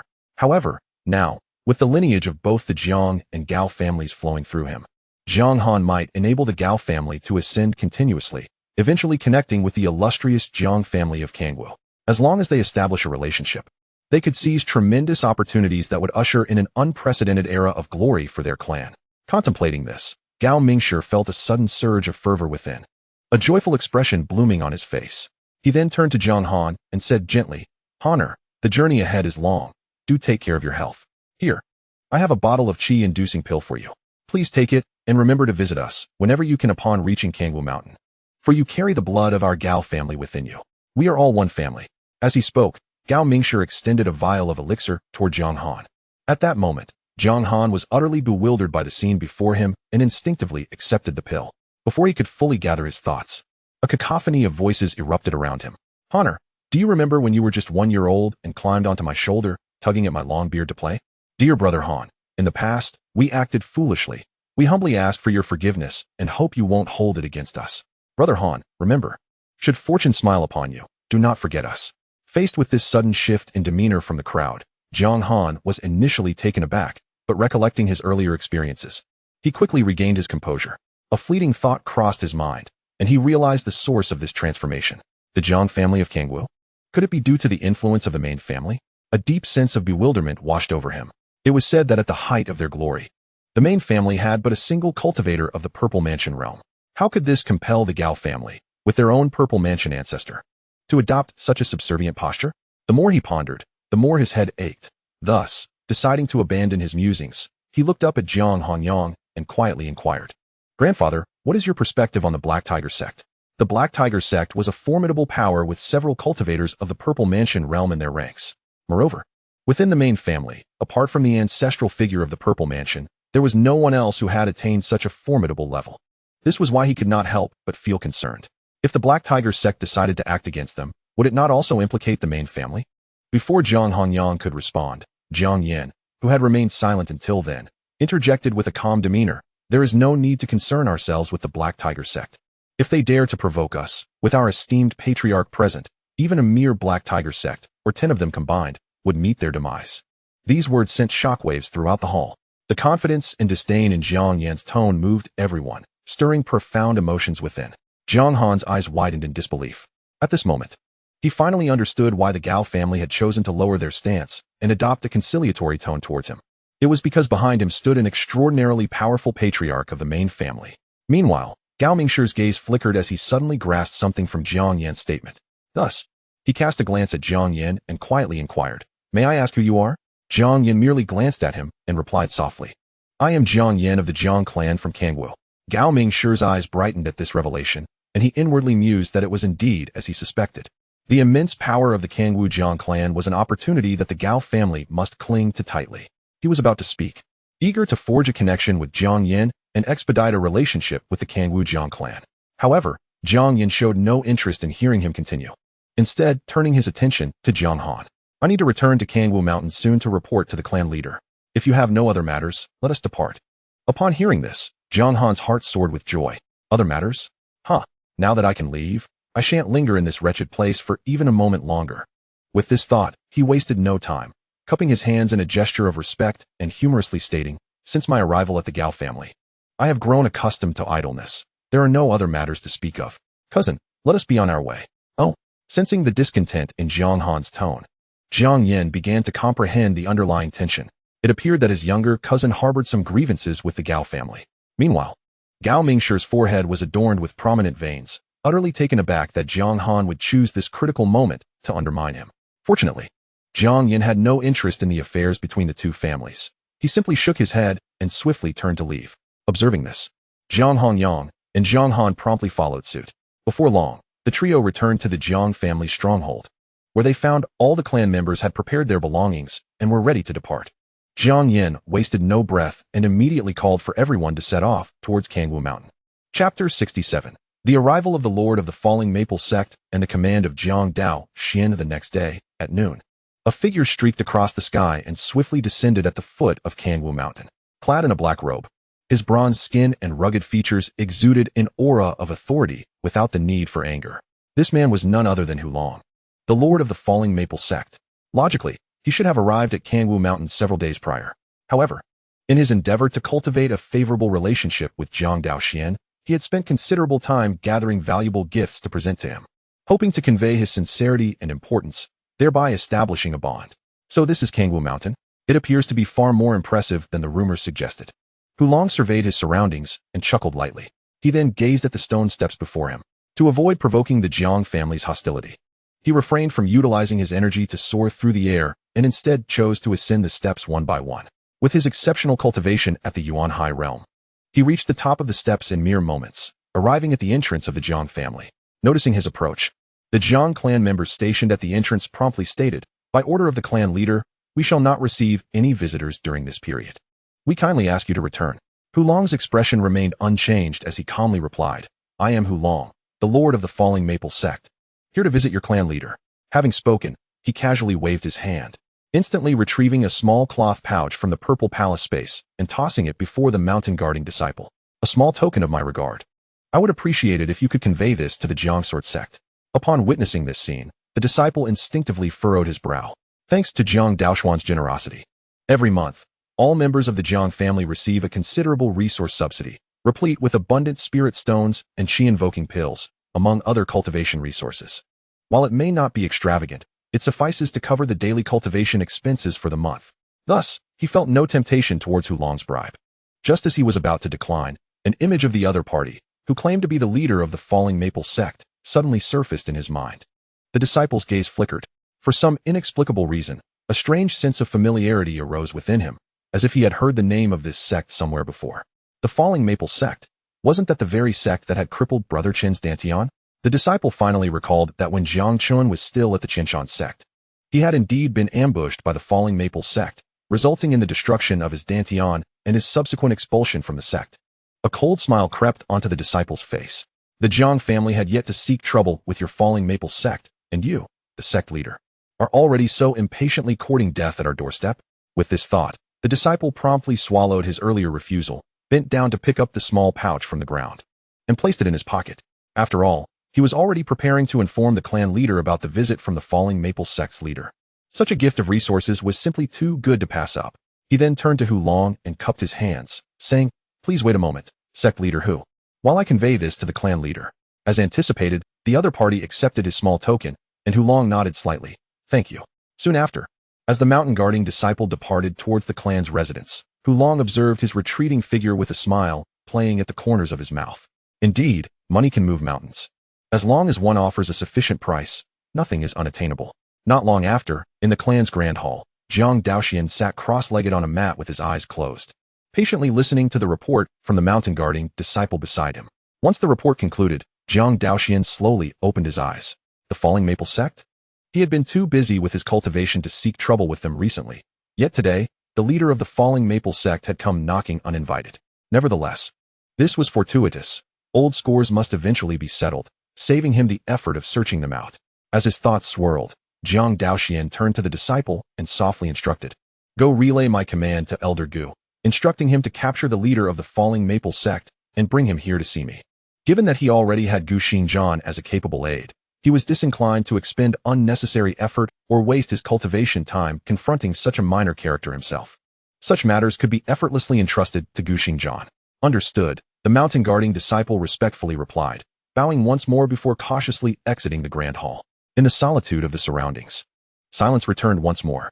Jiang Daoxuan withdrew his gaze and closed his eyes anew, embarking on another round of cultivation. For him, despite the collective enhancement bestowed by his entire clan, his own exceedingly high level of cultivation, combined with the fact that his kin had yet to fully mature, rendered the overall contribution to his cultivation somewhat meager. Thus, in light of this stark disparity during the initial stages, the swiftest path to strength lay in his own diligent practice. Possessing the innate body of a sacred physique, he could transcend barriers as effortlessly as quenching thirst, encountering no hint of stagnation. With just a slight accumulation of effort, breakthroughs would naturally follow. With the perpetual enhancement effect of the clan's collective strength, His personal cultivation and the clan's contributions would amalgamate perfectly, allowing him to attain an unparalleled pace in his training. Meanwhile, as the disciples of the Mountain Guardians approached the training ground and navigated through the crowd to relay Jiang Daoxuan's orders to Gu Xingjian, the latter rested his left hand on the hilt of his sword, his piercing eagle-like gaze igniting with a formidable sword intent. At last, the clan leader has deemed me worthy of engaging in some significant tasks. If I do not stretch my limbs soon, I fear I shall rust entirely, he mused, a smile gracing his lips. During these days of Jiang Daoxuan's seclusion, Gu Xingjian had scoured the vast expanse of Kangwu Mountain, yet found no worthy opponent. This left him with little choice but to practice swordplay alone and instruct numerous members of the Jiang family in their techniques. Such a monotonous existence persisted for several days, inducing a profound sense of ennui.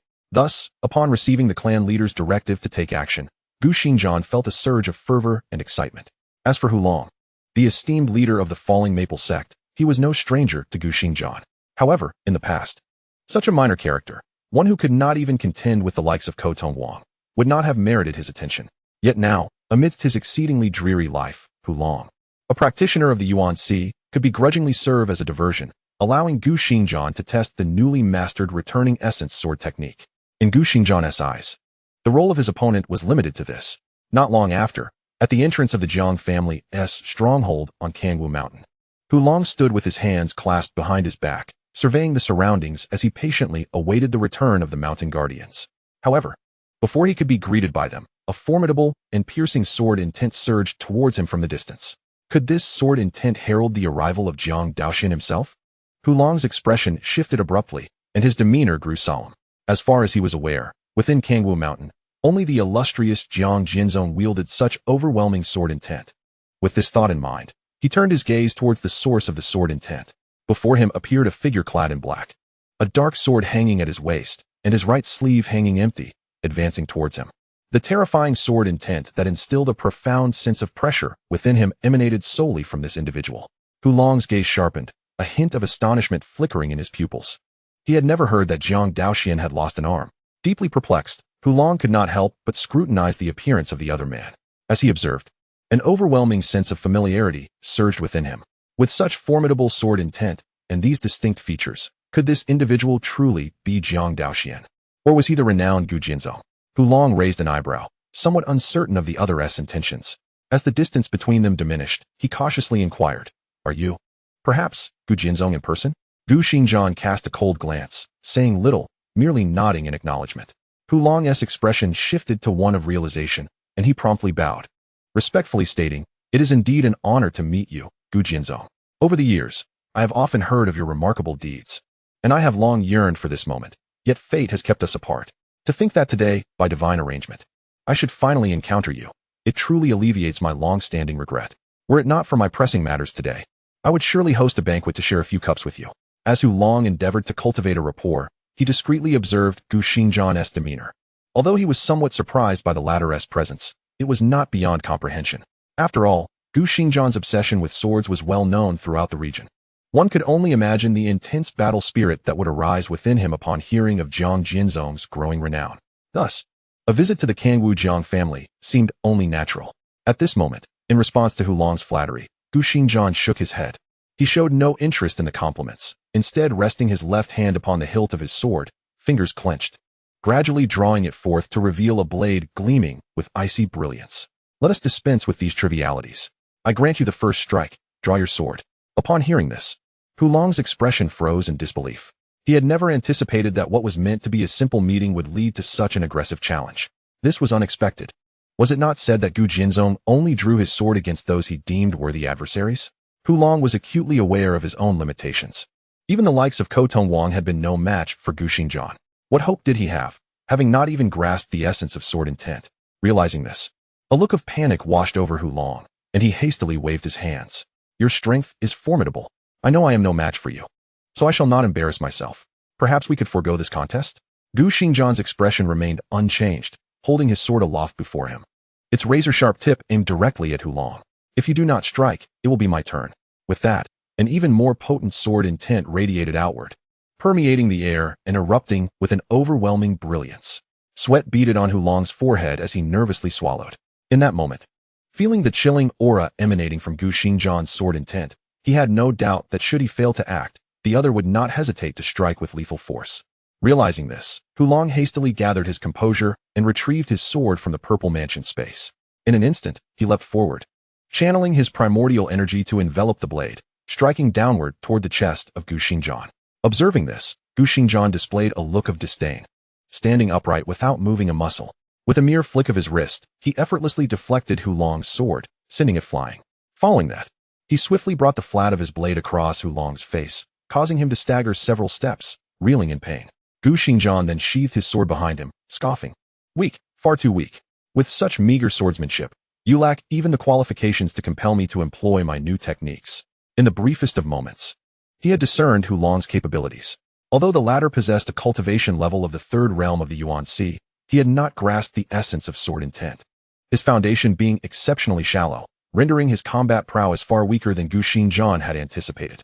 In essence, this master of the falling maple sect appeared to be nothing more than a hollow figure, propped up by resources. At this moment, as Gu Xingjian's derisive words echoed, Hulong clenched his fists, the veins on his forehead bulging, his heart ablaze with fury. He was about to conjure excuses for his defeat when Gu Xingjian denied him the opportunity. With a swift motion, he thrust his sword into the ground, his form flashing forward to Hulong, unleashing a flurry of punches with blinding speed. Faced with the formidable onslaught from Gu Xingjian, a ninth-realm cultivator of the Yuan Sea, Hulong found himself utterly defenseless. After enduring dozens of strikes, his body was left battered and bruised, collapsing to the ground like a heap of mud, unable to move. Witnessing the senseless beating he had received, Hulong was filled with indignation and struggled to lift his gaze toward Gu Xingjian. Gujian Sect, I believe I have not wronged you in the past. Why do you now exploit your cultivation to bully me? Do not forget, this is not the outside world, but Kangwu Mountain.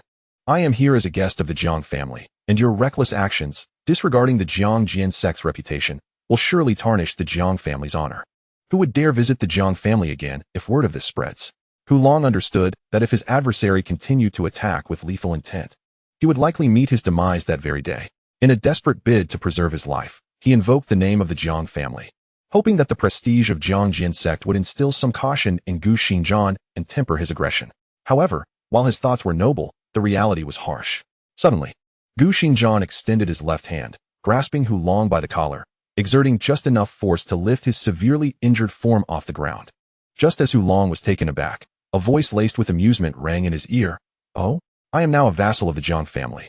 Are you certain you wish to invoke the name of the clan leader against me? Chapter 69. Hulong's shock and the eerie nature of Kangwu Mountain. At these words, Hulong's pupils constricted to pinpricks, his heart filled with terror and disbelief. What was happening? This formidable figure, Gu Xingjian, was actually a vassal of the Jiang family? When had this occurred? This was outrageous. Such a significant matter was not mentioned in the intelligence. In his astonishment, Hulong suddenly recalled a chilling thought. Since Gu Xingjian is a vassal of the Jiang family, could this sudden assault before the mountain gate have been orchestrated by Jiang Daoxuan? The very notion sent an icy shiver coursing through Hulong's spine, surging upwards from his feet to the crown of his head. Surely, I have not offended the Jiang family, have I? Why then have I been subjected to such treatment by the Jiang Sword Sect? Terrified, Hulong felt as though his soul was about to flee from his body, nearly succumbing to unconsciousness. At that moment, noticing Hulong's distressing demeanor, Gu Xingjian shook his head, inwardly lamenting the other's lack of fortitude. Determined to return to the family hall and report to Jiang Daoxuan without delay, he swiftly ceased his pause, exerting force with his left hand to grasp Hulong by the collar, hastening toward the Jiang family stronghold. After traversing over 100 steps, the concentration of spiritual energy in the air surged dramatically, creating a stark contrast to the realm before the mountain gate. Realizing the astonishing transformation in the spiritual energy surrounding him, Hulong was once again rendered speechless. How could the spiritual energy of Kangwu Mountain be so formidable? He was astounded to discover that the density of spiritual energy here far surpassed that of his own sect. The disparity was likely several dozen to 100 times greater, entirely of a different magnitude. This was merely his conservative estimate. The actual difference was surely even more pronounced. Just as Hulong was still reeling from the shock induced by the spiritual energy, an unforeseen anomaly occurred. A formless and intangible force suddenly descended from the heavens, enveloping his being. Before he could comprehend the origin of this power, he was horrified to realize that his cultivation level was plummeting, and it was accelerating rapidly. From the third level of Yuanhai realm to the second level, and then to the first level, within mere moments. Long was astounded to find his cultivation had fallen to the third level of Zifu realm. He had dropped an entire major realm. However, the singular silver lining was that this decline in cultivation was not permanent, but rather a temporary state forcibly sealed by external forces. Meanwhile, Gu Xingjian also keenly sensed the significant changes occurring within Long, observing the waning of his aura, culminating in a drop to the third level of Zifu realm. He could not help but feel a sense of astonishment. What on earth had transpired? Gu Xingjian pondered internally. Despite his extensive experience, he had never witnessed such a bizarre phenomenon. It was incomprehensible how something could cause a Yuan High realm cultivator to silently and abruptly plummet an entire major realm in such a short span of time. Could this be related to the esteemed patriarch? In that moment, Gu Xingjian's thoughts turned to the enigmatic patriarch, whose very being exuded an aura of unfathomable mystery. If such astonishing methods were indeed orchestrated by a person, it could only be the patriarch himself capable of such a feat. Gu Xingjian, filled with introspection, quickly suppressed his curiosity and resumed his pace, guiding Long into the Jiang family stronghold. As they proceeded, the sight of Gu Xingjian single-handedly carrying Long sparked a tremendous commotion among the surrounding crowd. Amidst the flurry of Jiang family disciples diligently practicing their swordplay and martial arts, many abruptly ceased their movements to observe the unfolding spectacle. "Pray look, who is this unfamiliar figure seized by Gu Feng?" they murmured, their curiosity piqued. Could he be an intruder attempting to breach the gates of our Jiang family? A crowd gathered, engaged in lively speculation. Just as the discussions reached a fervent crescendo, the mountain-guarding disciple, who had delivered the news, turned to the assembly and grinned broadly. "Ah, you are unaware, are you? This man is named Long, the leader of the Falling Maple Sect." "Falling Maple Sect? Wait, that name rings a bell," someone interjected. "Of course it does. Was it not this very sect that caused Brother Chen's Dantian to be destroyed not long ago?" The crowd recalled the frail figure of Chen, who had stumbled back home, bereft of his cultivation, and they shuddered at the thought that had he lingered outside for just a few more days, he might have perished, and the Jiang family would never have attained its current stature as the twin stars. "Humph, we ought to seek them out for trouble." Yet the leader of Falling Maple dares to visit our Jiang family uninvited, seeking an audience with our esteemed patriarch. How utterly ludicrous. Thus, it seemed fitting that today would be the day to settle old scores with the Falling Maple sect. It was no wonder that Gu Feng had captured him. This was indeed a commendable act. Upon learning of Long's identity from the mountain disciple, the assembled Jiang family members erupted in applause. It must be noted that during this time, Jiang Chen, having restored his cultivation and emerged as a paragon of the family, did not let his newfound prowess lead him to disdain his kin. Quite the contrary, he often extended his hand to assist others, instilling the philosophy of mutual aid and collective advancement among the clan. In this context, Jiang Chen's magnetic charisma had garnered him the admiration of many young disciples, establishing him as a leading figure of the younger generation within the Jiang family. Consequently, the news of Jiang Chen's Dantian being crippled by the Falling Maple sect ignited a wave of indignation among the family members, who rallied in support of their fallen brother. At that moment, buoyed by the collective fervor of the Jiang family, Gu Xingjian had led Long to the family's grand hall. Upon entering the hall, he cast Long aside with nonchalance and bowed respectfully to Jiang Daoxuan, proclaiming, "Esteemed patriarch, I have brought the leader of the Falling Maple sect before you." As the words echoed in the chamber, Long's eyes widened in realization, instantly recognizing Jiang Daoxuan as the true authority present, causing a wave of trepidation to wash over him. Under the weight of his anxious gaze, Jiang Daoxuan rose slowly from his seated position on the mat and turned to face him. The visage that met Long's sight was that of a strikingly handsome man, exuding an ethereal aura, akin to a celestial being descended from the heavens. Upon merely glancing at him, Long hastily lowered his gaze, unwilling to meet Jiang Daoxuan's eyes any longer. Gathering his resolve, he carefully inquired, "Jiang Jin's sect. I come bearing sincere intentions to foster a relationship between our two families. I am curious as to the purpose of your summoning me here." Jiang Daoxuan's expression remained calm as he casually remarked, "Not long ago, your Falling Maple sect launched a surprise attack on a disciple of the Qinshan sect, resulting in the shattering of his Dantian and his expulsion from the sect. Unluckily, this disciple is one of my Jiang family." Upon uttering these words, the atmosphere was charged with shock. Long's pupils constricted, his face a mask of terror. He could hardly fathom that there existed such a grievous connection between the Falling Maple sect and the Kangwu Jiang family. "I implore you, clan leader Jiang, to discern whether there has been some misunderstanding," Long said, his countenance filled with regret. Had he known of this enmity with the Kangwu Jiang family, he would have fled at the first opportunity, never daring to walk into this trap. Jiang Daoxuan shot him a cold glance. Since your falling maple sect has destroyed my Jiang family members Dantian, the questions of right and wrong are inconsequential to me. As his words fell, an overwhelming and terrifying aura surged into the heavens, enveloping the entire hall. Hulong's face turned pale, his body trembling uncontrollably. He could never have anticipated Jiang Daoxuan's sheer dominance and fierce protectiveness. Without even seeking clarification, he was ready to strike at him. In a moment of desperation, Hulong prepared to explain in order to save his life. However, barely a word had escaped his lips when a fierce and unparalleled pure yang energy shot forth. The speed was so rapid that it left him defenseless. In an instant, this swift and potent pure yang energy struck Hulong, penetrating his Dantian and Yuan Si. I have always acted fairly. Since you have shattered Chun'er's Dantian, I shall shatter the Dantians of everyone in your falling maple sect. Jiang Daoxuan's chilling voice echoed. Hulong collapsed to the ground, filled with dread. In that moment, he felt his Dantian become riddled with wounds, and the Yuan Si, which had once concentrated all his energy, was now in ruins, causing countless energies to surge uncontrollably outward. His cultivation realm plummeted at a visible pace. Within mere moments, Hulong's cultivation had descended to the 9th level of bone refinement. And this was far from the end.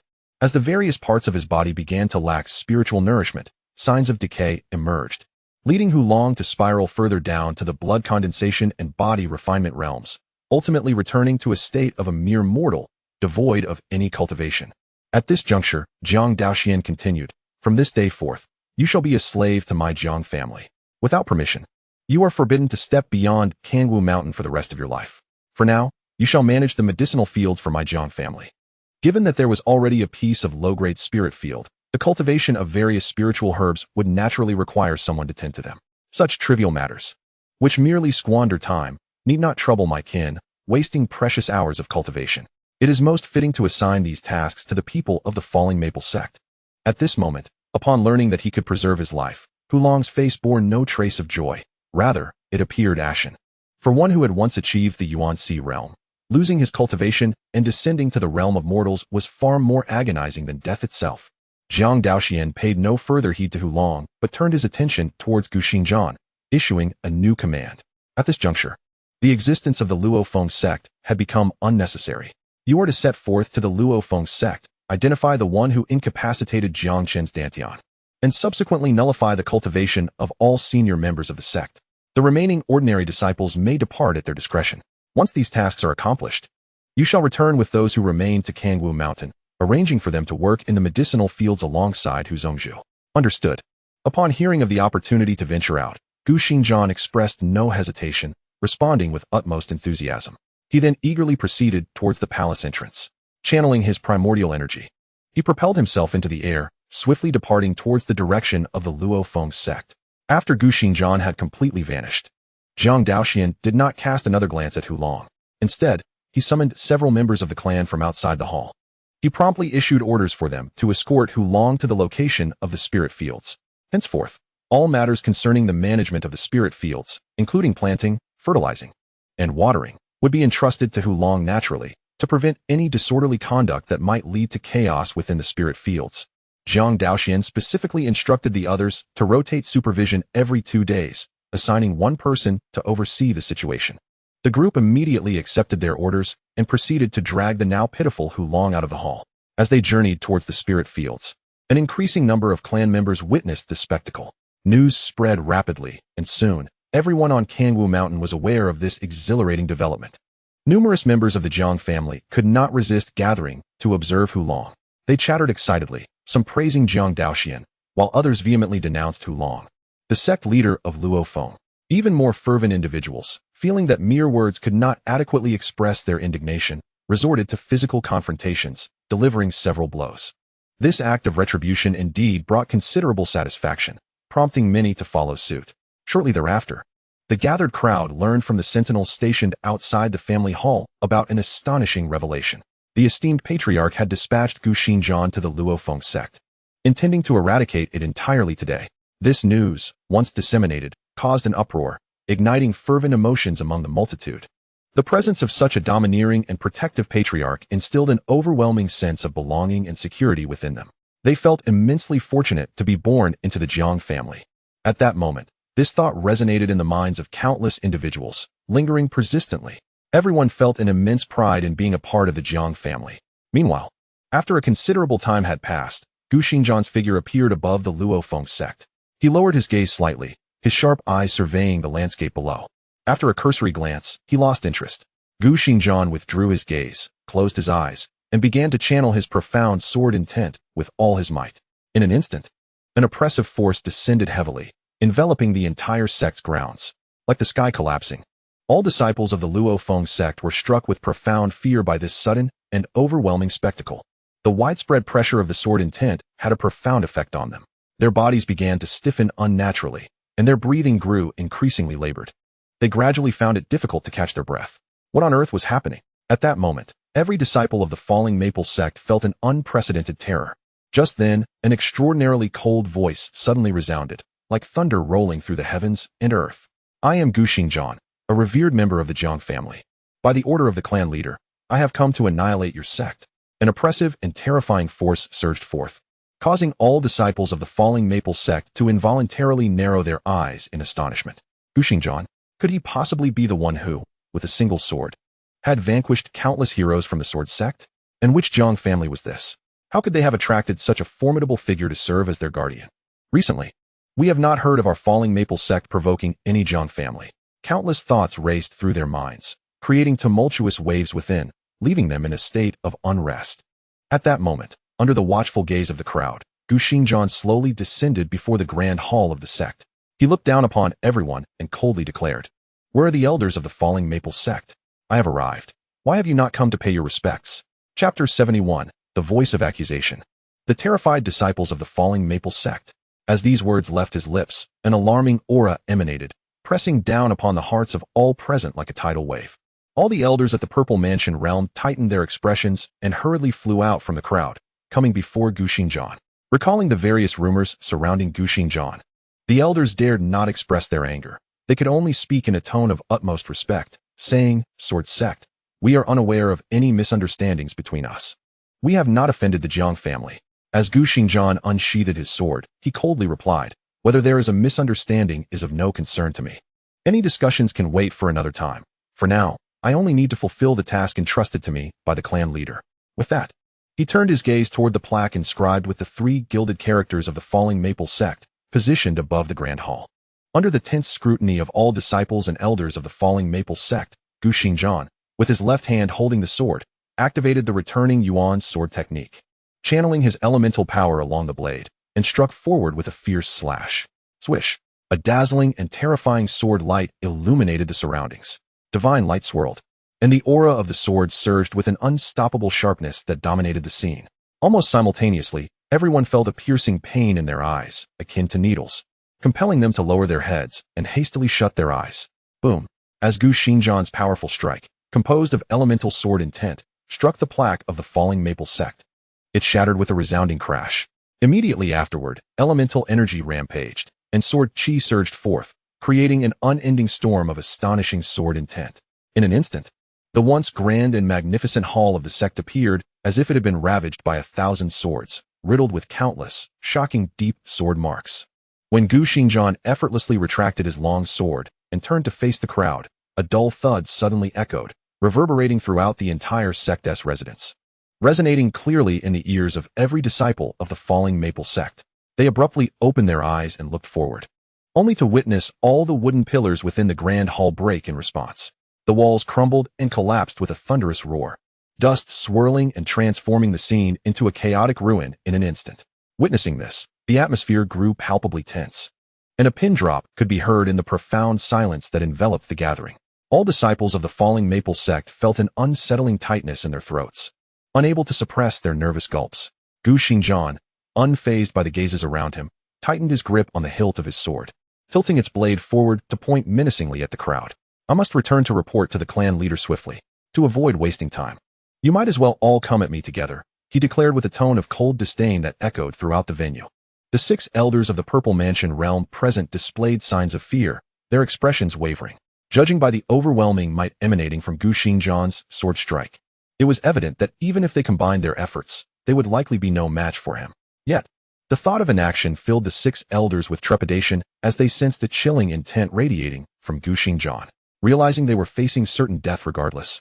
Their eyes glinted with malice, and they gritted their teeth, drawing their weapons to aim at Gu Xingjian. Onward. They exchanged glances, charging at him in unison. In response, Gu Xingjian remained composed, his expression unwavering. As the first elder of the Purple Mansion realm approached, he flicked his wrist, and with a sharp sound, his sword struck with the swiftness of a serpent, hurtling towards his opponent. Faced with such a rapid assault, almost imperceptible to the naked eye, the elder could only accept his fate. Fortunately, Gu Xingjian chose not to take his life. Instead, he merely pierced the elder's dantian with the tip of his sword and delivered a kick, sending him flying several meters away. Before he could launch an attack on the next opponent, 5 gleaming swords surged towards him. Gu Xingjian cast a fleeting glance, and then, like a specter, his form blurred, evading the combined assault of the 5 Purple Mansion cultivators effortlessly. Seizing the opportunity while they were still reeling from their missed strike, he summoned his inner energy, propelling himself to their front with renewed speed. In a flurry of motion, he unleashed 5 precise strikes, ruthlessly piercing the dantians of all the Purple Mansion elders. Their robes stained crimson with blood, they collapsed to the ground, their bodies succumbing to weakness as they lamented their fate. The years of arduous cultivation they had amassed dissipated in an instant. Meanwhile, witnessing the collective failure of the elders, who had been so easily vanquished, the disciples of the falling Maple Sect wore expressions of terror, frozen in fear. They understood all too well that this day might herald the end of their sect. Soon after, as Gu Xingjian's gaze swept over them, a shiver ran down their spines, their bodies trembling uncontrollably in sheer fright. Having witnessed his formidable prowess, they feared he might turn his wrath upon them. Should he choose to strike, what chance would they have of survival? However, Gu Xingjian's next words eased the tension among the crowd. In the past, a member of my clan, the Jiang family of Kangwu, once studied at the Qinshan sect. Named Jiang Chen. Not long ago, Jiang Chen was rendered incapable by one among you, leading to a series of tribulations. Now, the esteemed clan leader has personally issued a decree for me to seek this individual. If any among you can identify him, I shall grant you a reprieve. Should no one step forward, you will all be deemed accomplices and shall not leave. The chilling voice resonated throughout, plunging the scene into uproar. The elders of the fallen Maple Sect, whose powers had been stripped, were taken aback by these words, their hearts quaking with shock. At that moment, they realized that the Jiang family mentioned by the Gujian sect was, in fact, the illustrious Jiang family of Kangwu. How could this be? Hadn't the sect master recently prepared a grand gift and personally set out for Kangwu Mountain to forge an alliance with the Jiang family? How could it be that Jiang Daoxuan had sent Gu Xingjian to exact vengeance in such a short span? Did the sect master commit some folly on Kangwu Mountain that provoked Jiang Daoxuan's wrath? The elders of the fallen Maple Sect began to ponder, their minds swirling with various speculations. Simultaneously, all the disciples present widened their eyes in disbelief. They had never anticipated that amidst their years of friction with the Qinshan sect, they would provoke the Jiang family of Kangwu. With a clan member's abilities rendered useless, it was no wonder that the Gujian sect came to demand justice. Yet, who was this Jiang Chen? This name seemed unfamiliar. Upon learning that identifying the assailant could spare their lives, everyone began to exert themselves, fervently recalling past grievances with the Qinshan sect. However, despite their deep contemplation, most of the fallen Maple Sect disciples exhibited nothing but endless confusion. Apart from the esteemed disciples and some renowned inner sect members of the Qinshan sect, they had not heard this name before. Chapter 72. In accordance with the clan leader's decree, the fallen Maple Sect is disbanded today. However, among the crowd, the expressions of 3 fallen Maple disciples were markedly different from the others. Standing side by side, they appeared to be deep in thought. Jiang Chen.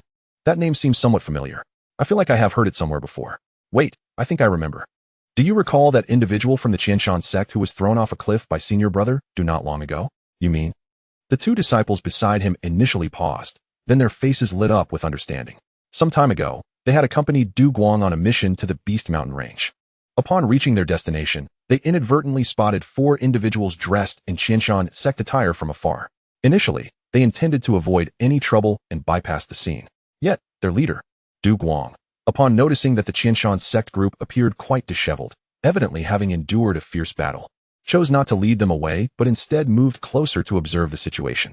Upon discovering the corpse of a fierce beast lying beside the Qinshan disciple and the pristine yellow-grade spirit herb, the clear spirit grass, in their possession, Du Guang immediately orchestrated an ambush, intending to seize the clear spirit grass from the Qinshan sect members. The outcome of the affair left the Qinshan sect with 3 casualties and 1 escapee. Subsequently, the fleeing disciple was cornered by his companions at the precipice of a cliff. Ultimately, it was Du Guang who struck, shattering the man's dantian and sending him plummeting into the abyss. Through the skirmish, it became apparent that the unfortunate disciple destined for oblivion was named Jiang Chen. Upon realizing this, the three disciples of the Luofeng sect were taken aback. They had never anticipated that the lad whom Du Guang had cast off the cliff would still be alive. It is worth noting that they had meticulously observed the height of the cliff, estimating it to be several hundred meters. Once fallen, not even a master of innate level would escape unscathed, let alone Jiang Chen, whose dantian had been rendered useless. How extraordinary! How on earth did he survive? The three exchanged bewildered glances, their minds grappling with the implausibility of the situation. Meanwhile, amidst the crowd, a young man clad in gray, drenched in sweat and trembling uncontrollably, was overcome with panic. Jiang Chen, why is he still alive? Du Guang could never have fathomed that the very youth he had sent tumbling over the edge would not only survive, but that the Jiang family would dispatch the renowned sword cultivator Gu Xingzhan to their sect to seek retribution and track him down. At the thought of this, Du Guang's legs quaked with terror. He had never anticipated that a once mighty sect would face annihilation because of his actions. In a state of utter disarray, he instinctively glanced around, his gaze locking with that of the three Luofeng disciples. A shiver of foreboding coursed through him. As predicted, in the next moment, the three disciples, desperate to preserve their lives, spoke up. We report to Gu Jian's sect. I have a grievance to declare. I too wish to report. It was Du Guang who crippled Jiang Chen's dantian. Indeed, we three were witnesses to the deed. It was Du Guang, who struck. Although they understood that revealing this information might lead to their own punishment for pursuing Jiang Chen, the risk of remaining silent and concealing the truth was far graver. With the sound of their accusations reverberating through the air, the tension among the crowd dissipated, and relief washed over them. They had feared that the perpetrator of Jiang Chen's plight would remain unknown, leading to their collective doom. Thankfully, someone had stepped forward to bear witness, thereby saving them all. In light of this, the disciples of the Luofeng sect cast grateful glances toward the three accusers, only to swiftly turn their ire toward Du Guang. It was all your doing. If you had already crippled Jiang Chen's dantian, why did you not exert a little more effort to eliminate him entirely? Had you taken care of the matter decisively, Jiang Chen would have vanished from this world, and the Luofeng sect would not have incurred the wrath of the Jiang family. The gazes of the numerous disciples pierced Du Guang like daggers, instilling in him an unprecedented fear that rendered him weak and caused him to collapse to the ground.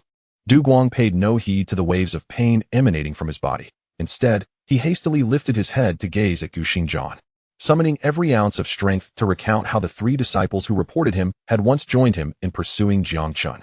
At this juncture, he had come to the dismal realization that his demise was all but certain. With this acceptance, he resolved that if death was inevitable, he might as well drag a few others down with him, ensuring that he would not traverse the path to the underworld alone. Moreover, a deep-seated resentment simmered within him. Why should those three, who had once hunted Jiang Chen alongside him, be spared while he faced death? Fueled by this profound animosity and a determination to implicate the three, Du Guang's fervor grew as he began to frantically unveil the sordid deeds they had committed. The trio, taken aback by Du Guang's unexpected fervor, found themselves gripped by a strong sense of fear. Why should Du Guang's demise encompass them as well? Could he not simply face his fate in silence? They inwardly cursed him, yet in a desperate bid to alleviate their own terror and increase their chances of survival, they promptly began to expose Du Guang's past misdeeds. Casting aspersions in a frenzy, the scene devolved into utter chaos, rife with vile and unspeakable accusations. Amidst this turmoil, Gu Xingzhan gradually pieced together the sequence of events from the exchanges between the parties. Recognizing the protective nature of clan leader Jiang Daoxuan, he understood that none of these individuals could be permitted to escape. Thus, Gu Xingzhan first sheathed his sword at his waist, then lightly tapped his toes, propelling himself from the ruins of the great hall into the throng below. Channeling his spiritual awareness, he swept the area, pinpointing the locations of Du Guang and the others. With a swift motion, Gu Xingzhan raised his left hand, aligning his fingers to form a sword. He rapidly condensed his elemental energy at his fingertips, unleashing 4 lightning-fast elemental arrows that shot forth with astonishing velocity. In an instant, the 4 assailants cried out in unison, contorting their bodies in agony, resembling shrimps with soft shells. Witnessing this spectacle, Gu Xingzhan nodded slightly, feeling that he had nearly fulfilled the task assigned by the clan leader. After a fleeting thought, he silently surveyed his surroundings, observing the pale-faced disciples of the Falling Maple Sect, trembling in fear. In accordance with the clan leader's decree, the Falling Maple Sect would be disbanded today. You have 1 incense stick's worth of time to depart. Those who remain thereafter need not seek to leave. As the final words echoed, every disciple of the Falling Maple Sect trembled, then fled in panic. In their haste, some stumbled and fell. Yet no one paid any mind to their pain, only howling as they scrambled away. In a brief moment, the area became desolate and empty. Gu Xingzhan turned slightly, casting a glance at the fallen elders of the falling Maple Sect and Du Guang, their faces ashen. Now, only one task remained, to escort these individuals back to Kangwu Mountain for the clan leader's judgment.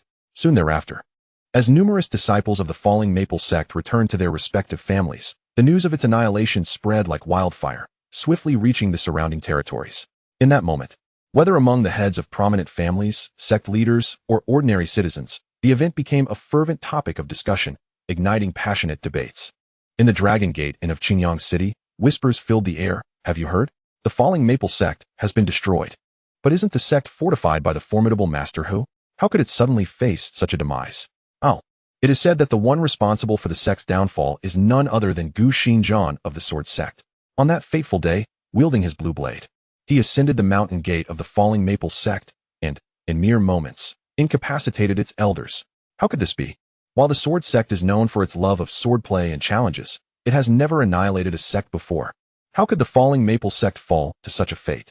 Could it be that the falling Maple Sect committed some heinous act to provoke the Sword Sect?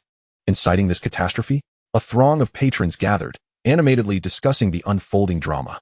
The intensity of their discourse caught the attention of others, who, intrigued, set down their bowls and utensils to lean in closer, eager to listen. Curiosity about the downfall of the falling Maple Sect was palpable, for it had long been a powerful force that dominated the region for centuries. In the past, being a disciple of the falling Maple Sect would have brought pride and admiration from neighbors and friends alike. Yet now, this once mighty sect had been vanquished by the Sword Sect. What had transpired? Under the eager gazes of the crowd, a knowledgeable individual finally spoke up. When the falling Maple Sect fell, many disciples fled home, including a distant cousin of mine, who happens to be the daughter of my uncle's mother's neighbor. Hence, I gleaned some insider information. The current Sword Sect has become a vassal of the Jiang family. It was not the falling Maple Sect that offended the Sword Sect directly, but rather the Jiang family behind them, which prompted the Sword Sect to come and settle accounts at the gates of the falling Maple Sect. The Jiang family? I have not heard of the Sword Sect aligning with any family. Which Jiang family could possibly command such influence? As the excitement swelled, the speaker calmly sipped from his cup and continued. Which Jiang family, you ask? It is, of course, the Jiang family residing in Kangwu Mountain, home to the Sword Sect. This revelation struck the crowd like a thunderclap, sending ripples of astonishment through them. Yet, even the Kangwu Jiang family could not be deemed powerful enough to warrant the allegiance of the Sword Sect, could they? Indeed, while the Jiang Sword Sect is renowned, their rise has been relatively recent. Whether they could be a match for the Sword Sect remains questionable. How could they possibly attract such a formidable sword cultivator? It was truly perplexing. Pray tell, how did the falling Maple Sect defend the Kangwu Jiang family? It is said that a member of the Jiang family, named Jiang Chen, was once rendered impotent by someone from the falling Maple Sect, which led the Jiang family to dispatch the Sword Sect for retribution. Merely one individual being wronged could warrant the destruction of an entire sect?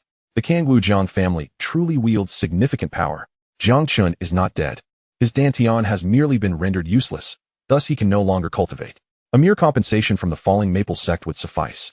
Perhaps by surrendering the disciple responsible for his plight. Why must the entire sect suffer for this? It appears that the Jiang Sword Sect harbors ulterior motives. The Kangwu Jiang family has only recently risen to prominence. Despite their conquest of the Qianshan sect, their reputation cannot yet compare with that of established powers. This action by the Jiang Sword Sect seems less about the destruction of the falling Maple Sect and more about elevating their own prestige. Given this perspective, I find myself unsurprised by the demise of the falling Maple Sect. A fine example of killing the chicken to scare the monkey. The Jiang Sword Sect truly possesses profound cunning. With the falling Maple Sect now extinguished, once this news spreads, who among us would dare to offend the Kangwu Jiang family? I confess, without fear of ridicule, that I now find myself somewhat envious of the Jiang family. Not only do they have formidable protectors like the Jiang Sword Sect, but they also enjoy substantial security. Who could argue otherwise? While it is said that all roads lead to the royal city, some reside within its walls, whereas we common folk may never set foot there in our lifetimes. The fortune of the Jiang family drives me to envy. As discussions veered further from the topic, the atmosphere within the Dragon Gate Inn grew thick with sighs of lamentation. If given the choice of reincarnation, who would willingly choose to be an ordinary person, perpetually hungry and cold, devoid of resources for cultivation?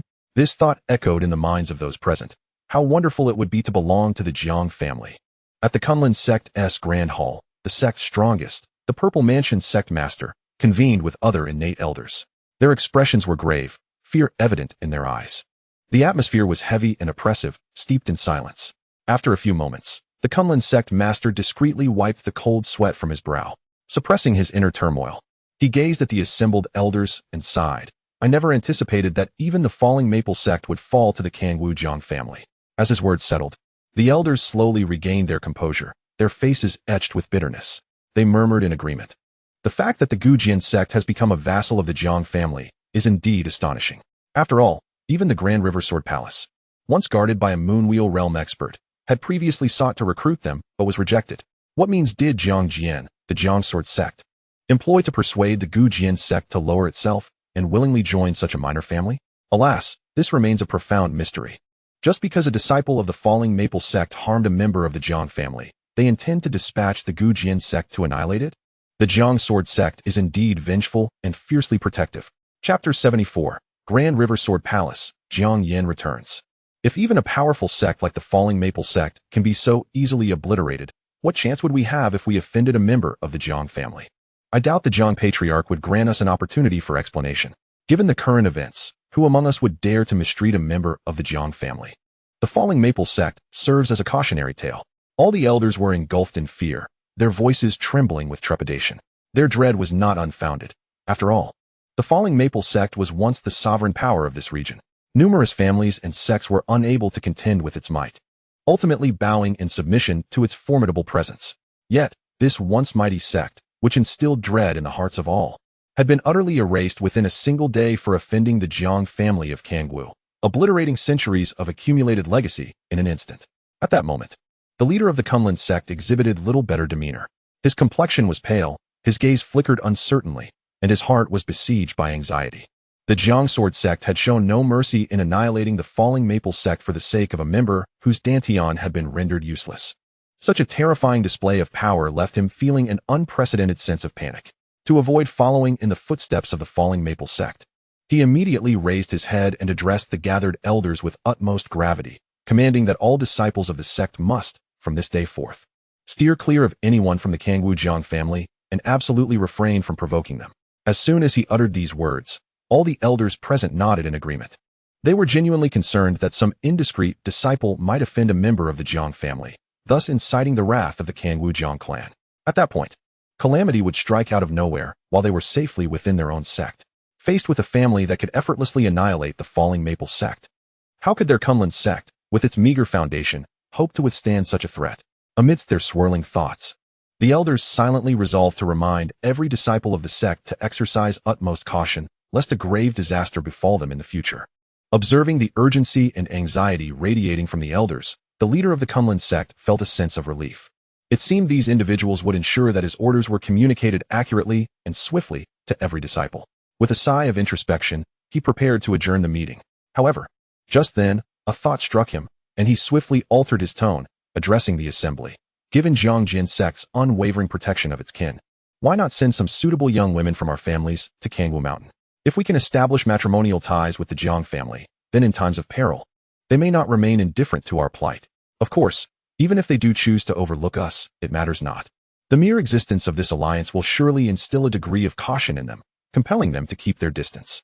Moreover, we at the Kunlun sect could leverage this connection to foster rapid growth, achieving unprecedented glory. As the leader's words resonated, the eyes of the elders brightened with newfound hope. Indeed, with Jiang Daoxuan's protective nature towards his kin, if they were to forge a relationship, they would undoubtedly receive some form of favor. At that point, it would be akin to a common fowl soaring into the heights of a phoenix. The leader truly lived up to his title. His agile mind had swiftly illuminated a path of prosperity for them. The Great River Sword Palace, a formidable force backed by sword cultivators of the Moonwheel realm, stood as a testament to strength. In the realm of the Sword Palace, disciples primarily focus on swordsmanship, mastering various techniques and honing their unparalleled sword path. At this moment, before a majestic waterfall, a middle-aged man with silver hair and a strikingly handsome visage sits cross-legged. Before him, embedded in a colossal stone, stands a verdant long sword, emanating a formidable brilliance from its blade. This man is Pei Qingfeng, the master of the Great River Sword Palace, possessing the cultivation of the Moonwheel realm. Listening to the report from an elder nearby, Pei Qingfeng maintains an expression of calm, though a flicker of curiosity glimmers in his deep-set eyes. He remains indifferent to the affairs of the Kangwu Jiang family, viewing their annihilation of the Qianshan Sect and the Luofeng Sect as mere childish play. The only matter that truly piques his interest is Gu Xingjian. Reflecting on a past encounter, Pei Qingfeng's gaze becomes wistful as he muses, "I once recognized your extraordinary talent in swordsmanship. Had I personally guided you, you would have comprehended the essence of the sword within 5 years and attained the sword heart realm in 2 decades. I even promised you a mid-grade earthly sword technique, with the sole condition of joining the Great River Sword Palace for life. You must realize how precious a mid-grade earthly sword technique is. It is the foundational art of our palace and cannot be easily shared. Only by committing your life to our sect could I entrust you with it. Yet, you rejected it all, forsaking the opportunity that countless aspire to grasp, the singular chance to comprehend the sword heart in your lifetime." As he speaks, Pei Qingfeng's gaze fixates on the waterfall, his expression hardening suddenly. "Each individual has their own aspirations, and I shall not hinder you. However, you squandered your extraordinary talent in swordsmanship to join a feeble family, the Kangwu Jiang, merely a faction of the Yuanhai realm, and became their vassal?" A hint of ire seeps into Pei Qingfeng's voice.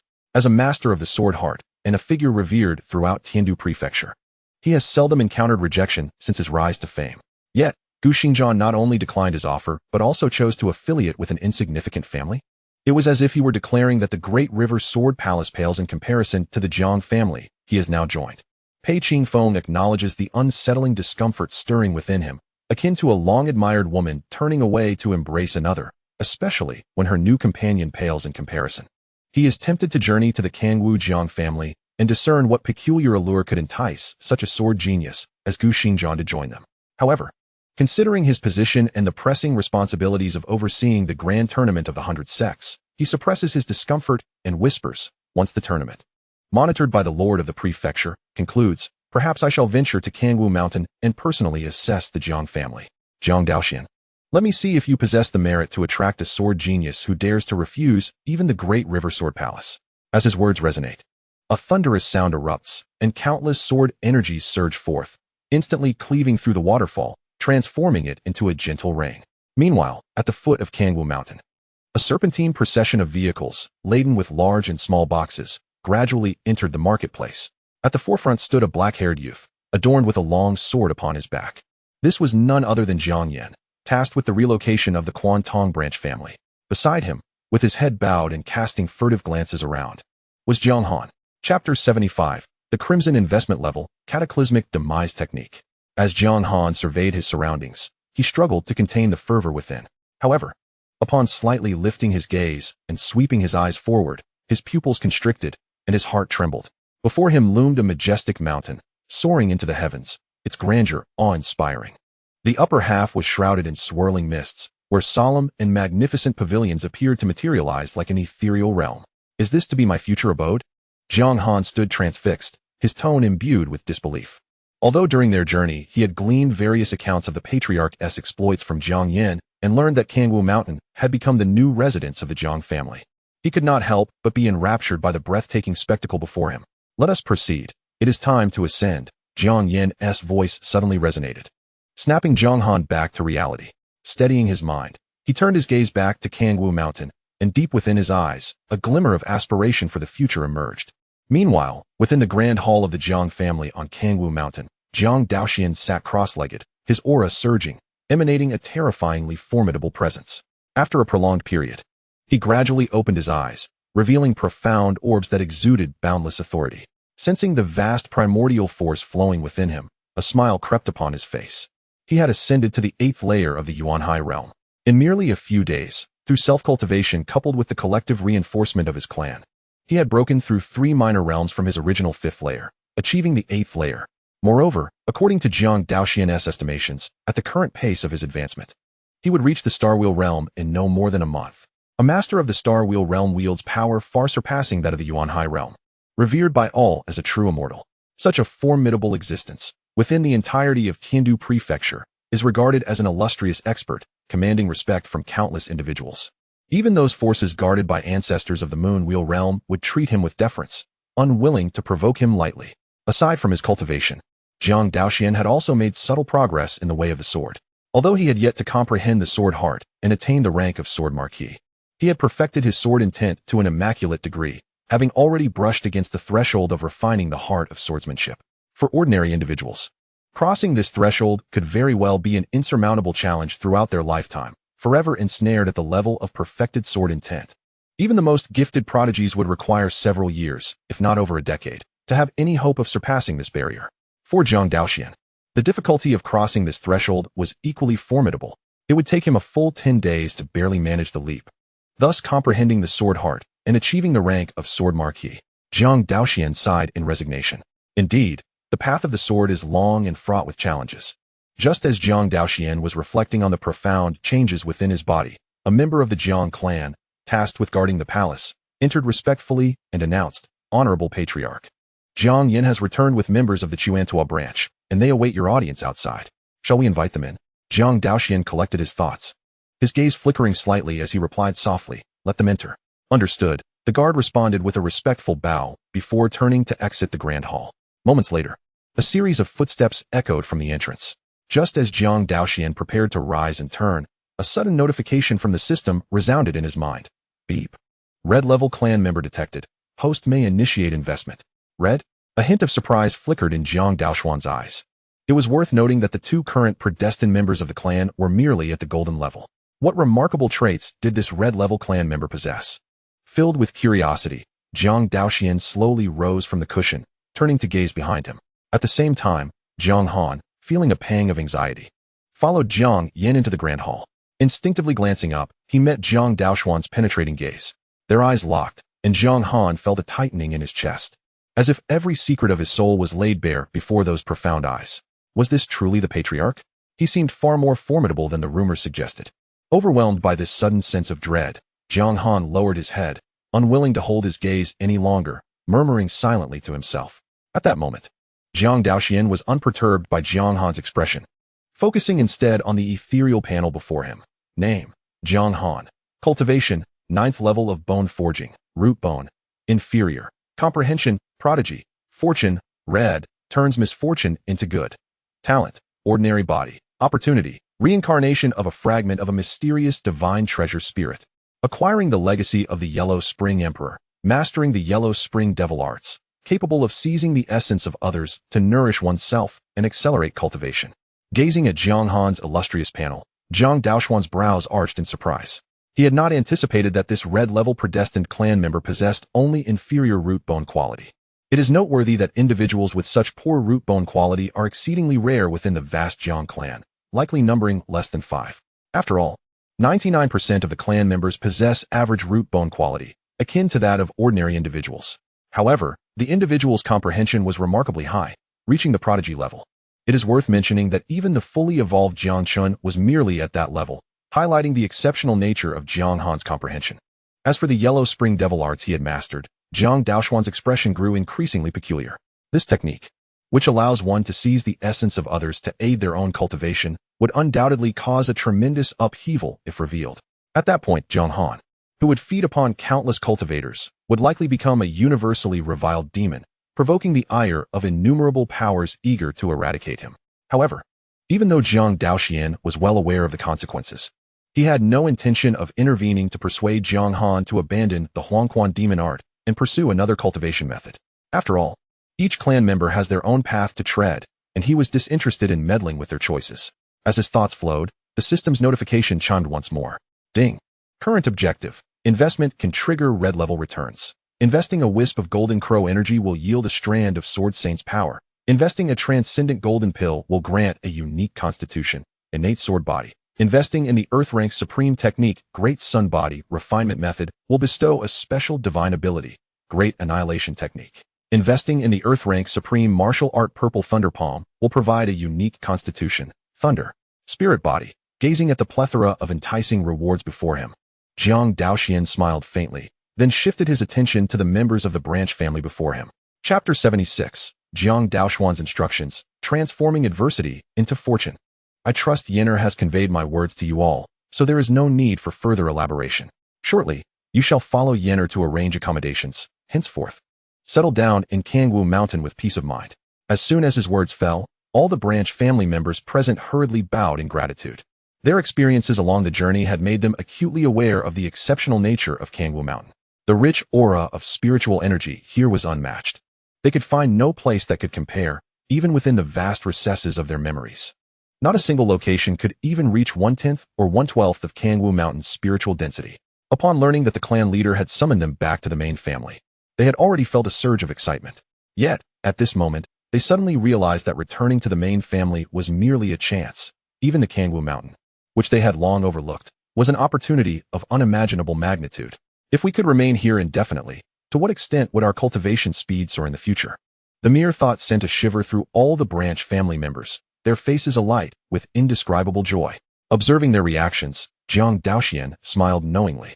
Shortly thereafter, upon learning everything that had transpired at the Chuantua Jiang family from Jiang Yan, he mentally noted the name of the Black Tiger Sect and beckoned Jiang Yan to lead the others away. Jiang Yan, not wishing to disturb the clan leader further, respectfully performed a grand bow and then turned to guide all the branch family members away. Yet, they had not taken more than a few steps when Jiang Daoxuan's voice resonated softly. Jiang Han, stay behind. Upon hearing this, the branch family members were momentarily taken aback. Halting in their tracks, their expressions turned curious as they collectively glanced at Jiang Han. Why did the clan leader suddenly wish to keep Jiang Han alone? Confusion washed over them, while Jiang Yan's eyes reflected deep contemplation. Could it be that the clan leader had discerned something? He had learned of his younger cousin's peculiarities from his master. Now, the clan leader's sudden request for Jiang Han to remain alone indeed hinted at something unusual. However, being a person of secrets himself, he had no interest in prying into Jiang Han's mysteries. Thus, Jiang Yan turned to the surrounding members of the branch family and urged, "Let Jiang Han remain here. We must take our leave." Upon hearing his words, the others finally regained their composure and, concerned about disturbing the clan leader, quickly set off, following Jiang Yan out of the family hall. Soon, the great hall fell silent once more, becoming desolate. Jiang Han lowered his head, his hands tightly gripping the sleeves of his robe, standing motionless in place. An overwhelming sense of anxiety gripped him as he pondered why the clan leader had chosen to keep him behind. Just as he began to sweat and felt utterly lost, a voice as gentle as a breeze echoed in his ears, reminding him, "No matter the dangers you face outside, never forget that the clan is always your strongest shield." Upon grasping the meaning of those words, a thunderous shock reverberated within him, causing his scalp to tingle. He abruptly raised his head, his eyes wide with disbelief, gazing at the man before him, his pupils brimming with incredulity. He could hardly believe that the clan leader would speak such things without reason. Could it be that the secret he bore had been uncovered? A shiver ran through Jiang Han, and he instinctively opened his mouth, ready to confirm his suspicions. However, he was interrupted by Jiang Daoxuan's subsequent words.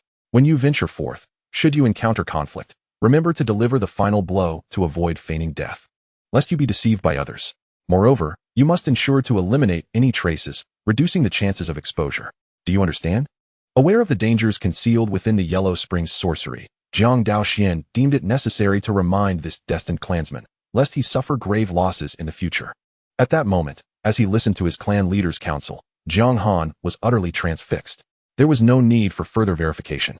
The hidden meaning in the clan leader's words clarified everything. Was he not expressing concern that Jiang Han might use the Yellow Springs sorcery to draw upon the essence of others and then neglect to properly dispose of the bodies, thereby exposing the abnormalities and arousing the suspicions of other cultivators? Hence, he advised him to deliver the final blow and eliminate the corpses without leaving a trace, minimizing the risk of exposure. Contemplating this, Jiang Han's gaze towards his clan leader gradually filled with reverence. At this point, he understood that the clan leader not only saw through his secret, but was also aware of his mastery of the Yellow Springs sorcery. Indeed, his earlier intuition had not been mistaken. The clan leader had likely discerned his secret at first glance.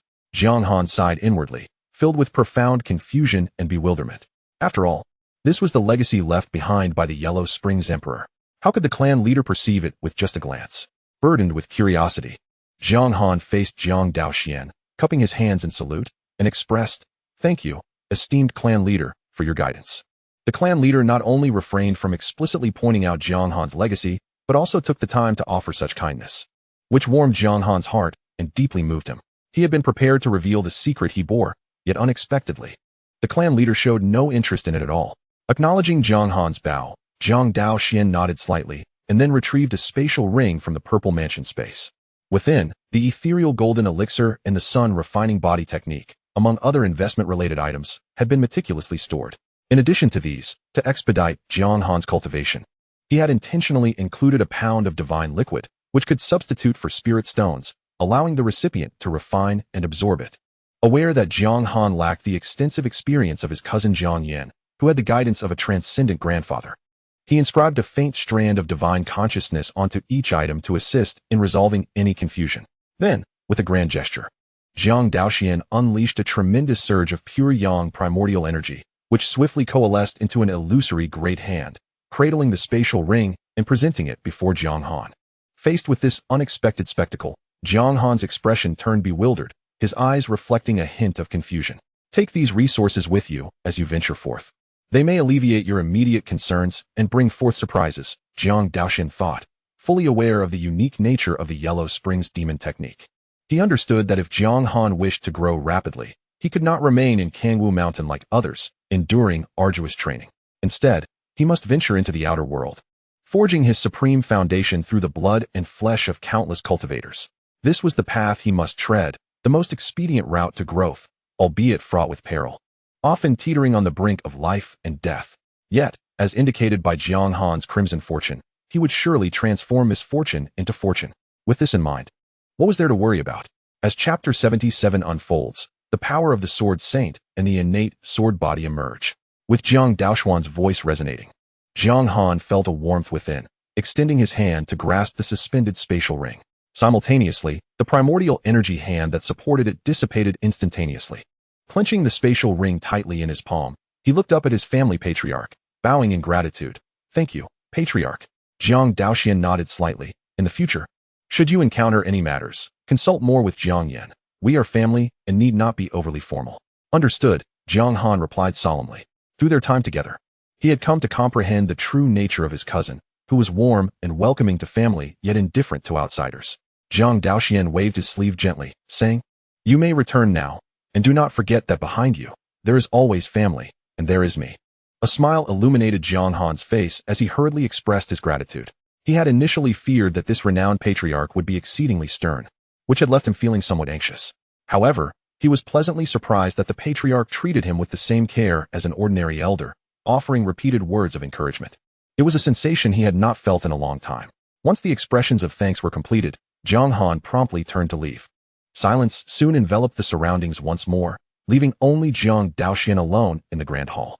He slowly withdrew his gaze, turning his attention to the system prompt before him. Congratulations on your successful investment, esteemed host. You have acquired a fragment of the Sword Saint's power. Sword Saint's power, embodying a fragment of the true essence of the sword path left behind by a Sword Saint-level cultivator. This power can be comprehended for cultivation or unleashed to unleash a devastating strike capable of severely wounding a sage. Once released, the Sword Saint's power will dissipate on its own. The term Sword Saint sparked a glimmer of excitement in Jiang Daoxuan's eyes. As a swordsman, he was well acquainted with the profound implications of this title. Only by refining one's sword path to the pinnacle and comprehending the soul of the sword could one be deemed a Sword Saint. The realm of the sword soul is a level that even many sages may not attain, highlighting the terrifying nature of this fragment of Sword Saint's power. The essence of the sword path left by a Sword Saint-level powerhouse would indeed be of immense benefit to him. After all, having cultivated to his current state, Jiang Daoxuan had discovered that the effects of the wordless sword manual were rapidly diminishing. It was likely that by the time he comprehended the realm of the sword heart, the efficacy of the wordless sword manual would be nearly nullified. Thus, the system had providentially presented him with a fragment of Sword Saint's power, perfectly filling this void and allowing his sword path to continue advancing at a swift pace. Moreover, this fragment of Sword Saint's power not only facilitated comprehension of the sword path, but could also be directly unleashed to execute a terrifying strike capable of gravely injuring a sage. If a sage could be severely wounded, what of a celestial being? It was probable that with this single strike, it would suffice to extinguish their life. Clearly, this was a final trump card for self-preservation. Under normal circumstances, he could utilize this power for comprehension to enhance his sword path. Yet, if he encountered an insurmountable foe, facing the threat of death, he could simply unleash the Sword Saint strike. As for the possibility of an enemy being too powerful to withstand the Sword Saint strike, Jiang Daoxuan harbored no concerns. To his knowledge, in the current Great Qin dynasty, not only were there no celestial realm cultivators, but even no primordial spirit realm powerhouses had emerged. The strongest among them was merely a true sovereign of the myriad phenomena realm. utterly incapable of enduring a sword saint strike. With a joyful expression, Jiang Daoxuan then shifted his gaze downward to examine other rewards. Congratulations on your successful investment, esteemed host. You have acquired a special physique, Thunder Spirit Body. Thunder Spirit Body. This physique harbors the essence of thunder, imbuing one's vital energy with the might of lightning, rendering one exceptionally formidable in combat, possessing piercing characteristics. Note, it has been detected that the host already possesses an innate holy body constitution and may now select any one clan member to awaken this physique within 3 days. Once awakened, the physique cannot be changed. Jiang Daoxuan was quite familiar with the Thunder Spirit Body. The ancestor of the Tang family from Tiandu was a Moon Wheel Realm cultivator who mastered the Thunder Spirit Body, boasting combat prowess that far surpassed others of the same tier and renowned for his might.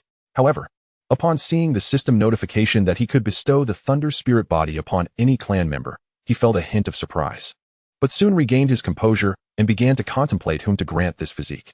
A thoughtful expression crossed Jiang Daoxuan's face. The highest priority would undoubtedly be the 3 chosen ones of the clan, as the increase in strength would be greater and the rate of enhancement would be swifter. Yet, Jiang Chen possessed the Celestial Fire Transformation Physique, while Jiang Yin had the Cangyin Treasure Body. Even Jiang Han, at present, had the Tongxin Golden Dan to improve his foundational qualities, compensating for any deficiencies. Upon reflection, it appears that bestowing the Thunder Spirit Body upon the 3 individuals may not yield the anticipated enhancements. Moreover, the Thunder Spirit Body is not a premier physique, falling short of the extraordinary bodies such as the Sacred Body, Divine Body, and Tao Body. Jiang Daoxuan recalls that once a physique is awakened, it cannot be exchanged. Therefore, forcibly granting the Thunder Spirit Body to any member of the Destiny clan would merely shackle them, thereby constraining their potential. It would be far wiser to await the emergence of a superior physique and then deliberate on the matter. With this thought in mind, Jiang Daoxuan firmly resolved to bestow the Thunder Spirit Body upon the Grand Elder. Even aside from the Grand Elder's past contributions, the fact that he possesses the cultivation of the Purple Palace realm, being the second strongest of the Jiang clan, makes him a worthy investment. When the Grand Elder's potential is enhanced, he shall undoubtedly transcend the realms of Purple Palace, Yuan Sea, and Star Wheel. Even the Moon Wheel realm would become an attainable feat, given the resources Jiang Daoxuan provides him. Keeping this plan close to his heart, he then turned his attention to the next reward. Beep.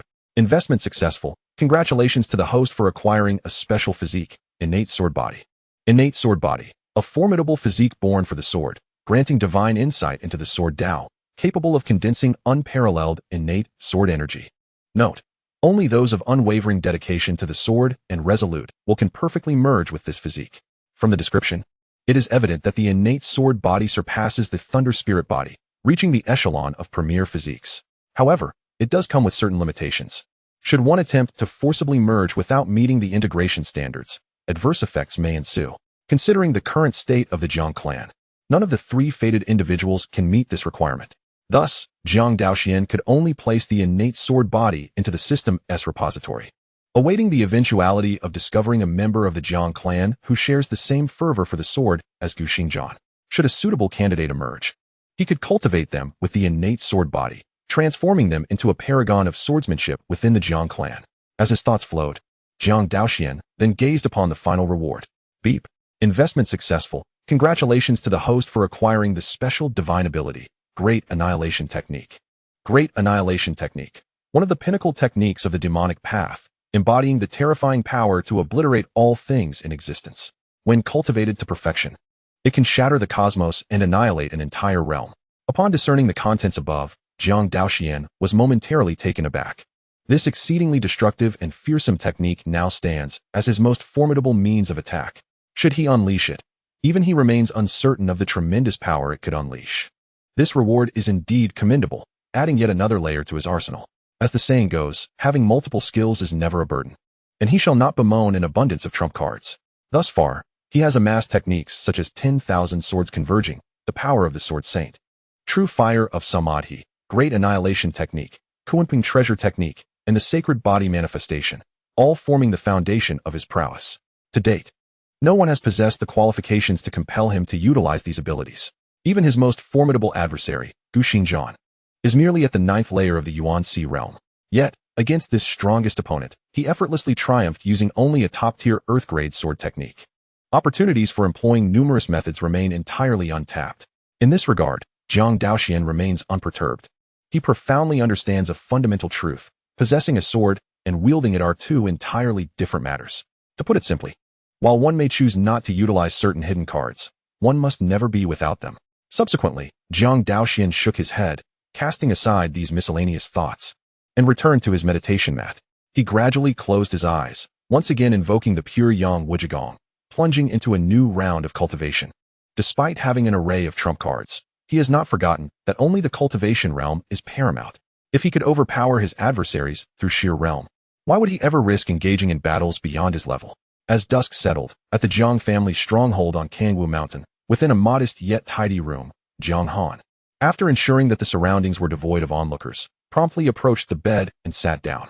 He then cautiously retrieved the spatial ring bestowed upon him by the clan leader. Opening it, in the next moment, a remarkable sight unfolded before him. 2 small tomes, a golden elixir, a white jade jar, and a fist-sized golden flame. Gazing at these 5 seemingly extraordinary items, Jiang Han's eyes sparkled with intrigue as he speculated.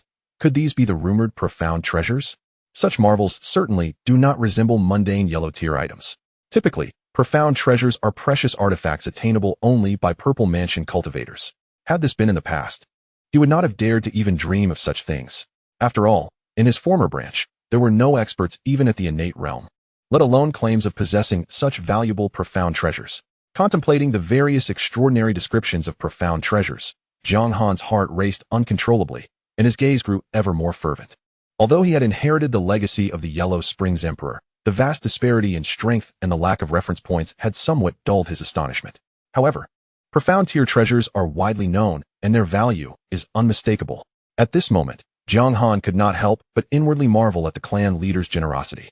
Here he was, merely at the bone refinement realm, yet he was granted so many precious items that even experts of the innate realm would covet but could not attain.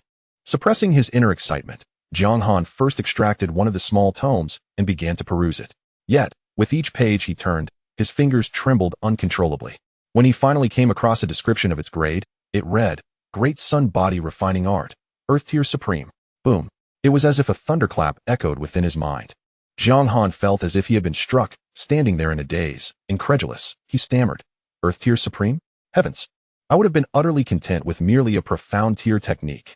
Little did he expect that his clan leader would bestow upon him such an immense shock right from the outset.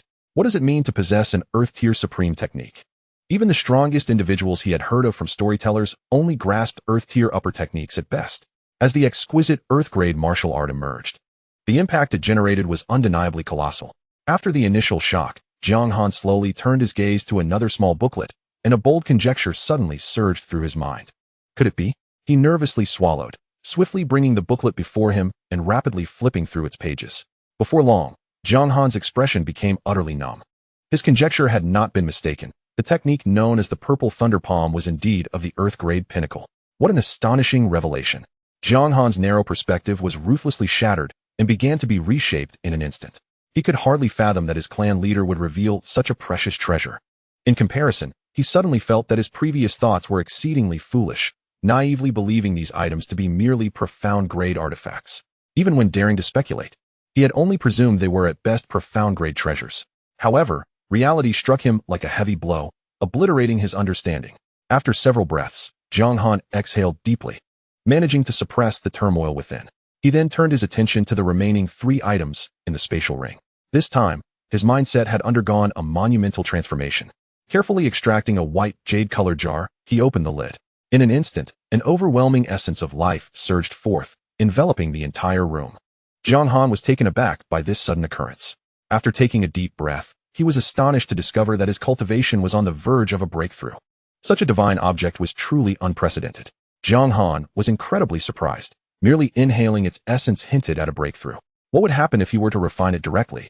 The effects of these items far surpassed any inferior spirit stones he had previously used. No, one could say there was simply no basis for comparison between the two. Realizing the rarity of this item, Jiang Han hastily returned the divine liquid to the spatial ring. He then retrieved a golden-hued pill. Holding the pill in his palm and scrutinizing it, he was at a loss. What miraculous effect did this pill, given by the clan leader, possess? Jiang Han was filled with curiosity, but refrained from ingesting it immediately. It wasn't he that he feared it was poisonous. He simply did not understand its specific function. If it were meant for healing, Consuming it without due consideration would be a waste of the clan leader's goodwill. Just then, a faint glow flickered across the surface of the pill, shooting forth and merging into Jiang Han's forehead. Before he could comprehend what had transpired, a strange piece of information surfaced in his mind.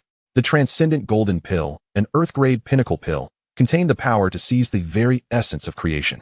After digesting the information within his mind, Jiang Han now understood the effects of this remarkable pill.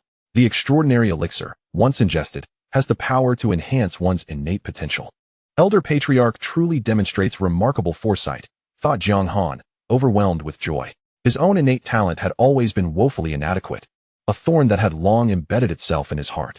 However, with the gift of this elixir from the Elder Patriarch, although uncertain of the extent to which his innate potential would be enhanced, he believed that removing this thorn would be within reach. Jiang Han did not harbor extravagant hopes of achieving a genius level of talent after consuming the elixir. Being elevated to the level of an ordinary person would already bring him immense satisfaction. After expressing profound gratitude to the Elder Patriarch in his heart, he promptly lifted his trembling hand and placed the elixir into his mouth. As he swallowed, an overwhelming surge of potent energy erupted from his abdomen, swiftly coursing through his limbs and bones. Gradually, a wave of intense drowsiness enveloped him. His eyelids grew heavier, and he could not resist the urge to close his eyes, succumbing to slumber. When he regained consciousness and awoke once more, he turned to gaze out the window, discovering that the sky had darkened, signaling the arrival of the deep night. Withdrawing his gaze, he prepared to explore the changes within his body. However, upon lowering his head, he noticed that his entire body was coated in a layer of viscous black mud, exuding an utterly nauseating stench. Jiang Han raised an eyebrow, instantly realizing that this was the impurities mentioned in the information. He refrained from hastily cleansing himself, and instead impatiently began to sense the changes within his body. After a few moments of meticulous introspection, a smile of delight spread across his face. If his previous myriad of meridians had been blocked and incapable of absorbing spiritual energy, now, with countless meridians unblocked, he found that his capacity to absorb spiritual energy had astonishingly increased by hundreds of times. The outrageous outcome was entirely beyond his expectations. Subsequently, Jiang Han instinctively activated his Huangquan magic technique for cultivation. In an instant, a torrent of spiritual energy surged around him, rushing eagerly into his body. With a crisp sound echoing, in less than 10 breaths, he had successfully broken through, formally stepping into the first layer of the postnatal realm. Jiang Han's lips parted slightly, his eyes widening in disbelief as he gazed at his own hands. He could scarcely fathom that he would one day possess such a terrifying rate of spiritual energy absorption. Amidst his astonishment, a profound sense of joy surged within him. From this moment onward, he would no longer be regarded as a cultivation waste by others. Overwhelmed with excitement, he suddenly felt that the Elder Patriarch's grace was something he could never repay in his lifetime. After all, such an extraordinary means of transforming one's innate potential was akin to being reborn. Even if he could not repay this kindness, he would surely contribute to the rise of his family in the future, and the Elder Patriarch would undoubtedly feel gratified. Although Jiang Han was unsure of the precise value of these treasures, he understood that any one of them, if brought to the outside world, could likely exchange for 1,000 lives. Yet, such precious items, the chieftain, without the slightest hesitation, entrusted everything to him so readily. Such expansive generosity is truly admirable. Feeling the chieftain's trust, Jiang Han could not help but express his gratitude inwardly. Soon after, he focused his mind and gazed at the final treasure within the spatial ring. It was a flicker of golden flame. As Jiang Han contemplated retrieving it, an unfamiliar message surged into his mind. The essence of the golden crow could summon a phantom of a golden crow at the sun wheel stage to confront adversaries, maintaining its form for 10 breaths before dissipating. Staring at the information, Jiang Han was utterly stupefied. This flame could actually invoke the power of a formidable warrior from the sun wheel stage. He had never anticipated that his chieftain would bestow upon him not only an exceptional earth-tier cultivation technique, but also such a terrifying ability. Yet, this was precisely what he required. After experiencing a series of shocks, Jiang Han's nerves had become somewhat dulled, allowing him to quickly regain his composure. He silently accepted the chieftain's generous gift. He understood that if he wished to progress swiftly, he could not remain in Kangwu Mountain indefinitely. After all, the inhabitants of Kangwu Mountain were all his kin. He could never bring himself to siphon the essence of his own family members using the Yellow Spring demonic art. He believed that even if it cost him his life, he could never do such a thing. Thus, the only way forward was to leave Kangwu Mountain and venture outside, utilizing the essence of outsiders to nourish his own cultivation. This was the method he could most readily accept. Moreover, in his eyes, even the lives of 100 or 1,000 outsiders could not compare to that of a single family member. To Jiang Han, there existed only two types of people in this world, enemies and kin. In such a perilous situation, it was evident that the chieftain would grant him such a powerful means of survival, suggesting that his future path would undoubtedly be much easier. Contemplating this, Jiang Han looked out the window towards the horizon. Once my cultivation advances, I shall personally eliminate every last one of you from the Black Tiger sect, transforming you into nourishment for my journey of cultivation. His gaze was icy, and a fierce killing intent flickered deep within his pupils. Although his brother Jiang Yin had paid no heed to the Black Tiger sect, that did not mean he would forget this sect or abandon this grudge. Since that rascal Chao Bo was already dead, Jiang Han resolved to ensure that the entire sect would be reunited in the afterlife, sparing them the loneliness of traversing the Yellow Springs alone. Jiang Han coldly smiled, retrieving the divine liquid and preparing to commence his cultivation. Days later, in Kangwu Mountain, with Jiang Chen and the elders returning with the branch family members, the grand expedition to locate the branch family came to an end. Subsequently, Jiang Daoxuan convened a family assembly. All members of the Jiang clan gathered in the stone square before the family hall. During this monumental assembly, Jiang Daoxuan boldly announced a series of new family regulations. In the process, he aimed to foster greater unity within the clan, effectively utilize resources, and maintain better circulation. Furthermore, he sought to motivate the clan members, encouraging them to strive harder in their endeavors.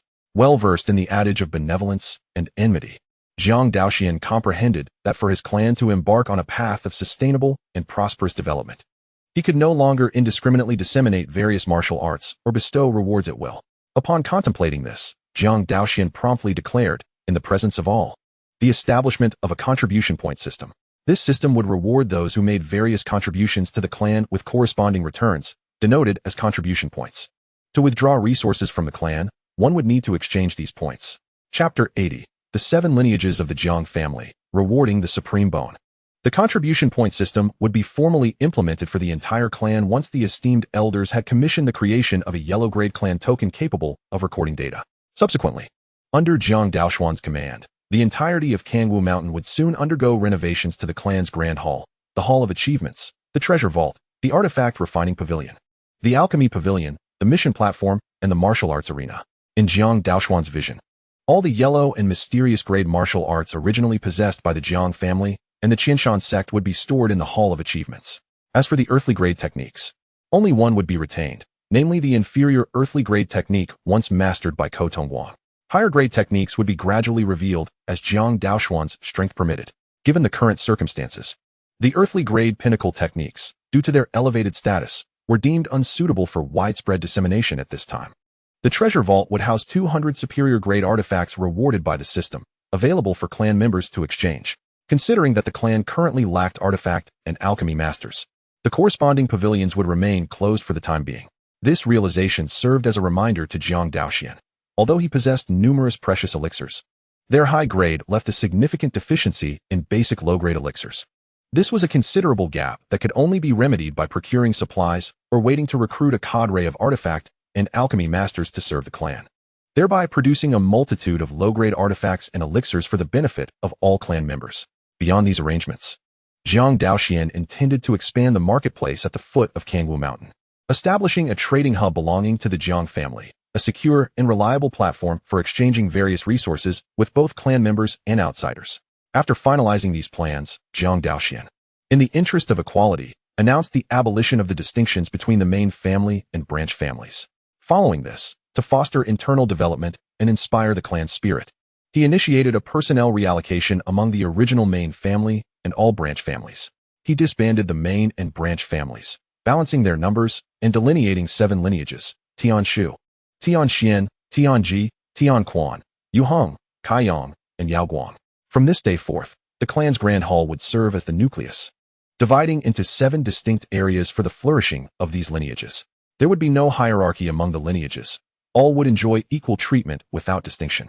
The heads of each lineage would temporarily be the original heads of the main family or elders, while the elders of each lineage would be drawn from the former branch family elders. Among these 7 lineages, Tianshu was established on the foundation of the original main family, with Jiang Chen belonging therein. Tianxian was founded upon the basis of the Xuanqing branch family, with Jiang Yin as its member. The Tianji Pulse was established on the foundation of the Chuantua division, with Jiang Han belonging to it. After completing these arrangements, Jiang Daoxuan made another announcement. From now on, every 3 years, the Kangwu Mountain will host a grand competition among the 7 pulses. This competition will adopt a point system, categorizing participants into different arenas based on their age groups, and will feature both team and individual competition formats. Each match will yield varying points according to the rankings. Once the competition concludes, the total points accumulated by each pulse will determine their respective rankings. The selected rankings will be maintained for 3 years until the next grand competition, which will result in the selection of new rankings. The higher the ranking, the greater the additional resource rewards, which will further ignite the zeal of the clansmen, fostering healthy competition. However, even if any pulse were to come in last, it would not affect their original resource allocation. They would simply receive diminished additional resources. Notably, those who perform exceptionally well in the grand competition may have the chance to receive personal guidance from the clan leader, along with various additional rewards. Subsequently, Jiang Daoxuan announced a new decree, establishing the Jiang Clan Elder Council. This council operates independently from the 7 pulses, holding a transcendent status, responsible for managing the family's affairs, such as overseeing the family's enterprises, managing the clan treasury, cultivating spiritual fields, and educating clan descendants, among other activities. They will also have the authority to collectively deliberate and vote, directly intervening in the internal decisions of the 7 pulses. However, Jiang Daoxuan, as the clan leader, possesses a veto power that supersedes that of the Elder Council. Currently, the Elder Council consists solely of the Grand Elder, Jiang Hongguang. Others wishing to join the Elder Council may do so through 3 avenues. First, if the head of a pulse is of advanced age and relinquishes their position, they may enter the council. Second, those with unparalleled talent may be granted special admission. Third, individuals who have rendered significant contributions to the clan may also be allowed entry. At this moment, in response to Jiang Daoxuan's various commands, none of the clansmen voiced any dissent or opposition, for they all understood that the Jiang clan's present standing is entirely due to the clan leader. Thus, every word spoken by Jiang Daoxuan holds absolute authority in their hearts and is beyond reproach. Observing the absence of any opposition, Jiang Daoxuan continued to issue further commands. Considering that the Jiang clan currently appears somewhat sparse in comparison to other clans, he announced various incentives and rewards for families welcoming newborns, aiming to promote the clan's growth and vitality. Following this, Jiang Daoxuan proceeded to implement several adjustments. Once the arrangements were nearly complete, he dissolved the clan assembly, allowing all clansmen to disperse. Returning to the clan hall, Jiang Daoxuan was poised to resume his cultivation, when unexpectedly, the voice of the system suddenly echoed. The 24-day cycle has concluded, and the family development mission has been completed, currently undergoing settlement. Based on your overall performance, your task rating is A. Full score. Rewards are being distributed. Congratulations, host. You have received 999 points of family fortune. Congratulations, host. You have obtained the Supreme Sword Technique, Celestial Slaughter Sword Technique. Congratulations, host. You have acquired the Supreme Array, Spirit Gathering Array. Congratulations, host. You have received a top-tier Celestial Spirit Vein. Congratulations, host. You have obtained the Guardian Spirit Beast of the Sun Wheel Realm, Blackwater Flood Dragon. Congratulations, host. You have received a mysterious reward, Supreme Bone. Supreme Sword Technique? Gazing at the rewards before him, Jiang Daoxuan's eyes sparkled with excitement. He never anticipated that after completing the 24-day family mission, he would be granted such lavish rewards. Filled with enthusiasm, he promptly clicked to reveal the details. Celestial Slaughter Sword Technique, a supreme sword technique, capable of slaughtering the heavens with unparalleled attack power. Capable of manifesting a mountain of corpses and a sea of blood, unleashing boundless intent to kill. Note, due to the overwhelming killing intent, one must master the sword heart to withstand the encroachment of this intent. Otherwise, one's mind may be shattered, losing all spiritual essence, and facing the danger of downfall. Staring at this formidable sword technique, Jiang Daoxuan felt an insatiable desire to cultivate it immediately to enhance his combat prowess. However, upon noticing the system's reminder, he reluctantly quelled this impulse. It would be prudent to wait until he had mastered the sword heart before attempting to practice this technique. With that thought in mind, Jiang Daoxuan stored the Celestial Slaughter Sword Technique in the system's repository. Chapter 81, Spirit Gathering Array, Top Tier, Celestial Spirit Vein. Jiang Daoxuan shifted his gaze downward to another reward. Spirit Gathering Array, a supreme array capable of interfering with the 5 senses of outsiders, masking fluctuations in spiritual energy and disguising them as normal levels. Those below the Great Sage realm will be unable to see through the illusion. This is indeed a remarkable item, Jiang Daoxuan nodded in satisfaction. Presently, Kangwu Mountain harbors several earth-tier spirit veins, resulting in a density of spiritual energy far exceeding that of the outside world. Although it has not yet been exposed, high-level cultivators visiting the area could easily detect the anomaly. Thus, the spirit-gathering array is of utmost necessity. What appears terrifyingly potent to the Jiang family would seem utterly mundane to outsiders. Initially, he was concerned that the presence of this celestial spirit vein would create too much of a stir. However, it seems there is no cause for worry. With this in mind, Jiang Daoxuan promptly buried the spirit-gathering array and the celestial spirit vein at the base of Kangwu Mountain. The moment they were embedded, the surrounding spiritual energy began to surge wildly. Visible storms of spiritual power swept across the skies of Kangwu Mountain. The terrifying commotion immediately drew the attention of all Jiang family members. In a certain room, Jiang Chen sensed the frenzied influx of spiritual energy around him, his expression turning to one of astonishment. Has the spiritual energy intensified? And by at least dozens of times? Jiang Chen could not gauge the specific increase in spiritual energy, only able to speculate in his heart. Amidst his conjecture, a profound shock surged within him.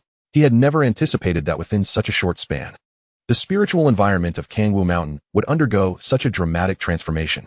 Could this be yet another of the Patriarch's extraordinary methods? Jiang Chen raised his head to gaze into the distance, directing his attention towards the grand hall of his family, his heart brimming with awe. At this juncture, even he could not predict the future trajectory of the Jiang clan.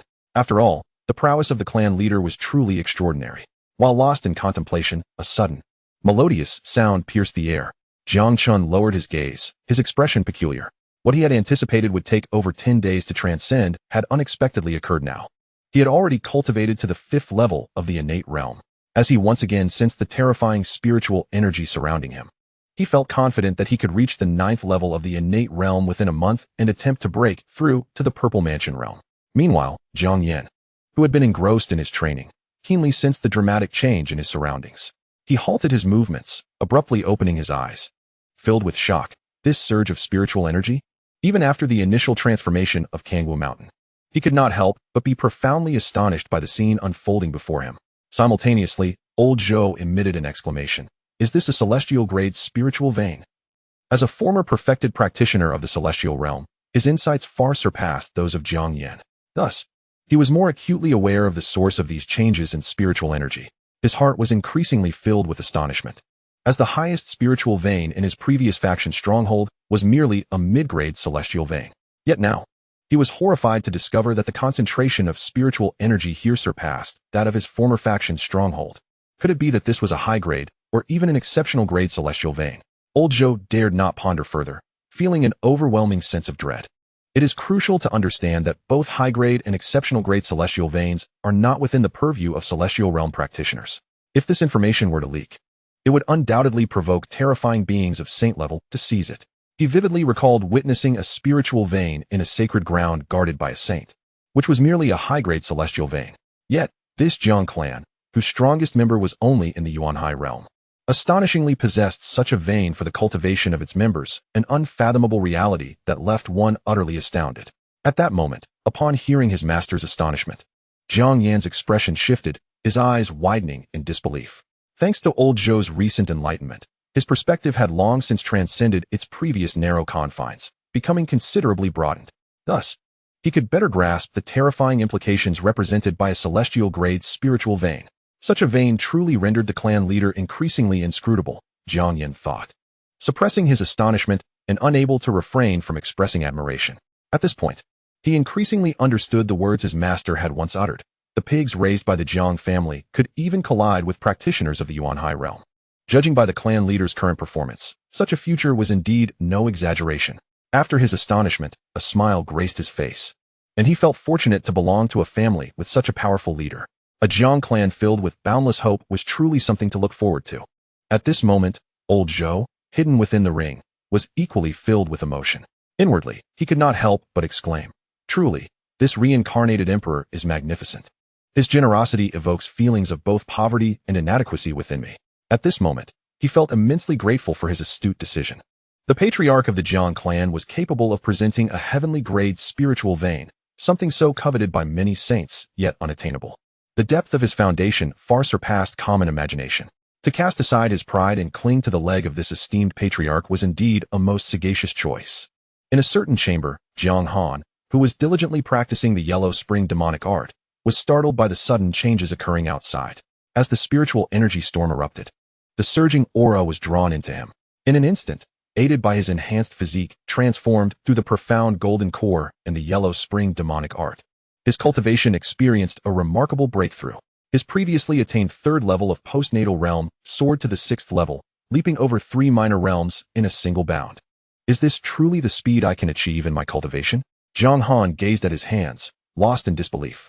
He had never envisioned that one day his cultivation speed could reach such an astonishing pace. However, after being bombarded by the multitude of gifts conferred by his clan leader, his gradually numbed nerves had yet to fully recuperate. Hence, his astonishment lingered for but a brief moment before he quickly returned to his usual demeanor. Disregarding the unusual occurrences around him, he lowered his head and seized the opportunity to cultivate diligently. After years of stagnation, constrained by his innate talents, he understood just how precious this current cultivation speed was. To avoid squandering his newly acquired potential, he resolved to exert himself with double the effort, striving to repay the patriarch as soon as possible. Chapter 82, Fusion of the Supreme Bone, Ascension to Star Wheel Realm. Within the clan's grand hall, Jiang Daoxuan sat cross-legged upon a mat, his expression reflecting satisfaction as he sensed the immense changes unfolding around him. With several earthly-grade spiritual veins, along with this exceptional heavenly-grade vein, one could only imagine the explosive growth and strength that awaited the clan members in the coming days. Furthermore, the collective power of his clan would also become significantly stronger. A thought crossed his mind as he turned his gaze to the next reward. Black Waterflood Dragon, 7th level of the Sun Wheel Realm, possessing a trace of dragon bloodline, formidable combat power, capable of contending with myriad forms. Now bound as the Jiang family's guardian spirit beast, with the host able to select its dwelling place. A glimmer of joy appeared in Jiang Daoxuan's eyes. Now, with this Sun Wheel Realm guardian spirit beast, the Jiang family could surely navigate the challenging developmental phase with greater ease. It was worth noting that even the most formidable beings of the Great Qin dynasty possessed merely the strength of the myriad forms realm. The fact that this black waterflood dragon could rival such beings attested to the heightened safety of Kangwu Mountain. After his astonishment subsided, he began to contemplate the choice of dwelling place for the beast. Jiang Daoxuan did not hesitate for long before forming a resolution. The location of the spiritual spring. The spiritual spring, abundant in aura, would undoubtedly serve as an excellent training ground for the guardian spirit beast. Moreover, although the spiritual spring may merely seem like a fountain, its true scale rivals that of a small lake. Thus, considering both the environment and magnitude, allowing the Blackwater Flood Dragon to dwell within the spiritual spring is undoubtedly the optimal choice. Consequently, there would be no need to assign clan members to guard the spring. The mere presence of the Blackwater Flood Dragon would suffice to deter ill-intentioned individuals. Contemplating this, Jiang Daoxuan swiftly resolved to place the Blackwater Flood Dragon into the spiritual spring for habitation shortly. He then focused his mind and turned his gaze to the final reward, Supreme Bone, one of the unparalleled physiques, nurturing a powerful innate treasure technique, possessing various mysteries, capable of fusion. Faced with this terrifying reward, Jiang Daoxuan's eyes sparkled with intensity as he promptly initiated the fusion. In the next moment, a dazzling radiance erupted from his chest. Divine light surged, and the brilliance resembled a golden sun, blinding and resplendent, rendering it impossible to gaze directly upon. Soon after, a bone began to take shape at the center of Jiang Daoxuan's chest. Beneath the infinite glow, a luminous white bone gradually emerged. The bone was merely the size of a finger joint, yet its surface was adorned with intricate and profound runes. Each rune dazzled the mind, exuding an overwhelming aura of power, as if harboring the might to obliterate the heavens and the earth. As the myriad divine lights radiated from Jiang Daoxuan, an immense force spread throughout his body, enveloping his limbs and bones. At that moment, influenced by the spiritual energy storm, many clan members experienced breakthroughs in succession. The terrifying rebound effect from the entire clan was activated. In an instant, the aura radiating from Jiang Daoxuan underwent intense fluctuations, surging wildly upwards. Before long, it reached a critical point. Boom! A muffled sound reverberated from within, echoing throughout the grand hall. He had ascended to the 9th level of the Yuanhai realm.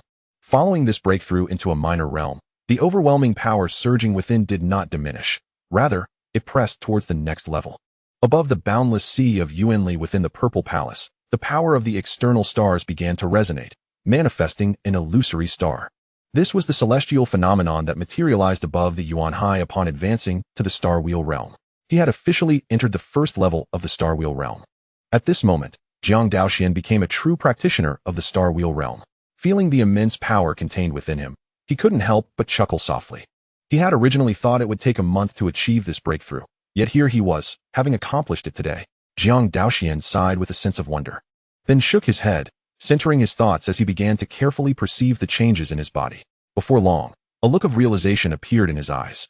After merging with the Supreme Bone, he discovered he had not only acquired unique abilities such as healing injuries and enhancing resistances, but also mastered a talent treasure technique named reincarnation. This technique possessed the terrifying ability to manipulate time. Once invoked, it could transform a sapling into a towering tree or turn a vibrant youth into a weary elder. The sheer power of this ability left Jiang Daoxuan in profound astonishment. Immediately, he could not resist the temptation to indulge in reveries of the future, his expression taking on an odd hue. What if, in a confrontation with a young prodigy, he suddenly unleashed the reincarnation treasure technique, transforming his opponent into a helpless one-year-old infant? The very thought conjured a smile upon Jiang Daoxuan's lips. Subsequently, he withdrew his gaze, preparing to resume his cultivation when an unexpected occurrence transpired. Jiang Daoxuan suddenly felt a sharp pain in his eyes, from the depths of his dark, profound pupils. A cascade of resplendent divine light surged forth. Simultaneously, the system's notification resonated within his mind. Ding. Detection indicates that the host's power has reached the Star Wheel realm. The Chaos Dao Eye has now been unlocked to its second stage, granting the Eye of Insight. Eye of Insight. All things in nature leave traces. When activated, it can decipher all formations and illusions in the world, as well as unravel the techniques of adversaries to reveal their weaknesses. Jiang Daoxuan covered his eyes, feeling the pain gradually dissipate, his face betraying a look of astonishment. He had never anticipated that merely breaking through to the Star Wheel realm would yield such an unexpected boon. After all, the previous function of the Chaos Dao Eye was singular, serving only as a data panel. Yet now, with the unlocking of the second stage and the acquisition of the Eye of Insight, the Chaos Dao Eye had effectively augmented his combat prowess, achieving a qualitative leap. He could only wonder what extraordinary abilities awaited him upon unlocking the third stage. Anticipation filled Jiang Daoxuan's eyes. At this juncture, endowed with an innate holy body, supreme bones, the Chaos Dao Eye, the Great Annihilation Technique, the Reincarnation Treasure Technique, the Kunping Treasure Technique, and numerous other capabilities. He found himself unaware of the limits of his own potential. To discover his limits, he would need to engage in battle with formidable foes. Jiang Daoxuan shook his head, chuckling in disbelief. He could never have imagined that within the span of a single day, the system would bestow upon him such a multitude of surprises. Just as he was lost in contemplation, the system's cold notification echoed once more. Ding. The 24-day development task has been completed. A new development task has now been triggered. Over a cycle of 3 years, develop the family, with an evaluation based on comprehensive performance. The higher the score, the more substantial the rewards. Note, achieving a perfect score will yield a mysterious reward. Upon witnessing the reappearance of the family development task, Jiang Daoxuan's eyes gleamed with excitement. Having successfully completed the previous development task, he was acutely aware of the generous rewards it entailed. If merely 24 days could yield such bountiful prizes, what might 3 years hold? Chapter 83, Black Water Flood Dragon. 2 months later, Jiang Daoxuan's heart raced with exhilaration. Once his emotions had settled, he rose and exited the family hall, making his way towards the spirit spring. Before resuming his cultivation, he needed to ensure all preparations were in place. The guardian spirit beast of the Sun Wheel realm could not languish in the system's repository forever. To avert any unforeseen circumstances, it was imperative to release it as soon as possible. Not long after, propelled by the utmost speed of the Kunping treasure technique, Jiang Daoxuan swiftly arrived at the spirit spring. As he drew near, he was greeted by an overwhelming wave of rich spiritual energy. Jiang Daoxuan lifted his gaze. Before him, a picturesque scene unfolded. It was a small lake enveloped by countless emerald bamboos. The water's surface was crystal clear, undisturbed, exuding a tranquil serenity akin to poetry. Yet, beneath the dense aura of spiritual energy surrounding the area, an exceedingly faint milky white veil cloaked the entire lake, resembling clouds from the heavens descending to the earth, sinking into the depths below. Indeed, it was a splendid locale. Jiang Daoxuan nodded slightly, then accessed the system's repository to summon the Black Water Dragon. In an instant, a colossal creature, measuring 10 zhang in length, materialized out of thin air. Its body was adorned with glossy black scales, resembling a serpent yet possessing 4 limbs. each ending in razor-sharp claws that shimmered ominously. Its fearsome visage, accentuated by a pair of blood-red eyes that hinted at ferocity, was most unsettling. Simultaneously, as the black water dragon emerged, an overwhelming aura radiated outward, enveloping the surroundings, a pressure unique to beings of the Sun Wheel realm. This formidable presence was fleeting, dissipating almost as swiftly as it had come, restoring tranquility in mere moments. At that moment, the black water dragon did not hasten to plunge into the water. Instead, it lowered its proud head towards Jiang Daoxuan, allowing him to caress it. Jiang Daoxuan extended his right hand to rest upon the dragon's forehead, feeling the icy touch, as unyielding as steel, and chuckled softly. From now on, you shall be called Xiaobai, as the guardian spirit beast of the Jiang family. It is only fitting that you possess a name. Upon hearing its new name, Xiaobai let out a few soft calls, each imbued with a hint of draconic majesty, startling numerous birds hidden within the verdant forest. Observing this, Jiang Daoxuan gently patted Xiaobai's head and instructed, "Now, you shall guard this place for me." Xiaobai nodded, then turned and leaped into the spiritual spring, frolicking in the water. However, in the midst of its playful antics, it suddenly recalled Jiang Daoxuan's presence nearby and reluctantly ceased its movements, allowing its massive form to gradually submerge beneath the lake's surface. Soon, only its head remained above the water, with its lantern-like eyes fixed on Jiang Daoxuan, awaiting further commands. Meeting Xiaobai's earnest gaze, Jiang Daoxuan smiled. "In the future, if all goes well, do not make your presence known carelessly, lest you frighten others." With such a fearsome and ghastly appearance, Xiaobai, if revealed to the family, could easily terrify many of its kin, even to the point of causing them to flee or weep. Thus, he felt it necessary to issue this gentle reminder. In response, Xiaobai eagerly nodded, sending droplets of water splashing in every direction, creating waves across its scales. Subsequently, to avoid drawing attention, it flicked its tail and swiftly dove into the depths of the spiritual spring, concealing itself. After a few breaths, the lake's surface returned to calmness, devoid of any ripples, resembling a flawless mirror. No one would suspect that a powerful dragon of the Sun Wheel realm lay hidden in the depths below. Seeing this, Jiang Daoxuan felt a sense of relief wash over him, then withdrew his gaze and turned to depart. From here on, he only needed to delegate various family affairs to the eldest elder or the heads of the different branches. His singular focus remained to cultivate. In his eyes, the Star Wheel realm was merely a starting point. Time flows swiftly, and 2 months have passed. During this period, the Kangwu Jiang clan has entered a phase of rapid development. With the implementation of the contribution point system, numerous clan members, after completing familial tasks or accumulating contribution points through various means, have exchanged them for coveted treasures, techniques, and elixirs. Moreover, influenced by the various elixirs and the terrifying spiritual energy within Kangwu Mountain, the cultivation paths of many Jiang clan members have been remarkably smooth, with rapid advancements. Particularly, with the positive competition among the 7 branches, many disciples frequently gathered in the martial arena to engage in contests and sparring. In this race of progress, the cultivation levels of the 7 branches have seen explosive enhancements. Currently, the Jiang clan boasts an astonishing 335 members at the postnatal realm, while the number of innate realm members has reached an unprecedented 56. 56 innate cultivators is an extraordinarily formidable count, especially considering that the Jiang clan previously could not even muster 10. Most of the strongest members from the branch families were merely at the 9th level of the postnatal realm. This highlights the exceptional value of the current 56 innate clan members. Furthermore, the 3 venerable innate elders from the main family have also stepped into the 1st level of the Purple Mansion realm, thanks to the resources of the clan. As for the Grand Elder, Jiang Hongwang, he unexpectedly awakened his Thunder Spirit body one day, shocking and perplexing all clan members.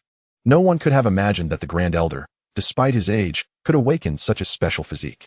In their understanding, individuals with spiritual bodies typically awaken before the age of 20.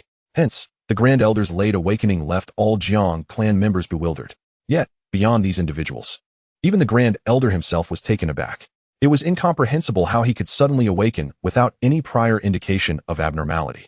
In a state of confusion, the Grand Elder accepted the reality of his Thunder Spirit body awakening and subsequently immersed himself in fervent cultivation. With the aid of a pound of divine liquid secretly provided by Jiang Daoxuan, along with the special bestowal of the pure Yang Wuzhigong due to his past efforts, the Grand Elder, possessing the Thunder Spirit body and greatly enhanced aptitude, ascended to the 1st level of the Yuan Si realm within just 2 months, becoming the sole Yuan Si cultivator of the Kangwu Jiang clan. Gu Xingzhan, the clan's esteemed elder, upon escorting the members of the Luofeng sect back to Kangwu Mountain. Also broke through the long-standing constraints of the 9th level of the Yuan Sea realm with the surrounding terrifying spiritual energy, successfully reaching the 1st level of the Star Wheel realm, thus becoming the 2nd strongest member of the Kangwu Jiang clan. During this time, the 3 fated individuals of the clan achieved even more astounding progress.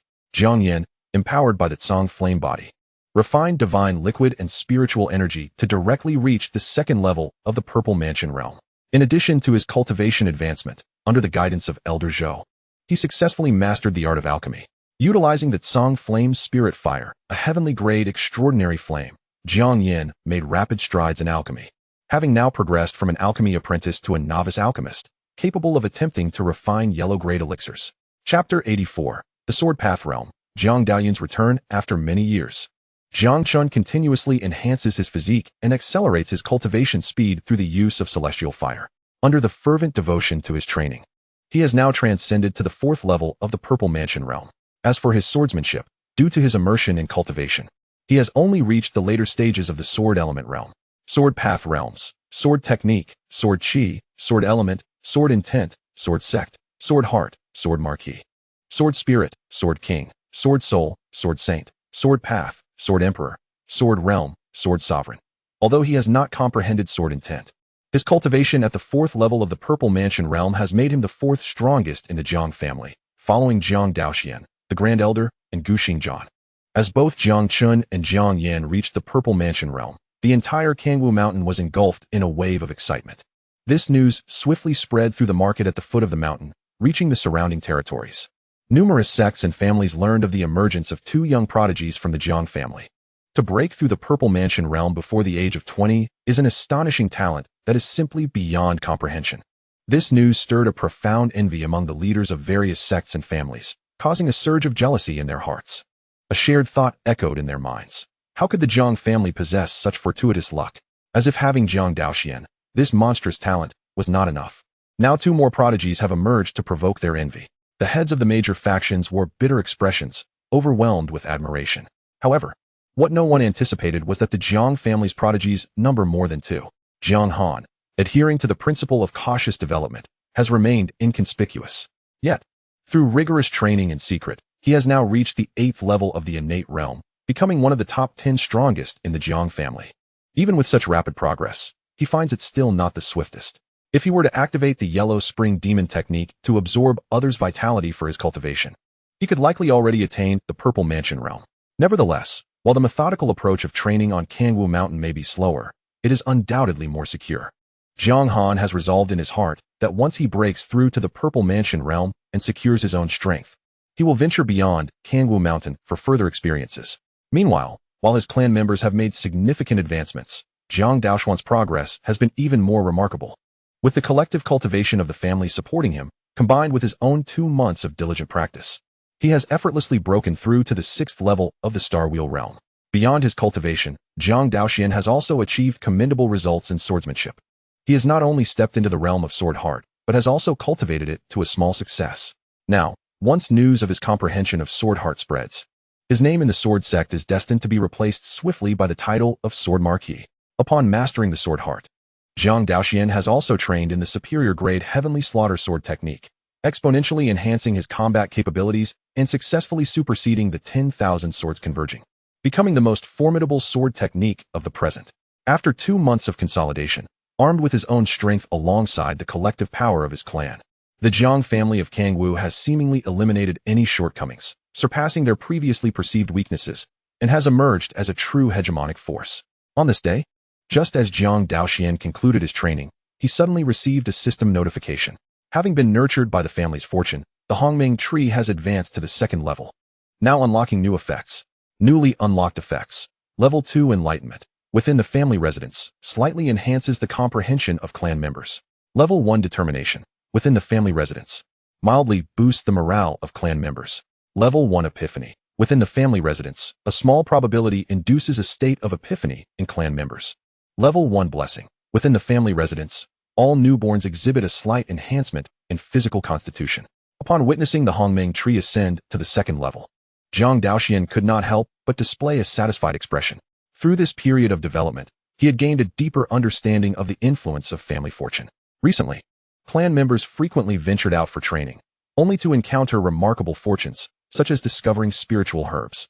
As he perused the reports detailing these events, Jiang Daoxuan realized that these occurrences were undoubtedly influenced by the family's fortune. What intrigued him was the thought, if the family's fortune continued to increase, could there come a day when one could stumble upon immortal artifacts or discover divine manuals after falling from a cliff, thereby attaining the legacy of a powerful being? With everyone becoming a child of destiny, a protagonist of fate? Contemplating this vision, Jiang Daoxuan felt a surge of great interest. Meanwhile, in a distant mountain range, a burly, unkempt middle-aged man, carrying a large bow on his back and a treasured dagger at his waist, navigated through the woods.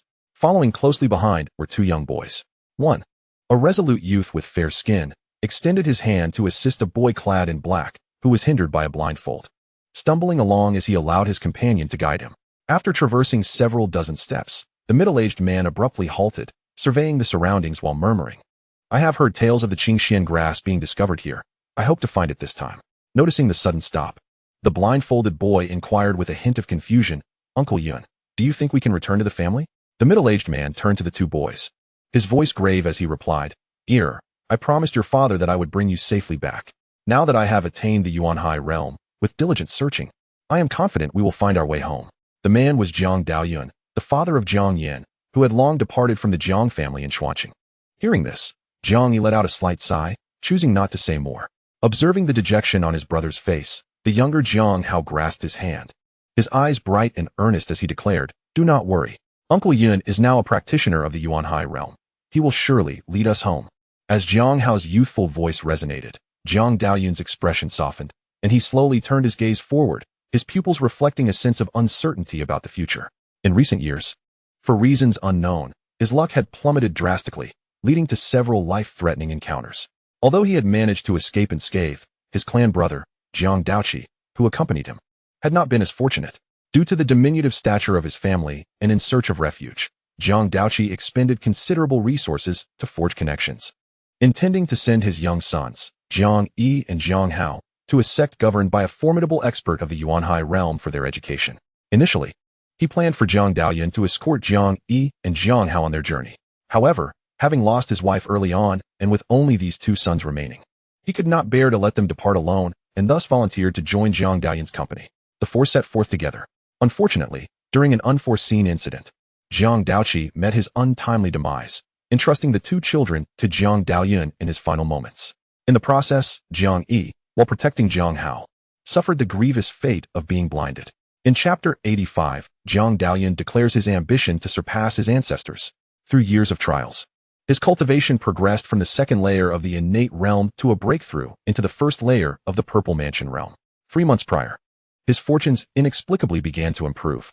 Not only did he encounter significantly fewer dangers along his path, but he also stumbled upon various opportunities almost serendipitously. Most notably, during a brief respite in a secluded mountain, he fortuitously discovered the tomb of a Daewoo realm sword sovereign.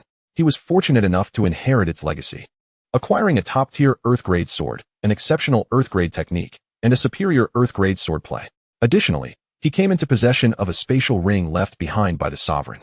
With the abundant spirit stones and resources contained within, Jiang Daoyun felt his cultivation speed accelerate to an astonishing degree, rapidly breaking through multiple realms until he finally reached the first layer of the Yuanhai realm. Beyond his cultivation, Jiang Daoyun also inadvertently learned about the Qingxian grass, a low-grade earth-level spiritual herb that, when consumed, facilitates the opening of a cultivator's meridians. The higher the consumer's realm, the weaker its effect. However, for his son, who had lost his cultivation, it was a veritable treasure. The serendipitous discovery of such a precious item ignited a fervor within Jiang Daoyun. After years of wandering, he finally glimpsed hope for curing Jiang Yan's peculiar ailment. Yet, amidst his joy, a shadow of melancholy crossed his mind as he reflected on his current location. After numerous narrow escapes and prolonged hardships, he had distanced himself from Tiandu Prefecture and ventured into the territory of Shanhai Prefecture. The Great Qin dynasty comprises a total of 36 prefectures, each separated by considerable distances. Even with his Yuanhai realm prowess, he found it impossible to return to Tiandu Prefecture in a short span while accompanied by the two children. He could only wonder how his family had fared over the years. Jiang Daoyun's visage bore a nostalgic expression. He had resolved that once he successfully procured the Qingxian grass, he would employ every means at his disposal to bring Jiang Hao and Jiang Yi back to Xuanqing to rejoin their family.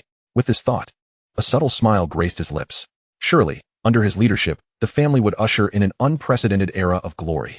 He was resolutely confident that he would surpass his ancestors and lead the Jiang clan of Xuanqing beyond the realms of the Wudong City Lord's family. He harbored unwavering faith, never once doubting his potential, for before his departure, the main family had not even possessed a single expert of the Purple Mansion realm. Now, he has become a formidable practitioner of the Yuanhai realm. Several days later, 3 elegantly attired gentlemen entered the city of Wudong. They surveyed their surroundings, observing the filthy and chaotic streets with expressions of disdain. In such a remote and impoverished place, had it not been for the clan's edict, I would not have come here even if it meant death. Who could argue otherwise? Were it not for our ancestors' incessant reminiscence of that woman, how could we have possibly arrived here? Alas, what manner of extraordinary individual is our ancestor? Yet he remains fixated on this shameless woman, never marrying throughout his lifetime. The group murmured amongst themselves, struggling to comprehend the situation. They were indeed the emissaries from the Tang family of Tiandu Prefecture. Not long ago, during a grand banquet celebrating the 300th birthday of their ancestor, he had alluded to a visit to the Tang family in Wudong City to pay respects at that woman's grave. Consequently, as soon as the banquet concluded, the elders of the clans swiftly dispatched these 3 to Wudong City, intending to instruct the local family to make necessary preparations, lest there be any oversight that might displease the ancestor. Should they incur his wrath, the entire Tang family would undoubtedly face dire consequences. Thus, the 3 hurried forth without a moment's delay. At this moment, reflecting upon the tasks assigned by the elders, they exchanged glances. Yet none among them knew the precise location or pertinent information about the Tang family. Reluctantly, they could only follow the guidance of patrolling soldiers towards the city lord's mansion, where information was said to be most comprehensive. Shortly thereafter, at the city lord's mansion, in the courtyard, Ding Xian reclined leisurely in a rattan chair. He appeared relaxed, his eyes gently closed, a smile gracing his lips as he listened attentively to a melodious tune, basking in the warm sunlight. Ever since the Jiang family relocated to Kangwu Mountain, Ding Xian had liberated himself from the weighty burden that once loomed over him, finally experiencing a sense of ease and enjoying a pleasing existence. It could be said that as long as he refrained from recklessly confronting the elderly left behind at the Jiang family ancestral home, he could live unencumbered in Wudong City, becoming the sole master of this domain. However, today, this tranquility was destined to be disrupted. A deep voice suddenly resonated. Hee, Lord Ding seems to be quite at leisure. Hearing the sound, Ding Xian furrowed his brow, slowly opening his eyes and turning towards the source of the voice. Upon gazing at the 3 distinguished gentlemen before him, he instinctively sensed a hint of foreboding. Who are you? We are from the Tang family of Tiandu. We have come to visit this branch of the family, and we kindly request that Lord Ding facilitate us by providing information regarding this branch, one of them articulated. As the words fell, Ding Xian's eyes widened, his expression instantly freezing. Indeed, what was meant to come has arrived. Ding Xian silently lowered his head, inwardly lamenting. He then regarded the 3 from the Tang family. Given that the news of the Tang family's demise had already spread throughout the city, this matter was undoubtedly beyond concealment. To avoid the pitfalls of deception that might offend the Tang family of Tiandu, Ding Xian cautiously replied, "The Tang family is no more." At this proclamation, the 3 Tang family members were momentarily stunned, only to swiftly react in furious indignation. Lord Ding, what do you mean by that? Ding Xian wiped the sweat from his brow, his heart filled with trepidation as he spoke. The Tang family was annihilated by the Jiang family 3 months ago. You have arrived too late. Upon receiving this grim confirmation, the expressions of the 3 members of the Tang family darkened instantly. No one could have anticipated that a seemingly mundane visit to the Tang family in Wudanqing would precipitate such a momentous upheaval. They were soon engulfed by a sense of dread. With their ancestor poised to arrive in Wudanqing in a few days, the sudden turn of events was indeed alarming. One could only imagine the fury that would ensue upon the ancestors' discovery of the Tang family's demise, and the calamity that would inevitably befall them. As these thoughts coursed through their minds, a pall of despair settled over them. The leader of the group bellowed, "How dare they obliterate the branch of the Tiandu Tang family? The Jiang family is truly courting death." He then turned to Lord Ding, clasping his hands in a gesture of respect, and inquired, "May I ask, Lord Ding, what is the origin of the Jiang family that they possess such audacity?" As his words fell, an overwhelming aura, characteristic of the Purple Mansion realm, permeated the air, imbued with an intense killing intent. Chapter 86.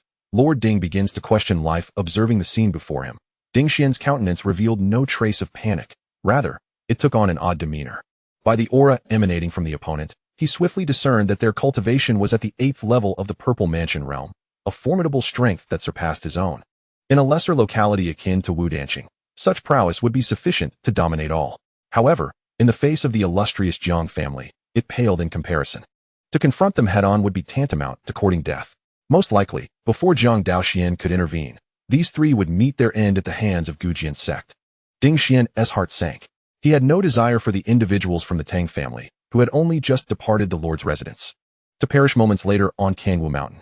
If such an incident were to come to light, he would find himself at a loss for words in his defense and would face the reprimand of the Lord of the estate. It was likely he would lose his position as Lord as well. With this in mind, he sought to dissuade these individuals from their reckless course, aiming to avert disaster. He thus began to recount tales of the Kangwu Jiang family. Upon hearing that the Jiang family patriarch, Jiang Daoxuan, commanded sword intent and possessed the terrifying capability to sever the Yuan Sea with a single strike, the three from the Tang family were taken aback, their astonishment palpable. They had not anticipated that in this seemingly inconspicuous locale, a swordsman of such caliber could emerge. Such figures, even within their esteemed Tiandu Tang family, were rare, typically belonging to the ranks of elders. Yet, their shock did not end there. When they learned of Gu Xingzhan's position as a worshipper of the Jiang family, they exchanged glances, their eyes wide with incredulity. Gu Xingzhan was known for seeking out powerful sword practitioners for duels within the Tiandu prefecture. Thus, even they had heard whispers of his prowess. A swordsman who had mastered sword intent, reaching the 9th level of the Yuan Sea realm, and standing just a step away from the Star Wheel realm, now serving the Jiang family?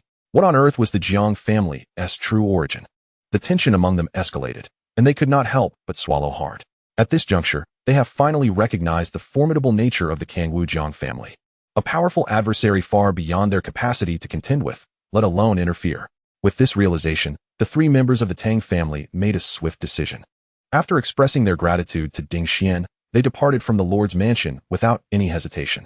Faced with such a formidable enemy, it was imperative for them to return to the Tang family in Tiandu promptly to relay the news to the elders.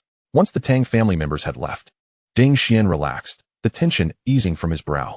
He had feared that these individuals, emboldened by their affiliation with the Tiandu Tang family, might underestimate Jiang Daoxuan and march to their demise at Kangwu Mountain. Both the Tiandu Tang family and the Jiang family were not to be trifled with. Reflecting on Jiang Daoxuan's enigmatic nature, Ding Xian dared not be careless. Steadying his mind, he lightly tapped his toes and swiftly ascended into the air, flying hastily toward Kangwu Mountain. He needed to report the arrival of the Tang family members to ensure that the Jiang clan leader could prepare in advance. Moments later, Ding Xian entered the vicinity of Kangwu Mountain. Without any delay, he traversed the marketplace and arrived directly at the entrance of the Jiang family. Observing the 4 Jiang family members stationed at the gate, he instinctively employed his spiritual sense to scan them. Upon discerning their cultivation levels, Ding Xian was momentarily taken aback, a look of astonishment flickering in his eyes. All 4 were at the postnatal realm. He had not anticipated such a remarkable transformation in the Jiang family within just a few months. To recall, prior to their relocation, Ding Xian had visited the Jiang family twice and was well aware of the cultivation levels of the clan members. At that time, counting all age groups, there had been scarcely 30 individuals at the postnatal realm. Yet now, merely those guarding the entrance numbered 4. Moreover, these 4 appeared to be under the age of 20. Their innate talent evidently substantial. To think that such gifted individuals were stationed at the gate rather than diligently cultivating spoke volumes of the Jiang family's current depth and strength. As he lingered in contemplation, the 4 Jiang disciples responsible for guarding the entrance simultaneously noticed Ding Xian. Among them, a former main family member recognized his familiar face and exclaimed, "Lord Ding?" Hearing this, Ding Xian snapped back to attention, recalling the purpose of his visit. He turned to the 4, speaking with gravity. "I have pressing matters to attend to and need to see Jiang Jinzhou. Please relay this message." Understanding the significance of the situation, the disciples exchanged glances and promptly sent one individual to report the news to the mountain. Due to the many intricate affairs currently being managed by the Elder Council, the news of Lord Ding Xian's visit swiftly reached the ears of the eldest elder, Jiang Hongguang. Reflecting on the detailed report from the guarding disciples, Jiang Hongguang pondered thoughtfully. This lord had visited the Jiang family twice before, each time losing face before the clan leader. The fact that he dared to make a 3rd visit indicated that the matter was indeed of great consequence. With this thought in mind, Jiang Hongguang set off, descending the mountain. As Jiang Hongguang's figure gradually came into Ding Xian's view, Ding Xian remained unperturbed, his demeanor calm and indifferent. After all, in his memory, This elder of the Jiang family had merely just broken through to the Purple Mansion realm. Confronting an opponent who had only attained such a level, he felt an unwavering confidence, asserting that even if he were to relinquish a hand, he could easily defeat him. Throughout, he believed that only Jiang Daoxuan and Gu Xingjian could instill a sense of trepidation in him across the vast expanse of Kangwu Mountain. However, this naive notion did not linger for long. As the distance between them diminished, Ding Xian, utilizing his spiritual sense, suddenly sensed something amiss. The aura emanating from this old man was rather peculiar. His eyes narrowed, and his expression grew serious without him realizing it. Noticing Ding Xian's probing gaze, Jiang Hongwang smiled faintly, revealing no desire to conceal his strength, and immediately exuded a formidable aura unique to the Yuan High level. At the moment the spiritual sense collided with this aura, Ding Xian felt as though struck by lightning, his body stiffening, his face contorted with shock, his pupils filled with disbelief. He then looked at Jiang Hongwang as if he had seen a ghost, extending a trembling finger, stammering, "Why you broken through to Yuan High?" Observing Ding Xian's reaction, Jiang Hongwang chuckled lightly. "With the clan leader's assistance, I have fortuitously broken through." Boom. As these words fell, it was as if a thunderclap resounded within Ding Xian's heart. His pupils constricted, the immense shock causing his heartbeat to slow. "I distinctly remember it was barely 3 months ago. How has this old man already broken through to Yuan High? Was this truly the world he was familiar with?" In that moment, Ding Xian suddenly felt an overwhelming fatigue. Chapter 87. Insights and the Jiang family's enigmas. Reflecting on his own journey, he recalled when he was at the 6th level of the Purple Mansion, while the other party was merely at the 7th level of the innate realm. Subsequently, as the other advanced to the Purple Mansion and now to Yuan High, he found himself still stagnant at the 6th level of the Purple Mansion, making no progress. This stark contrast, akin to being mired in mediocrity for a lifetime, began to fray Ding Xian's composure. His lips twitched slightly, momentarily at a loss for words. Noticing Ding Xian's silence, Jiang Hongwang reined in his smile and gently inquired, "What brings you here?" At this, Ding Xian regained some composure. Remembering the purpose of his visit, he instinctively glanced around before cautiously stating, "The Tang family from Tiandu has sent someone." As Ding Xian recounted his tale, Jiang Hongwang raised an eyebrow. Feeling a twinge of surprise, he was well aware of the formidable Tang family, which had a master at the Moonwheel realm. Acknowledging the gravity of the situation, Jiang Hongwang understood the significance, decisively stating, "This matter is of great importance. You must accompany me." Such a critical issue that could jeopardize the entire Jiang family warranted the clan leader's direct involvement. In the presence of Jiang Hongwang, a Yuan High expert, Ding Xian dared not assert his status, promptly clasping his hands and replying, "Thank you for your assistance." Jiang Hongwang nodded in acknowledgement. First, he instructed the surrounding clan members to continue guarding the mountain gate, then took out the spirit binding array command token bestowed by the clan leader. After absorbing Ding Xian's aura, granting him immunity to the suppression of his cultivation, he led him up the mountain. As the two delved deeper into the heart of Kangwu Mountain, Ding Xian gradually began to notice numerous anomalies. To his astonishment, he discovered that the number of both acquired and innate realm members of the Jiang family was simply astonishing, rivaling the great sects.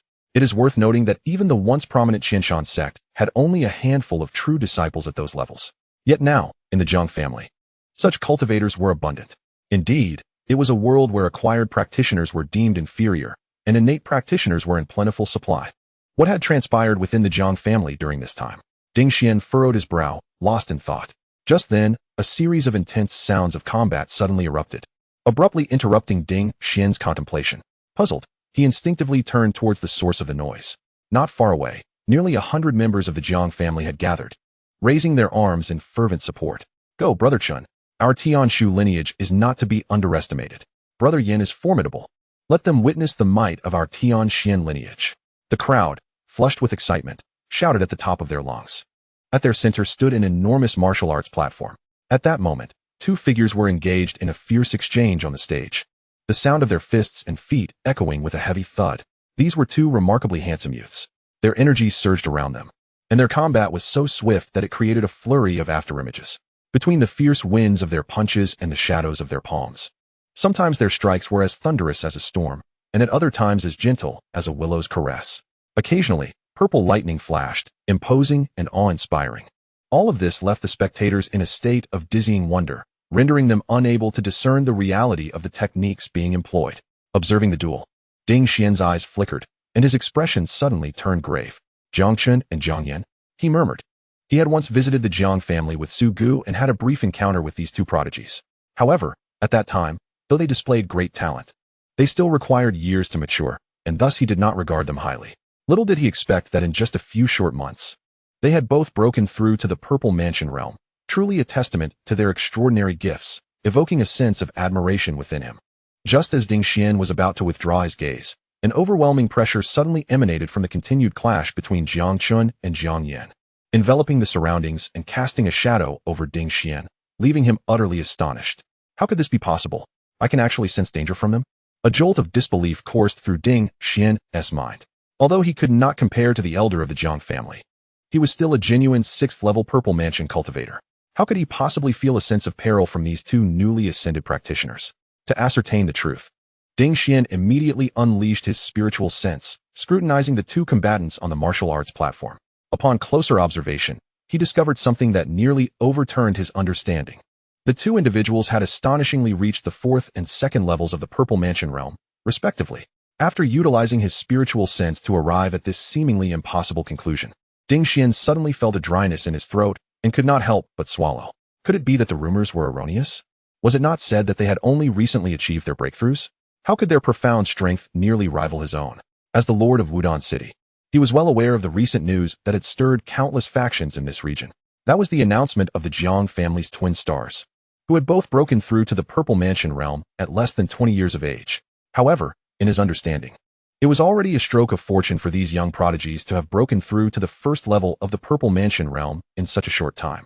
How could they possibly have consecutively surpassed several minor realms?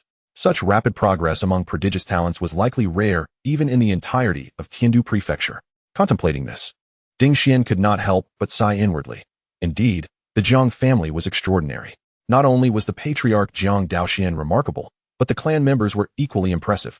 Just as Ding Xian was lost in thought, a man clad in a black robe, his right sleeve empty, suddenly entered his line of sight.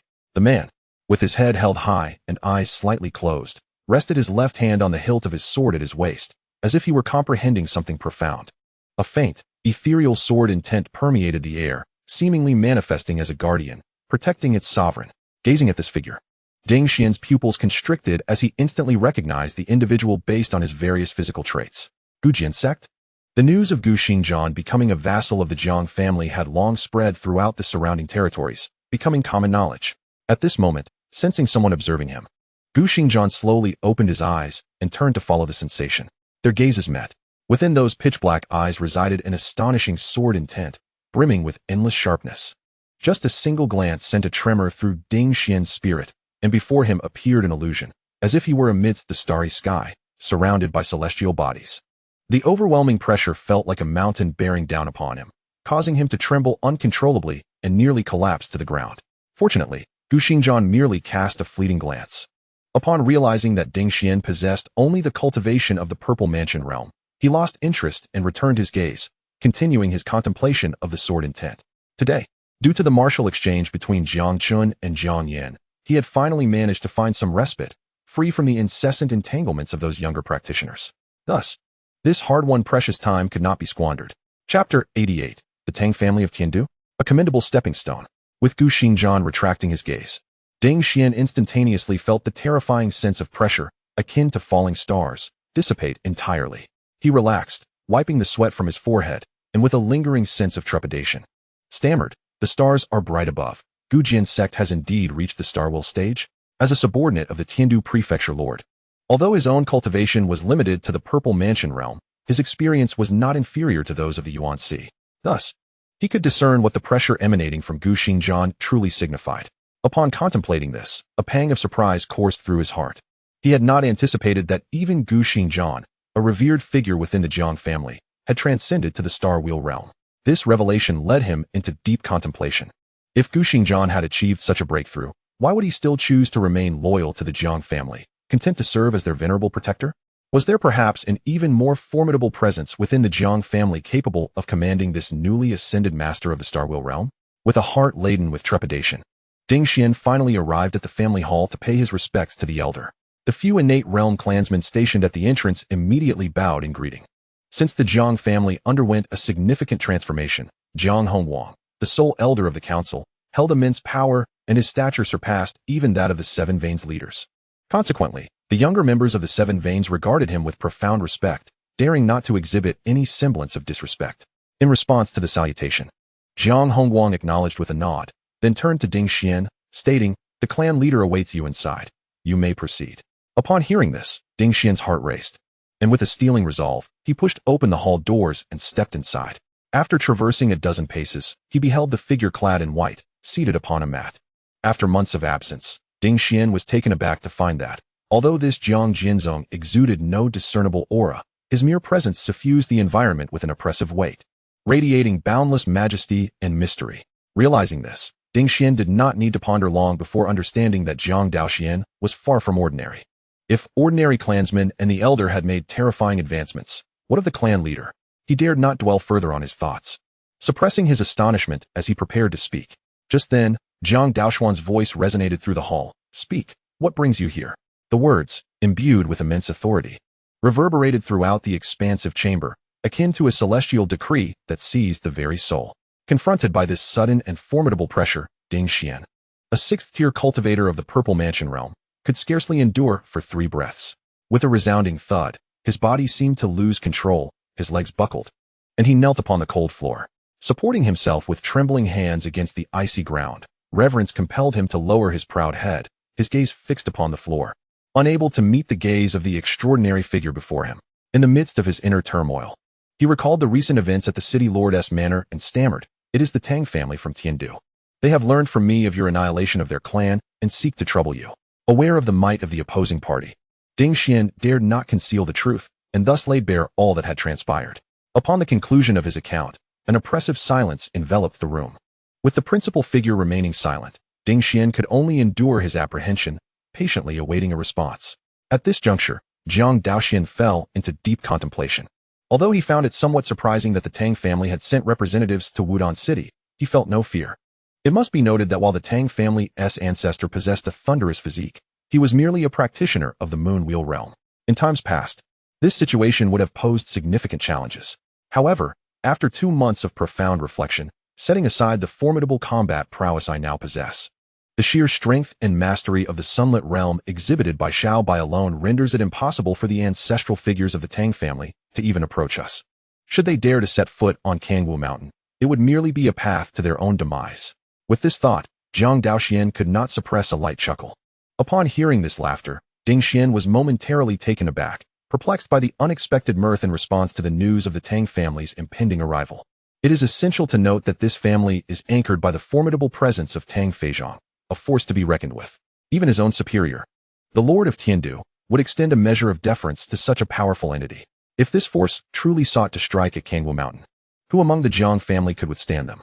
As Ding Xian pondered these thoughts, Jiang Daoxuan's voice resounded once more. "I am already aware of this matter. You may return." With those words, Ding Xian raised his head to regard Jiang Daoxuan's retreating figure, anxiously inquiring, "What about the situation with the Tang family?" Jiang Daoxuan, unwilling to elaborate further, merely stated, "I have my own plans. Should the Tang family seek you out again, you may confidently direct them to ascend Kangwu Mountain." Faced with such audacious confidence, Ding Xian found himself momentarily at a loss for words. While it is true that Jiang Daoxuan possesses extraordinary combat capabilities, even capable of cleaving through the primordial sea with a single strike, he still lacks the qualifications to contend with the Tang family, particularly the ancestral figure endowed with the thunder spirit body. Shaking his head, Ding Xian chose to refrain from further discussion, lest his words inadvertently provoke the prideful Jiang Daoxuan. With this in mind, after bidding farewell to Jiang Daoxuan with a respectful gesture, he promptly exited the grand hall, preparing to return to Wudong City. As tranquility returned to the surroundings, Jiang Daoxuan's gaze deepened, revealing a flicker of unparalleled sword intent. Perhaps this moment marks the time for the Kangwu Jiang family to establish its renown within the Tiandu realm. The Tang family of Tiandu? They could indeed serve as a stepping stone. Meanwhile, at the Tang family in Tiandu, the 3 individuals who had departed Wudong City returned to their family, apprehensive of inciting the ire of their ancestor and bringing misfortune upon all. Thus, they refrained from immediately reporting the matter. To exercise caution, they first approached the current family head, Tang Batian. Have you arranged for the branch family in Wudong City?" Upon seeing the trio return so swiftly, Tang Batian laughed heartily. At that moment, feeling the potent star wheel aura emanating from their family leader, The three felt an overwhelming sense of tension and trepidation. They exchanged anxious glances. It was imperative to address this matter. Should their ancestor arrive in Wudong City only to discover the branch family had been annihilated, they would be held accountable for the calamity. With this thought weighing heavily on him, the leader of the trio steeled his resolve and, summoning his courage, addressed his family head with a mournful expression. Family head, grave news. The branch family in Wudong City was eradicated months ago, with not a single member spared. Chapter 89. An unexpected encounter, and Pei Qingfeng's frustration. Tang Baishan's expression abruptly shifted from a smile to one of ominous darkness. What did you say? His voice, laden with an icy terror, sent a chill down the spines of the three individuals present, rendering their blood as if frozen and placing them in the depths of a frigid abyss. Once Tang Batian withdrew his imposing aura, the group felt a wave of relief wash over them. However, upon witnessing their patriarch's unfriendly gaze, they dared not hesitate any longer, promptly laying bare the intelligence they had gathered. After comprehending the situation, Tang Batian cast a glance at the trio and spoke with a grave tone. Given that this matter has arisen, I shall stall for our ancestor. You all are aware of the ancestor's temperament, which requires no elaboration. It is imperative that we resolve this swiftly. You must immediately inform the third master to set forth for Kangwu Mountain and annihilate the audacious Jiang family. And remember, leave Jiang Daoxuan alive. We must provide our ancestor with an explanation. Upon hearing this, the group trembled slightly, nodding in agreement. Simultaneously, they felt a surge of anticipation for the impending events. It is worth noting that third master Tang Baqiang not only mastered the profound blade intent, but also possessed the formidable cultivation of the fourth layer of the Starwheel realm, making him the strongest aside from the ancestor and the patriarch. With such a powerhouse taking action, the Jiang family would surely be eradicated effortlessly. Days later, in the domain of Kangwu Mountain, a magnificent white eagle soared swiftly from the horizon. Upon its back sat a middle-aged man with graying hair and closed eyes, Pei Qingfeng, the master of the Great River Sword Palace. The grand competition among the 100 sects had recently concluded, and unable to suppress his thoughts, he embarked on this journey atop his formidable mount, having departed from the Great River Sword Palace. Beside him were two young individuals clad in white martial attire, his beloved disciples and adopted children, Pei Bu and Pei Shan, under their adoptive father's guidance. They had been groomed as heirs to the Great River Sword Palace from a young age. They had now grasped the foundational principles of sword intent, boasting respective strengths of the 6th and 4th layers of the Purple Mansion realm. Surveying their surroundings, Pei Bu and Pei Shan could not help but express their discontent. That Gu Xingzhan truly lacks discernment. Instead of remaining with our Great River Sword Palace, he chooses to affiliate himself with such a diminutive family. Indeed, what merits could possibly exist in this barren land? It pales in comparison to even a fraction of our Great River Sword Palace. In recent days, news had spread throughout the Great River Sword Palace that the once rejected Gu Xingzhan had joined a small family, becoming their vassal. Everyone was astounded and bewildered by Gu Xingzhan's choice. Moreover, there was an underlying sense of indignation. How could he disregard our Great River Sword Palace, only to turn and join a remote family's ranks, thus diminishing our prestige? At that moment, listening to the murmurs of his adopted son and daughter, Pei Qingfeng slowly opened his eyes, gazing into the distance. He gazed at the imposing Kangwu Mountain, which gradually came into view, murmuring, "Today, I shall make you comprehend the extent of your erroneous and foolish choices." At this juncture, he had already formulated his plans. After forcibly suppressing the Jiang family, should Gu Xingzhan remain obstinate, he would personally ensure its ruin. As the saying goes, what I cannot possess, others shall not have either. As Pei Qingfeng, a practitioner of the Moonwheel realm, he had extended numerous opportunities to Gu Xingzhan, which was already a considerable favor. Yet the latter had repeatedly disrespected him, even aligning himself with this minor clan, bringing disgrace upon the entire Great River Sword Palace. It was high time to settle this score. Soon, Kangwu Mountain was within reach. Pei Qingfeng, looking down from his elevated position, cast a fleeting glance at the mountain gate, exhibiting no desire to linger. How could a mere clan governed by the Yuanhai realm be worthy of his descent from the mountain for a visit? He extended his right hand and gently patted his steed. Upon receiving the command, the white eagle beneath him suddenly accelerated, swiftly passing through the mountain gate and entering the Jiang family's territory. However, just as they set foot within the confines of the residence, an unexpected occurrence transpired. The binding spirit grand formation activated. In an instant, Pei Qingfeng, the Moonwheel realm practitioner, remained oblivious to the change. Yet, Pei Bu and Pei Shan's expressions shifted dramatically as they were horrified to discover their powers subjected to some form of restraint, plummeting instantly to the innate realm. How could this be possible? Both trembled in shock, having never witnessed such a bizarre spectacle. Simultaneously, the binding spirit grand formation did not only affect human beings, but also targeted all living entities. Consequently, the white eagle beneath them was also caught in its influence. Under the terrifying suppression of the formation, the eagle's cultivation level precipitously fell from the Yuanhai realm to the Purple Mansion realm. The sudden and colossal upheaval caused it to lose control, spinning wildly in a frenzied 365 degrees before plummeting into the Jiang family's domain. Faced with this unexpected turn of events, the three hastily detached themselves from the white eagle, momentarily suspending in midair. At that moment, the white eagle, propelled by immense force, crashed forcefully to the ground. A thunderous, resounding boom echoed as the earth was instantly shattered, leaving chaos in its wake. The white eagle bore numerous ghastly wounds. Blood splattered and feathers scattered, presenting a pitiful sight. After a few breaths, Pei Qingfeng's expression darkened as he descended to the ground. He surveyed the alarming scene before him, feeling an overwhelming surge of frustration. He had never anticipated that merely upon arriving at Kangwu Mountain, his prized steed would suddenly plummet from the sky. It appeared gravely injured and would likely require months to recuperate. What a mystery! What had just transpired?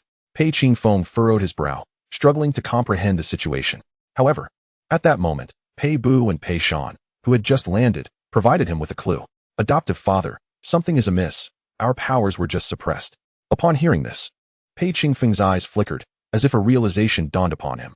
He immediately unleashed his spiritual consciousness to scan his prized steed, only to discover that the aura emanating from it was, astonishingly, at the level of the Purple Mansion realm.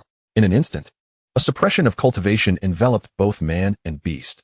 Could it be that a formation capable of restraining the essence of life exists here? As the master of the Great River Sword Palace and a cultivator of the Moon Wheel realm who has comprehended the heart of the sword and earned the title of Sword Marquis, he was well connected and had interacted with numerous formation masters. The scene before him perfectly aligned with the effects produced by certain formations. A formation? Pei Bu and Pei Shan exchanged glances, their eyes reflecting astonishment. They understood that becoming a formation master required an exceptional test of talent and aptitude. Even an elementary formation master capable of establishing yellow-grade formations was far rarer than those in the Purple Mansion realm. As for advanced formation masters who could set up earth-grade formations, they were truly remarkable, scarcely found throughout the entire Qin dynasty. Given that this formation could suppress the Yuanhai realm cultivation of his adoptive father's steed, it likely possessed at least the quality of a premium mysterious grade formation, if not a low-grade earth formation. With this realization, Pei Bu and Pei Shan's expressions shifted abruptly, their eyes filled with uncertainty. Wasn't he the family residing on Kangwu Mountain merely a small clan with a Yuanhai cultivator? How could they possibly possess a formation of such caliber? As the two contemplated this perplexity, many members of the Jiang family were drawn to the commotion caused by the fall of the white eagle. They gathered around, observing the scene and engaging in lively discussions. Listening to the surrounding clamor, Pei Qingfeng furrowed his brow, and without hesitation, he released a breath of pressure. The unique aura of the Moon Wheel realm erupted forth, fierce and overwhelming, sweeping through the area like a tsunami. Before this suffocating presence, everyone felt an immense weight and fell silent. The sound of a pin dropping could be heard. In that moment, the atmosphere turned utterly still.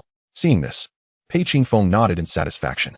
He turned to address the crowd, but just then, a formidable pressure surged from a distance, instantly nullifying the aura he had emitted. Pei Qingfeng's eyes flickered, sensing a familiar energy. He raised his gaze to the front, where a well-known figure emerged from the crowd, Gu Xingjian, who had previously rebuffed his invitations multiple times. Under his scrutiny, Gu Xingjian, with his left hand resting on the hilt of his sword and a cold demeanor, spoke icily. Master Pei, as a moonwheel reel, why burden these youngsters? Is it not a disservice to your reputation to let this spread? His words stirred a tempest of reactions, causing an uproar. Everyone present instinctively turned their gazes toward Pei Qingfeng, their eyes wide with shock. No one had anticipated that this sudden arrival, who had intruded upon the Jiang family's territory, was indeed a Moon Wheel realm master. They were left bewildered. Such a formidable presence, even within the entirety of Tiandu Prefecture, was a figure of great repute. How could he have suddenly visited their Jiang family? Had the patriarch's fame spread beyond the nearby territories? Under the inquisitive stares of the Jiang family members, the tension in the air was palpable. Pei Qingfeng sighed, expressing his astonishment at the unexpected fortune that had befallen Gu Xingjian, who had managed to cultivate to the Star Wheel realm in such a short span of time after years of absence. Having discerned the essence of Gu Xingjian amidst the clash of energies, he was left in awe. Meanwhile, Pei Bu and his companion wore expressions of sheer incredulity, recalling their adoptive father's words that it would take Gu Xingjian at least a decade to reach this level. Yet, here he was, achieving it so swiftly.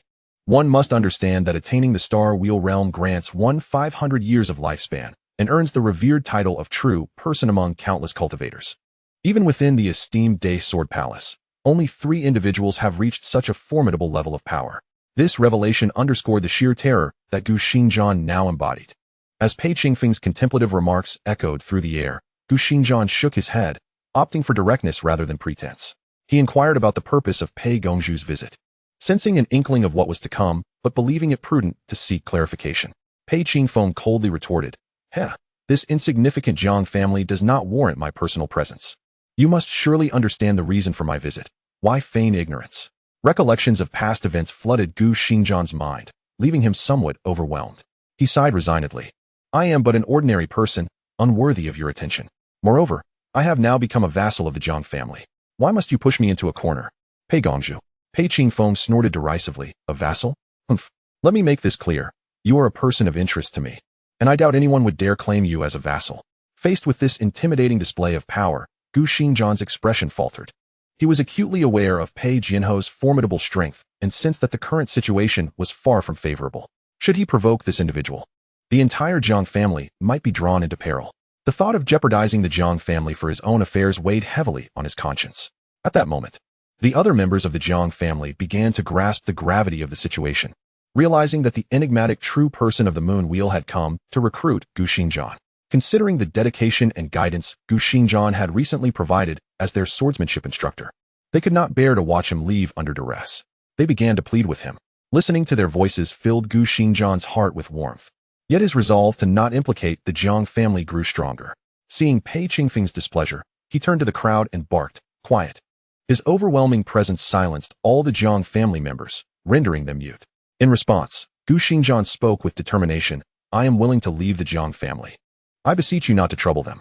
Pei Qingfeng withdrew his imposing aura and revealed a hint of a smile. A clear choice. Rest assured, such a small family does not pique my interest enough to dirty my hands. With that, Pei Bu and Pei Shan could not contain their laughter at the thought of their esteemed adoptive father stooping so low as to trouble the weak. Pei Qingfeng then prepared to escort Gu Xingjian away. However, at that moment, a voice imbued with immense authority suddenly resonated through the air. In the Jiang family, we do not permit outsiders to take our own away without cause.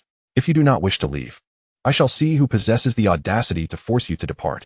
Upon hearing these words, Gu Xingjian momentarily froze, hastily turning his head towards the source of the voice. As he beheld the familiar figure clad in white, he could not help but exclaim, "Patriarch?"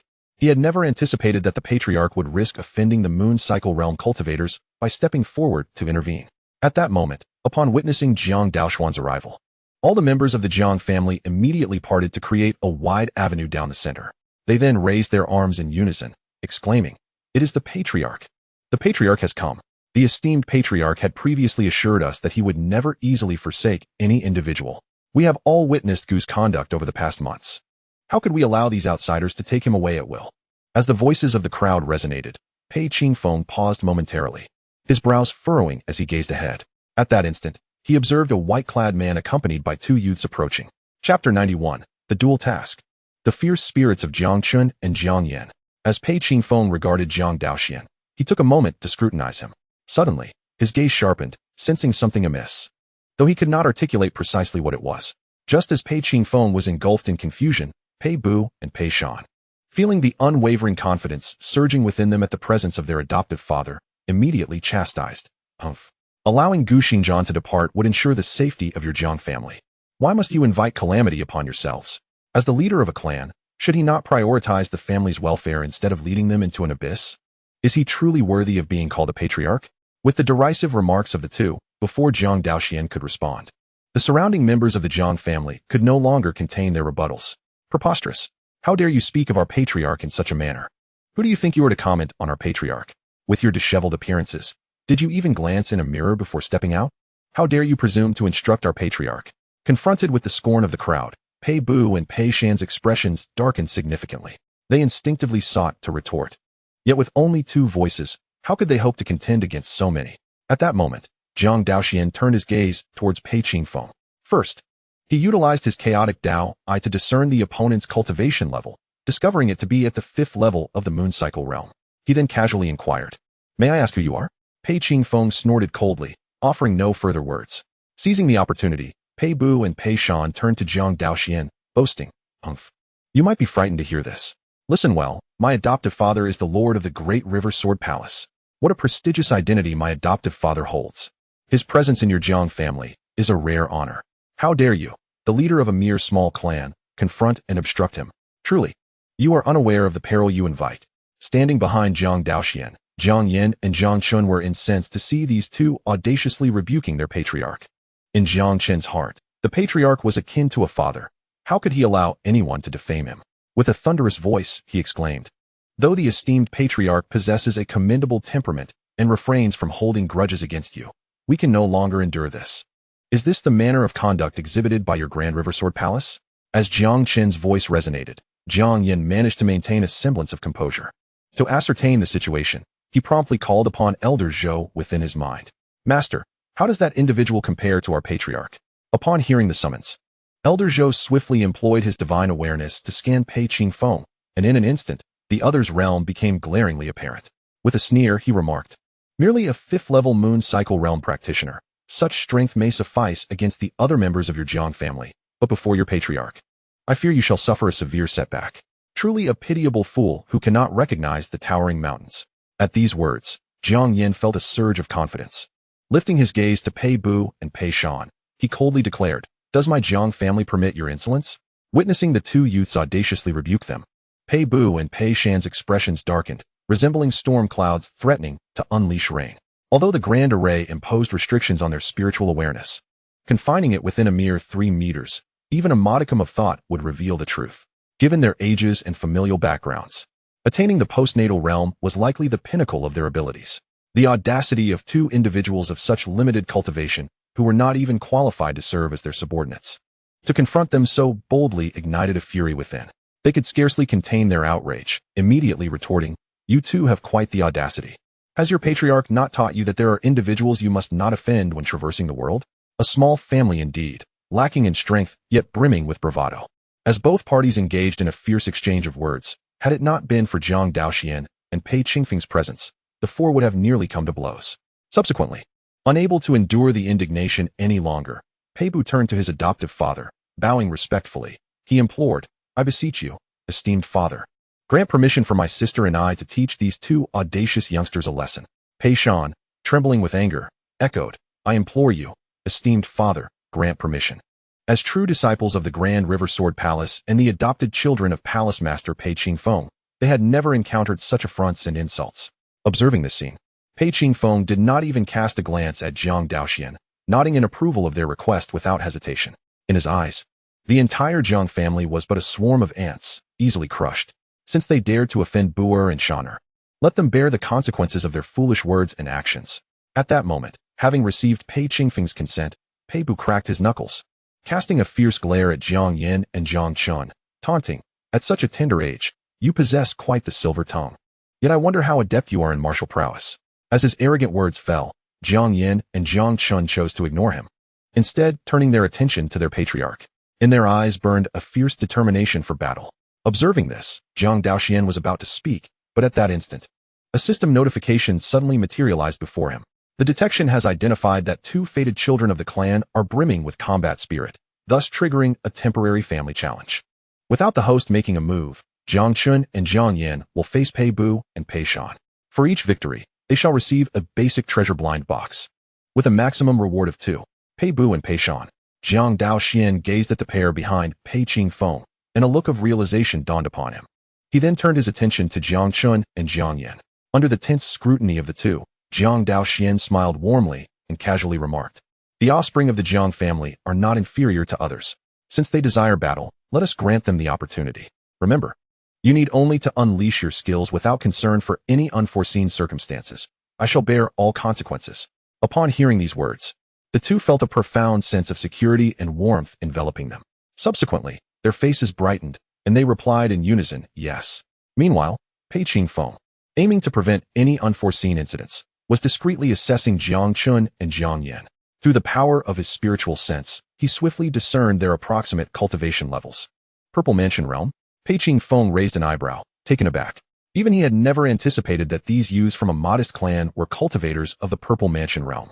Before he could fully comprehend the situation, he sensed something unusual about Jiang Yan. This lad was actually a spirit body, as a Moonwheel Realm cultivator. His discerning eye was sharp. Despite Jiang Yan's attempts to conceal his prowess, he could not escape Pei Qingfeng's notice. He then turned his gaze toward Pei Bu and Pei Shan. Given their innate cultivation, suppressed by the Grand Formation, they would undoubtedly struggle to prevail against their opponents. With this thought in mind, Pei Qingfeng cast a sidelong glance at Jiang Daoxuan and coldly stated, "Since this is a sparring match among the younger generation, it would be inappropriate for us elders to intervene. However, your two juniors are cultivators of the Purple Mansion. While my Pei family Bu and Shan are restricted by the Grand Formation you have set up, now they are left with only innate cultivation. How can they possibly compete? For the sake of fairness, why does the head of the Jiang clan not lift the suppression of the formation from them? Or is it that you lack confidence in your own juniors, resorting to such despicable means to secure victory?" As Pei Qingfeng's words echoed, Jiang Daoxuan shook his head and smiled nonchalantly. "It is merely a battle among equals. Why would the Jiang family's children require such means?" With that, he leisurely produced the specially crafted core of the Binding Spirit Grand Formation. After recording the two's auras, it allowed them immunity from the suppression effects of the formation. Instantly, Pei Bu and Pei Shan felt a lightness throughout their bodies. Their internal energy surged forth, and their aura rapidly ascended, soon restoring them to their prime state within the Purple Mansion realm. As they sensed the torrent of power coursing through them, joy was unmistakably reflected in their eyes. Although they possessed absolute confidence in their abilities, the revelation that their opponents were cultivators of the Purple Mansion realm prompted even the strongest among them to refrain from underestimating the situation. If they were to confront their foes with only innate cultivation, they would likely face a dismal defeat. Fortunately, the adoptive father discovered this in advance. Or else we would have suffered a considerable loss, perhaps capsizing in the treacherous waters of the Jiang clan, just as the two were silently celebrating. Feeling the aura emanating from them, Jiang Chen's interest was piqued, and he could not help but chuckle. "It is rather dull to bully the weak. But now the time is just right. I wonder how many of my swords you can withstand." During these past days, due to the fact that the elders of the Purple Mansion were all seniors, he had refrained from challenging anyone and had only engaged in sparring with Jiang Yan, who was of a similar age. Now, encountering Pei Bu, he found him to be the first outsider of the Purple Mansion realm he had met since achieving that level. At this moment, not only was Jiang Chen exhilarated, but Jiang Yan shared the same sentiment. He had initially intended to strike directly at Pei Bu, but upon noticing his elder brother's burning fighting spirit, his gaze subtly shifted, and he changed his mind, promptly saying, "Brother Chen, leave this person to you. Allow me to have a go at that woman." Jiang Chen nodded. In his perception, Pei Bu's strength was evidently superior and could further ignite his combat fervor. Observing the confident demeanor of his opponent, Pei Bu let out a cold snort and then turned to Pei Shan. "Sister, there is no need to hold back. Just give these two arrogant brats a lesson they will never forget." With that intent in mind, Pei Shan's expression darkened. Confronted with the disdainful attitudes of Jiang Chen and Jiang Yan, she felt a surge of anger welling within her. Unable to suppress her fury any longer, she immediately summoned her sword. As the crisp sound of the sword's ringing echoed, an invisible and intangible sharpness radiated outward, sweeping in all directions. Sword intent. Jiang Chen remained composed, showing not a trace of fear. Although his mastery of the sword path was only at the late stage of the sword origin realm, his command of several earth-level techniques and martial arts, coupled with the foundation of celestial fire, gave him complete confidence in easily defeating her. Facing this formidable sword intent, Jiang Yan remained even more unperturbed. With the enhancement of the Tsang Yin treasure body, these merely entry-level sword intents were as gentle as a breeze upon his face, posing no threat whatsoever. At this moment, in stark contrast to their calm demeanor, Gu Xingzhan's eyes revealed a hint of concern. His worry did not stem from Jiang Chen and Jiang Yan. After all, they had demonstrated their formidable strength through numerous sparring sessions, which even he found admirable. However, in the face of such extraordinary talents, Pei Bu and Pei Shan, despite their comprehension of sword intent, were utterly insufficient and could only expect defeat. The only thing he was apprehensive about was a single matter. Gu Xingzhan discreetly glanced at Pei Qingfeng from the corner of his eye.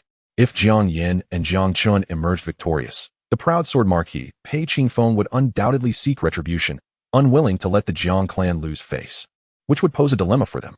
Alas, the clan leader is foolish. Had he not agreed to this duel, the Jiang clan would have only suffered in silence. But now, with tensions escalating, The situation was becoming precarious. Just as Gu Xingzhan lamented inwardly, Pei Shan and Jiang Yan had already engaged in combat. After several exchanges, Pei Shan wielded her sword with a single hand, continuously executing the exquisite sword techniques inherited from the Great River Sword Palace. In an instant, she transformed into nearly 100 sword shadows, accompanied by a chilling wind, charging towards Jiang Yan with lethal intent. Upon witnessing this, Jiang Yan displayed no interest in evasion. Instead, he summoned all his strength and unleashed a powerful palm strike. With a resounding thud that echoed throughout the arena, a dazzling violet lightning bolt flashed across the scene. Subsequently, an unceasing surge of pure yang energy erupted forth, swiftly forming a vast wave of energy that, like thunder, obliterated the multitude of sword shadows in an instant. However, the strength that Jiang Yan possessed was far from limited to this display. With the formidable Tsang Yin body and an exceptionally deep reservoir of energy, he surpassed the average cultivator of the Purple Mansion. Thus, the energy waves that consumed all the sword shadows showed no signs of waning. Instead, they intensified, unleashing an even more ferocious assault. Before this overwhelming display of power, even Pei Shan, who had grasped the rudiments of sword intent, found herself unable to withstand the force. In just one encounter, she was swallowed by the wave of pure yang energy, sent tumbling back several dozen meters. As the pure yang energy that enveloped the surroundings gradually dissipated, Pei Shan lay amidst a pile of rubble, her attire in tatters and her long hair disheveled. Resembling a ghost in her disarray, Jiang Yan slowly retracted his right hand, a cold smirk gracing his lips. A disciple of the Great River Sword Palace? I had expected more, but now I see it as nothing of the sort. He had exerted merely 70% of his strength, without even calling upon the Tsang Yin's spiritual fire, and yet his opponent had already fallen. Such feeble power was hardly deserving of barking orders before him, demanding that he perform tasks for her clan leader. Upon hearing Jiang Yan's mocking words, Pei Shan's face flushed with anger. Gritting her teeth, she tightened her grip on the sword hilt, preparing to rise and continue the fight.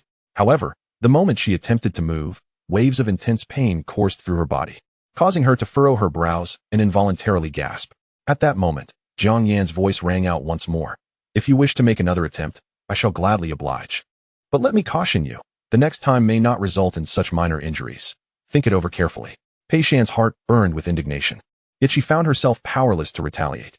In just a few exchanges, she had clearly perceived the disparity between their strengths. The overwhelming gap was so vast that it instilled a sense of despair within her. The young man before her was undeniably formidable to an unsettling degree. Chapter 93. If I cannot defeat you in 3 strikes, I shall concede defeat. Not far away, Pei Qingfeng observed this scene with great astonishment. While he was aware that this young man possessed a spiritual body and that his combat prowess was incomparable to others of the same level, it was still surprising to see him defeat Pei Shan, who had mastered sword intent, in such a brief span of time.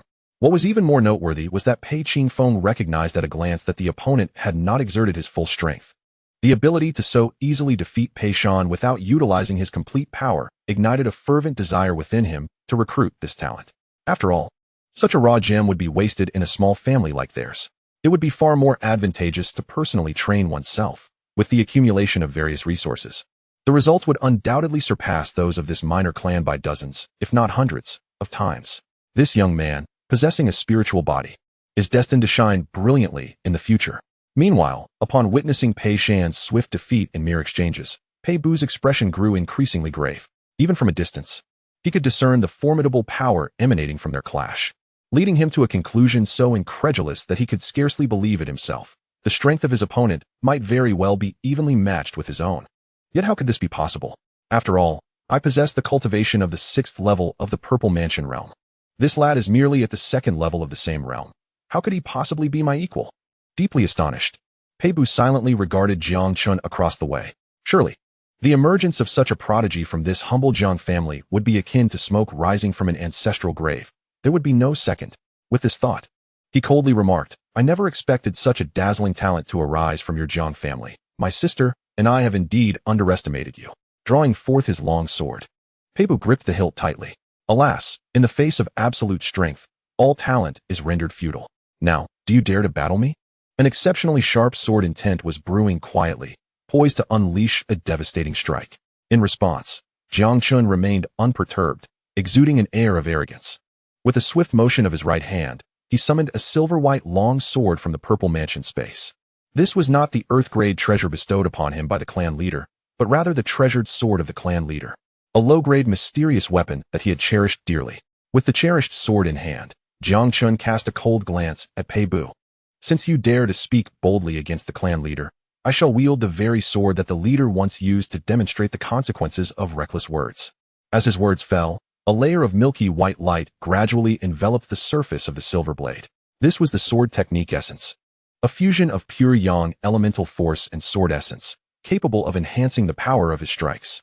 With a piercing gaze, Jiang Chen declared, I shall only unleash 3 strikes. Should I fail to defeat you within those 3, then I shall accept my defeat.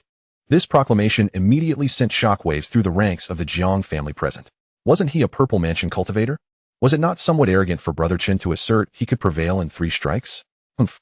You have all witnessed Brother Chen's previous encounters with Yen. If Yen could defeat that woman, then surely Brother Chen can overcome this opponent as well. Why should we bolster his opponent's confidence and diminish our own? While such sentiments were expressed, it was known that Brother Chen would undoubtedly emerge victorious. However, to boast before the duel and claim he would win in 3 strikes was indeed somewhat precarious. I believe otherwise, considering Jiang Chen's prowess. Those from the Great River Sword Palace certainly cannot be his match. Oh, how do you know this? Cannot say. Amidst the crowd, Jiang Han observed discreetly while smiling. His cultivation had now reached the 9th level of the innate realm, though he had yet to attain the Purple Mansion realm. His mastery of various martial techniques afforded him a perspective beyond the ordinary. Moreover, having clandestinely observed the duels between his 2 elder brothers on several occasions, he had gleaned much insight. Acutely aware of Jiang Chen's formidable strength, he could effortlessly conclude that the disciple of the Great River Sword Palace before him was no match for his family member, destined only to face overwhelming defeat. Meanwhile, on the other side, upon hearing the surrounding murmurs, Pei Bu was instantly consumed by fury, his face nearly turning the hue of a liver. He could hardly fathom that, even at this juncture, his opponent maintained such an arrogant demeanor, daring to belittle him so brazenly. He glared fiercely at Jiang Chen, exclaiming that to claim he could defeat him within 3 strikes was truly the most ludicrous jest he had ever encountered. However, since he had the audacity to declare his intent to best him in 3 strikes, failing to respond would only serve to diminish his own stature. He relayed the same challenge back. Should Jiang Chen withstand his 3 strikes without succumbing, it would indeed signify his own defeat. At this moment, determined to salvage his dignity, Pei Bu was resolved to go all out. Although uncertain of his opponent's capabilities, he could not afford to fall behind, especially when Jiang Chen had openly boasted. As his words echoed, he could no longer suppress his inner wrath, which swiftly transformed into a fierce battle intent. In an instant, the sword intent surged, rapidly reaching its zenith. The Great River Sword Technique. In a bid to reclaim his honor in the shortest time possible, Pei Bu unleashed the Great River Sword Palace's supreme technique, the high-tier Earth-grade Great River Sword Technique. His strike was executed with such swiftness that it left behind a mere afterimage, nearly imperceptible to the naked eye. The torrential purple essence of his yuan force clung to the blade, vibrating at an astonishing frequency, resonating with a thunderous roar akin to the relentless flow of a mighty river. An overwhelmingly powerful aura erupted forth, radiating boundless sharpness, causing all members of the Jiang family present to involuntarily retreat several paces. Boy, allow me to appreciate your abilities. Pei Bu's countenance darkened, his wrist flicking as the sword moved like a dragon, releasing a deafening roar as it surged forward. In the face of such a formidable and seemingly lethal strike, Jiang Chen merely smirked, sensing it was still too slow. Under the transformation wrought by the celestial fire, his sensory faculties, vision, hearing, smell, taste, and touch, far surpassed those of his peers, reaching a terrifying level comparable to that of practitioners at the Star Wheel realm. Thus, what appeared to be a lightning-fast strike to outsiders seemed painfully sluggish to him. Therefore, the moment the blade descended, Jiang Chen immediately detected the flaw and promptly activated the movement technique he had exchanged for in the hidden power pavilion, swiftly evading what could be deemed a fatal blow. Without allowing Pei Bu a moment to react, Jiang Chen decisively executed the newly mastered return to origin sword technique. An unparalleled sword aura erupted forth, instantly startling Pei Bu. Yet, as a practitioner of sword intent, drawing upon over a decade of swordsmanship insights, he instinctively reacted, hastily positioning his sword to shield himself just in time to barely block the strike. Bang! A tremendous, muffled sound resonated. Before Jiang Chen's formidable physique, enhanced by celestial fire and the rigorous training of the Great Sun refining body technique, Pei Bu found himself utterly powerless, instantly propelled backward by an overwhelming force. Chapter 94. The Truth Revealed. Pei Qingfeng's intent to recruit. With a thunderous crash, his body was propelled backward for over 100 meters, crashing into the ground and shattering countless blue bricks, leaving behind a long, deep trench. As he felt the relentless barrage of debris flying before him, even grazing his face, Pibu hastily summoned his entire reserve of energy. With his right hand gripping the sword, he forcefully drove the blade into the blue stone ground. After sliding for another 10 meters, he finally managed to halt his momentum. Pibu felt a tumultuous surge of blood and energy within him, accompanied by intense pain coursing through his body. Amidst his growing dread, he struggled to lift his gaze and peer ahead. In the next moment, a sight before him made his pupils constrict in horror. A youth clad in a blue robe, with a resolute countenance, had inexplicably appeared before him. The young man held his sword steadily in his right hand, the blade unwavering, its sharp tip aimed directly at Pibu. The point was less than 3 fingers' breadth from his forehead, and he could already sense a chilling aura that penetrated to the core of his being. At that moment, under Pibu's terrified gaze, Jiang Chen, with a cold and proud demeanor, spoke softly. "You have lost. It requires no more than a single strike to discern the victor and the vanquished." "I lost," Pibu murmured in disbelief. He simply could not accept that after more than a decade of sword training, he had been so easily bested by this boy before him. Just as he began to question his own existence, the surrounding members of the Jiang family could no longer contain their laughter at the swift conclusion of the duel. "So, this is the renowned Great River Sword Palace? I expected a formidable presence, yet it appears to be nothing more than a facade. You boasted so grandly, and yet you couldn't withstand even 2 strikes from Chen. Who gave you the audacity to bark so fiercely? Indeed, I have never encountered such brazen shamelessness, lacking in strength, yet possessing a mouth so grand." Laughter echoed all around. At this moment, Pei Shan's eyes widened in disbelief, her lips slightly parted in shock. She could hardly fathom that not only had she been defeated by a member of the Jiang family, but now her elder brother had met the same fate. After the initial shock, a profound confusion began to stir within her. Could it be that the Jiang family, possessing 2 such formidable talents, was merely a minor clan as it seemed? Not far away, Pei Qingfeng raised an eyebrow, unable to suppress his scrutiny of Jiang Chen, his eyes filled with astonishment. Having just discerned Jiang Yan's spirit body, he was not particularly surprised by Pei Shan's defeat. However, Pibu's loss was truly unexpected. After all, Jiang Chen appeared unremarkable. With only his purple mansion realm cultivation standing out, in all other respects, he seemed utterly ordinary and surely not a match for Pibu. Yet, the final outcome revealed that this seemingly ordinary youth had triumphed with a single strike over Pibu, the strongest true disciple of the Great River Sword Palace, who was poised to inherit the mantle of his master. Just as Pei Qingfeng grappled with his bewilderment, Pibu, the very subject of ridicule, felt a surge of fury ignite within him. The mocking voices around him pierced his heart like steel blades, twisting and churning, rendering him nearly unbearable in his anguish. His face contorted with rage, and a glint of ferocity flickered deep within his eyes. Buried deep within his heart, his pride would never allow him to simply accept defeat. With this thought, he clenched his teeth, exerting force with his right hand to extract the sword embedded in the ground, determined to launch a counterattack. However, every subtle movement was laid bare under Jiang Chen's terrifying, dynamic vision. Just as Pei Bu withdrew the sword, Jiang Chen's 3-foot azure blade surged forward with blinding speed, striking Pei Bu's right palm with the heavy back of the sword. A crisp sound echoed in the air.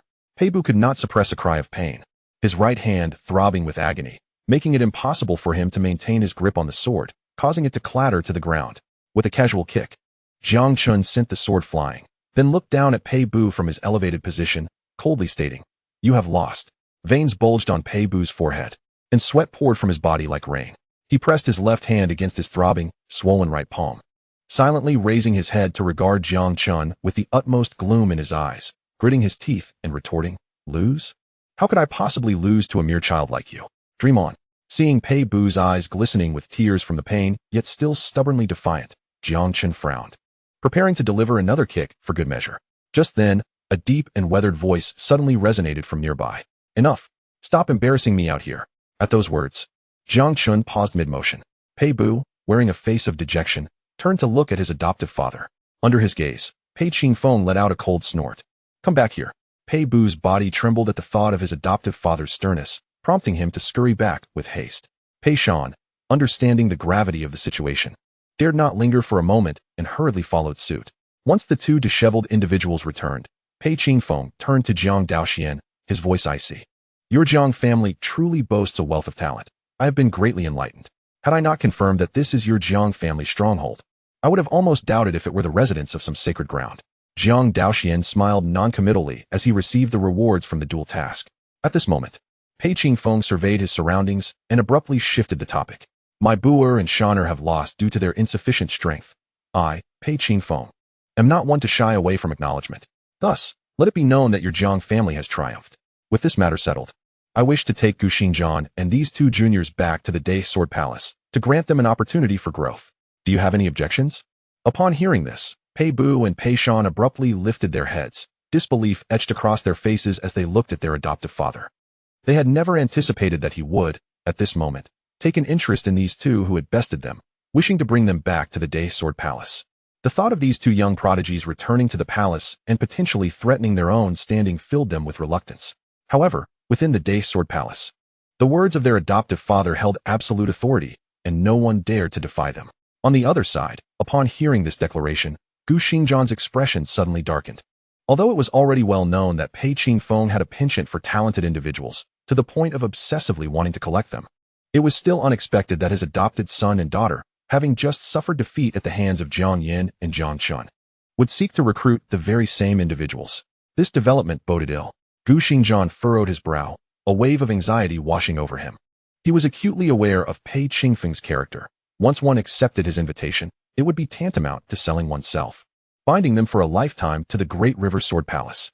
At that point, unless Jiang Yin and Jiang Chen experienced rapid advancement in their cultivation to surpass Pei Qingfeng, they would be condemned to remain in the Great River Sword Palace for all eternity. Yet, achieving such a feat was no easy task. How could one attain the Moon Wheel realm so effortlessly? Chapter 95. Gu Xingjian stands firm. Gu Xingjian was beset by worry. Jiang Chen frowned, feeling quite displeased. Your adopted son and daughter cannot best us, yet they seek to recruit us? At this moment, Jiang Yan's demeanor was markedly different from the others. Upon learning of his family's patriarch's formidable reputation from his master, he held no reservations and boldly pointed a finger at Pei Qingfeng, exclaiming, "Recruit us? Huh, what a ludicrous notion. Your two adopted children, with their haughty demeanor and disdain for others, reveal that the Great River Sword Palace that nurtured them is hardly commendable. Such a den of filth. Do not presume to recruit us. Even if you offered your palace master's position and begged me to take it, I would not be interested." The condescension with which these individuals spoke of their small family filled Jiang Yan, who regarded family as a source of pride, with indignation. In the heat of his fury, he spoke his mind candidly. His words took Jiang Chen by surprise. Given Jiang Yan's usual demeanor, he would never have spoken so boldly without absolute certainty. What had prompted this reckless outburst, even preemptively chastising this Moon Wheel cultivator? Simultaneously, Pei Bu and Pei Shan were instantly struck with fear, their bodies trembling as they gazed at Jiang Yin with eyes wide as saucers. Their adoptive father held a status of such high regard that even the master of the heavenly capital would show him respect. How could a mere junior dare to mock him? They could already envision the cruel repercussions that awaited them. They furtively glanced at their adoptive father, only to find his countenance as cold and unyielding as ancient ice. Under their watchful eyes, Pei Qingfeng slowly began to speak. I initially thought I had encountered a promising talent based on his innate abilities, but it appears he is utterly foolish, unable to discern the circumstances. Truly, he is a product of a remote, impoverished family, incapable of instilling even the most basic manners, allowing the younger generation to develop such an arrogant and ignorant disposition. As Pei Qingfeng spoke, he surveyed the surroundings, ultimately fixing his gaze upon Jiang Chen and Jiang Yan, and could not help but emit a sound of lament. To have encountered such fine steeds, yet ultimately, they cannot be harnessed for my purposes. Even so, they shall be destroyed. He understood fully that today marked the irrevocable enmity with the Jiang family. Should the Jiang family be spared, allowing these two young prodigies to flourish, there exists a distinct possibility that they may ultimately subvert the Grand River Sword Palace. Throughout history, how many dominions and sovereigns have met their downfall because they failed to eradicate nascent talents at their humble beginnings, leading to catastrophic consequences. Hence, to avert the perils of unforeseen misfortune, he has resolved to take lethal action. At this moment, as Pei Qingfeng's words fell, Jiang Chen's forehead throbbed with veins. His teeth clenched tightly, and he cast a fierce glare at Pei Qingfeng, a murderous intent swirling deep within his pupils. The audacity to seek to eradicate another's lineage after failing to recruit them is indeed infuriating. Pei Bu and Pei Shan exchanged glances, both feeling a surge of elation. The potential annihilation of the Jiang family would undoubtedly be advantageous for them. After all, As the true heirs of the Sword Palace and the adopted children of the Palace Master, their pride was at stake. Should the Jiang family be spared, the news of their defeat would soon spread, reaching the Grand River Sword Palace, where they would become the subject of ridicule and gossip, a source of shame they could hardly endure. However, if the Jiang family were to be destroyed, the circumstances would shift dramatically. Only their adoptive father would know of their disgraceful defeat. As they pondered this, the eyes of Pei Bu and Pei Shan shone ever brighter with anticipation, yearning for their adoptive father to take swift action to obliterate the detestable Jiang family. At that moment, Gu Xingjian sensed the gravity of the situation, astonished by Jiang Yan's apparent folly. Reflecting on the care the Jiang family had extended to him over the past months, along with the trust placed in him by the clan leader and the respect shown by the younger members of the Jiang family, he felt a pang of empathy. Surely, a heart cannot remain indifferent to such bonds. With a sigh, Gu Xingjian resolved to act, stepping forward to stand protectively before Jiang Yan. His demeanor was stern, as he drew his sword from his waist, holding it before him, aimed at Pei Qingfeng, and coldly declared, "Palace Master Pei, if you truly intend to wield your power to annihilate the Jiang family, you shall first have to step over my dead body." Upon hearing these words, even Jiang Daoxuan was taken aback. He had not anticipated that this usually taciturn Gu Fengong would muster the courage to stand forth at such a crucial moment. It was worth noting that no one in the Jiang family was aware of his recent breakthrough or his comprehension of the sword heart. Thus, Gu Xingjian's willingness to stand up at this juncture indicated he was prepared to risk his life. This revealed Gu Fengong's potential for cultivation, prompting Jiang Daoxuan to contemplate. If this individual was ready to sacrifice his life for the Jiang family, how could he turn a blind eye? How could he allow such loyalty to go unnoticed? Just as Jiang Daoxuan was lost in thought, Pei Qingfeng stood with hands clasped behind his back, exuding an air of cold arrogance. His presence formidable without the need for anger. Observing Gu Xingjian draw his sword, he erupted in a fierce reprimand. "Gu Xingjian, after years of absence, it astonishes me to see you in such a state.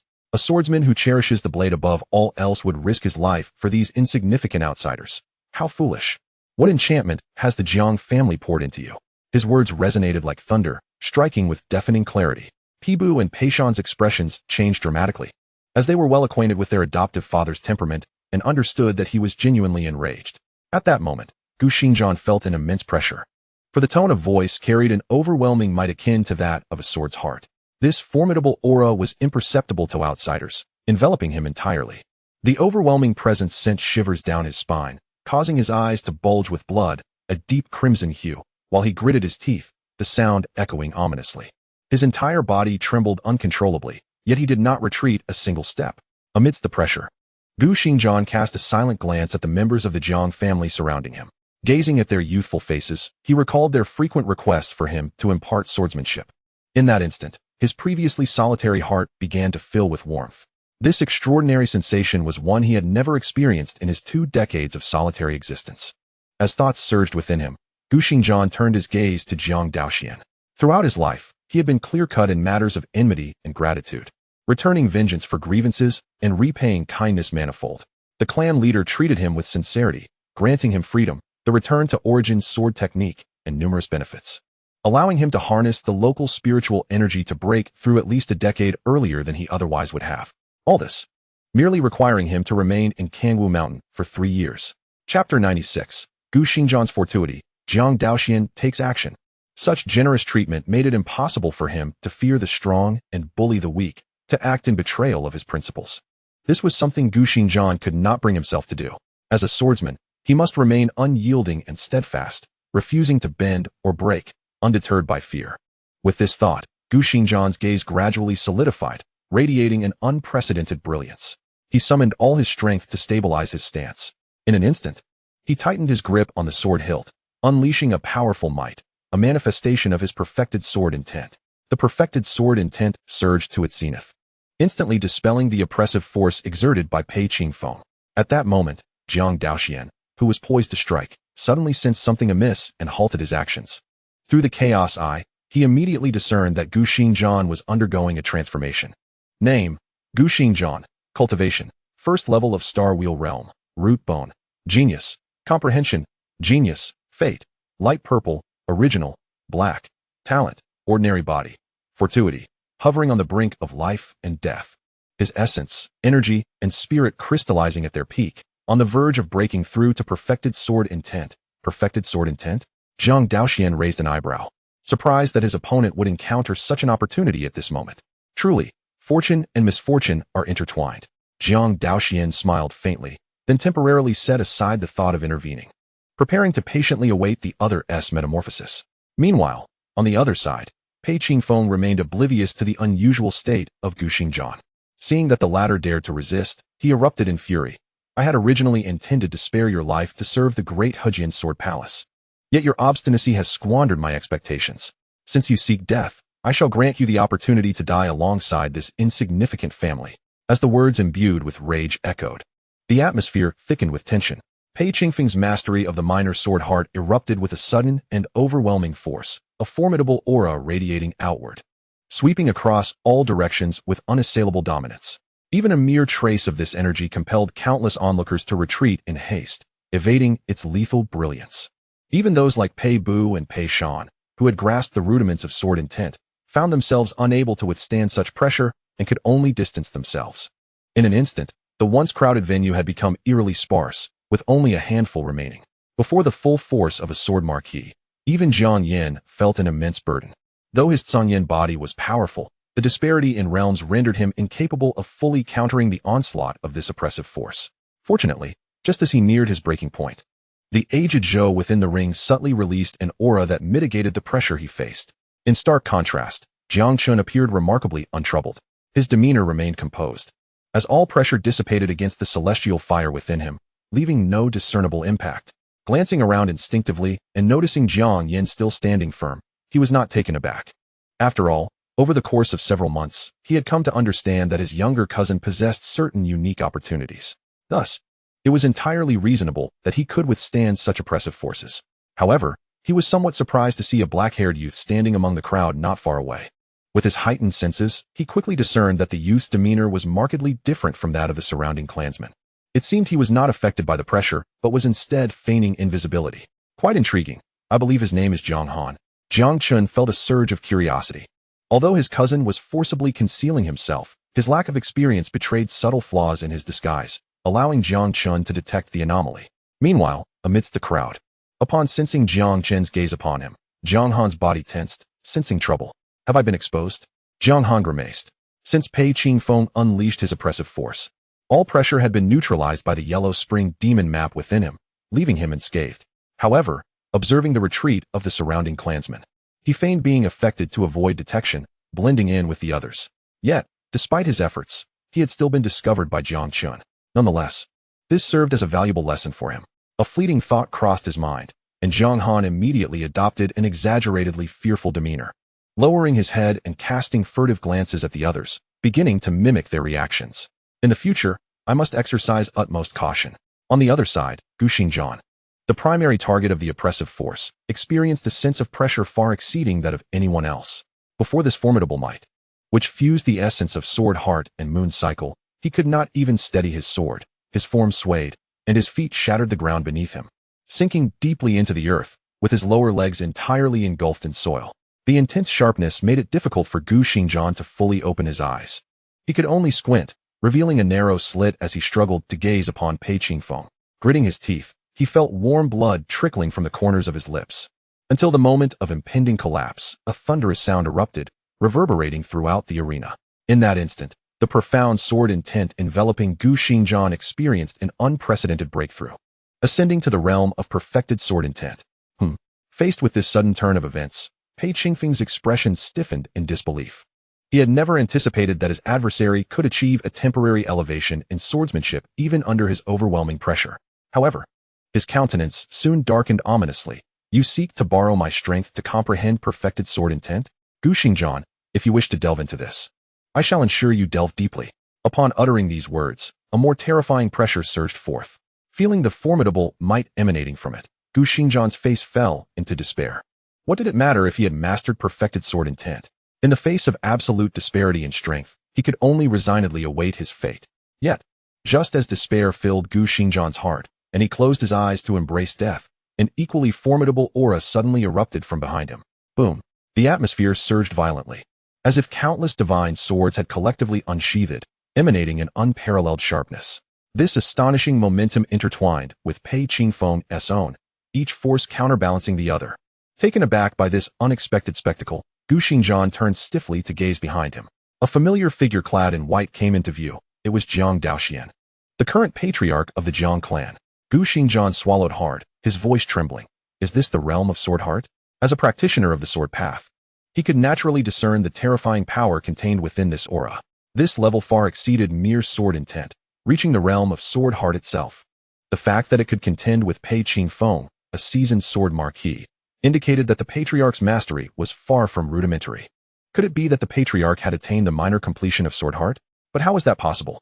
Hadn't the patriarch only been in seclusion for a little over 2 months? How could he possibly achieve consecutive breakthroughs? Leaping from perfected sword intent to minor completion of Sword Heart? Such a leap seemed far too extraordinary. What astonished Gu Xingjian even more was that he detected the unique aura of the stellar wheel realm emanating from the patriarch, reaching the 6th level. Am I dreaming? Gu Xingjian was utterly bewildered. He never expected that the patriarch's first official emergence from seclusion would bring him such an immense surprise. In merely 2 months, not only had he advanced to minor completion of Sword Heart, but his cultivation had surged from the Yuan Sea realm to the 6th level of the stellar wheel realm. This rate of progress utterly shattered his understanding, leaving him profoundly shaken. Simultaneously, Jiang Chen and Jiang Yan were also in a daze. They had thought that their rapid advancement during this time would at least narrow the gap with the patriarch. Yet, who could explain to them why the distance between them and the patriarch had instead widened? Jiang Chen and Jiang Yan exchanged puzzled glances, their eyes filled with confusion. They had never heard of anyone who could cultivate faster with a higher realm. Feeling the oppressive force suppressing his own aura, Pei Qingfeng's expression subtly shifted. His gaze departed from Gu Xingjian, turning instead to the often overlooked head of the Jiang family, Jiang Daoxuan. It appears my earlier intuition was not misplaced. You are indeed extraordinary. At such a tender age, you have already grasped the rudiments of Sword Heart, truly a prodigious talent. Alas, the more remarkable you are, the more resolute I become in not allowing you to remain. As soon as these words left his lips, Pei Qingfeng's fingers curled in a phantom grip, summoning forth a finely crafted sword of a copper hue in an instant. This blade, known as the Great River, is a formidable divine weapon of the top tier in the earthly realm, a treasured legacy of the Great River Sword Palace, reserved solely for the palace's successive masters. Holding the sword with one hand, Pei Qingfeng cast a chilling glance at Jiang Daoxuan. To perish beneath this sword would indeed be your fortune. In response, Jiang Daoxuan displayed no interest in the threat, merely turning to Gu Xingjian and softly inquiring, "What do you think of this sword?" Gu Xingjian was momentarily taken aback. Clearly at a loss due to the head of the family's unexpected question, he instinctively replied, "The Great River Sword is ranked 19th on the Tiandu Prefecture's famed sword list, exceedingly remarkable, a treasure coveted by countless sword practitioners." Jiang Daoxuan suddenly chuckled. "Then how about I procure it for you?" Of course, Gu Xingjian, still in disbelief, was left momentarily speechless. He could never have expected the head of the family to utter such astonishing words at this moment. Observing Gu Xingjian's astonishment, Jiang Daoxuan gently remarked, "What worthy swordsman would be without a fine sword? This blade could barely be deemed worthy of you. Once I claim it, it shall rightfully belong to you." This act of stepping forward also revealed Jiang Daoxuan's recognition of Gu Xingjian's loyalty. Thus, why not bestow a small token of goodwill? This mere top-tier earthly weapon hardly piqued his interest. At this moment, Gu Xingjian finally grasped the implications of his family leader's words. His heart raced with anxiety as he cautiously glanced at the sword in Pei Qingfeng's grasp, his eyes glimmering with fervor. It is worth noting that his own sword was merely a top-tier mysterious weapon, and as a swordsman, how could he not yearn for a more illustrious blade? For him, these renowned swords were akin to enchanting beauties, haunting his dreams and sleepless nights. Yet, considering Pei Qingfeng's formidable prowess and reputation, Gu Xingjian quickly regained his composure. Suppressing his fervent emotions, he turned to his family leader, unable to quell a tinge of concern. "But what about you?" Jiang Daoxuan waved his hand dismissively, casually stating, "The matter of obtaining the sword is like plucking a flower from my pocket." Upon hearing this, Gu Xingjian was taken aback. At that moment, Pei Qingfeng could not suppress his laughter. "Ha! Plucking a flower from your pocket? What audacious arrogance! Allow me to witness how you accomplish such a feat, should you fail. Humph!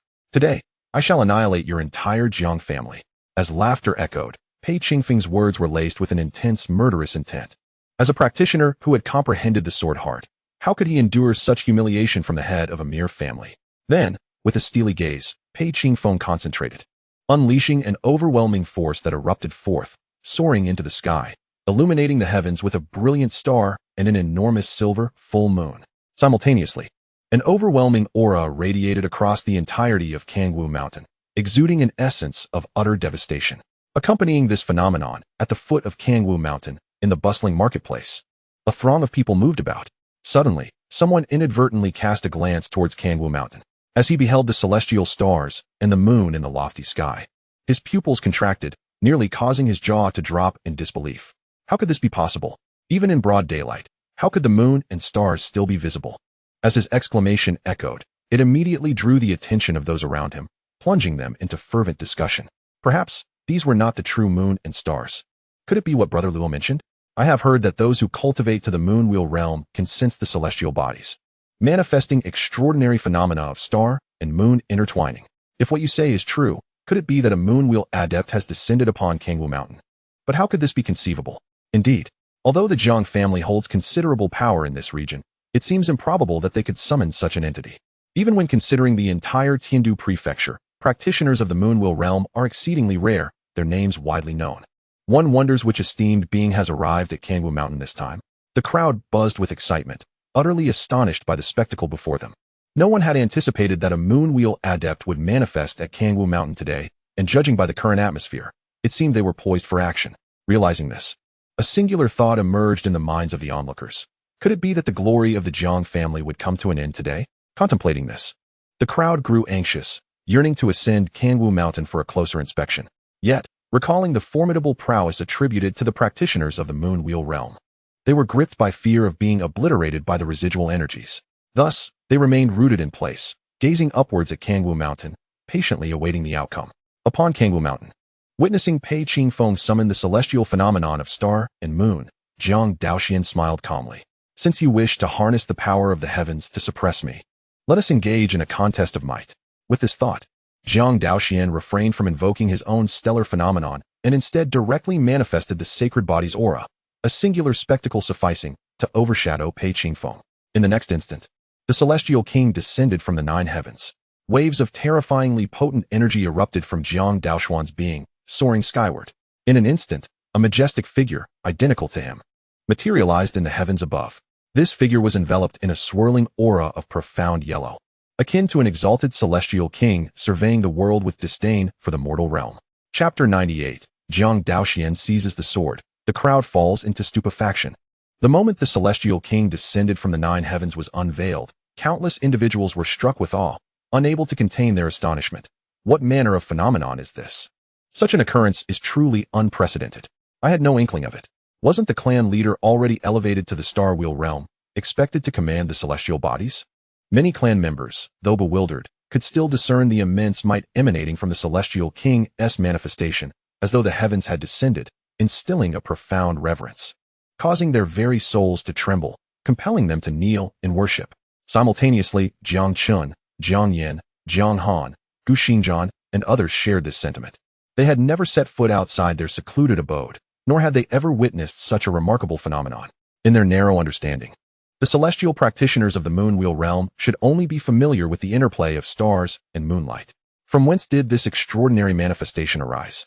At this moment, filled with profound confusion, Jiang Yin turned to his seemingly all-knowing master and inquired, "Master, have you discerned the origin of this phenomenon?"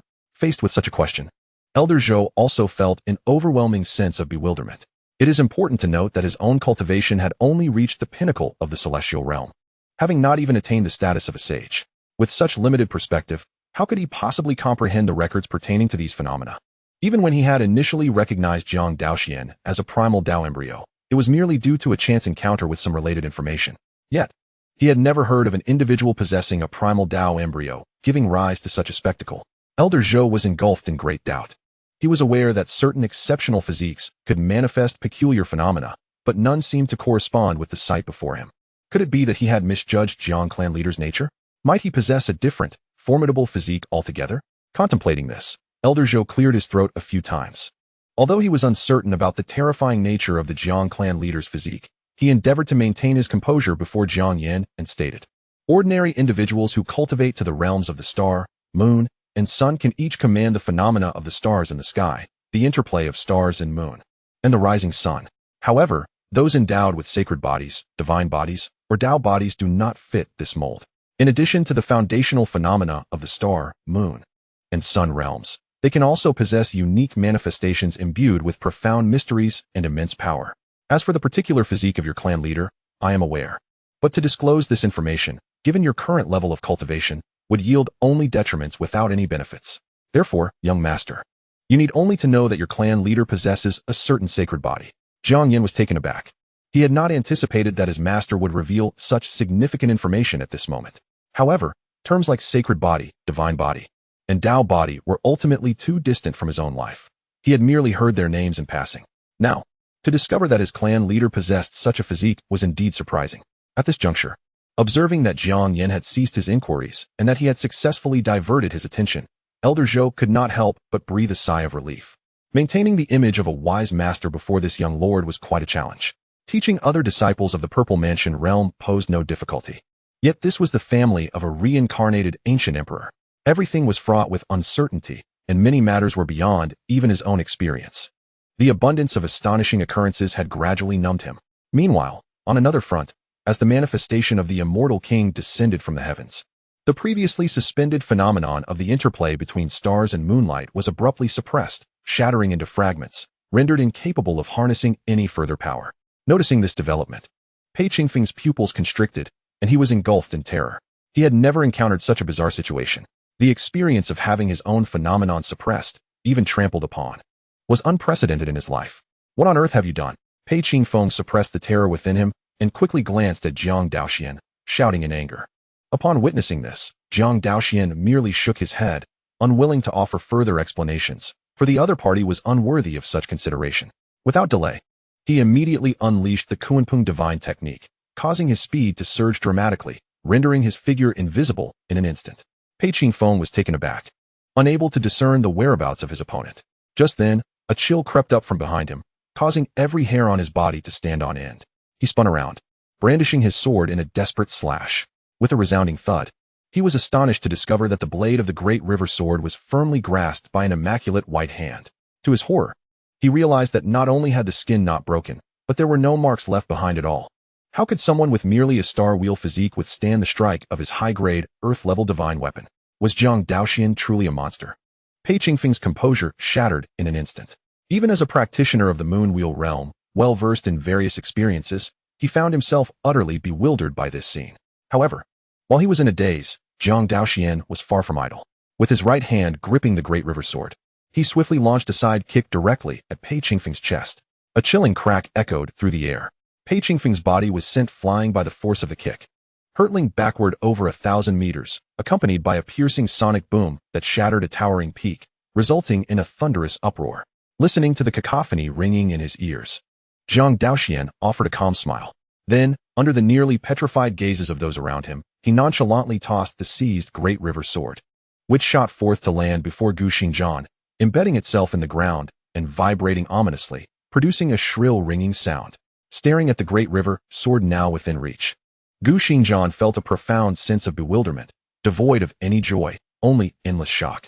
He could hardly fathom the surreal turn of events. The once invincible Pei Gongzhu had been so effortlessly overwhelmed before his own clan leader, utterly defenseless. It was as if he were a mere toy, subjected to capricious torment. The stark contrast was simply unbelievable. Just as Gu Xingzhan was engulfed in astonishment and uncertainty, a voice as warm as jade yet imbued with authority suddenly resonated. Retrieve this sword. Upon hearing the clan leader's command, Gu Xingzhan barely regained his senses. He quickly suppressed the shock within, nervously swallowed, and nodded in fervent acknowledgement. Chapter 99. Unity of Body and Tao, the Might of Reincarnation Divine Technique. Meanwhile, Pei Bu and Pei Shan were rendered speechless by this spectacle. They could not comprehend why their adoptive father had been so effortlessly cast aside. Who truly was the practitioner of the moon wheel realm here? Jiang Chen and Jiang Yin exchanged glances, their eyes filled with reverence. The clan leader truly lived up to his title. Such power was beyond anyone's imagination. Subsequently, under the gaze of all, Jiang Daoxuan once again executed the Kunpeng divine technique, vanishing from sight in an instant. As the moment of reappearance arrived, it found itself in the lofty skies above where Pei Qingfeng resided. In the aftermath of a violent collision with Pei Qingfeng, an immense chasm had formed in the center of this towering peak. At the bottom of this abyss, Pei Qingfeng struggled to rise from the debris. His hair was disheveled, his robes covered in dust, and numerous rents marred his attire. In that moment, he appeared utterly disheveled, having lost all semblance of his former grace and dignity. Coughing uncontrollably, Pei Qingfeng sensed an anomaly above him. He slowly raised his gaze to the ethereal white figure hovering in the sky, and an overwhelming sense of reverence surged within him. He had never witnessed a physique so invincible. A mere kick from this entity had nearly cost him his life. Was this level of power truly that of the star wheel, and not the sun wheel? At that moment, filled with indignation and despair, Pei Qingfeng suddenly felt the urge to retreat. However, just then, Jiang Daoxuan vanished from his sight. Shortly after, sensing movement behind him, Pei Qingfeng's body stiffened, and his heartbeat faltered. Almost instinctively, he raised his right arm, fingers splayed wide, desperately gathering his vital energy to launch an attack. Yet, the effort to channel his energy had barely begun when a dazzling sword light flashed before him. In the next instant, blood splattered as an arm was severed and sent soaring through the air. Beneath the sharp edge of the Chungying sword, his mere moon-wheel physique proved as fragile as paper, instantly torn apart. A wave of intense agony enveloped him, causing cold sweat to pour down his body as he trembled uncontrollably. Nevertheless, he gritted his teeth, refusing to utter a sound. Silently, he tore his sleeve with his left hand, binding the severed limb with makeshift bandages, while simultaneously channeling his vital energy to staunch the bleeding. Having swiftly completed this task, he turned his gaze to Jiang Daoxuan, understanding that his adversary was far more terrifying than he had imagined. He prepared to plead for mercy, saying, "Elder Jiang, this is all a misunderstanding." Before he could finish, Jiang Daoxuan took action. Harnessing the formidable constitution of his innate holy body, he immediately enacted the union of body and path, resonating with the grand principles of heaven and earth. With a mere gesture, he summoned the immense power of the cosmic Tao, unleashing a torrent of overwhelming force. The profound resonance enveloped Pei Qingfeng, as if the heavens themselves had collapsed upon him. An unstoppable force. Confronted with this might, the proud strength he possessed was instantaneously suppressed, forcing him to recoil within himself. His body crashed to the ground, immobilized. What is this? Pei Qingfeng's pupils constricted in terror. At that moment, Jiang Daoxuan approached leisurely, looking down coldly upon the fallen lord of the Pei clan. Pei Qingfeng caught sight of a pair of feet beside him and instinctively tried to look up. However, before he could make a move, Jiang Daoxuan swiftly placed his foot atop Pei Qingfeng's head, pressing down with just enough force to pin him firmly to the ground, his face pressed against the rubble. Under the weight of Jiang Daoxuan's foot, he could only feel the sharp stones painfully piercing his skin. Even due to the excessive force, some of the fragments had broken through his flesh, causing blood to spill forth and leaving his face a ghastly red. As the stinging sensation radiated from his visage, he yearned to resist. Yet, his body was immobilized under the oppressive aura of Tao, and his head was firmly held down by his opponent, rendering him incapable of even the slightest movement. At this moment, Jiang Daoxuan, with his right foot planted upon Pei Qingfeng, spoke coldly. "You who dared to threaten the annihilation of my Jiang family, you are the second." A jolt of dread coursed through Pei Qingfeng's heart, and he hastily replied, "I concede. I misjudged your strength. If you would but allow me to leave such naive thoughts." Jiang Daoxuan merely waved his right hand, and a beam of divine light, forged from pure yang energy, erupted forth, striking Pei Qingfeng's left hand and obliterating it in a mist of blood. With the sudden loss of his left arm, Pei Qingfeng could not suppress a cold grunt. The agony of having both arms destroyed was almost unbearable, even for one of his stature as a moon-will cultivator. Yet, the true torment had only just begun. The next moment, Jiang Daoxuan coldly declared, "To trespass upon my Jiang family's gates is the first sin." With those words, another beam of divine light shot forth, instantly shattering Pei Qingfeng's right leg. "To insult my Jiang family with your words is the second sin." The blinding light flashed again, obliterating Pei Qingfeng's left leg, rendering him, the esteemed master of the Sword Palace, completely limbless. However, even so, he remained silent, and deep within, a sense of liberation began to swell. With my limbs now rendered useless, perhaps my life is forfeit next? Just as this thought crossed his mind, Jiang Daoxuan's voice rang out sternly. "To attempt coercion and forcibly take away my family's offerings and younger members is the third sin." As those words fell, a wave of azure light enveloped Pei Qingfeng's body. To his astonishment, he found that his lost limbs had miraculously returned. How could this be possible? Pei Qingfeng's mind reeled in disbelief. Observing this, Jiang Daoxuan nodded slightly, a satisfied expression gracing his features. It appeared the effects of the reincarnation treasure technique were indeed remarkable. With just a slight application, he could reverse the flow of time, allowing his opponent to regrow his limbs in such a brief period. Subsequently, Jiang Daoxuan cast his gaze upon Pei Qingfeng, who now resembled a defeated dog. given the audacity with which he had come to the Jiang family.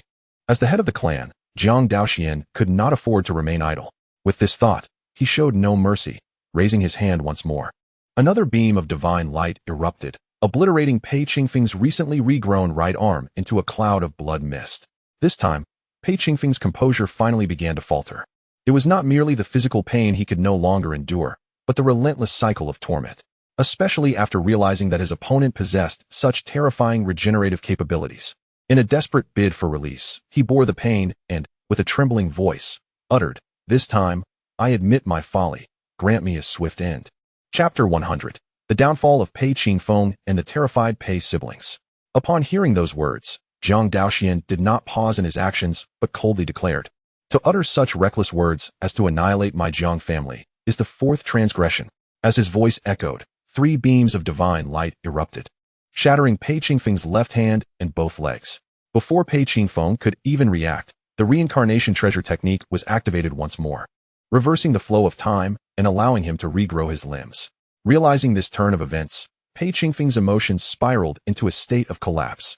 He tightly shut his eyes and, in a tone of desperation, pleaded, "Leader Jiang, in your magnanimity, please consider me as insignificant as a mere passing thought.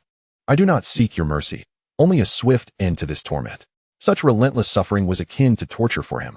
Jiang Daoxuan's expression remained unchanged. Showing no sign of empathy, he glanced down at Pei Qingfeng with indifference and replied, "Why would I ever consider killing you? You have done so much for my Jiang family. I must repay you in kind. Rest assured, not only will I spare your life, but I will ensure you live long enough to witness how the little family you disdain rises to greatness." The mere thought of Pei Qingfeng's arrogance filled him with disdain. How could he allow such a character to die easily? For Pei Qingfeng, death might even be considered a form of mercy.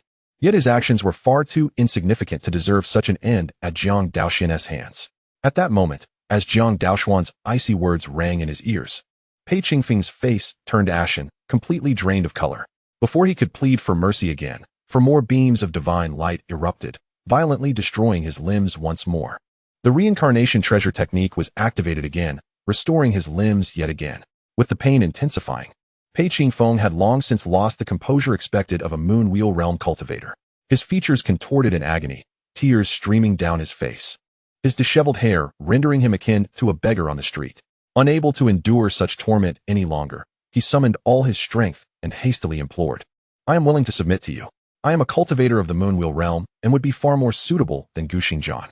I can lead the Great River Sword Palace and become a subordinate force to the Jiang family. I pledge my loyalty to you. Grant me a chance to atone." At this moment, Pei Qingfeng's pride was utterly shattered, leaving him devoid of all composure. Compared to death, he dreaded a fate worse than death, enduring relentless torment day and night. Jiang Daoxuan observed this scene with great amusement. Looking at Pei Qingfeng's grotesque appearance, there was no trace left of the earlier arrogance. Once he had satisfied his curiosity, Jiang Daoxuan averted his gaze and casually kicked him aside, mocking, "Do you truly believe that just anyone can serve as a vassal to the Jiang family? You lack the qualifications." As soon as his chilling words faded, Jiang Daoxuan withdrew the overwhelming aura he had emitted and once again invoked the reincarnation treasure technique. However, this time was unlike the previous instances. Drawing upon the formidable foundation of his innate holy body, Jiang Daoxuan directly reversed several hundred years of time. How could Pei Qingfeng, already gravely injured, withstand such an overpowering force of reincarnation?